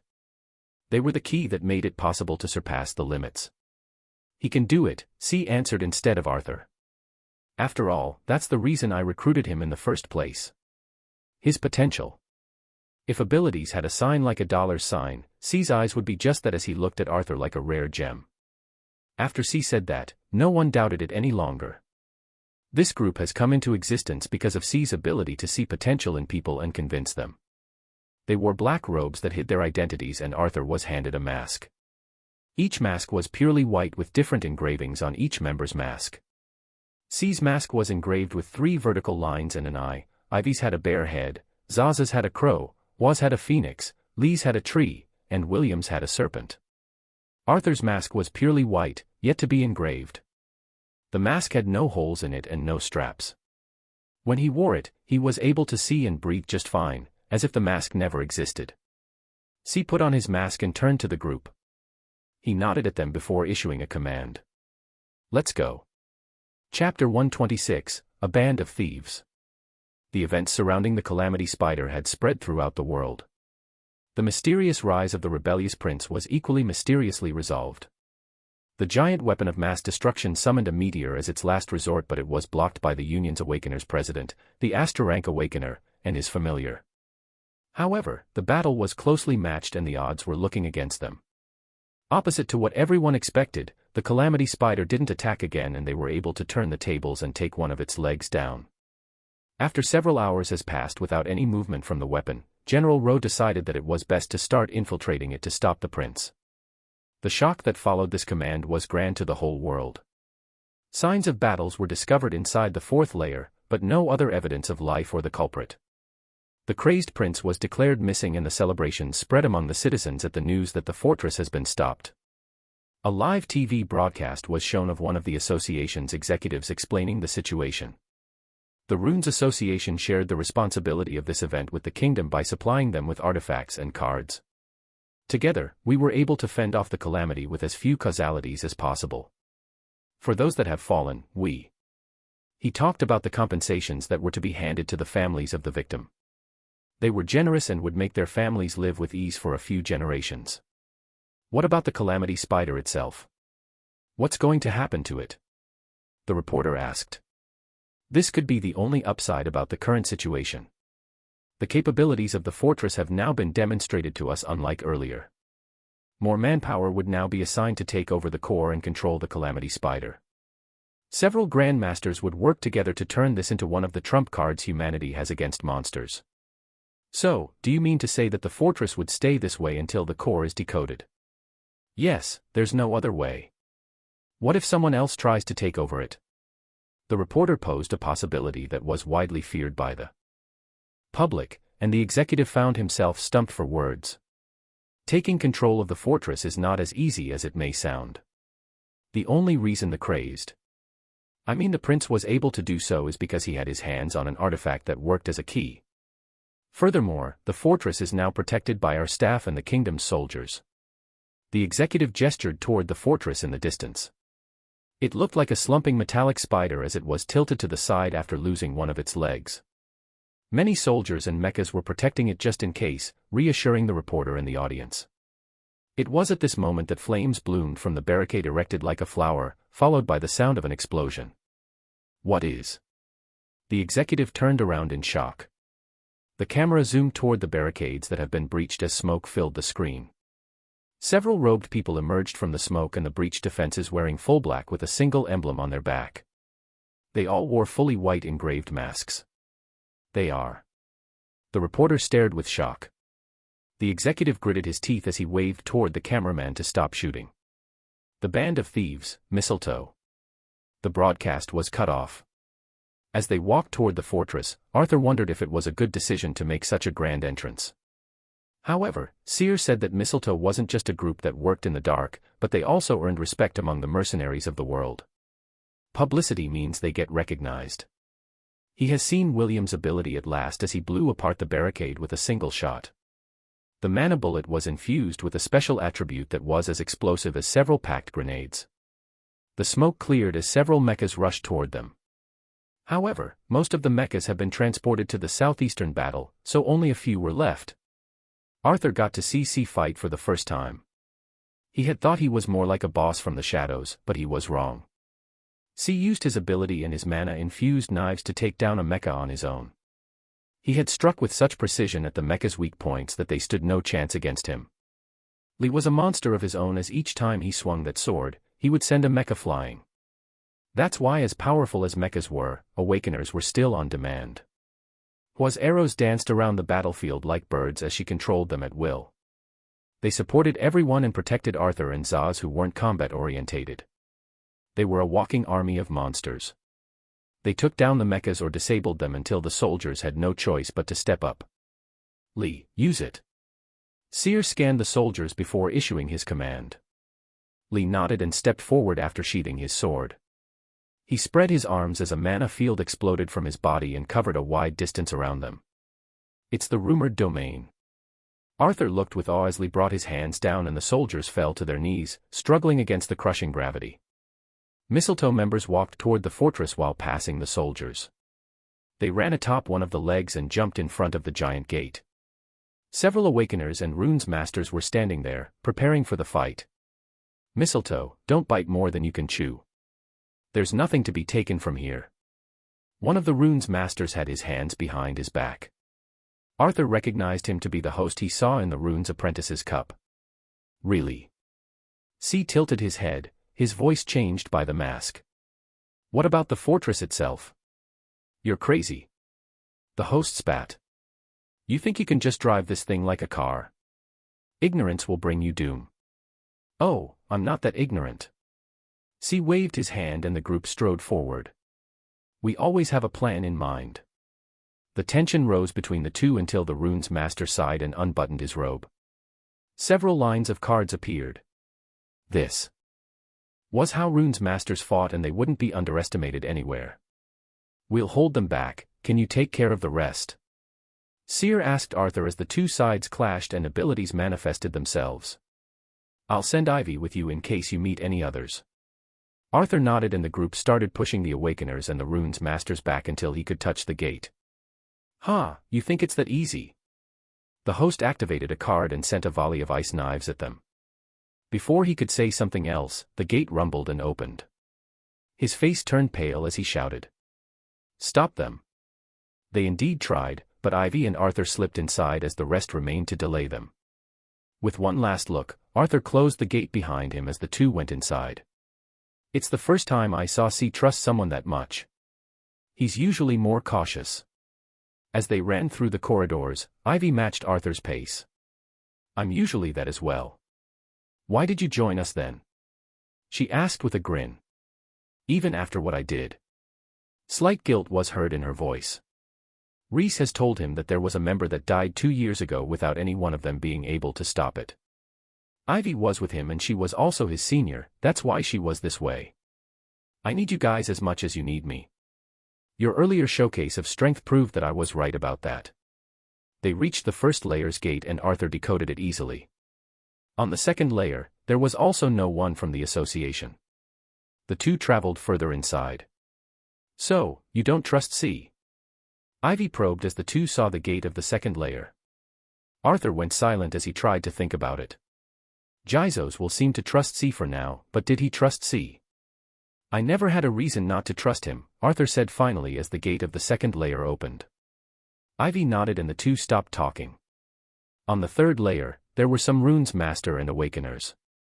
However, Ivy took care of them and made them faint with her ability. They finally reached the fourth layer where the earlier battle took place. Where are the prince's remains? Ivy asked with bewilderment.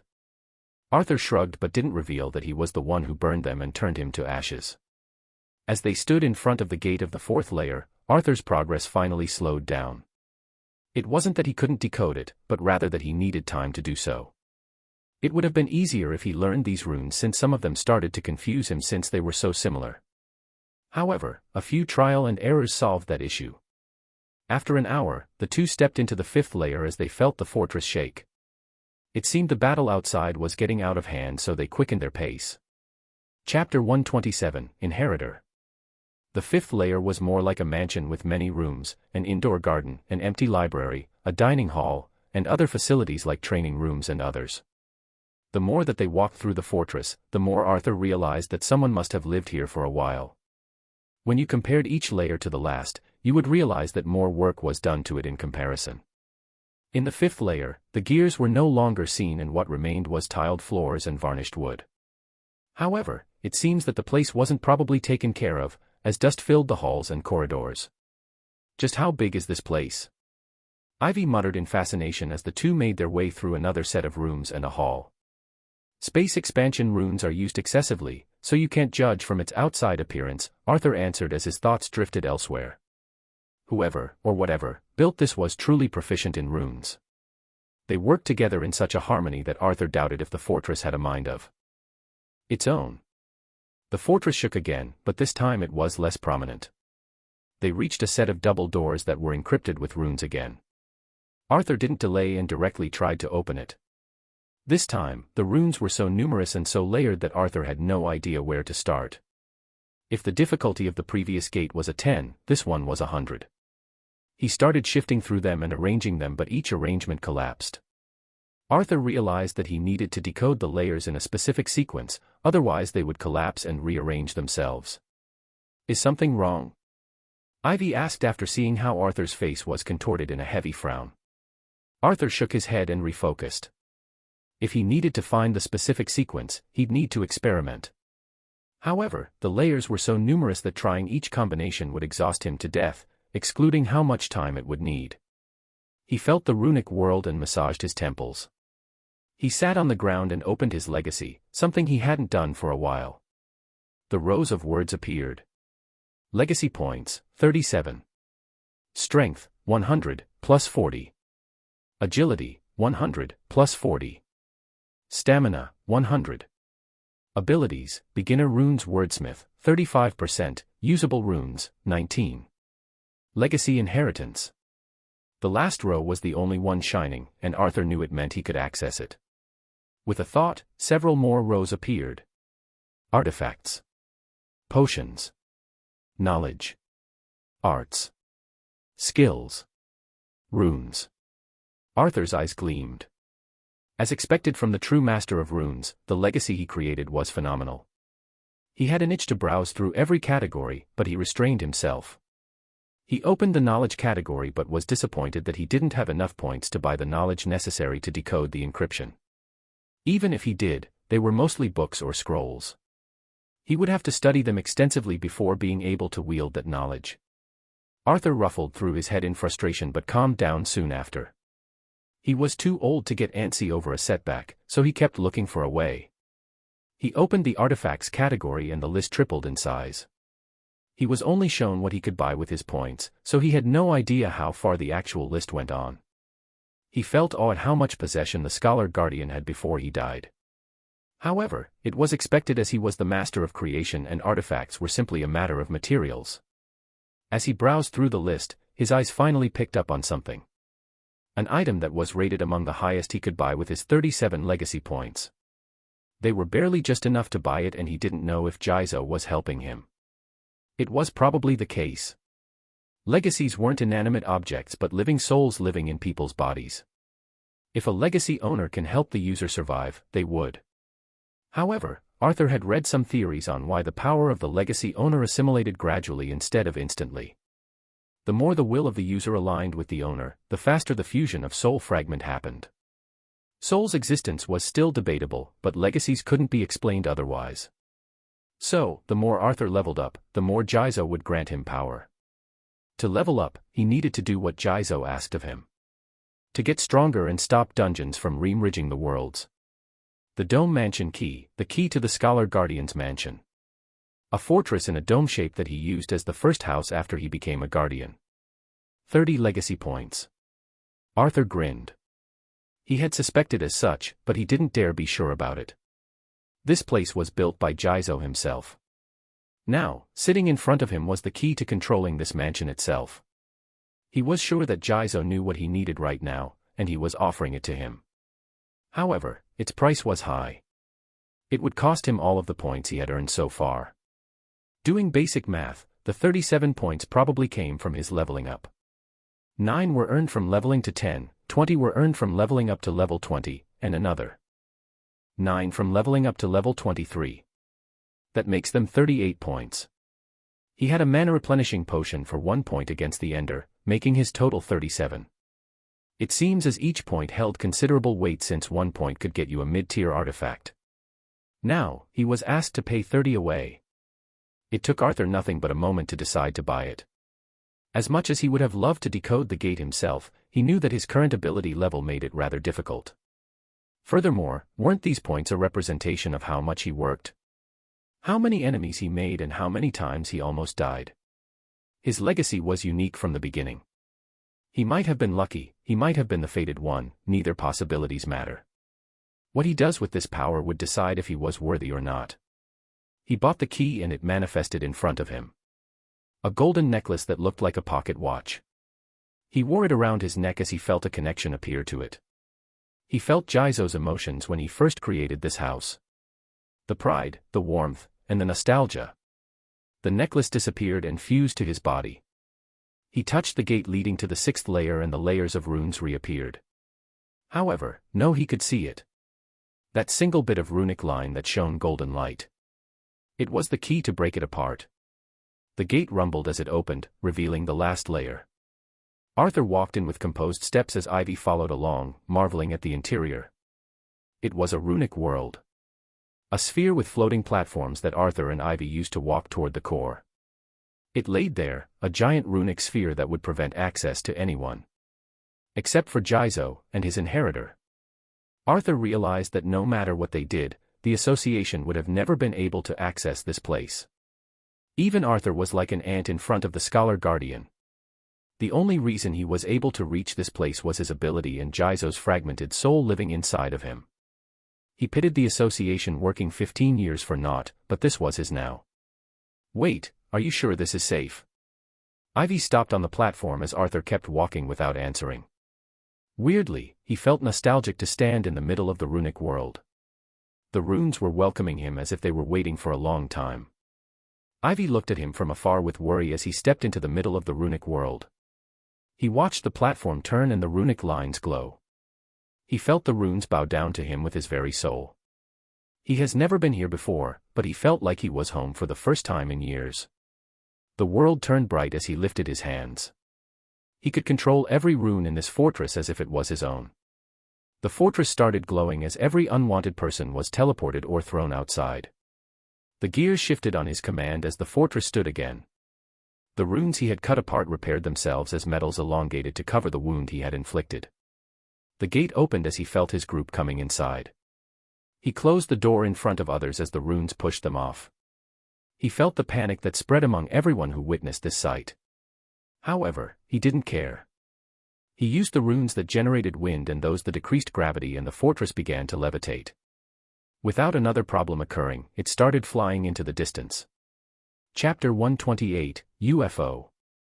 The walls opened in front of him grandly as if paradise itself was welcoming his arrival. Seer could only look with awe as he walked into the fortress that began to glow with runes, coming to life. The runes masters, awakeners, and the soldiers tried to rush inside, but strong wind pushed them back and the gate closed. "Is it that newbie?" William asked with bafflement that Seer shared. He had no idea that someone he picked up using his ability would grow this much. In less than 6 weeks. Even though he was weak right now, Arthur's ability in anything runes-related had always left him amazed. The gears shifted as the fortress began to move. The group looked at each other before nodding and heading deeper into the fortress.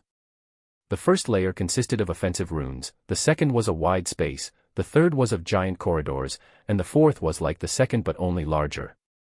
As they stood in front of the fourth layer's gate, they all felt tense. Just like before, the gate opened to reveal an elegant hallway. There were engravings on the walls of trees and seas looking almost lifelike. They passed the entrance and found themselves in a giant foyer. Are we in a different place?"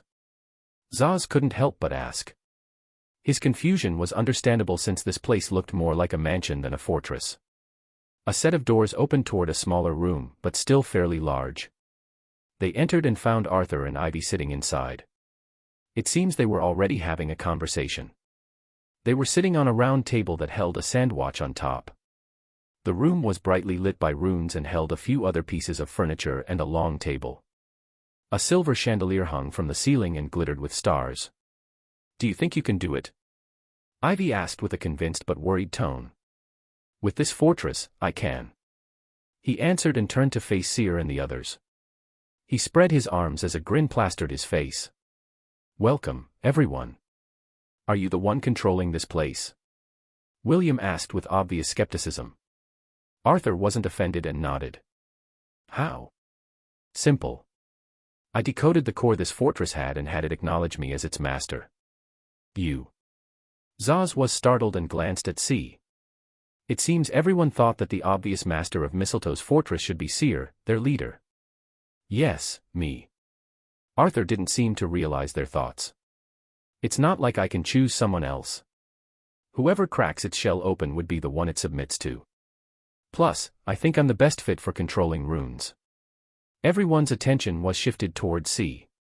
He carried a stoic expression as he looked at Arthur, studying him. "He looks different," C realized. Arthur's eye glowed brighter than before, his demeanor more confident. If C had to guess, it would probably be that he finally realized his worth. He didn't hate this but liked it a lot. "Why is everyone looking at me like this?" C shrugged. "You guys make me feel like I've taken whatever you obtained before. This place is Arthur's since he was the one who planned for it and obtained it. We merely helped him." "But..." William frowned. "You should be the one to control our hideout, not someone else." Seer's ability was related to perception, so he was unparalleled in reading faces. Even though he couldn't read Arthur's mind, he was still able to deduce that Arthur didn't like what William said. "Is it because he's being selfish?" C pondered. "No, he was the one to suggest that we use this place." "What is it?" After a few seconds of thinking, Seer felt that he found the probable cause. He sees this place as his own. He didn't like William proclaiming this place as his own. Even though it had been a short time since the two got to know each other, Seer was able to deduct a few things about Arthur. First of all, he was naive but also not stupid. He realized a couple of things that should deter him from certain actions, but he chose otherwise. He was strong-willed. He wasn't easily influenced by others. The association couldn't even get past the fourth layer of this place, but Arthur took over in a single day. "Do you think this place would have been ours if not for him?" Seer didn't say it explicitly, but his words were obvious. This was Arthur's gain. This place would serve as Mistletoe's hideout. Arthur followed up. "There are already enough rooms for everyone here and a lot more.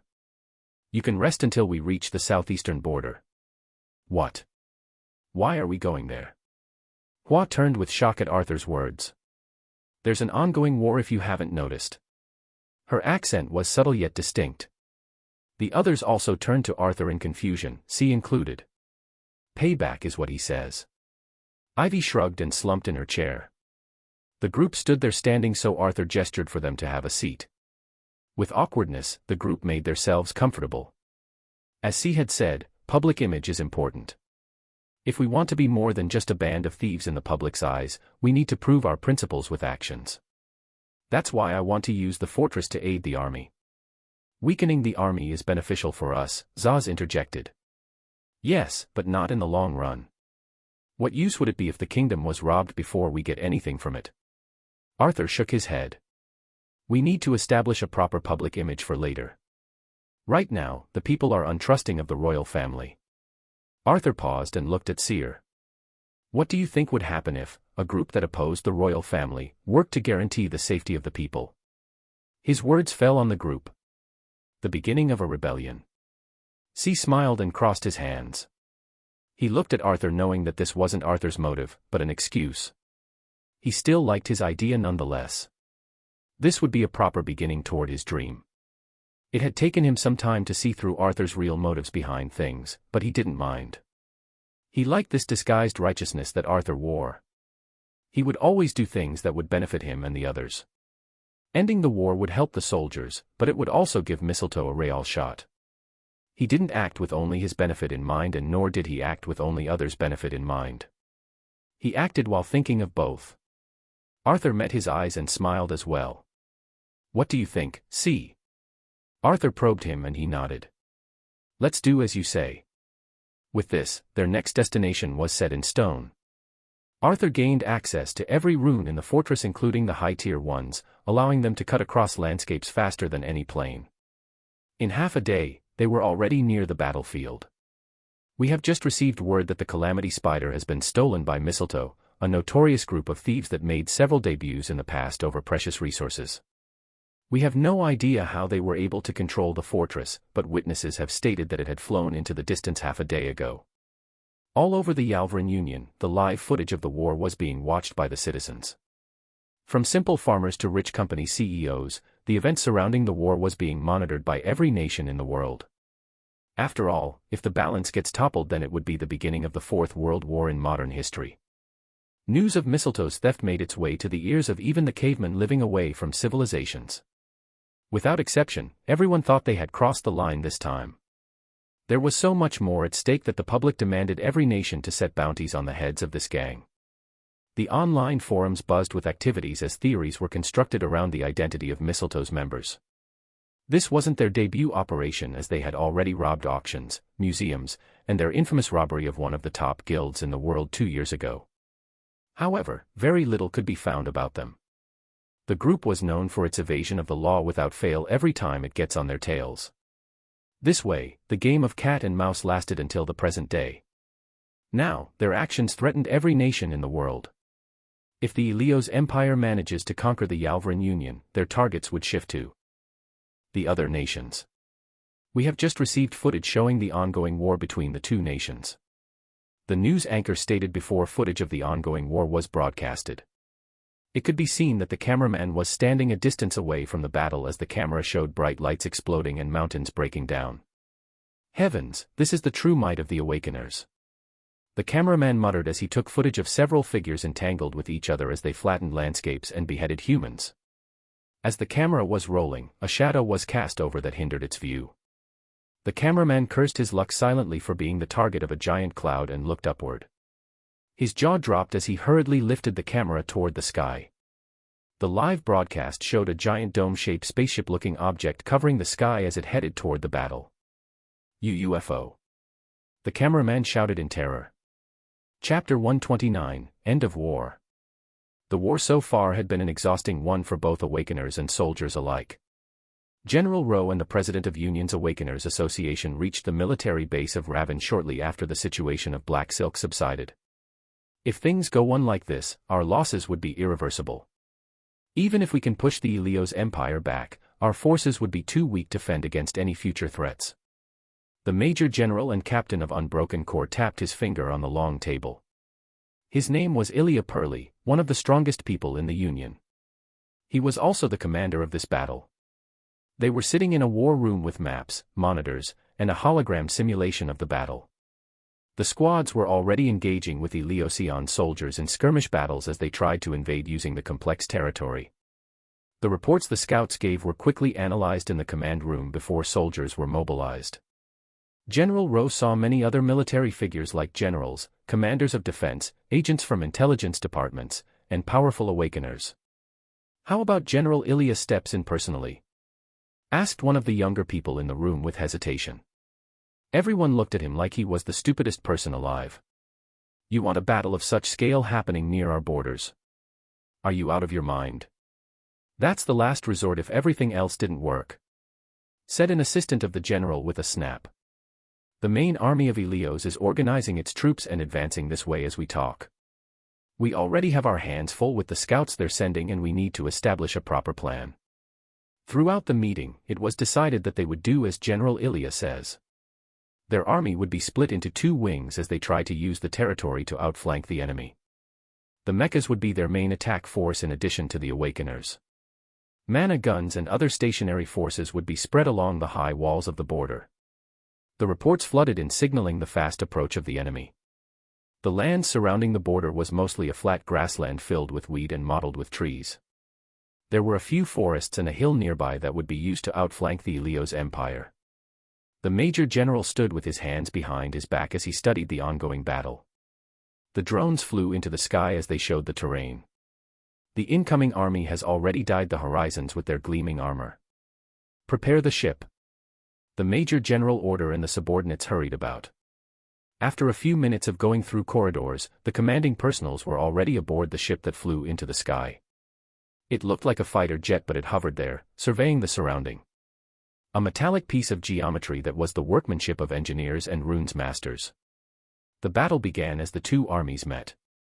Abilities and guns were launched at both sides as the causalities rose. The commanders of the two sides showed their abilities as they directed their armies to feint, ambush, and break through each other's formations. General Ilya's face turned grim as the battle went on. Their numbers and formations were similar, but their individual powers were far apart. However, he used the unbroken core to defend against the paladins. Their mana guns were defended against by special shields that reflected mana. "Sir, our left side has been breached. We need more soldiers to head that way. Several mechas are down." The command center was chaotic and the Major General started planning for a way to counteract. He thought about stepping up personally to fill in the void and push the forces away, but he didn't know if that would mean the enemy's strongest would step in as well. If things went that way, then both sides would suffer a lot. "Sir, an unidentified flying object has been spotted." "You mean a UFO?" The Major General turned around in shock. This was out of their calculations. If it was enemy deployed, it would spell doom for them. "Show me." The screen changed in the flying command center, revealing a giant dome in the sky. As soon as everyone saw it, they recognized it. It was the Calamity Spider coming their way. "General Rowe." Major General Ilya shouted with a grim face. "I thought you've reported that the Calamity Spider has been taken care of." "Sir, we've already received reports that it has been stolen by Mistletoe after we left it in the Association's hands." General Rowe answered in a hurry. "We had no idea it would come to the battlefield." It was understandable as Mistletoe was seen as a band of thieves and nothing more. "What are they planning?" Major General Ilya mumbled with a frown as he looked at the screen. He didn't wait long to find out as the runes started glowing on the giant dome. Fire snakes sprouted in every direction as it attacked the Eleosian army. "It's helping us." General Rowe stood there with a stunned expression. "Mistletoe is defending the kingdom." The news of Mistletoe's actions turned the world upside down. A gang that has been thought of as puny thieves turned out to be patriotic. The whole world debated the matter as the voices calling for Mistletoe's execution died down. Soon, people started posting how their views of this group changed with their actions. They also started to seriously admire their capability of stealing the fortress to use it in the war against Eleos. After all, Eleos must have had a hand in the Calamity Spider. They could argue that they simply chose the appropriate timing to attack, but no one would buy it. Everyone must have realized that the Calamity Spider was activated by Eleos. Soon, theories started emerging that it was mistletoe that had stopped the calamity spider in the first place. After all, news that the spider stopped attacking suddenly couldn't be contained with so many witnesses. Now, a plausible theory was presented. Mistletoe's fame surged as people began to see them not as selfish thieves, but rising peasants who only stole from the nobility. It was true that mistletoe has never harmed the public, only a select few who were already filthy rich. Cries of cheers filled the houses of the Yalvarin Union as they looked at the footage of the fortress attacking their enemy. When the kingdom was facing a threat, it was mistletoe that has risen to the occasion even though they could have chosen to flee. When the news of the Ilios Empire retreating was broadcast, people flooded the streets as they happily sang and cheered. Some of them cheered for the army, some of them praised the royal families, but most of the common people cheered for mistletoe. Even though the Ilios Empire retreated, the Yalvarin Union still suffered a lot of causalities. The happiness of their survival turned into mourning when the bodies of the dead returned. Soon, that mourning turned to rage against the royal family and the crazed prince. Times of unease would follow as the royal family lost a part of the people's trust. However, the war has ended faster than anyone had realized. It should have taken a month or two, but it ended in a day because the Yalvarin Union received aid from a powerful ally, mistletoe. As for the fortress, it flew into the distance again before disappearing from everyone's eyes. Without asking for a reward, the gang slipped back into the shadows awaiting the next threat to defend against. Arthur opened his eyes in his room in the mansion. Calling it a room was an understatement as it was more like a suite than a room. Since they had supplies in their storage artifacts, the group decided to spend a few days lying low in the fortress. Mana was needed to supply the fortress and they had already exhausted most of the mana crystals the fortress had to begin with. However, C promised that Idris, who had stayed in Black Silk with Reese, would supply the needed crystals for the group's stay. Lying there in bed, Arthur remembered the screams of the Iliosion's troops that he had killed or injured.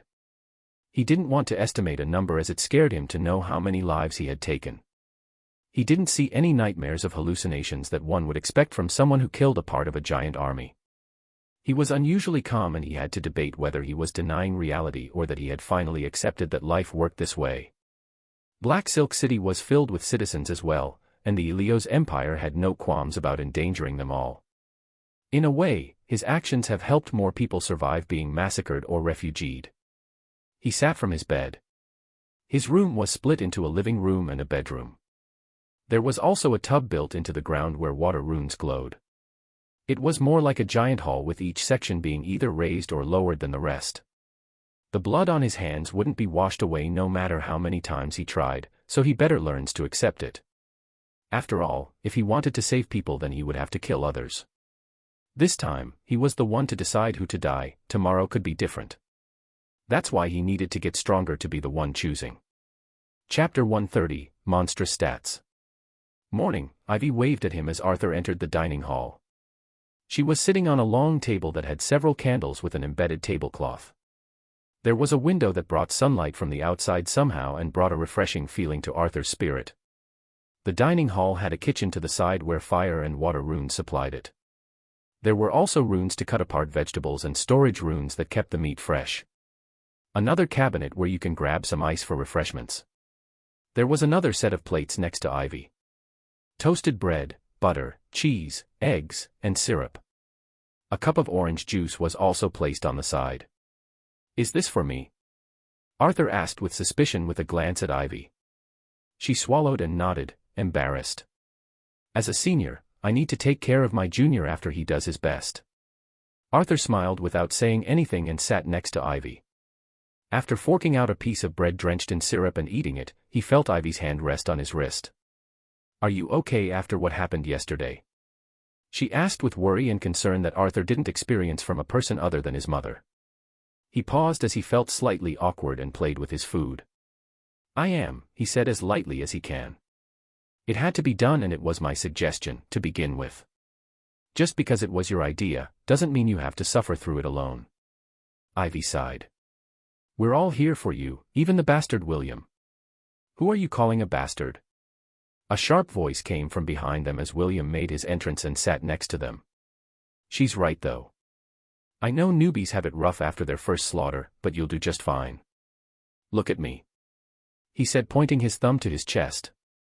That's not reassuring, Arthur grumbled, and William stiffened as the rest came in and started to laugh. He's not wrong, C said as he pulled a chair. No sane person would want to walk around blowing things up. My explosions are cool. Manly. William protested, and Arthur saw Lee nodding in agreement as they sat down as well. My explosions are cool, Hua mimicked in a gruff voice while arching her mouth in mockery. The group laughed as William and Hua bickered. It seems the two had some sort of rivalry, being two sharpshooters. Hua preferred elegance and accuracy while William preferred destruction and explosions. The hall grew noisier as the group bickered with each other and complained that Ivy was favoring Arthur by making him breakfast. As he looked at them being basked with sunlight, Arthur smiled to himself as he remembered a scene where Aaron and his gang ate together while he sat far away alone. After their breakfast, the group asked to explore the fifth layer. Space expansion made this place huge, and they had no idea how much time it would take to explore it on their own, so they had Arthur guide them as the master of the fortress. Gladly, Arthur answered with a grin as he stood up from his chair. He guided the group toward the foyer they had first entered before walking them to a different corridor. The fifth layer surrounds the core, but it's not shaped like a dome as the space inside has been expanded. You can think of space as jelly, and the runes here work to stretch it as far as they can. We know how space expansion runes work, Zaz grumbled since he considered himself to be specialized in this field. Yes, but what you don't know is that I can control those runes in this fortress. Arthur grinned as he felt the stairs land on his back. For example, I can build more rooms given enough resources, knowledge, and time. Space is a delicate thing, don't tamper with it as you please, Hua said, more in a warning than a provocation. Arthur smiled and didn't say anything. We've arrived at our first destination, the training hall. Arthur could feel their excitement as every awakener dreamed of a suitable training hall. As he opened the door, a giant gymnasium appeared in front of them. The training hall was as big as a soccer field and a brightly lit interior. It had a black painted ceiling and dark gray floor. As the group stepped on it, the texture of the wood greeted their feet. It had a fighting ring, several bronze pillars, and several chambers on either side. The pillars can measure your strength if you touch it. This function reminded Arthur of his legacy, and he was sure that his Jizo used the same runes to create these pillars. Who wants to try it? Arthur looked at them expectantly. The group hesitated before they had Lee do it first. After all, he was their strongest physical member. With his mask and short black hair, the mysterious person stepped forward and touched the pillar. The pillar glowed before it showed several rows of words like the one Arthur received on his legacy. They were always in the language that the person looking would recognize, so they appeared differently for every person looking at them. As he read the numbers, Arthur gasped. Strength, 903. Agility, 631. Stamina, 350. Perception, 330. Mana, 663/668. All of the stats were in the range of demi-rankers except for perception and stamina lacking behind. However, this was already astonishing. Lee had 3 of his stats in the demi-rank with strength a short distance away from the Astra rank. Arthur had no doubts this person could flatten him with a slap. Why did he struggle against the Ender, though? Arthur wondered, as even though the Ender was powerful, it shouldn't be the case for Lee. He didn't want to hide it and asked Lee directly. Lee looked at him and tilted his head before shaking it.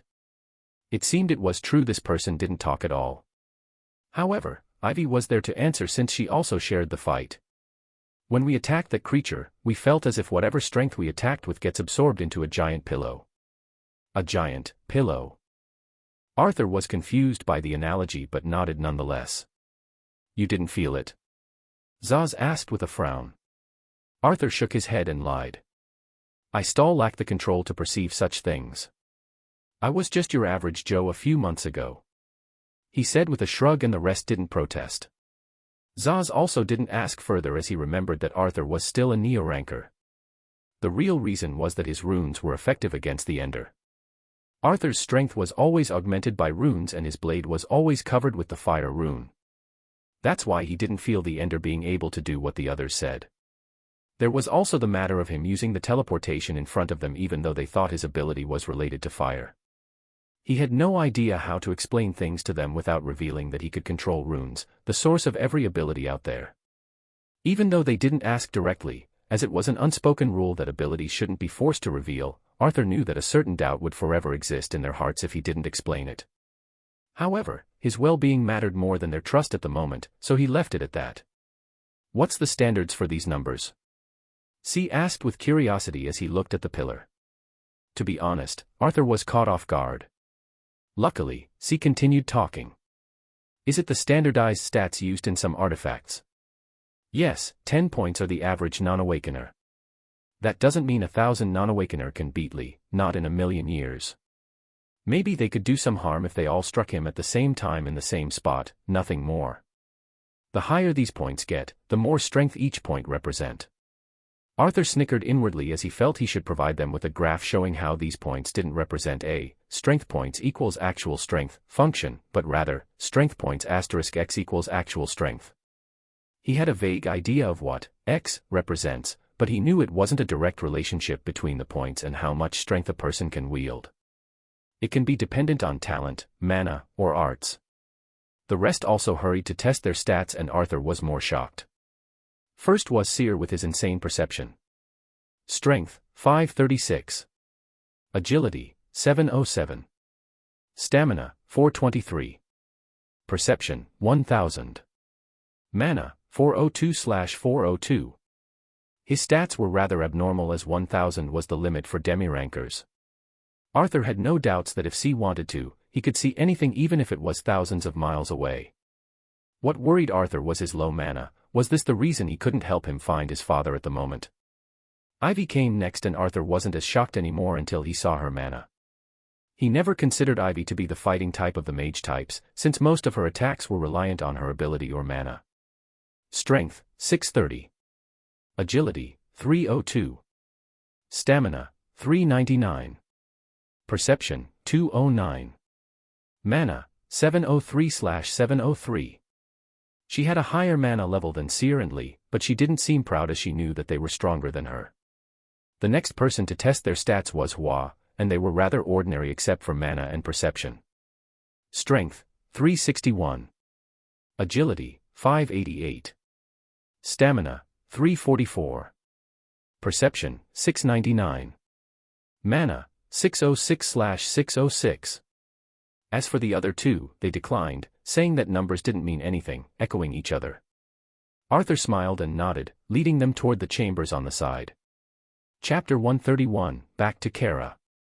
The reason William and Zaz refused to show their stats was obvious, as both of them were reliant on their unique abilities. Standing in front of the group, Arthur opened the chamber's doors with a wave. Gravity chambers? C asked with curiosity at the unique interior. He guessed right as the floor and ceiling were engraved in the unique runes of gravity. Arthur nodded as he glanced at the runes. Yesterday, he tried to learn some offensive runes from the first layer, only for his legacy to tell him that his ability level was insufficient to learn such high-tier runes. So, even if he can use the runes, he can't learn them for now. It was a frustrating feeling, like eating a delicious cake without knowing its recipe. There's more. Arthur smiled as he saw how the group was excited about the gravity chambers. He led them to the chambers on the other side of the hall and opened them. The runes of the gravity chambers gave a brown hue and this one gave a blue one. What is this? Hua frowned as her perception seemed to pick up on the different atmosphere the chamber had. This. Seer muttered with shock. Mana chambers, Arthur said with a grin as he waved his hand. The chamber was filled with mana for a brief second before disappearing. But it uses a lot of resources. The group looked at Arthur silently. These runes were very precious, despite not being rare. They concentrated mana from several mana crystals or cells for awakeners to see a faster growth rate. Only the main branch of the 7 families had them, giving them an advantage over other awakeners. No matter how unique their abilities were, they couldn't contend against true powerhouses. That's why they have always remained as a lawless group, stealing to grow stronger. With this, however, they have a chance. It's time for mistletoe to rise. C clenched his fist as he looked at Arthur with a complex but grateful gaze. The events that had preceded Arthur's entrance exam to Girano College were unexpected even for him. The fortress made him not a weakling trying to hide, but someone with a trump card if it ever calls for it. The fortress had runes similar to his illusion ring, enabling it to hide from the observant eyes. They hid in the wilderness between the Yalvrin Union and Hallen, deep in the great forests of Anera. However, Arthur's plans didn't change. He still planned on going to Gerano College for several reasons. First was that he still lacked a suitable place to study runes. With his legacy inheritance, he can buy them by leveling up. This method, despite being the most straightforward, wasn't the most cost-efficient. His legacy points were rare and precious, and he'd rather spend them on ancient knowledge and arts than runes that he could study. The second reason was that he still needed to gather intelligence about his father's incident. Gerano was a place for the world's greatest students and minds to gather, so he was sure to forge a few helpful connections. The third reason was rather simple. He wanted to level up by going into dungeons above high tier. Gerano allowed its students to gain access to ancient sites and dungeons as training.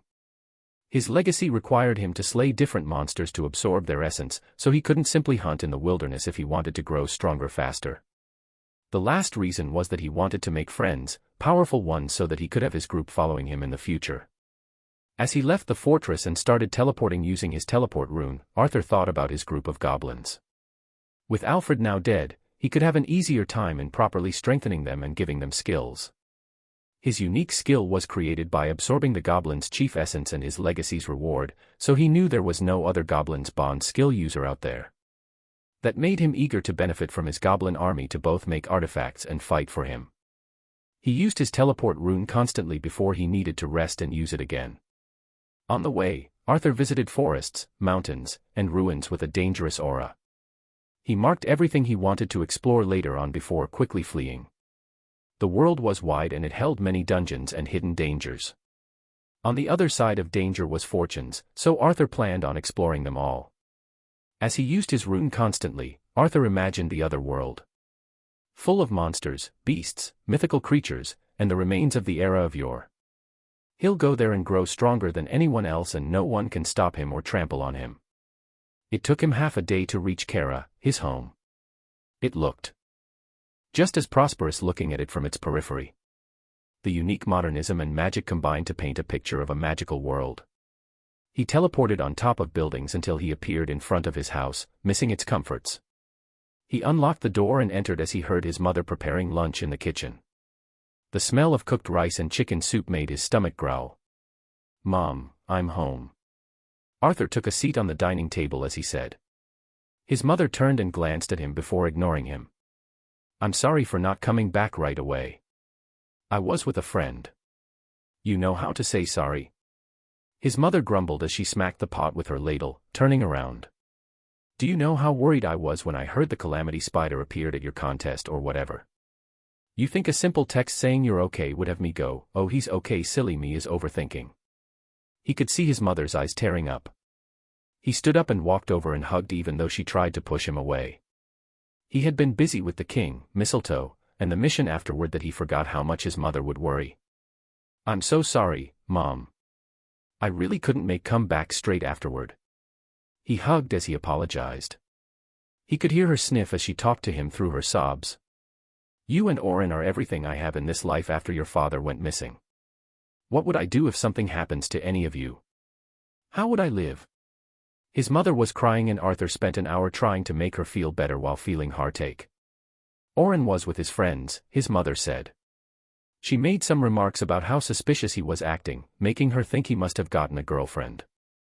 Arthur smiled without saying anything as the two ate their lunch. "How many sons have I stolen from their mothers? How would they live on?" He wondered as he looked at his reflection in the soup. "Do they resent me, wishing I was dead?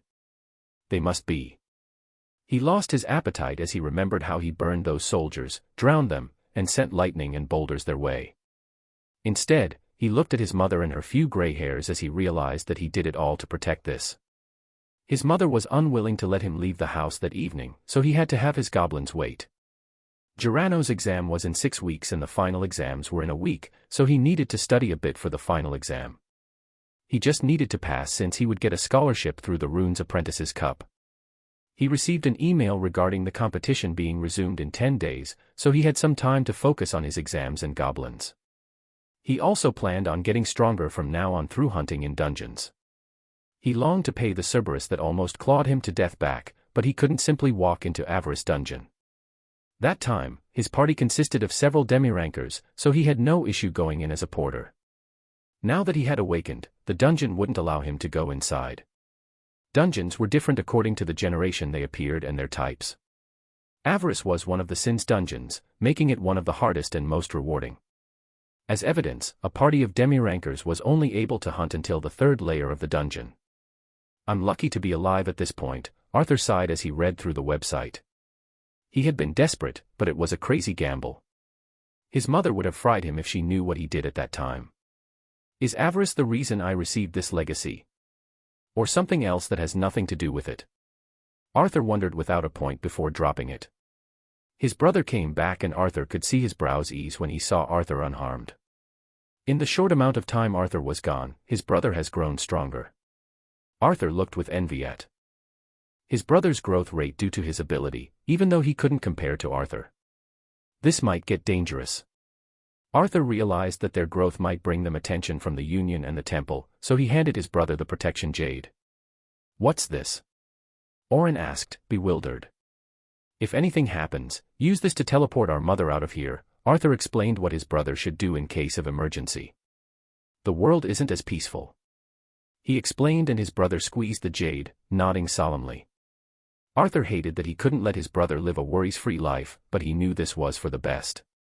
Chapter 132, Guilt and Pride. Even though leveling up has always been Arthur's fastest way to raise his mana, unrestricted by the tier or species of the monster he killed, it still couldn't compare to his absorb rune in terms of efficacy. However, with legacy points added to the equation, leveling up became more important.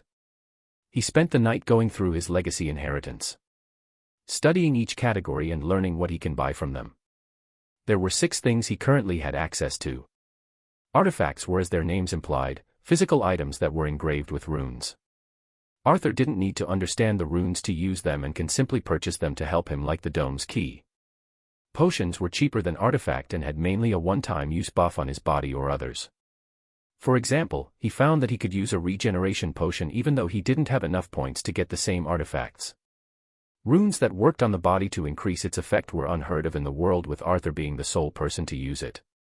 That's why potions existed, providing altered chemicals and mana to the body by digestion to achieve similar results.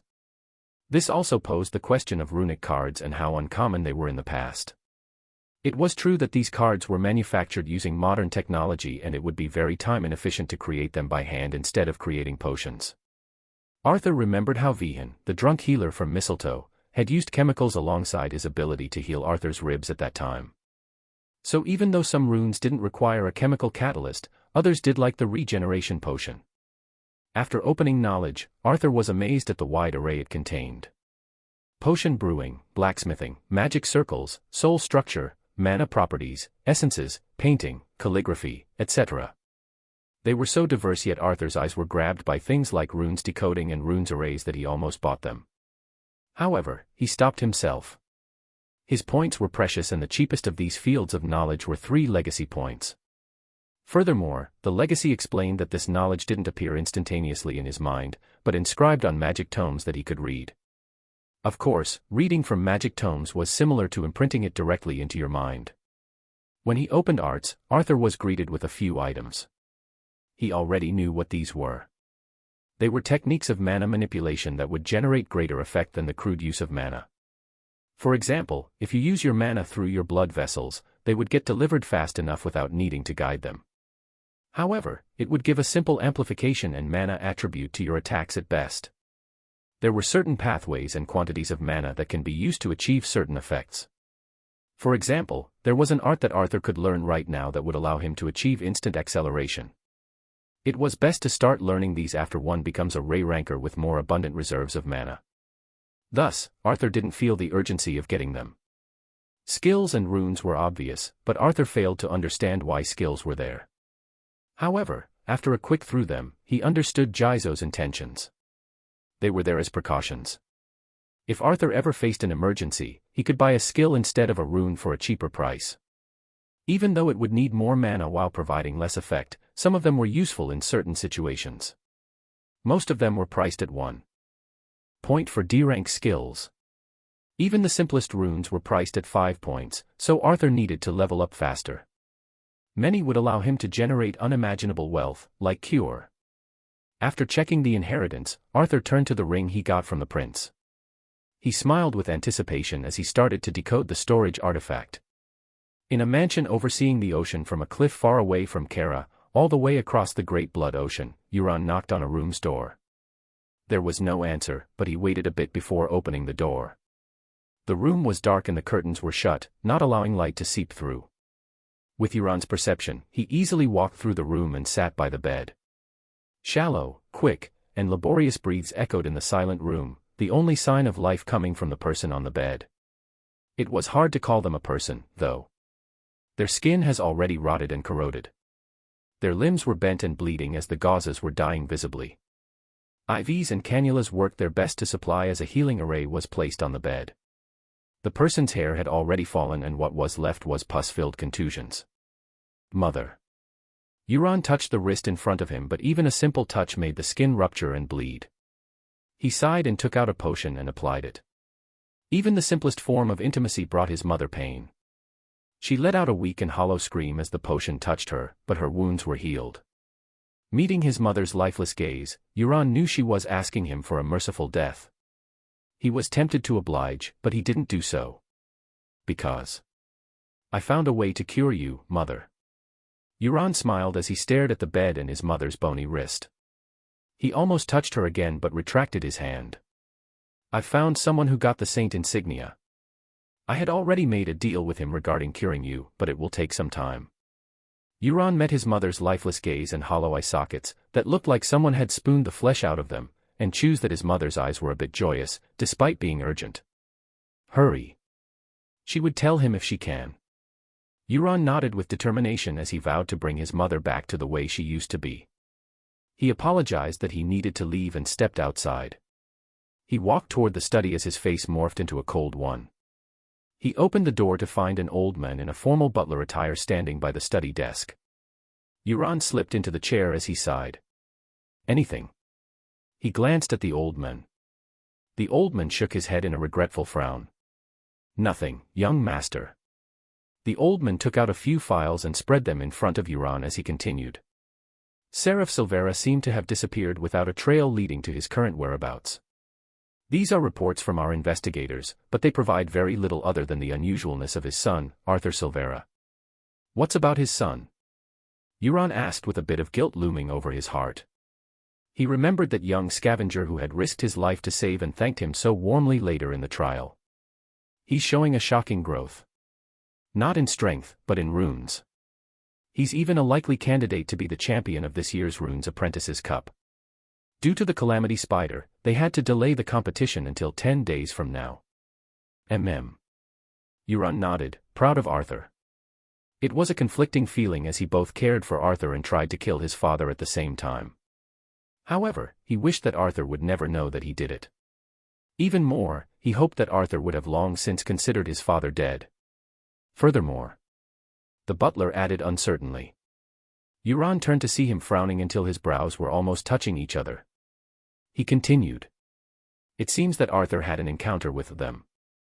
Euron's eyes shook as he crumpled the papers in his hands. He knew who the butler was referring to. The reason his mother was in such a state was none other than them. The hideous creatures that inhabited the shadows and worked to destroy everything. They took pride in their name, the Enders. They were by no means fiction, but a parasite inhabiting their world. In every family, in every organization, you'd find people who sold themselves to the Enders in return for strength. Most people failed that this strength was illusionary and came at the cost of their souls. One of them was his mother. Memories flashed in his head despite his greatest efforts to seal them away. However, he also didn't want to forget the lab, that family, and what his mother had sacrificed to save him. Now, he needed to live each day knowing that he was defective and he was the reason his mother was suffering every moment that passed by. What happened? His voice was full of rage as his face turned demonic. Where are they? He would gain nothing even if he hunted them down, but the sweet taste of revenge was alluring. Even though it's being hushed over, it seems the prince has turned to their side and took hold of the Calamity Spider. The butler looked in his master's eyes and continued to deliver the shocking news. Yet it seems that the Ender was defeated. The word sent chills in Euron's spine. Who defeated it? Nothing certain, but most evidence leads to mistletoe.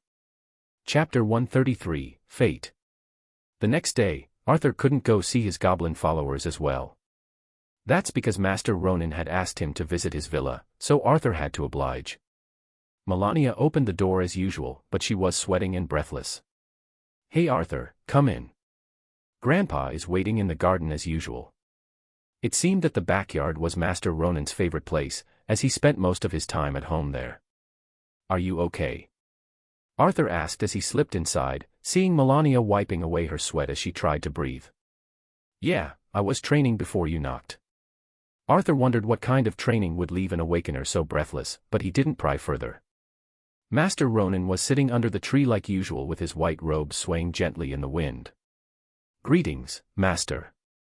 Arthur bowed his head in respect. He might have had an aggressive attitude after leaving the trial in the past, but he was still grateful for all the things Master Ronan taught him. "Take a seat," Master Ronan nodded and gestured. Arthur sat down and felt the runes on the stone make him relax. Master Ronan took another sip from his tea before gazing at Arthur. "The practical news," Master Ronan continued, "is that the king has invited you again. A ball where you'd receive the silver medal of heroism. He's probably using you to unite the people again and earn their trust, but it's a good thing for you." "Heroism?" Arthur asked with shock. It was a medal that was given to people who had contributed greatly to the welfare of the kingdom and the Union. "Yes. It'll give you a certain privileged treatment in governmental offices and a good recommendation if you apply anywhere. It'll also bestow great honor, the only currency the king can use to guide his subjects." Arthur could hear the slight sarcasm in Master Ronan's words. His words were true, as kings always used honor to move their knights. But in the end, what was honor anyway but an intangible sense of self-pride? "Would it help me get into Gerano College?" Arthur asked with hesitation. He saw Master Ronan's brows rise in surprise and amusement. "Arthur," he laughed slightly. "Gerano is definitely within reach for you. It seems you have yet to realize how much runes are important for awakeners." Master Ronan picked his cup and looked at the tea inside. "Even without taking the exam, you'll most likely get admitted. Your scholarship is guaranteed after your display in the competition." "Really?" Arthur asked with surprise. Maybe Gerano wasn't that hard to get in. "I thought I still needed to take the exam even with a scholarship, just having a lower entry score." "Normally, yes. But your achievement so far in runes outweighs any combat ability you may lack. It seems they have yet to reach out for you." "Who?" "Every workshop and guild in the world are now eyeing you. If you get the first place in the Runes Cup, you'll have a hard time keeping those giant corporates away from you." Master Ronan's words made the realization dawn on Arthur. "So, I don't need to take the exam." "No, it's more important to focus on your current strength. I know that Gerano offers you a wide array of opportunities, but your strength remains the sole deciding factor for your future. Work on getting stronger from now on, Gerano is secondary." Arthur nodded as he seriously thought about it. He was going to Gerano to learn, so wasting any more time on this would be inefficient. As Master Ronan said, he needed to grow stronger to quickly achieve his goals. Then, Arthur turned to face the old man. What about the mannequin dancing agent? This was a priority. He needed to evolve. Seer will help you with that. Let's leave these things aside for now. Master Ronan's face turned solemn. He put down his cup before he asked Arthur a question he wasn't expecting. "Do you believe in fate?" Fate? Arthur was confused. He had never thought about it until now, but he didn't have an opinion. "Yes," Master Ronan explained further. "Fate, aside from folktales and that nonsense, is how much a person would impact the world. It can change by the choices you make and it's certainly not set in stone. However, it's very difficult to avoid your fate. It's how much capacity you hold to change the future." "Okay," Arthur nodded, still confused. "What does that have to do with me, Master?" "I've already told you that the royal family's ability is related to seeing things. You've probably realized that I'm a member of that wretched group as well by the way the king addressed me." Arthur nodded in response. "For me, I can sense the fate people hold. That's how I helped Seer find all those people. Even though Seer's ability can do that as well, but his mana is lacking. That's how we were able to meet you, Arthur. Master Ronan suddenly bowed. Arthur stiffened as his mind was filled with confusion. Your fate is the first of its kind, he said with his head low, almost touching the tea table. We didn't know how to treat you when C met you. Even the first time we met, I was nervous. The old man's usual dignified self was nowhere to be seen. Arthur sat there frozen as the old man continued talking. I know that many things have made you untrusting of us. You should have already sensed that bizarre events took place, even in the trial. We are also helpless against the chains of fate. I don't understand anything you're saying. Please raise your head, Master. Arthur frowned as the words didn't make sense to him. He understood that the voice he heard in the trial and the reason he went into the trial were related, but he didn't think it was fate. I don't understand a lot myself either. Master Ronan raised his head wearing a helpless expression. I just know that you'll change the world. It's not because of your legacy nor is it because of the trial. It's something much more profound about who you are. You knew. Arthur's frown deepened as he was suddenly on guard. He had always hidden that he was a legacy user, but somehow Master Ronan knew. There's no way a person with as much fate as you can be someone ordinary. Even without the legacy, I doubt it would have made a difference. No, Arthur shook his head as he remembered who he was before the legacy found him. You don't understand. Neither do you, Master Ronan sighed. Legacy owners choose their inheritors based on how much fate they have. Just as much as you need the legacy, it needs you. That doesn't make sense. I was a dirt digger. Arthur's voice was a bit louder than he intended. I was a carpenter before I awakened. It doesn't matter who you are, but what you're fated to do. Ha! Arthur laughed involuntarily. To find a piece of artifact or two. That's what I would have been doing without the legacy, if not dead. You don't believe me, I know.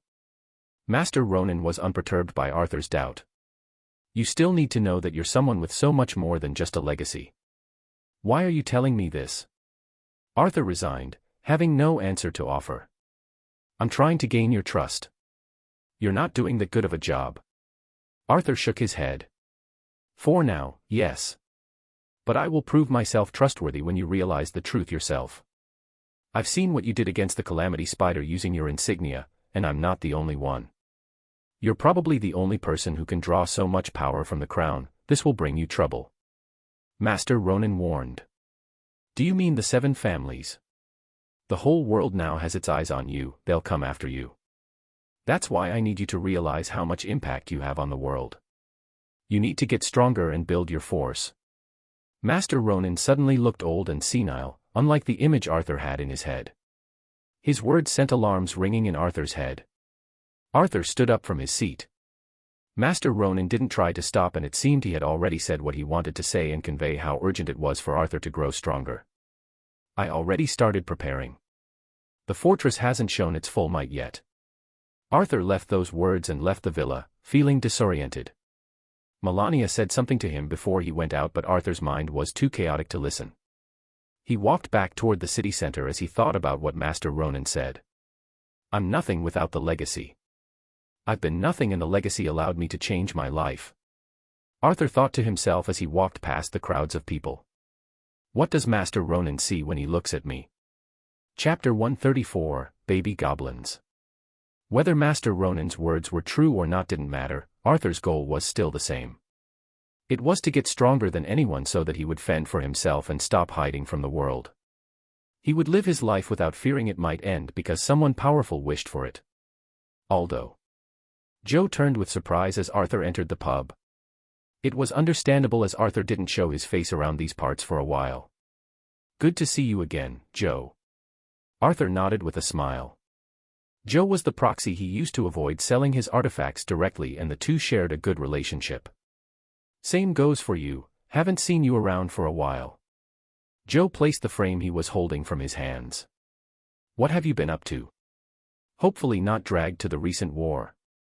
No, I haven't participated. The mercenaries. Arthur looked around the bar as he saw their dwindling number. Joe sighed and shook his head regretfully. Most of them took part in the way that happened a few days ago. From what I heard, half were injured. Most of the rest were okay except for a few. Joe shook his head again and Arthur figured out the rest. They died. These are. Arthur looked at the several frames Joe had. Stealing a closer peek, they were portraits of people. A memorial for the deceased. Joe stacked the frames as he picked them up. Want to help me put them up? Arthur nodded and the two walked toward an empty wall that looked to be cleaned recently. Joe began handing Arthur frames as Arthur hammered a nail into the wooden walls. Urival Jamin, 28. A good father and a husband. Arthur read the caption placed on the bottom of the first portrait as he looked at the young man with a scar on his chin. He hung the frame and hammered another nail. The portraits weren't many, but they each signified a life taken because of a foolish prophecy. On the other side of Elio's, Arthur was sure the same scene was playing in different parts. War is a cruel thing. Joe sighed as the two looked at the portraits now filling the wall. No matter what reason they start with, it means so little at the end. Arthur remembered Zaza's words when they were discussing the way. How many more lives would be ruined because of their whims? He was referring to the 7 families who cared so little for the common folk. Did the lives of Urival and the others matter so little in comparison? Well, they died honorably. Joe clapped his back as he saw Arthur's eyes lingering on the wall. I'm sure you miss your wolf. Arthur did indeed. He took one last glance at the wall as he thought to himself, did the dead feel honor or glory? Arthur found Kira sleeping beside the pub, a bit bigger than he last saw him. Without calling for Kira, its ears perked up as he sniffed and shot up. He looked at Arthur for a few moments blankly, making him fear that Kira had forgotten about him. However, Kira barked before it sprung toward Arthur and started licking his face. Haha, I missed you too, buddy. Arthur laughed as he rubbed Kira around the neck, making it chirp in happiness.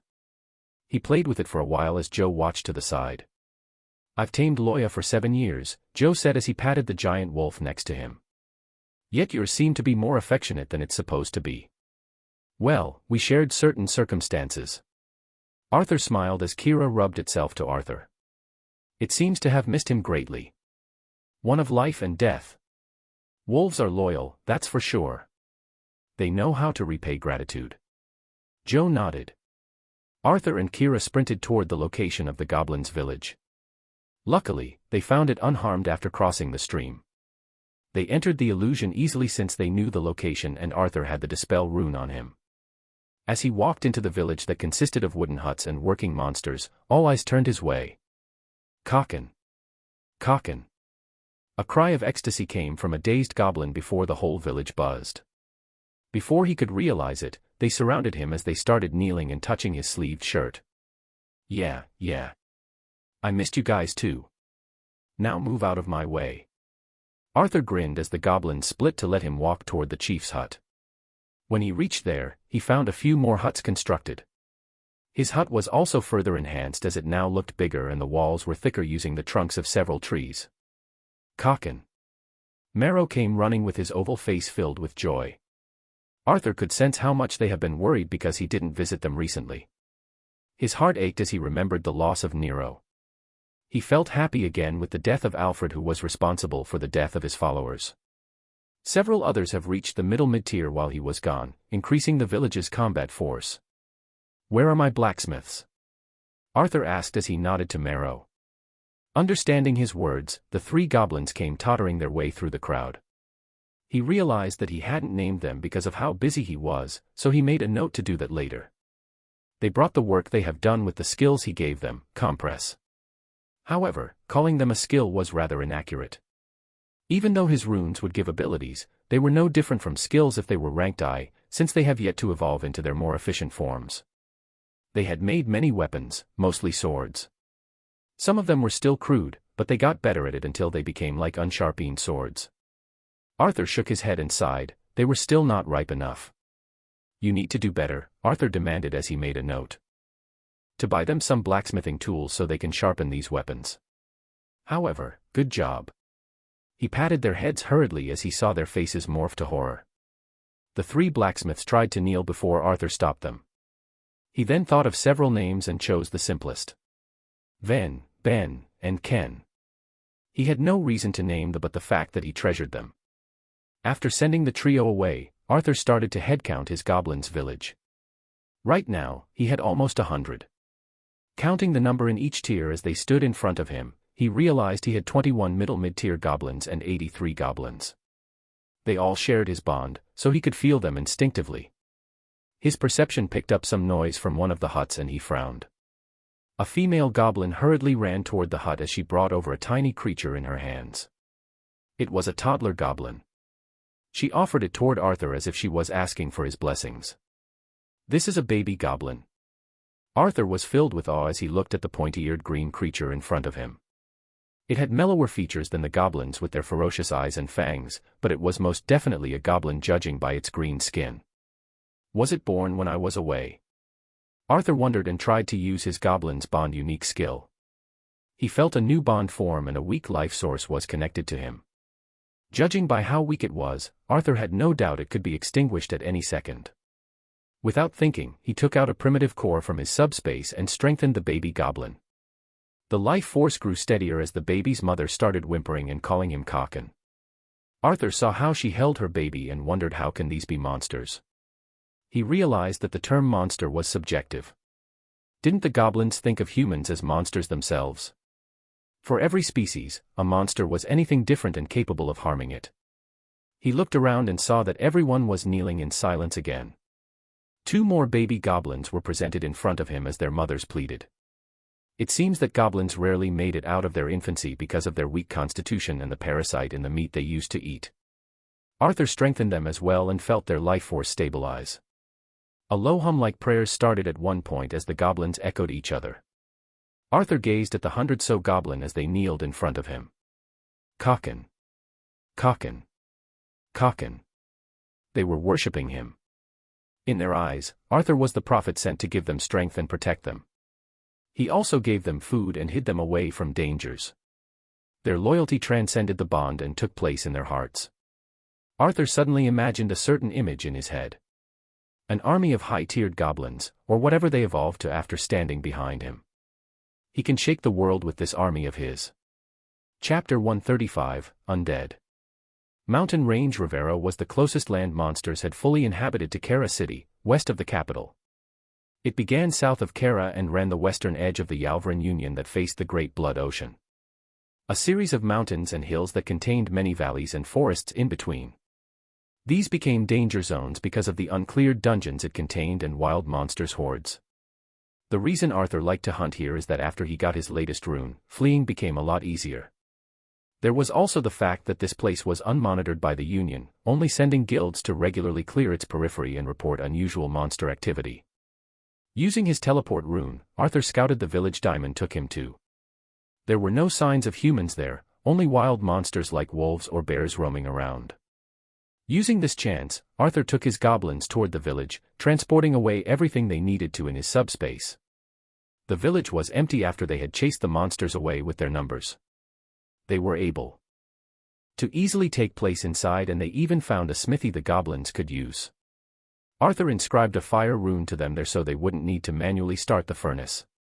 Goblins were able to survive so far because of their fast reproduction and their ability to make use of weapons, so Ven, Ben, and Ken had no problem adapting to their new environment, although Arthur realized it would need some time before actual results appeared. The goblins were confused by the houses they took in, but they were thrilled nonetheless since they had beds and better insulation from the cold. The ring of illusion was activated again and the village disappeared. The ring itself was a dilemma, as it allowed him to change how he looked like if he used it. However, it was needed to keep the goblins safe, so Arthur had to forget about taking it from Marrow until the goblins were strong to fend for themselves. This place was deeper than their last village, so Arthur had to strengthen the goblins before he went to level up. He used their strength rune along with low mid-tier cores so that it would yield better results. Although a bit expensive, it was a good investment. The goblins were thrilled and had another round of worshipping, but Arthur commanded them otherwise this time. If you want to show gratitude, grow stronger, and bring everything you hunt to me.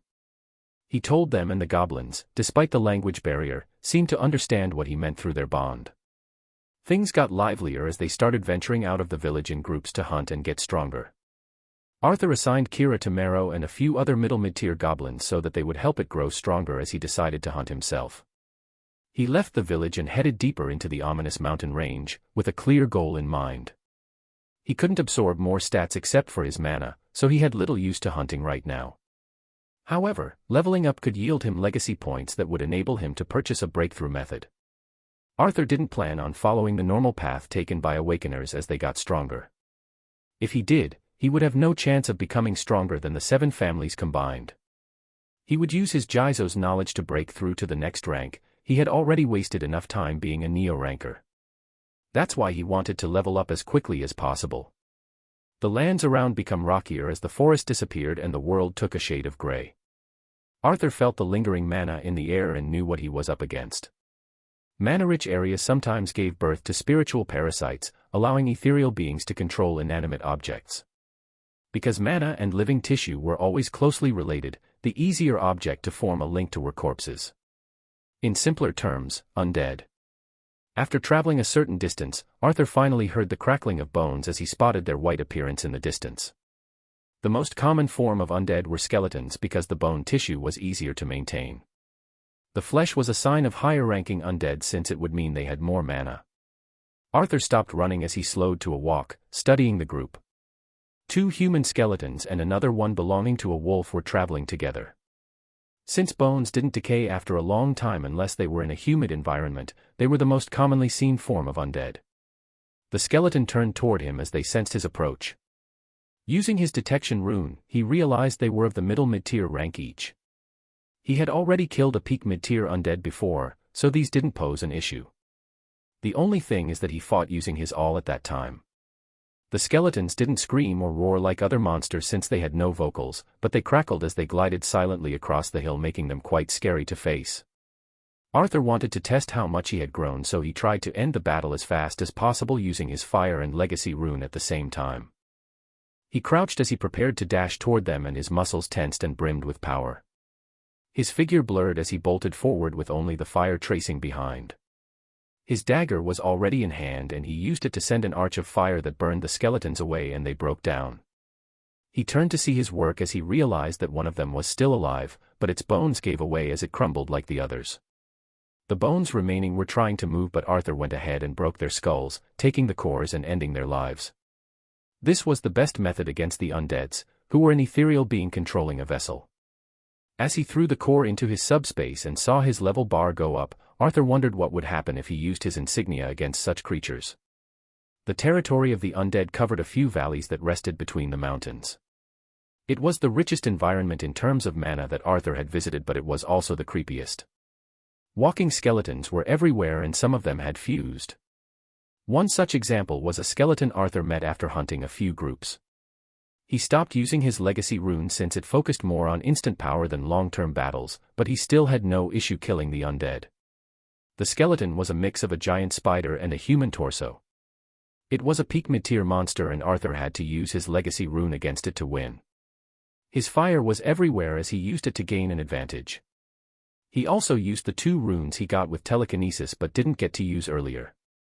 One of them was weaken, which decreased the monster's stats, and the other was reinforce.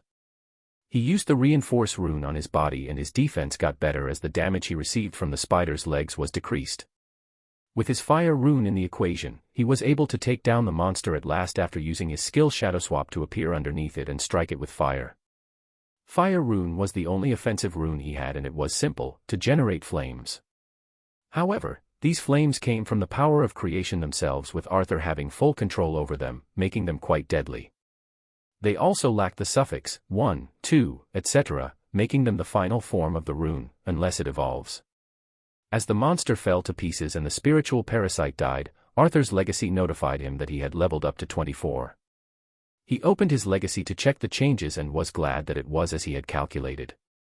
Level 24, 0%. Legacy points 10. Stats points 3. Arthur tried to absorb the monster's essence, but there was none since it was undead. However, he knew that undead cores were different. They were a realm higher than normal, but he stored the core away without absorbing it. He was already feeling his mana getting out of control because he used his legacy to increase mana beyond its limit.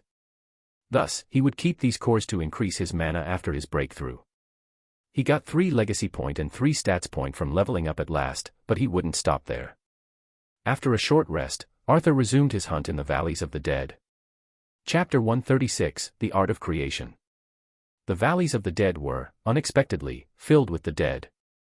As Arthur roamed about, the groups of skeletons grew larger, more organized, and stronger. These signs were bad ones that Arthur knew could only mean one thing.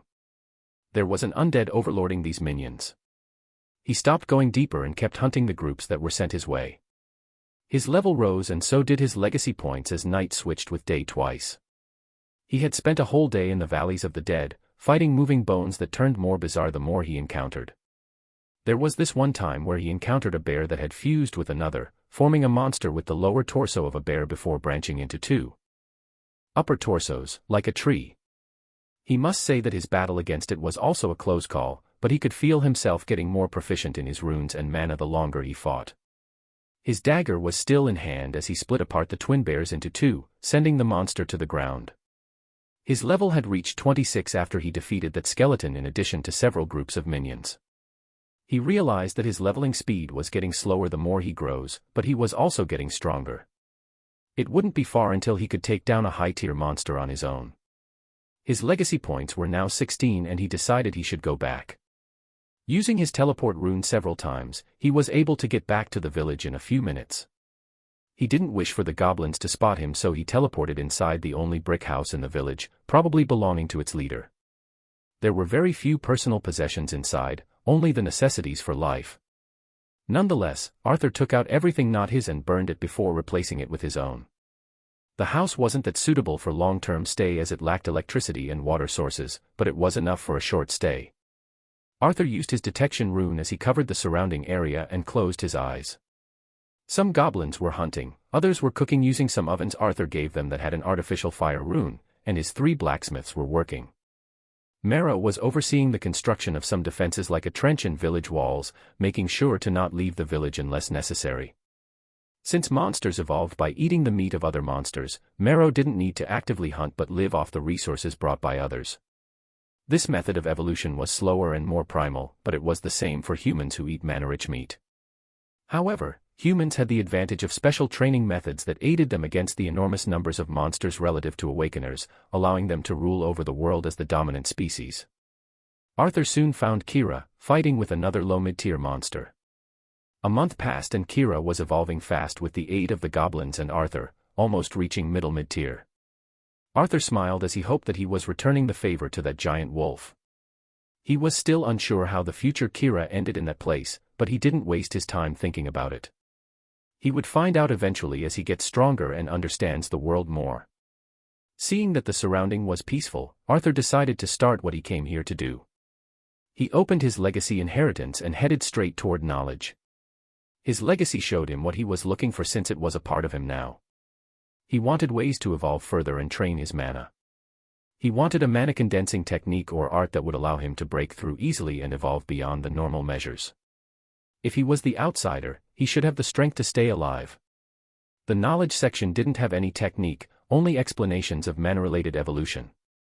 He wasn't discouraged and opened the arts section, and a single row appeared that matched what he wanted. The Art of Creation, Part 1, 15 points. The name was domineering and suitable for Arthur's ability. As he read further, he was convinced that this was the path he wanted to choose. The Art of Creation, Part 1, a mana art that allows the user to gain the purest type of mana, the mana of creation. Cultivating a creation essence is the final step of this art, and it would allow the user to wield infinite mana, drawing power from existence itself. The first part would lay the foundations to use every type of mana later on. Warning: no human has been able to cultivate this art until its final form. This is a fragment of the art that would allow you to cultivate a mana essence only. The final fragment is missing from the legacy. Arthur frowned as he read the warning. However, it was expected as this art was too good to be true. The final form of it would allow Arthur to wield infinite mana. Coupled with his ability, wouldn't he be omnipotent? Yet, he hesitated. The final fragment was missing from the legacy, meaning he would have to look for the fragment himself. What if he never found it? Wouldn't his growth stop at that time? He needed to become the strongest to survive as the outsider in a world full of enemies. If he trained in a certain art, he couldn't use another afterward. It was like craving mana paths into his own body, ones that were specific to every art. Fire arts would allow fire ability users to wield stronger flames and survive burning infernos. However, they couldn't just forego their bodies and restart from scratch. What do I have to lose? Arthur shook his head as his mind cleared. This is the only art I can use to bring out the full potential of my runes. He knew that essences were important later in determining his forte of ability. He needed the creation essence. Arthur bought the art and he witnessed new words begin written in his legacy. Arts, the Art of Creation, Part 1. Knowledge flowed into his mind as he felt his head splitting. He grabbed his head and gritted his teeth without letting out a sound as he experienced the feeling of being stabbed in the head multiple times. After the process was over, he found himself drenched in sweat. Now, a piece of memory lived in his mind with no way to erase it. As long as he tried to, he could recite every word in the art without beating an eye. Creation is the path of gods, was the first sentence. Existence is unfeeling, not designed to serve or destroy life. It has no physical body, yet it is as real as everything and it is everything. No one can deny it and everyone needs to bow down to it. Except for you. After those words that shook his being as if a celestial giant has written them, the art went on to explain how to create a creation essence, how to train his mana to serve him, and how to break through the limits of his mortal body. It explained the paths he would use and mana he would circulate until he condensed them into mana blood. From the mana blood, he would then condense it into an essence. Arthur sat there feeling alive for the first time in his life as he read the words of this art. It wasn't that he was overjoyed, but he felt existence so clearly and distinctively as if he had been living behind an endless fog, unaware and lost. Without even realizing it, Arthur began using the art. His fatigue disappeared as his mana came to life, finally finding an unobstructed path to follow. It sang in harmony as his body started getting stronger every time mana passed. His existence was getting stronger and Arthur had the illusion he would sink into space because everything around him was so thin and so faint. He felt peace. As he sat there, he felt confident. There was nothing in this world that he couldn't do or would stop him anymore. He'll advance without looking back, doing whatever he wanted despite the odds. He'll break through every obstacle if it dared stand in front of him. His stats remained the same, but he could feel his body changing to host more power. He didn't need a mana condensing agent from Seer anymore because this art used a single condensing agent that was abundant to everyone. Laws of existence. They served him, obediently, as his mana took a less ethereal form and became more real. He only needed time until he breaks through the shackles of humanity. However, he needed to stop. He was losing himself in the feeling of being one with existence. At some point, he felt the boundaries of his ego shake, threatening to collapse. He opened his eyes as he left that wondrous state. A day has passed since he started using the art. A whole day without him realizing it. He had no sensation of time. He was no longer the same. Chapter 137, Beginning of Troubles. Before going home, Arthur went to Joe's pub to hand him some artifacts. He had found a lot of such low-tier weapons in the prince's ring that he decided to use them as inscription material and sell them. He wasn't worried about being found out as it wasn't like someone had every item of the prince's memorized and he only chose the bland and uncharacterized weapons to sell. He took out 10 swords from his subspace and handed them to Joe, who stood there gaping at him. Arthur wasn't doing this for his sake, but to repay Joe for taking care of Kira and handling his artifacts. Take 10% of the profit. What? No. I'll be taking the usual fees for this as well. I've run out of artifacts, so let's consider this as my farewell gift, Arthur said apologetically. He had a deal with Joe because he needed someone to be his mask, but he would no longer need this as a member of Mistletoe. Mistletoe had the front cover of a famous auction company that traded in treasures, artifacts, and everything of value. Arthur would let Idris handle his artifact from no one so he wouldn't fear being found out. No matter how things were with Mistletoe, he trusted them to a certain extent. He needed to trust them to be his shield until he grew stronger. It wouldn't be that far off with his art of creation, but it would be better to have a group he could count on. Still, Joe wasn't offended and even looked a bit relieved.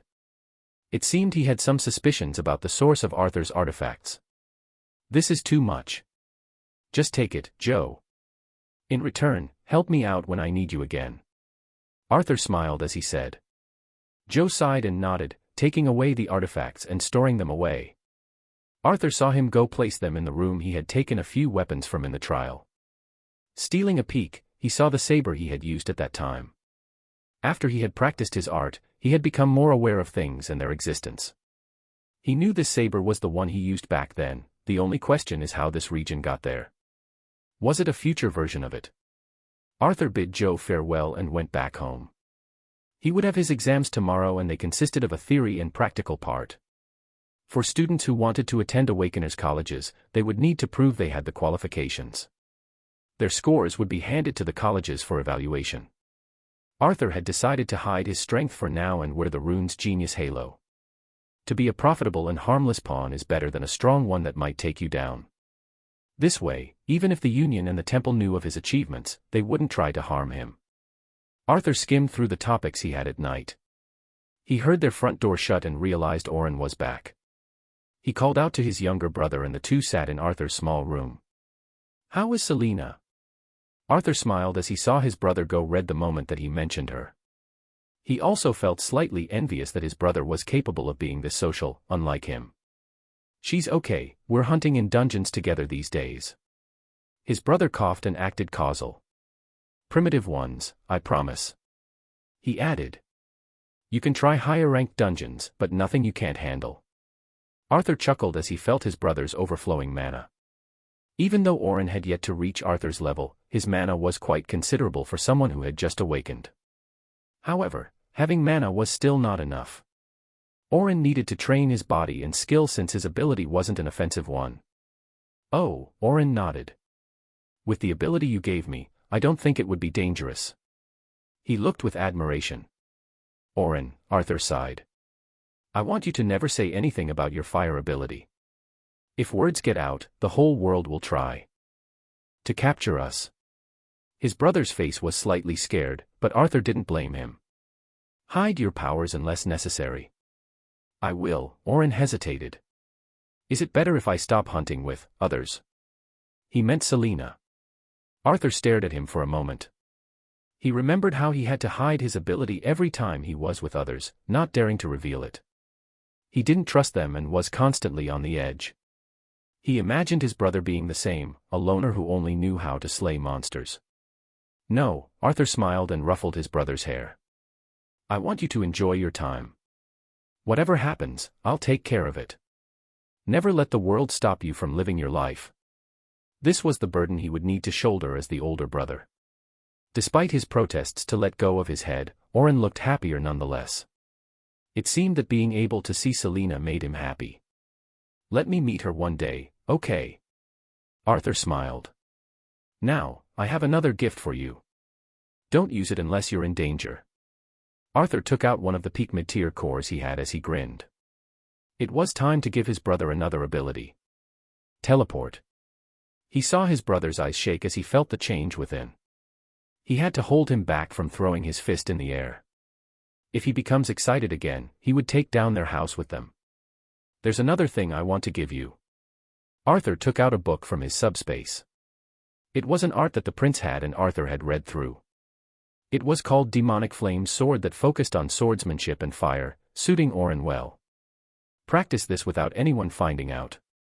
Arthur wasn't worried as he had already checked and found that this art was available at Girano College and other Awakeners institutions around the world. Even if someone found out, they would just think that Arthur had bought it for his brother. The next day, Arthur took his exams. He didn't do that well in theory, but he didn't care at the moment. His scholarship would get him to any college he wanted. Topics like monster theory and dungeons analysis were important, but he can always use his legacy to learn them when he has enough points. Girano College was strictly for Awakeners to develop the human race powers against monsters and other dangers. Even if Arthur got into it with his scholarship, he would still need to attend other topics. He enjoyed certain privileges that allowed him to take fewer classes, but nothing more. His true aim was the runes research department. It was said to be one of the best departments for runes research in the world, working collectively with the Runes Association. Arthur wanted to evolve his ability using the resources he would gain from this department. He had lunch with Amelia, who was a lot more relaxed with news of the prince dying came through. She had been hiding for the past month lest they find her in the city. Arthur felt apologetic as he saw how brighter she became, so he treated her for lunch. For our deal, Amelia swallowed a bite from her sandwich as she nervously brought it up. I've already secured what you asked for. So, I'll help you get stronger, so just finish your food. How was your training? Arthur asked. It's going well, just that it won't be enough. I'm a short distance away from reaching the Ray rank, but it feels unbridgeable. Arthur nodded. He felt sorry that Amelia had worked her whole life to reach this stage, but he reached it in 2 months. Foundations were the hardest to establish since you had to manually train your body and absorb mana for it to host enough power. Mana was important, but a weak body couldn't handle too much mana. A certain foundation needed to be established even for those that focused on their abilities than their physical bodies. I call you next week so we can start right away. Arthur planned to strengthen Amelia using his runes after he finishes his breakthrough. This way, he would have an easier time getting her accepted into Gerano College. The day afterward, Arthur passed his practical exam before heading toward Master Ronan's villa. He had called Arthur to tell him that he would receive his Medal of Heroism in the capital in the ball the next day. Arthur felt his stomach twist at this thought. This would be the beginning of his troubles. People will see his face and some would recognize him. Aaron Volder. The last time they had fought, Arthur couldn't finish him off because of his blood armor. Furthermore, Arthur's body was already in a critical state from Jin's betrayal, so he couldn't use his rune for long. This time, things would be different. Whether it was the genius berserker, the psychopath plant controller, or the traitor summoner, he'll crush whoever stands in his way. He had the fortress that even an Astra-ranker couldn't break into, and he also had the strongest art in existence. He will no longer be a weakling. Chapter 138, To Trust. As he packed to leave, Arthur told his mother about the Medal of Heroism. Instead of being overjoyed, she looked worried. He tried to be as vague as possible regarding how he got it, but it seems this wasn't the source of her worries.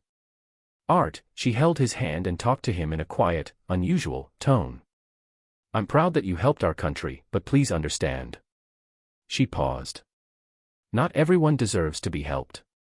Your father was the first person to step up if the need arose, but where did that lead him? To be kind to others is to be cruel to oneself, even unknowingly. Arthur saw the sorrow of a woman who had lost her loved one in her eyes. At that moment, he didn't view his mother as the nagging and authoritative figure but a fragile woman who had been too much. He couldn't say anything but nod, and his mother smiled weakly as she rubbed his shoulder. My young hero. She jested as she embraced him, and Arthur bid his farewell. Before leaving, he reminded Orin to use the protection jade that he had given him. He left his house, not planning to return anytime soon. After his exams, it would be the marathon of the end. It was the last period before he went to college and could get into higher-ranked dungeons. He planned his breakthrough to be in a secluded place that was rich in mana. He had a few options, but he decided to attend the ball first before going ahead with his breakthrough. He had no idea how long it would take, so he told his mother he'd be staying at the Twilight Workshop. Arthur went alone this time as Master Ronan has already gone ahead of him. Luckily, he'd meet him there and accompany him into the ball. As he left the plane, Arthur took a cab and headed toward a hotel close to the palace and booked a room. He never had formal attire, so he needed to visit a tailor too, one that Master Ronan had recommended. He left after having a meal in his room. He couldn't just use teleport in the capital because he'll be fined for unauthorized usage. If every awakener did as he pleased, some civilians might get hurt. The tailor shop was called Heavenly Fabric and was in the high-class district. Arthur much preferred the lower district, downtown of the capital, where vendors shouted and crowds filled the streets. Everyone here wore elegantly and spoke like they were sons of heavens. He, however, needed a suit. He walked into the store and found a receptionist.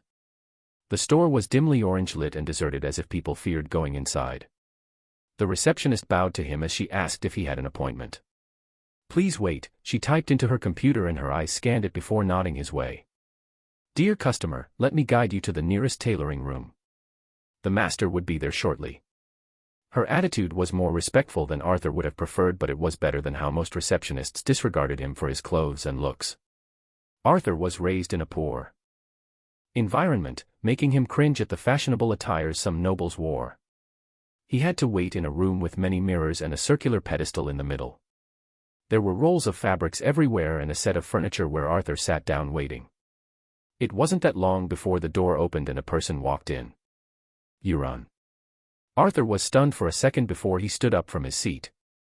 The fragile-looking young man was the same as always, thin and kind. "Hey, Arthur. I saw you were here, so I dropped by." He grinned and walked over. The two hugged each other lightly before Euron took a seat. "What are you doing here?" Arthur asked with confusion. "Well, I came here to tailor a suit. I finished taking measurements and picking a fabric, so I was leaving until I spotted you going into this room. Thought you would need some company." "Haha, I did. It's been so long since we met." Arthur laughed and looked at Euron, inspecting him. "You still look like you are fed up with the world." "Maybe I am." Euron sighed. "I've heard about your achievements. I'll be going around telling people I'm a friend of the famous champion, Ghost." Euron dramatically posed and Arthur wanted to hide somewhere. "Don't, that's embarrassing. I'm not a champion yet, though. I've seen the videos. If you're not the champion, then I'm suing the association." Euron smiled lightly. Arthur smiled warmly at Euron's overprotectiveness. "Are you here to have a suit for tomorrow?" Euron asked again after talking about Arthur's exams. "Yeah, it's a hassle, but it must be done." Arthur grimaced. "Are you attending as well?" "I am, can't miss being there. The whole world has its eyes on this ball. After all, it would be the celebration of the kingdom's win against the Ilios Empire. However, there won't be a mention of mistletoe, right?" Arthur smiled. "I've read it online, they won't acknowledge a band of thieves as their savior. That's why they're giving me and a few others medals, labeling us as heroes. Even though I'm a member of Mistletoe, so the royal family would end up rewarding the band of thieves either way." Arthur thought inwardly with a snicker. "Yeah, it's politics." Euron adjusted his sleeve. "We can't deny that many soldiers should be rewarded for their service. Even if it was for public image, the kingdom can't turn its eyes away from someone that served it." Arthur went silent at Euron's words. His father served in the military in his youth and became an awakener who aspired to join the temple, but the kingdom had forgotten what he did when he disappeared. They didn't wish to offend Everlasting Stream and the power backing it for a lost awakener. "Your father isn't what they say he is. I know it because he can't have raised a person who would save others even when he was a non-awakener." Euron's words interrupted his thoughts. Arthur turned to him and saw that Euron's face contained sympathy, gratefulness, and complexity. Usually, he didn't feel emotion so distinctively. However, his art of creation allowed him to feel the existence of others more clearly. As the two sat there, he sensed how sincere yet hesitant Euron was. "It doesn't matter anymore." Arthur shook his head, trying to appear unconcerned. "It does matter, Arthur." Euron's eyes turned serious. "You've saved my life. I would have been dead if you didn't risk your own life for me. I thought you were dead when you fell in that hole, but you're here now. It's my chance to repay you. You saved mine as well in the trial. You wouldn't have died anyway, Layla was never the combatant type." Euron shook his head. "Allow me to help you. I've spent my whole life looking for a cure for my mother. I know how it must feel to look for something, hoping for its return." Euron's words were tinted with sorrow, making Arthur feel sympathetic. He wanted to ask what was wrong with Euron's mother, but he knew some things are better left unsaid. Euron trusted him enough to tell him this after helping him many times in the past, so he couldn't refuse. "This is the first time I talked with someone about it since everyone assumed my dad was dead." Arthur looked at his shoes, flexing his toes as he felt them stretch. "I don't know what to do, Euron. I don't know where to start. If I ever need help, I'll tell you. I promise." Arthur turned to him and said gratefully, "I'll wait for that." Euron nodded before standing up. "I think the master is here, so I'll take my leave. See you tomorrow, let's charm some girls together." Euron grinned as he said, Arthur laughed and the two parted before the master entered. He was an old hunched man with white hair, eyebrows, and mustache. His eyes were half closed and grayed that Arthur felt compelled to help him walk, but the master tailor trotted confidently inside, albeit slowly. "Stand in the middle, boy," he said with his husky voice, and Arthur stood on the pedestal as the master tailor nodded approvingly. "Fine body you have there, boy." Arthur slightly flinched and the master tailor snapped at him. "I'm not into such things, I'm twice as old as your master," he said with a frown. "Sorry," Arthur coughed in embarrassment. "Speed, strength, perception, stamina, and mana. These are the qualities that define your body, to a certain extent. I've seen many unbalanced bodies, but yours feels like a perfect work of art. Ronan trained you well, boy." Arthur didn't comment and the master tailor took his measurement. He then watched as the master tailor bent fabric and fused pieces, making a custom suit from the fabric Arthur had chosen. It was black with golden edges on the side, suiting Arthur's eyes and hair. Chapter 139, The Ball. The ball thrown by the royal family was glorious, befitting of such a grand palace. No one would believe this nation was threatened by war only a few days ago. This pretentious display was scorned by those in the political world, as it had an obvious aim. The royal family's position was threatened after the last war. First, a traitor came of their midst. Then, mistletoe stole the limelight by turning the war in the Union's favor. The public was untrusting of the current royal family and its vessels. This ball was to reward those who had helped against the calamity. Heroes would be rewarded to gain the favor of the public and give them a banner to follow. Even more, was the example of the commoner genius Rune's apprentice who had risked his life to warn the kingdom. Beyond the gardens and their statues of mythical creatures, a giant hall had its doors open as its interior glittered and sparkled. Servants were everywhere serving drinks and food to the guests who were chatting among each other. Arthur left the cab as he tidied his suit, marveling at the silky fabric that melted on his fingertips. It was fully matte black embedded in gold just like he had asked. His hair has been combed backward by the hairstylist with his bangs slightly dropping to the side. He must say that his hair was always a mess he didn't look at. It was a habit he picked up from his days waking up at 5 a.m. to comb a dungeon of artifacts. At first, he tried to look neat enough, but he would always leave the dungeon having dirt as another layer of skin. This made him too lazy to care anymore, and it had persisted until the current day. He had shown his invitation and ID at the palace's gates in the car, so he walked into the cobblestone road surrounded by trees and bushes as lanterns hung from both sides. Juveniles talked and laughed in pairs along the road, standing or sitting on the benches. As Arthur passed, he felt their eyes inspect him carefully without stopping their conversations. His leathered shoe tapped as he crossed some distance toward the ballroom where classical music was blasting. The atmosphere was a bit humid and feverish, making Arthur grateful that he chose against wearing a tie or the like. He walked into the ballroom and found the celebration already in full swing. He wasn't late, but these people would take every chance to forge connections. As if a frog had jumped into a lake of swans, disturbing them, all eyes turned his way. He could see they were smiling, but they were the formal smile you'd wear to appear amicable. A political smile that Arthur never learned how to mimic, making him stand there awkwardly before grabbing a glass of champagne to distract himself. He knew he had certain habits when he was nervous. One of them was rubbing his thumb on his index finger. He wanted to distract himself by drinking, so drinking he did. He must admit that it helped since he felt himself feel lighter. As he walked further into the room to find a place to seat himself, a man walked over to him. "Greeting, young one." The man had defined shapes and sideburns that were still black, trimmed at the end. He extended his hands, which Arthur shook.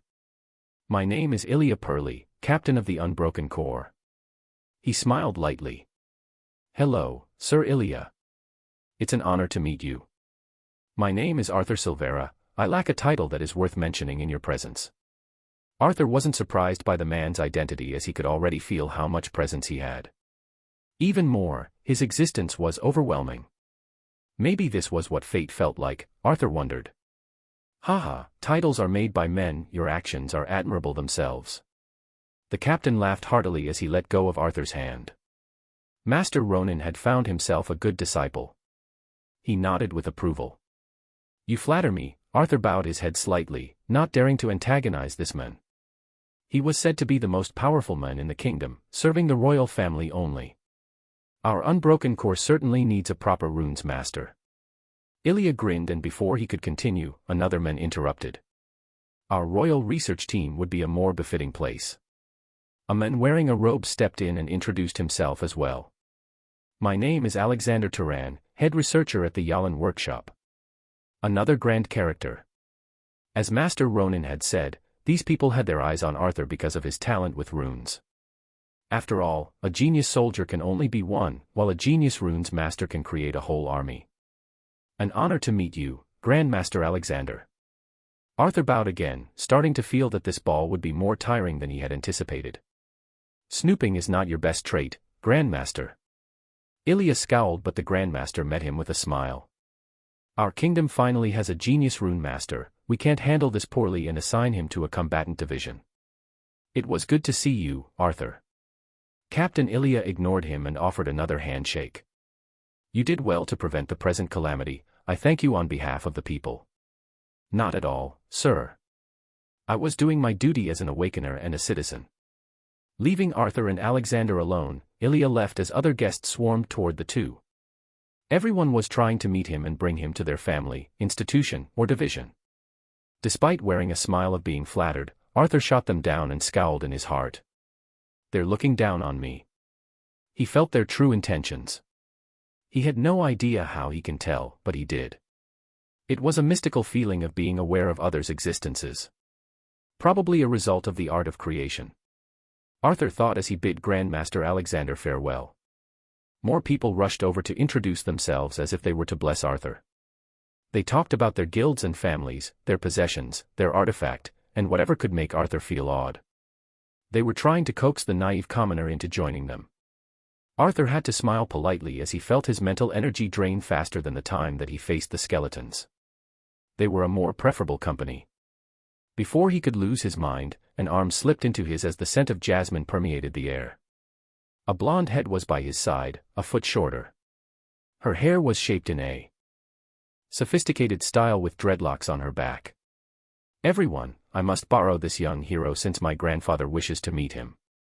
Wearing a sky-blue dress, Emma stood by his side as she rescued him from the hungry nobles. Before anyone can say anything, Arthur and Emma were already making their way outside the ball. Being the daughter of a wealthy has its benefits, Arthur whispered and saw how Emma's mouth twitched. You've been promoted to a fly spray, the best there is to get rid of annoyances. Emma gagged a laugh with her hand on her mouth. Before anyone can spot them, they were already outside on a balcony, breathing the fresh air. I have an image to maintain, she said in mock anger with a smile as she twisted his side. Arthur gestured in surrender as he felt his mood lighten. Good to see you again, he smiled at Emma and she smiled back. Same goes to you, literally. I thought you would be dead when I heard you were in the fortress when the prince ran rampant. Well, that royal family would hold you for treason if you mention that. Arthur smiled as he surveyed the surrounding. Where's your grandfather? They were alone on the balcony. He'll be coming later. He's quite happy that our workshop endorsed a champion candidate. Everyone seems to forget that I haven't become a champion yet. And you seem to forget how you wiped the floor with other contestants in the first 2 stages. Literally. Arthur had no comeback to that and shrugged. The two chatted a bit before they heard the music stop. It was a sign for the royal family to make an entrance. They headed back into the hall as the guests crowded, heading looking upward. After a few moments, the royal family appeared leaning on the balustrade. The guests bowed in respect and loyalty. The king, the queen, the crown prince, and the princess surveyed the crowd before heading down the stairs. Everyone went over to greet the king and his family, offering some gifts or praise. 2 men stood beside Arthur and Emma before he realized. They had giant statures like those of Hallen with wild brown hair. They surveyed Arthur with such hostility that he prepared himself to throw fists. Dad, Grandpa. Emma's voice broke the tension as the 2 men broke into smiles and hugged her. Arthur could see that even though the 2 men looked similar, one of them looked a bit older than the other. Chapter 140, Aspirations. The older of the 2 smiled gently when Emma introduced Arthur. It seems they have mistaken Arthur to be a young noble trying to hit on Emma. The older of the 2 patted Arthur on the back. I'm Venkov Agard, Grand Master of the Twilight Workshop, he said with a gentle smile. Arthur realized that some of his hair has gone gray, unlike his son. Emma wouldn't stop talking about you, and I guess it wasn't only for your skills, he said as he studied Arthur from head to toe, implying that he looked good. Thank you, Grandmaster. Arthur bowed slightly, feeling flattered. It was the first time anyone had complimented his looks with such sincerity, and it didn't feel bad to be validated. Emma has also mentioned how much love and praise she has for you. His words made the Grandmaster laugh loudly, pride was written on his face. His laugh was unlike his gentle face, thundering through the hall. More than a few turned his way, and one of them was the royal family. I guess we need to pay our respects now. The old men coughed in embarrassment, and Arthur followed them to meet the royal family. They stood aloft as they studied the group. The king smiled as he shook Grandmaster Venkov's hand, a rare gesture that none of the present people enjoyed. It's good to see that you're in good health, Your Majesty. The old man bowed, but he was still a foot taller than the king. Same to you, Venkov. Your body looks as strong as it was when you served me. Haha, you flatter me, Your Majesty. These bones can never handle the passage of time, the Grandmaster said, but nothing suggested that it was true. He looked as strong as a bull, although a bit more intimidating. His mess of a hair made him even more ferocious, same went for his son. The king's eyes, cold despite his smile, traveled past Arthur, and rested on Emma. The young lady resembles her mother. The king smiled. My son is eager to see you in court next summer.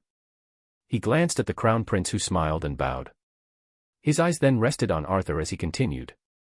Would love to see the two of you spend some time alone tonight. Nothing would please me more, Your Majesty. Emma bowed as she lifted her dress lightly. Arthur returned the king's gaze for a second before bowing as well. Greetings, Your Majesty. Ah yes, the young hero who tried to stop my foolish son. Too bad you didn't succeed. The king nodded as if he had forgotten who Arthur was. Ronan's warning served great importance in preparing for the war. You've got yourself a good master. His words, despite sounding friendly, were as cold as an ice knife slicing through Arthur's flesh. His meaning was obvious. Master Ronan was the one who had helped him with his prophecy ability. Arthur didn't know whether the king knew that Master Ronan didn't see what kind of calamity is coming and acted obliviously, or just tried to undermine him. It was heaven's fortune that I can study under him, Arthur answered, unfazed. The king looked at him for a second before nodding and walking away, bidding the Grandmaster and his son farewell. This gets tiring every time. Emma's father, who had yet to introduce himself, said grumpily. Mind your words, bastard. You shouldn't call me that, father. It's not me you're insulting. Want to teach me what to call me as I break your bones? Grandmaster Venkov glared at his son, who winced and closed his mouth. Anyway, his son tried to change the topic as he turned to the uncomfortable Arthur. I'm Emma's father, Gerard Agard. The king looks like he has some beef with you, ha. Not at all, His Majesty has always been kind. Arthur waved his hand rapidly, afraid others heard what Gerard said. I'm grateful to be here. He was not. The boy knows his etiquettes more than you do, Grandmaster Venkov grumbled. He patted Emma's shoulder as he gestured with his chin toward the crown prince, who was talking to other youngsters. You two should get to know each other. He's your fiancé, after all. The Grandmaster's words made Arthur lose his composure for a second. The thought that Emma was the crown's prince's fiancé never crossed his mind nor imagination. I still don't like that little snake. Her father, Gerard, grumbled again, but closed his mouth when the Grandmaster glared at him. Yes, grandfather. Emma smiled, but Arthur knew it wasn't a genuine smile, but it wasn't forced either. Let me show Arthur around before that. Can I? The Grandmaster sighed as he gestured that she may, and the two slipped away. As they did, Arthur didn't know what to say. He didn't know if Emma was happy or not. Do you know of Yana village? Emma said as she grabbed 2 glasses of champagne, handing one over. Her silky blue dress danced in the lights as the two strode toward the balcony. You mean the one that disappeared 2 years ago?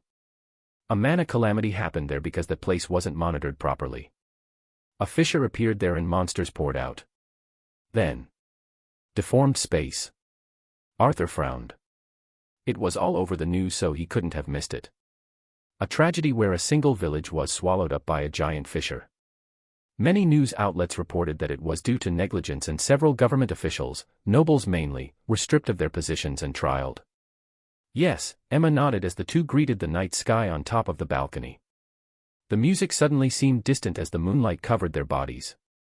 It was my mother's hometown. Yet, this country failed to save it. How many lives were lost? Back then. Arthur didn't know what to say as the dress looked white in the faint moonlight. Emma's blonde hair strands danced with the breeze as sorrow filled her voice. If only things were different, those families would have still been alive. My grandparents refused to leave that village because they liked how quiet and peaceful it was there. In the end. Her head dropped as she gripped the railing. It wasn't your fault, Arthur said, offering what little condolences he had to offer. Emma smiled helplessly and shook her head. It doesn't matter, she paused. Things could have been different. Even if my grandparents didn't die because of that, many lives have been lost due to this nation's corruption and incompetence. This nation is unforgiving to its people. Arthur nodded his head slowly, meeting her eyes. She seemed to fumble for answers to questions unasked. I'm marrying the prince because I want to change this nation. It's not the only way to do so, Arthur hesitated but spoke his mind. It's not, but it's the easiest way. Furthermore, it has the least conflict and bloodshed. Emma's eyelashes looked long in the moonlight. Arthur sighed and walked to stand beside her. Why are you telling me this? He knew she was explaining her reasons, but he didn't understand why. Because I want someone to know that I'm not doing this for glory, prestige, or whatsoever. She paused and grinned. Plus, being a queen is better than the daughter of a wealthy family, hee. A queen shouldn't laugh like that. Then let me do it as much as I want before I become one. As you wish. Hee. Okay, I changed my mind. The two laughed before Emma returned to the ballroom. Arthur gazed at her back being illuminated before he turned his head toward the sky. He didn't know how to feel exactly about this, since Seer's goal was to overthrow the king and Emma's goal was to change the kingdom. Both might have similar results, but their reasons were different. Seer did it because he wanted to revenge on his father, and Emma wanted to prevent what happened to her grandparents from happening again. They all aspired to be things they were not, but what about him? He never dreamed of such things. He only wished to get stronger because he can now, but where would that lead him? To a happy ending. What kind of ending would it be? He heard the sound of footsteps from behind him and thought Emma might have gotten bored of the prince already. He turned around and saw the crown prince. His violet eyes shone brightly as he looked at him. Your Highness, Arthur wondered why he wasn't with Emma. An honor to be in your presence. Yeah, it must be. The prince's voice was cold. Stop getting close to my fiancé, peasant. Unless you want your life to become worse, you should know when to know your place. Arthur was taken aback by such a harsh attitude. This was the person Emma would be marrying. He didn't look that much different from his brother, Alfred. How did the royal family exactly raise their kids? He remembered the king's personality and decided it made sense that they became this way. He looked at the prince, deciding how he should handle this.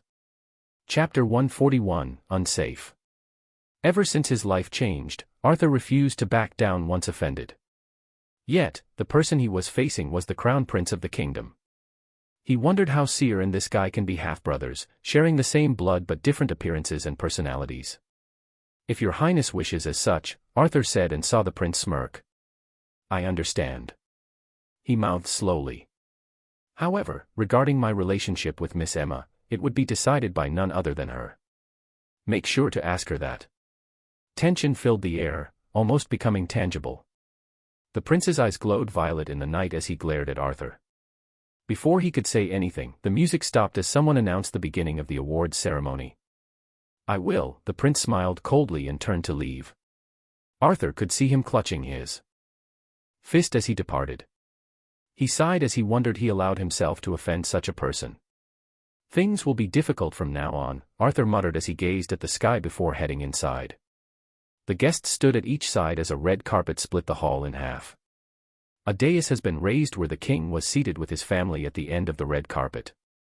Arthur was led outside by a panicked butler where he joined a group that included Captain of the Unbroken Corps, Ilya Purley. I always think this is rather unnecessary, but we need to keep our appearances. This ceremony would be broadcasted live to the whole kingdom. Captain Ilya sighed as he said to the other military personals. Standing next to them, Arthur felt like a fraud. In the end, his only achievement was warning the kingdom and trying to stop the prince. However, he was being used as a PR material for the royal family. The royal family rewards the heroic commoner. That would be a good title, and the most fought over between the media outlets, after this event. It was to appease the public's unrest and untrust. Names were called as the group Arthur stood in their midst grew smaller. Medals of honor were handed out like hotcakes for several military figures. After that, bronze medals of heroism were awarded for those who contributed to the war against the Ilios Empire. Ladies and gentlemen, please welcome the young hero, Arthur Silvera. The announcer's voice rang and it was Arthur's signal to go in. He strode confidently through the double doors but he didn't hear the usual applause that followed the announcement. To be objective, there was scarce applause but it was pathetic compared to the earlier applause. As Arthur's eyes adjusted to the light, he saw the nobles standing on each side smiling like always. On the raised dais, the prince was seated as he coldly stared at Arthur, a smirk etched on his face. Ah, they're already changing sides. Arthur realized as he walked along the carpet, the faces of the people who had asked him to join them with courtesy earlier were cold now. The prince must have used the time between their earlier encounter to express his opinion of Arthur. As he walked halfway through the carpet, elegant but distinct clapping reverberated through the hall. Arthur glanced at the seated gentleman who stood up and smiled at him.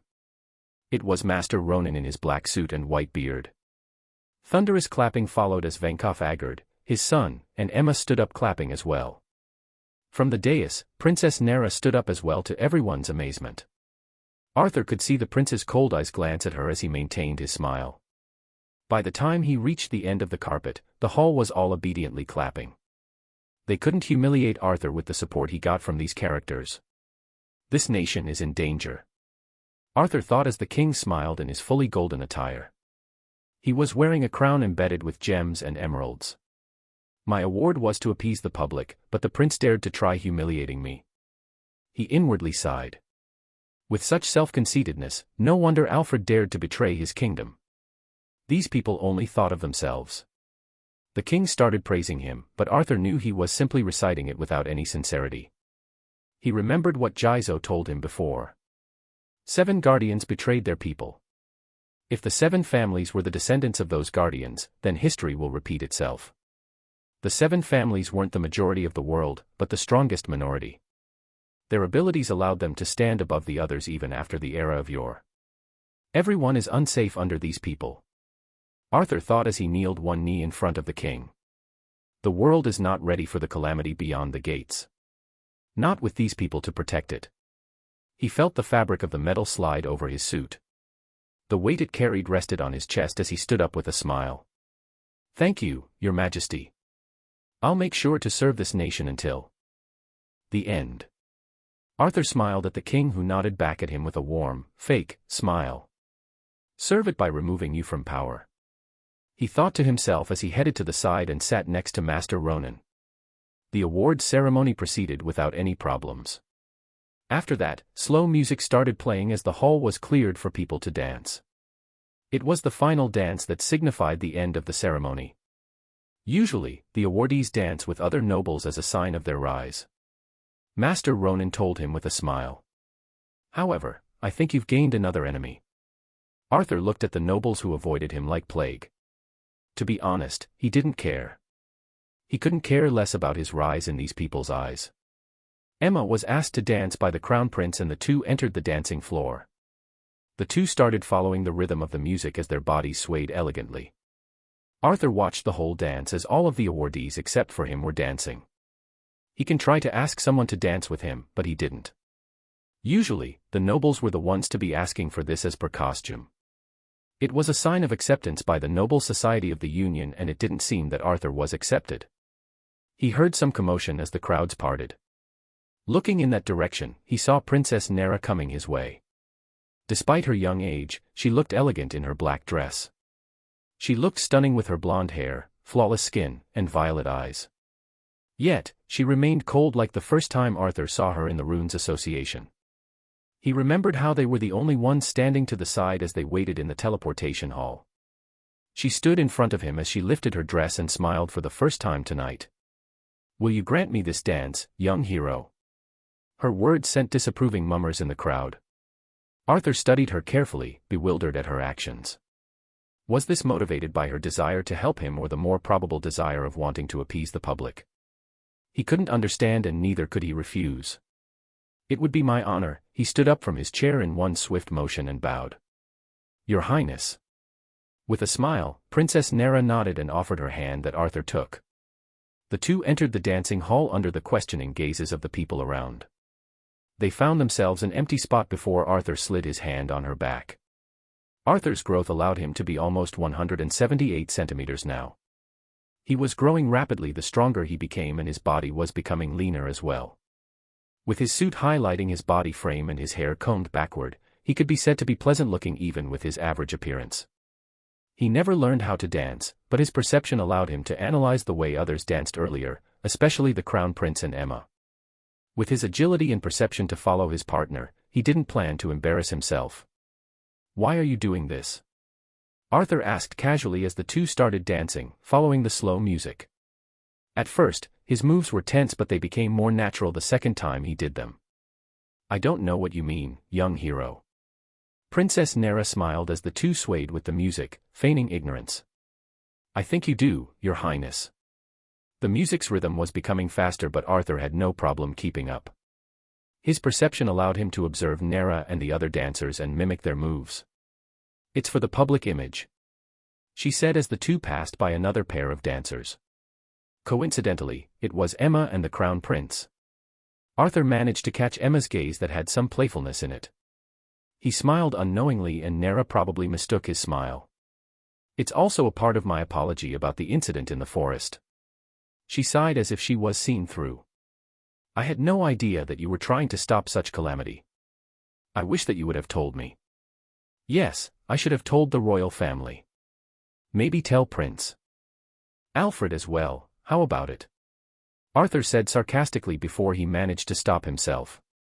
Prince Alfred was dead and, despite being a traitor, was Nera's brother. He felt Nera's body stiffen, making him feel a little guilty. Chapter 142, Broken Goods. The princess's voice came stoic yet unable to hide the tint of sadness folded within. As Arthur listened, he felt bad for being inconsiderate to her. They might have fought in the past, but she wasn't a bad person. Furthermore, he was the person who killed her brother. "Alfred wasn't a good person, but he was my brother. I tried to change him, but he was always so distant, so secluded to himself. He could only see my parents and how to be approved by them. I'm sorry." "No, what you said was right. You made the right decision, and for that I'm thankful. I don't know if it was right or wrong, we'll see how it unfolds. For starters, I sure don't enjoy these people dissecting me with their eyes," Arthur said, making the princess chuckle. "You'll get used to it." She spoke as she tightened her hand on his.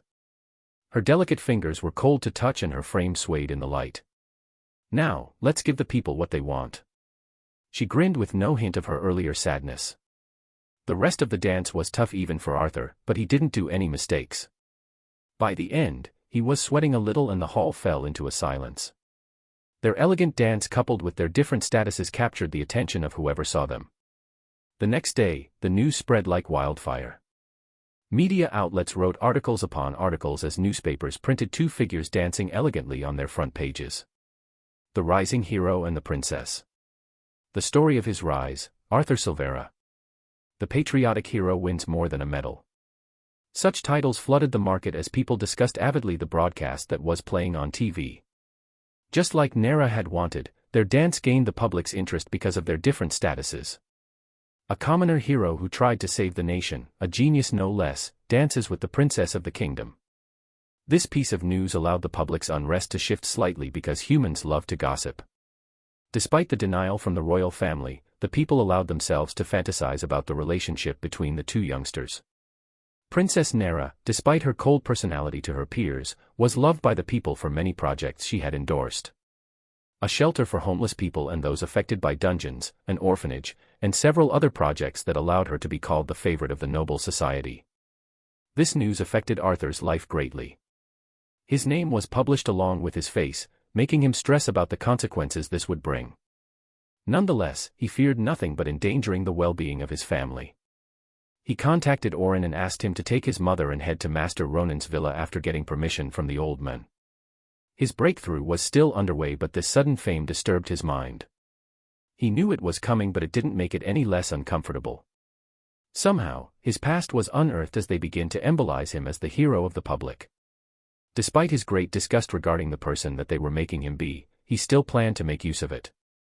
The royal family was unfitting to rule, and this was undisputable for him. Their characters were questionable and their motives proved to be not the welfare of the people, but their self-interest. His public image would help him when the time comes to follow Seer's plan. He didn't see himself as a saint, but his life wouldn't have been this difficult with a better ruler. They were thrown away as soon as they were used with no regard to how they would fend for themselves in the world. He didn't know if Seer was fit to rule or not, he didn't know that yet. However, Mistletoe was ruled not by fear, but loyalty.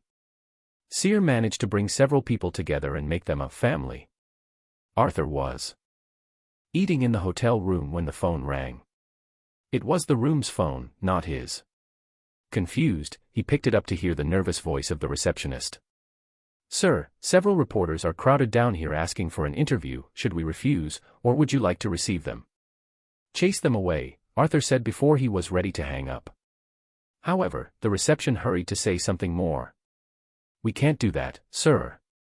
They have already booked several rooms, so they're considered our customers now. They're not trespassing." "That's a good but low move." Arthur sighed inwardly. He told the receptionist to leave them and hung up before he started changing his clothes. The reason he didn't use his teleport rune before was that he would be fined if caught. Luckily, one of the privileges he gained from the silver medal lying on the bedstand was that he could use his ability inside the city. He threw the medal into his subspace before using his teleport rune. In an instant, he appeared on the roof where he jumped on the railing to see the surrounding. It was a spectacular scene of skyscrapers and greenery. The clouds modeled the sky in a great belt that hugged the city's scenery. Should I try to break through now? Arthur wondered aloud. His short-term plan was always to get stronger, and that's how he would achieve his long-term plans. However, he lacked a suitable place for his breakthrough.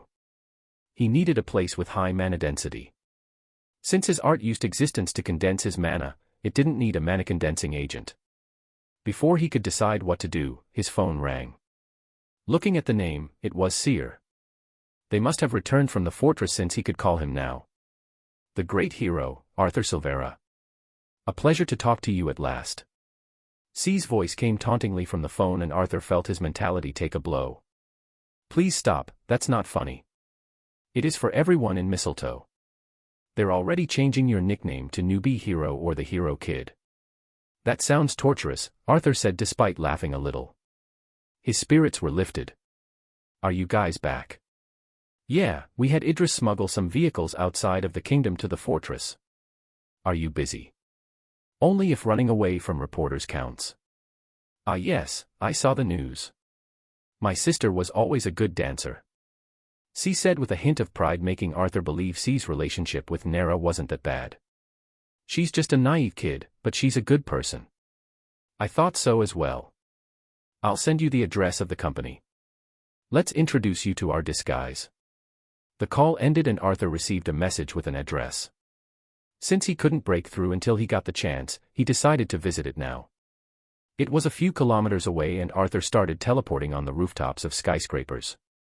His teleport rune allowed him to sense space in a specific radius and send objects in that space.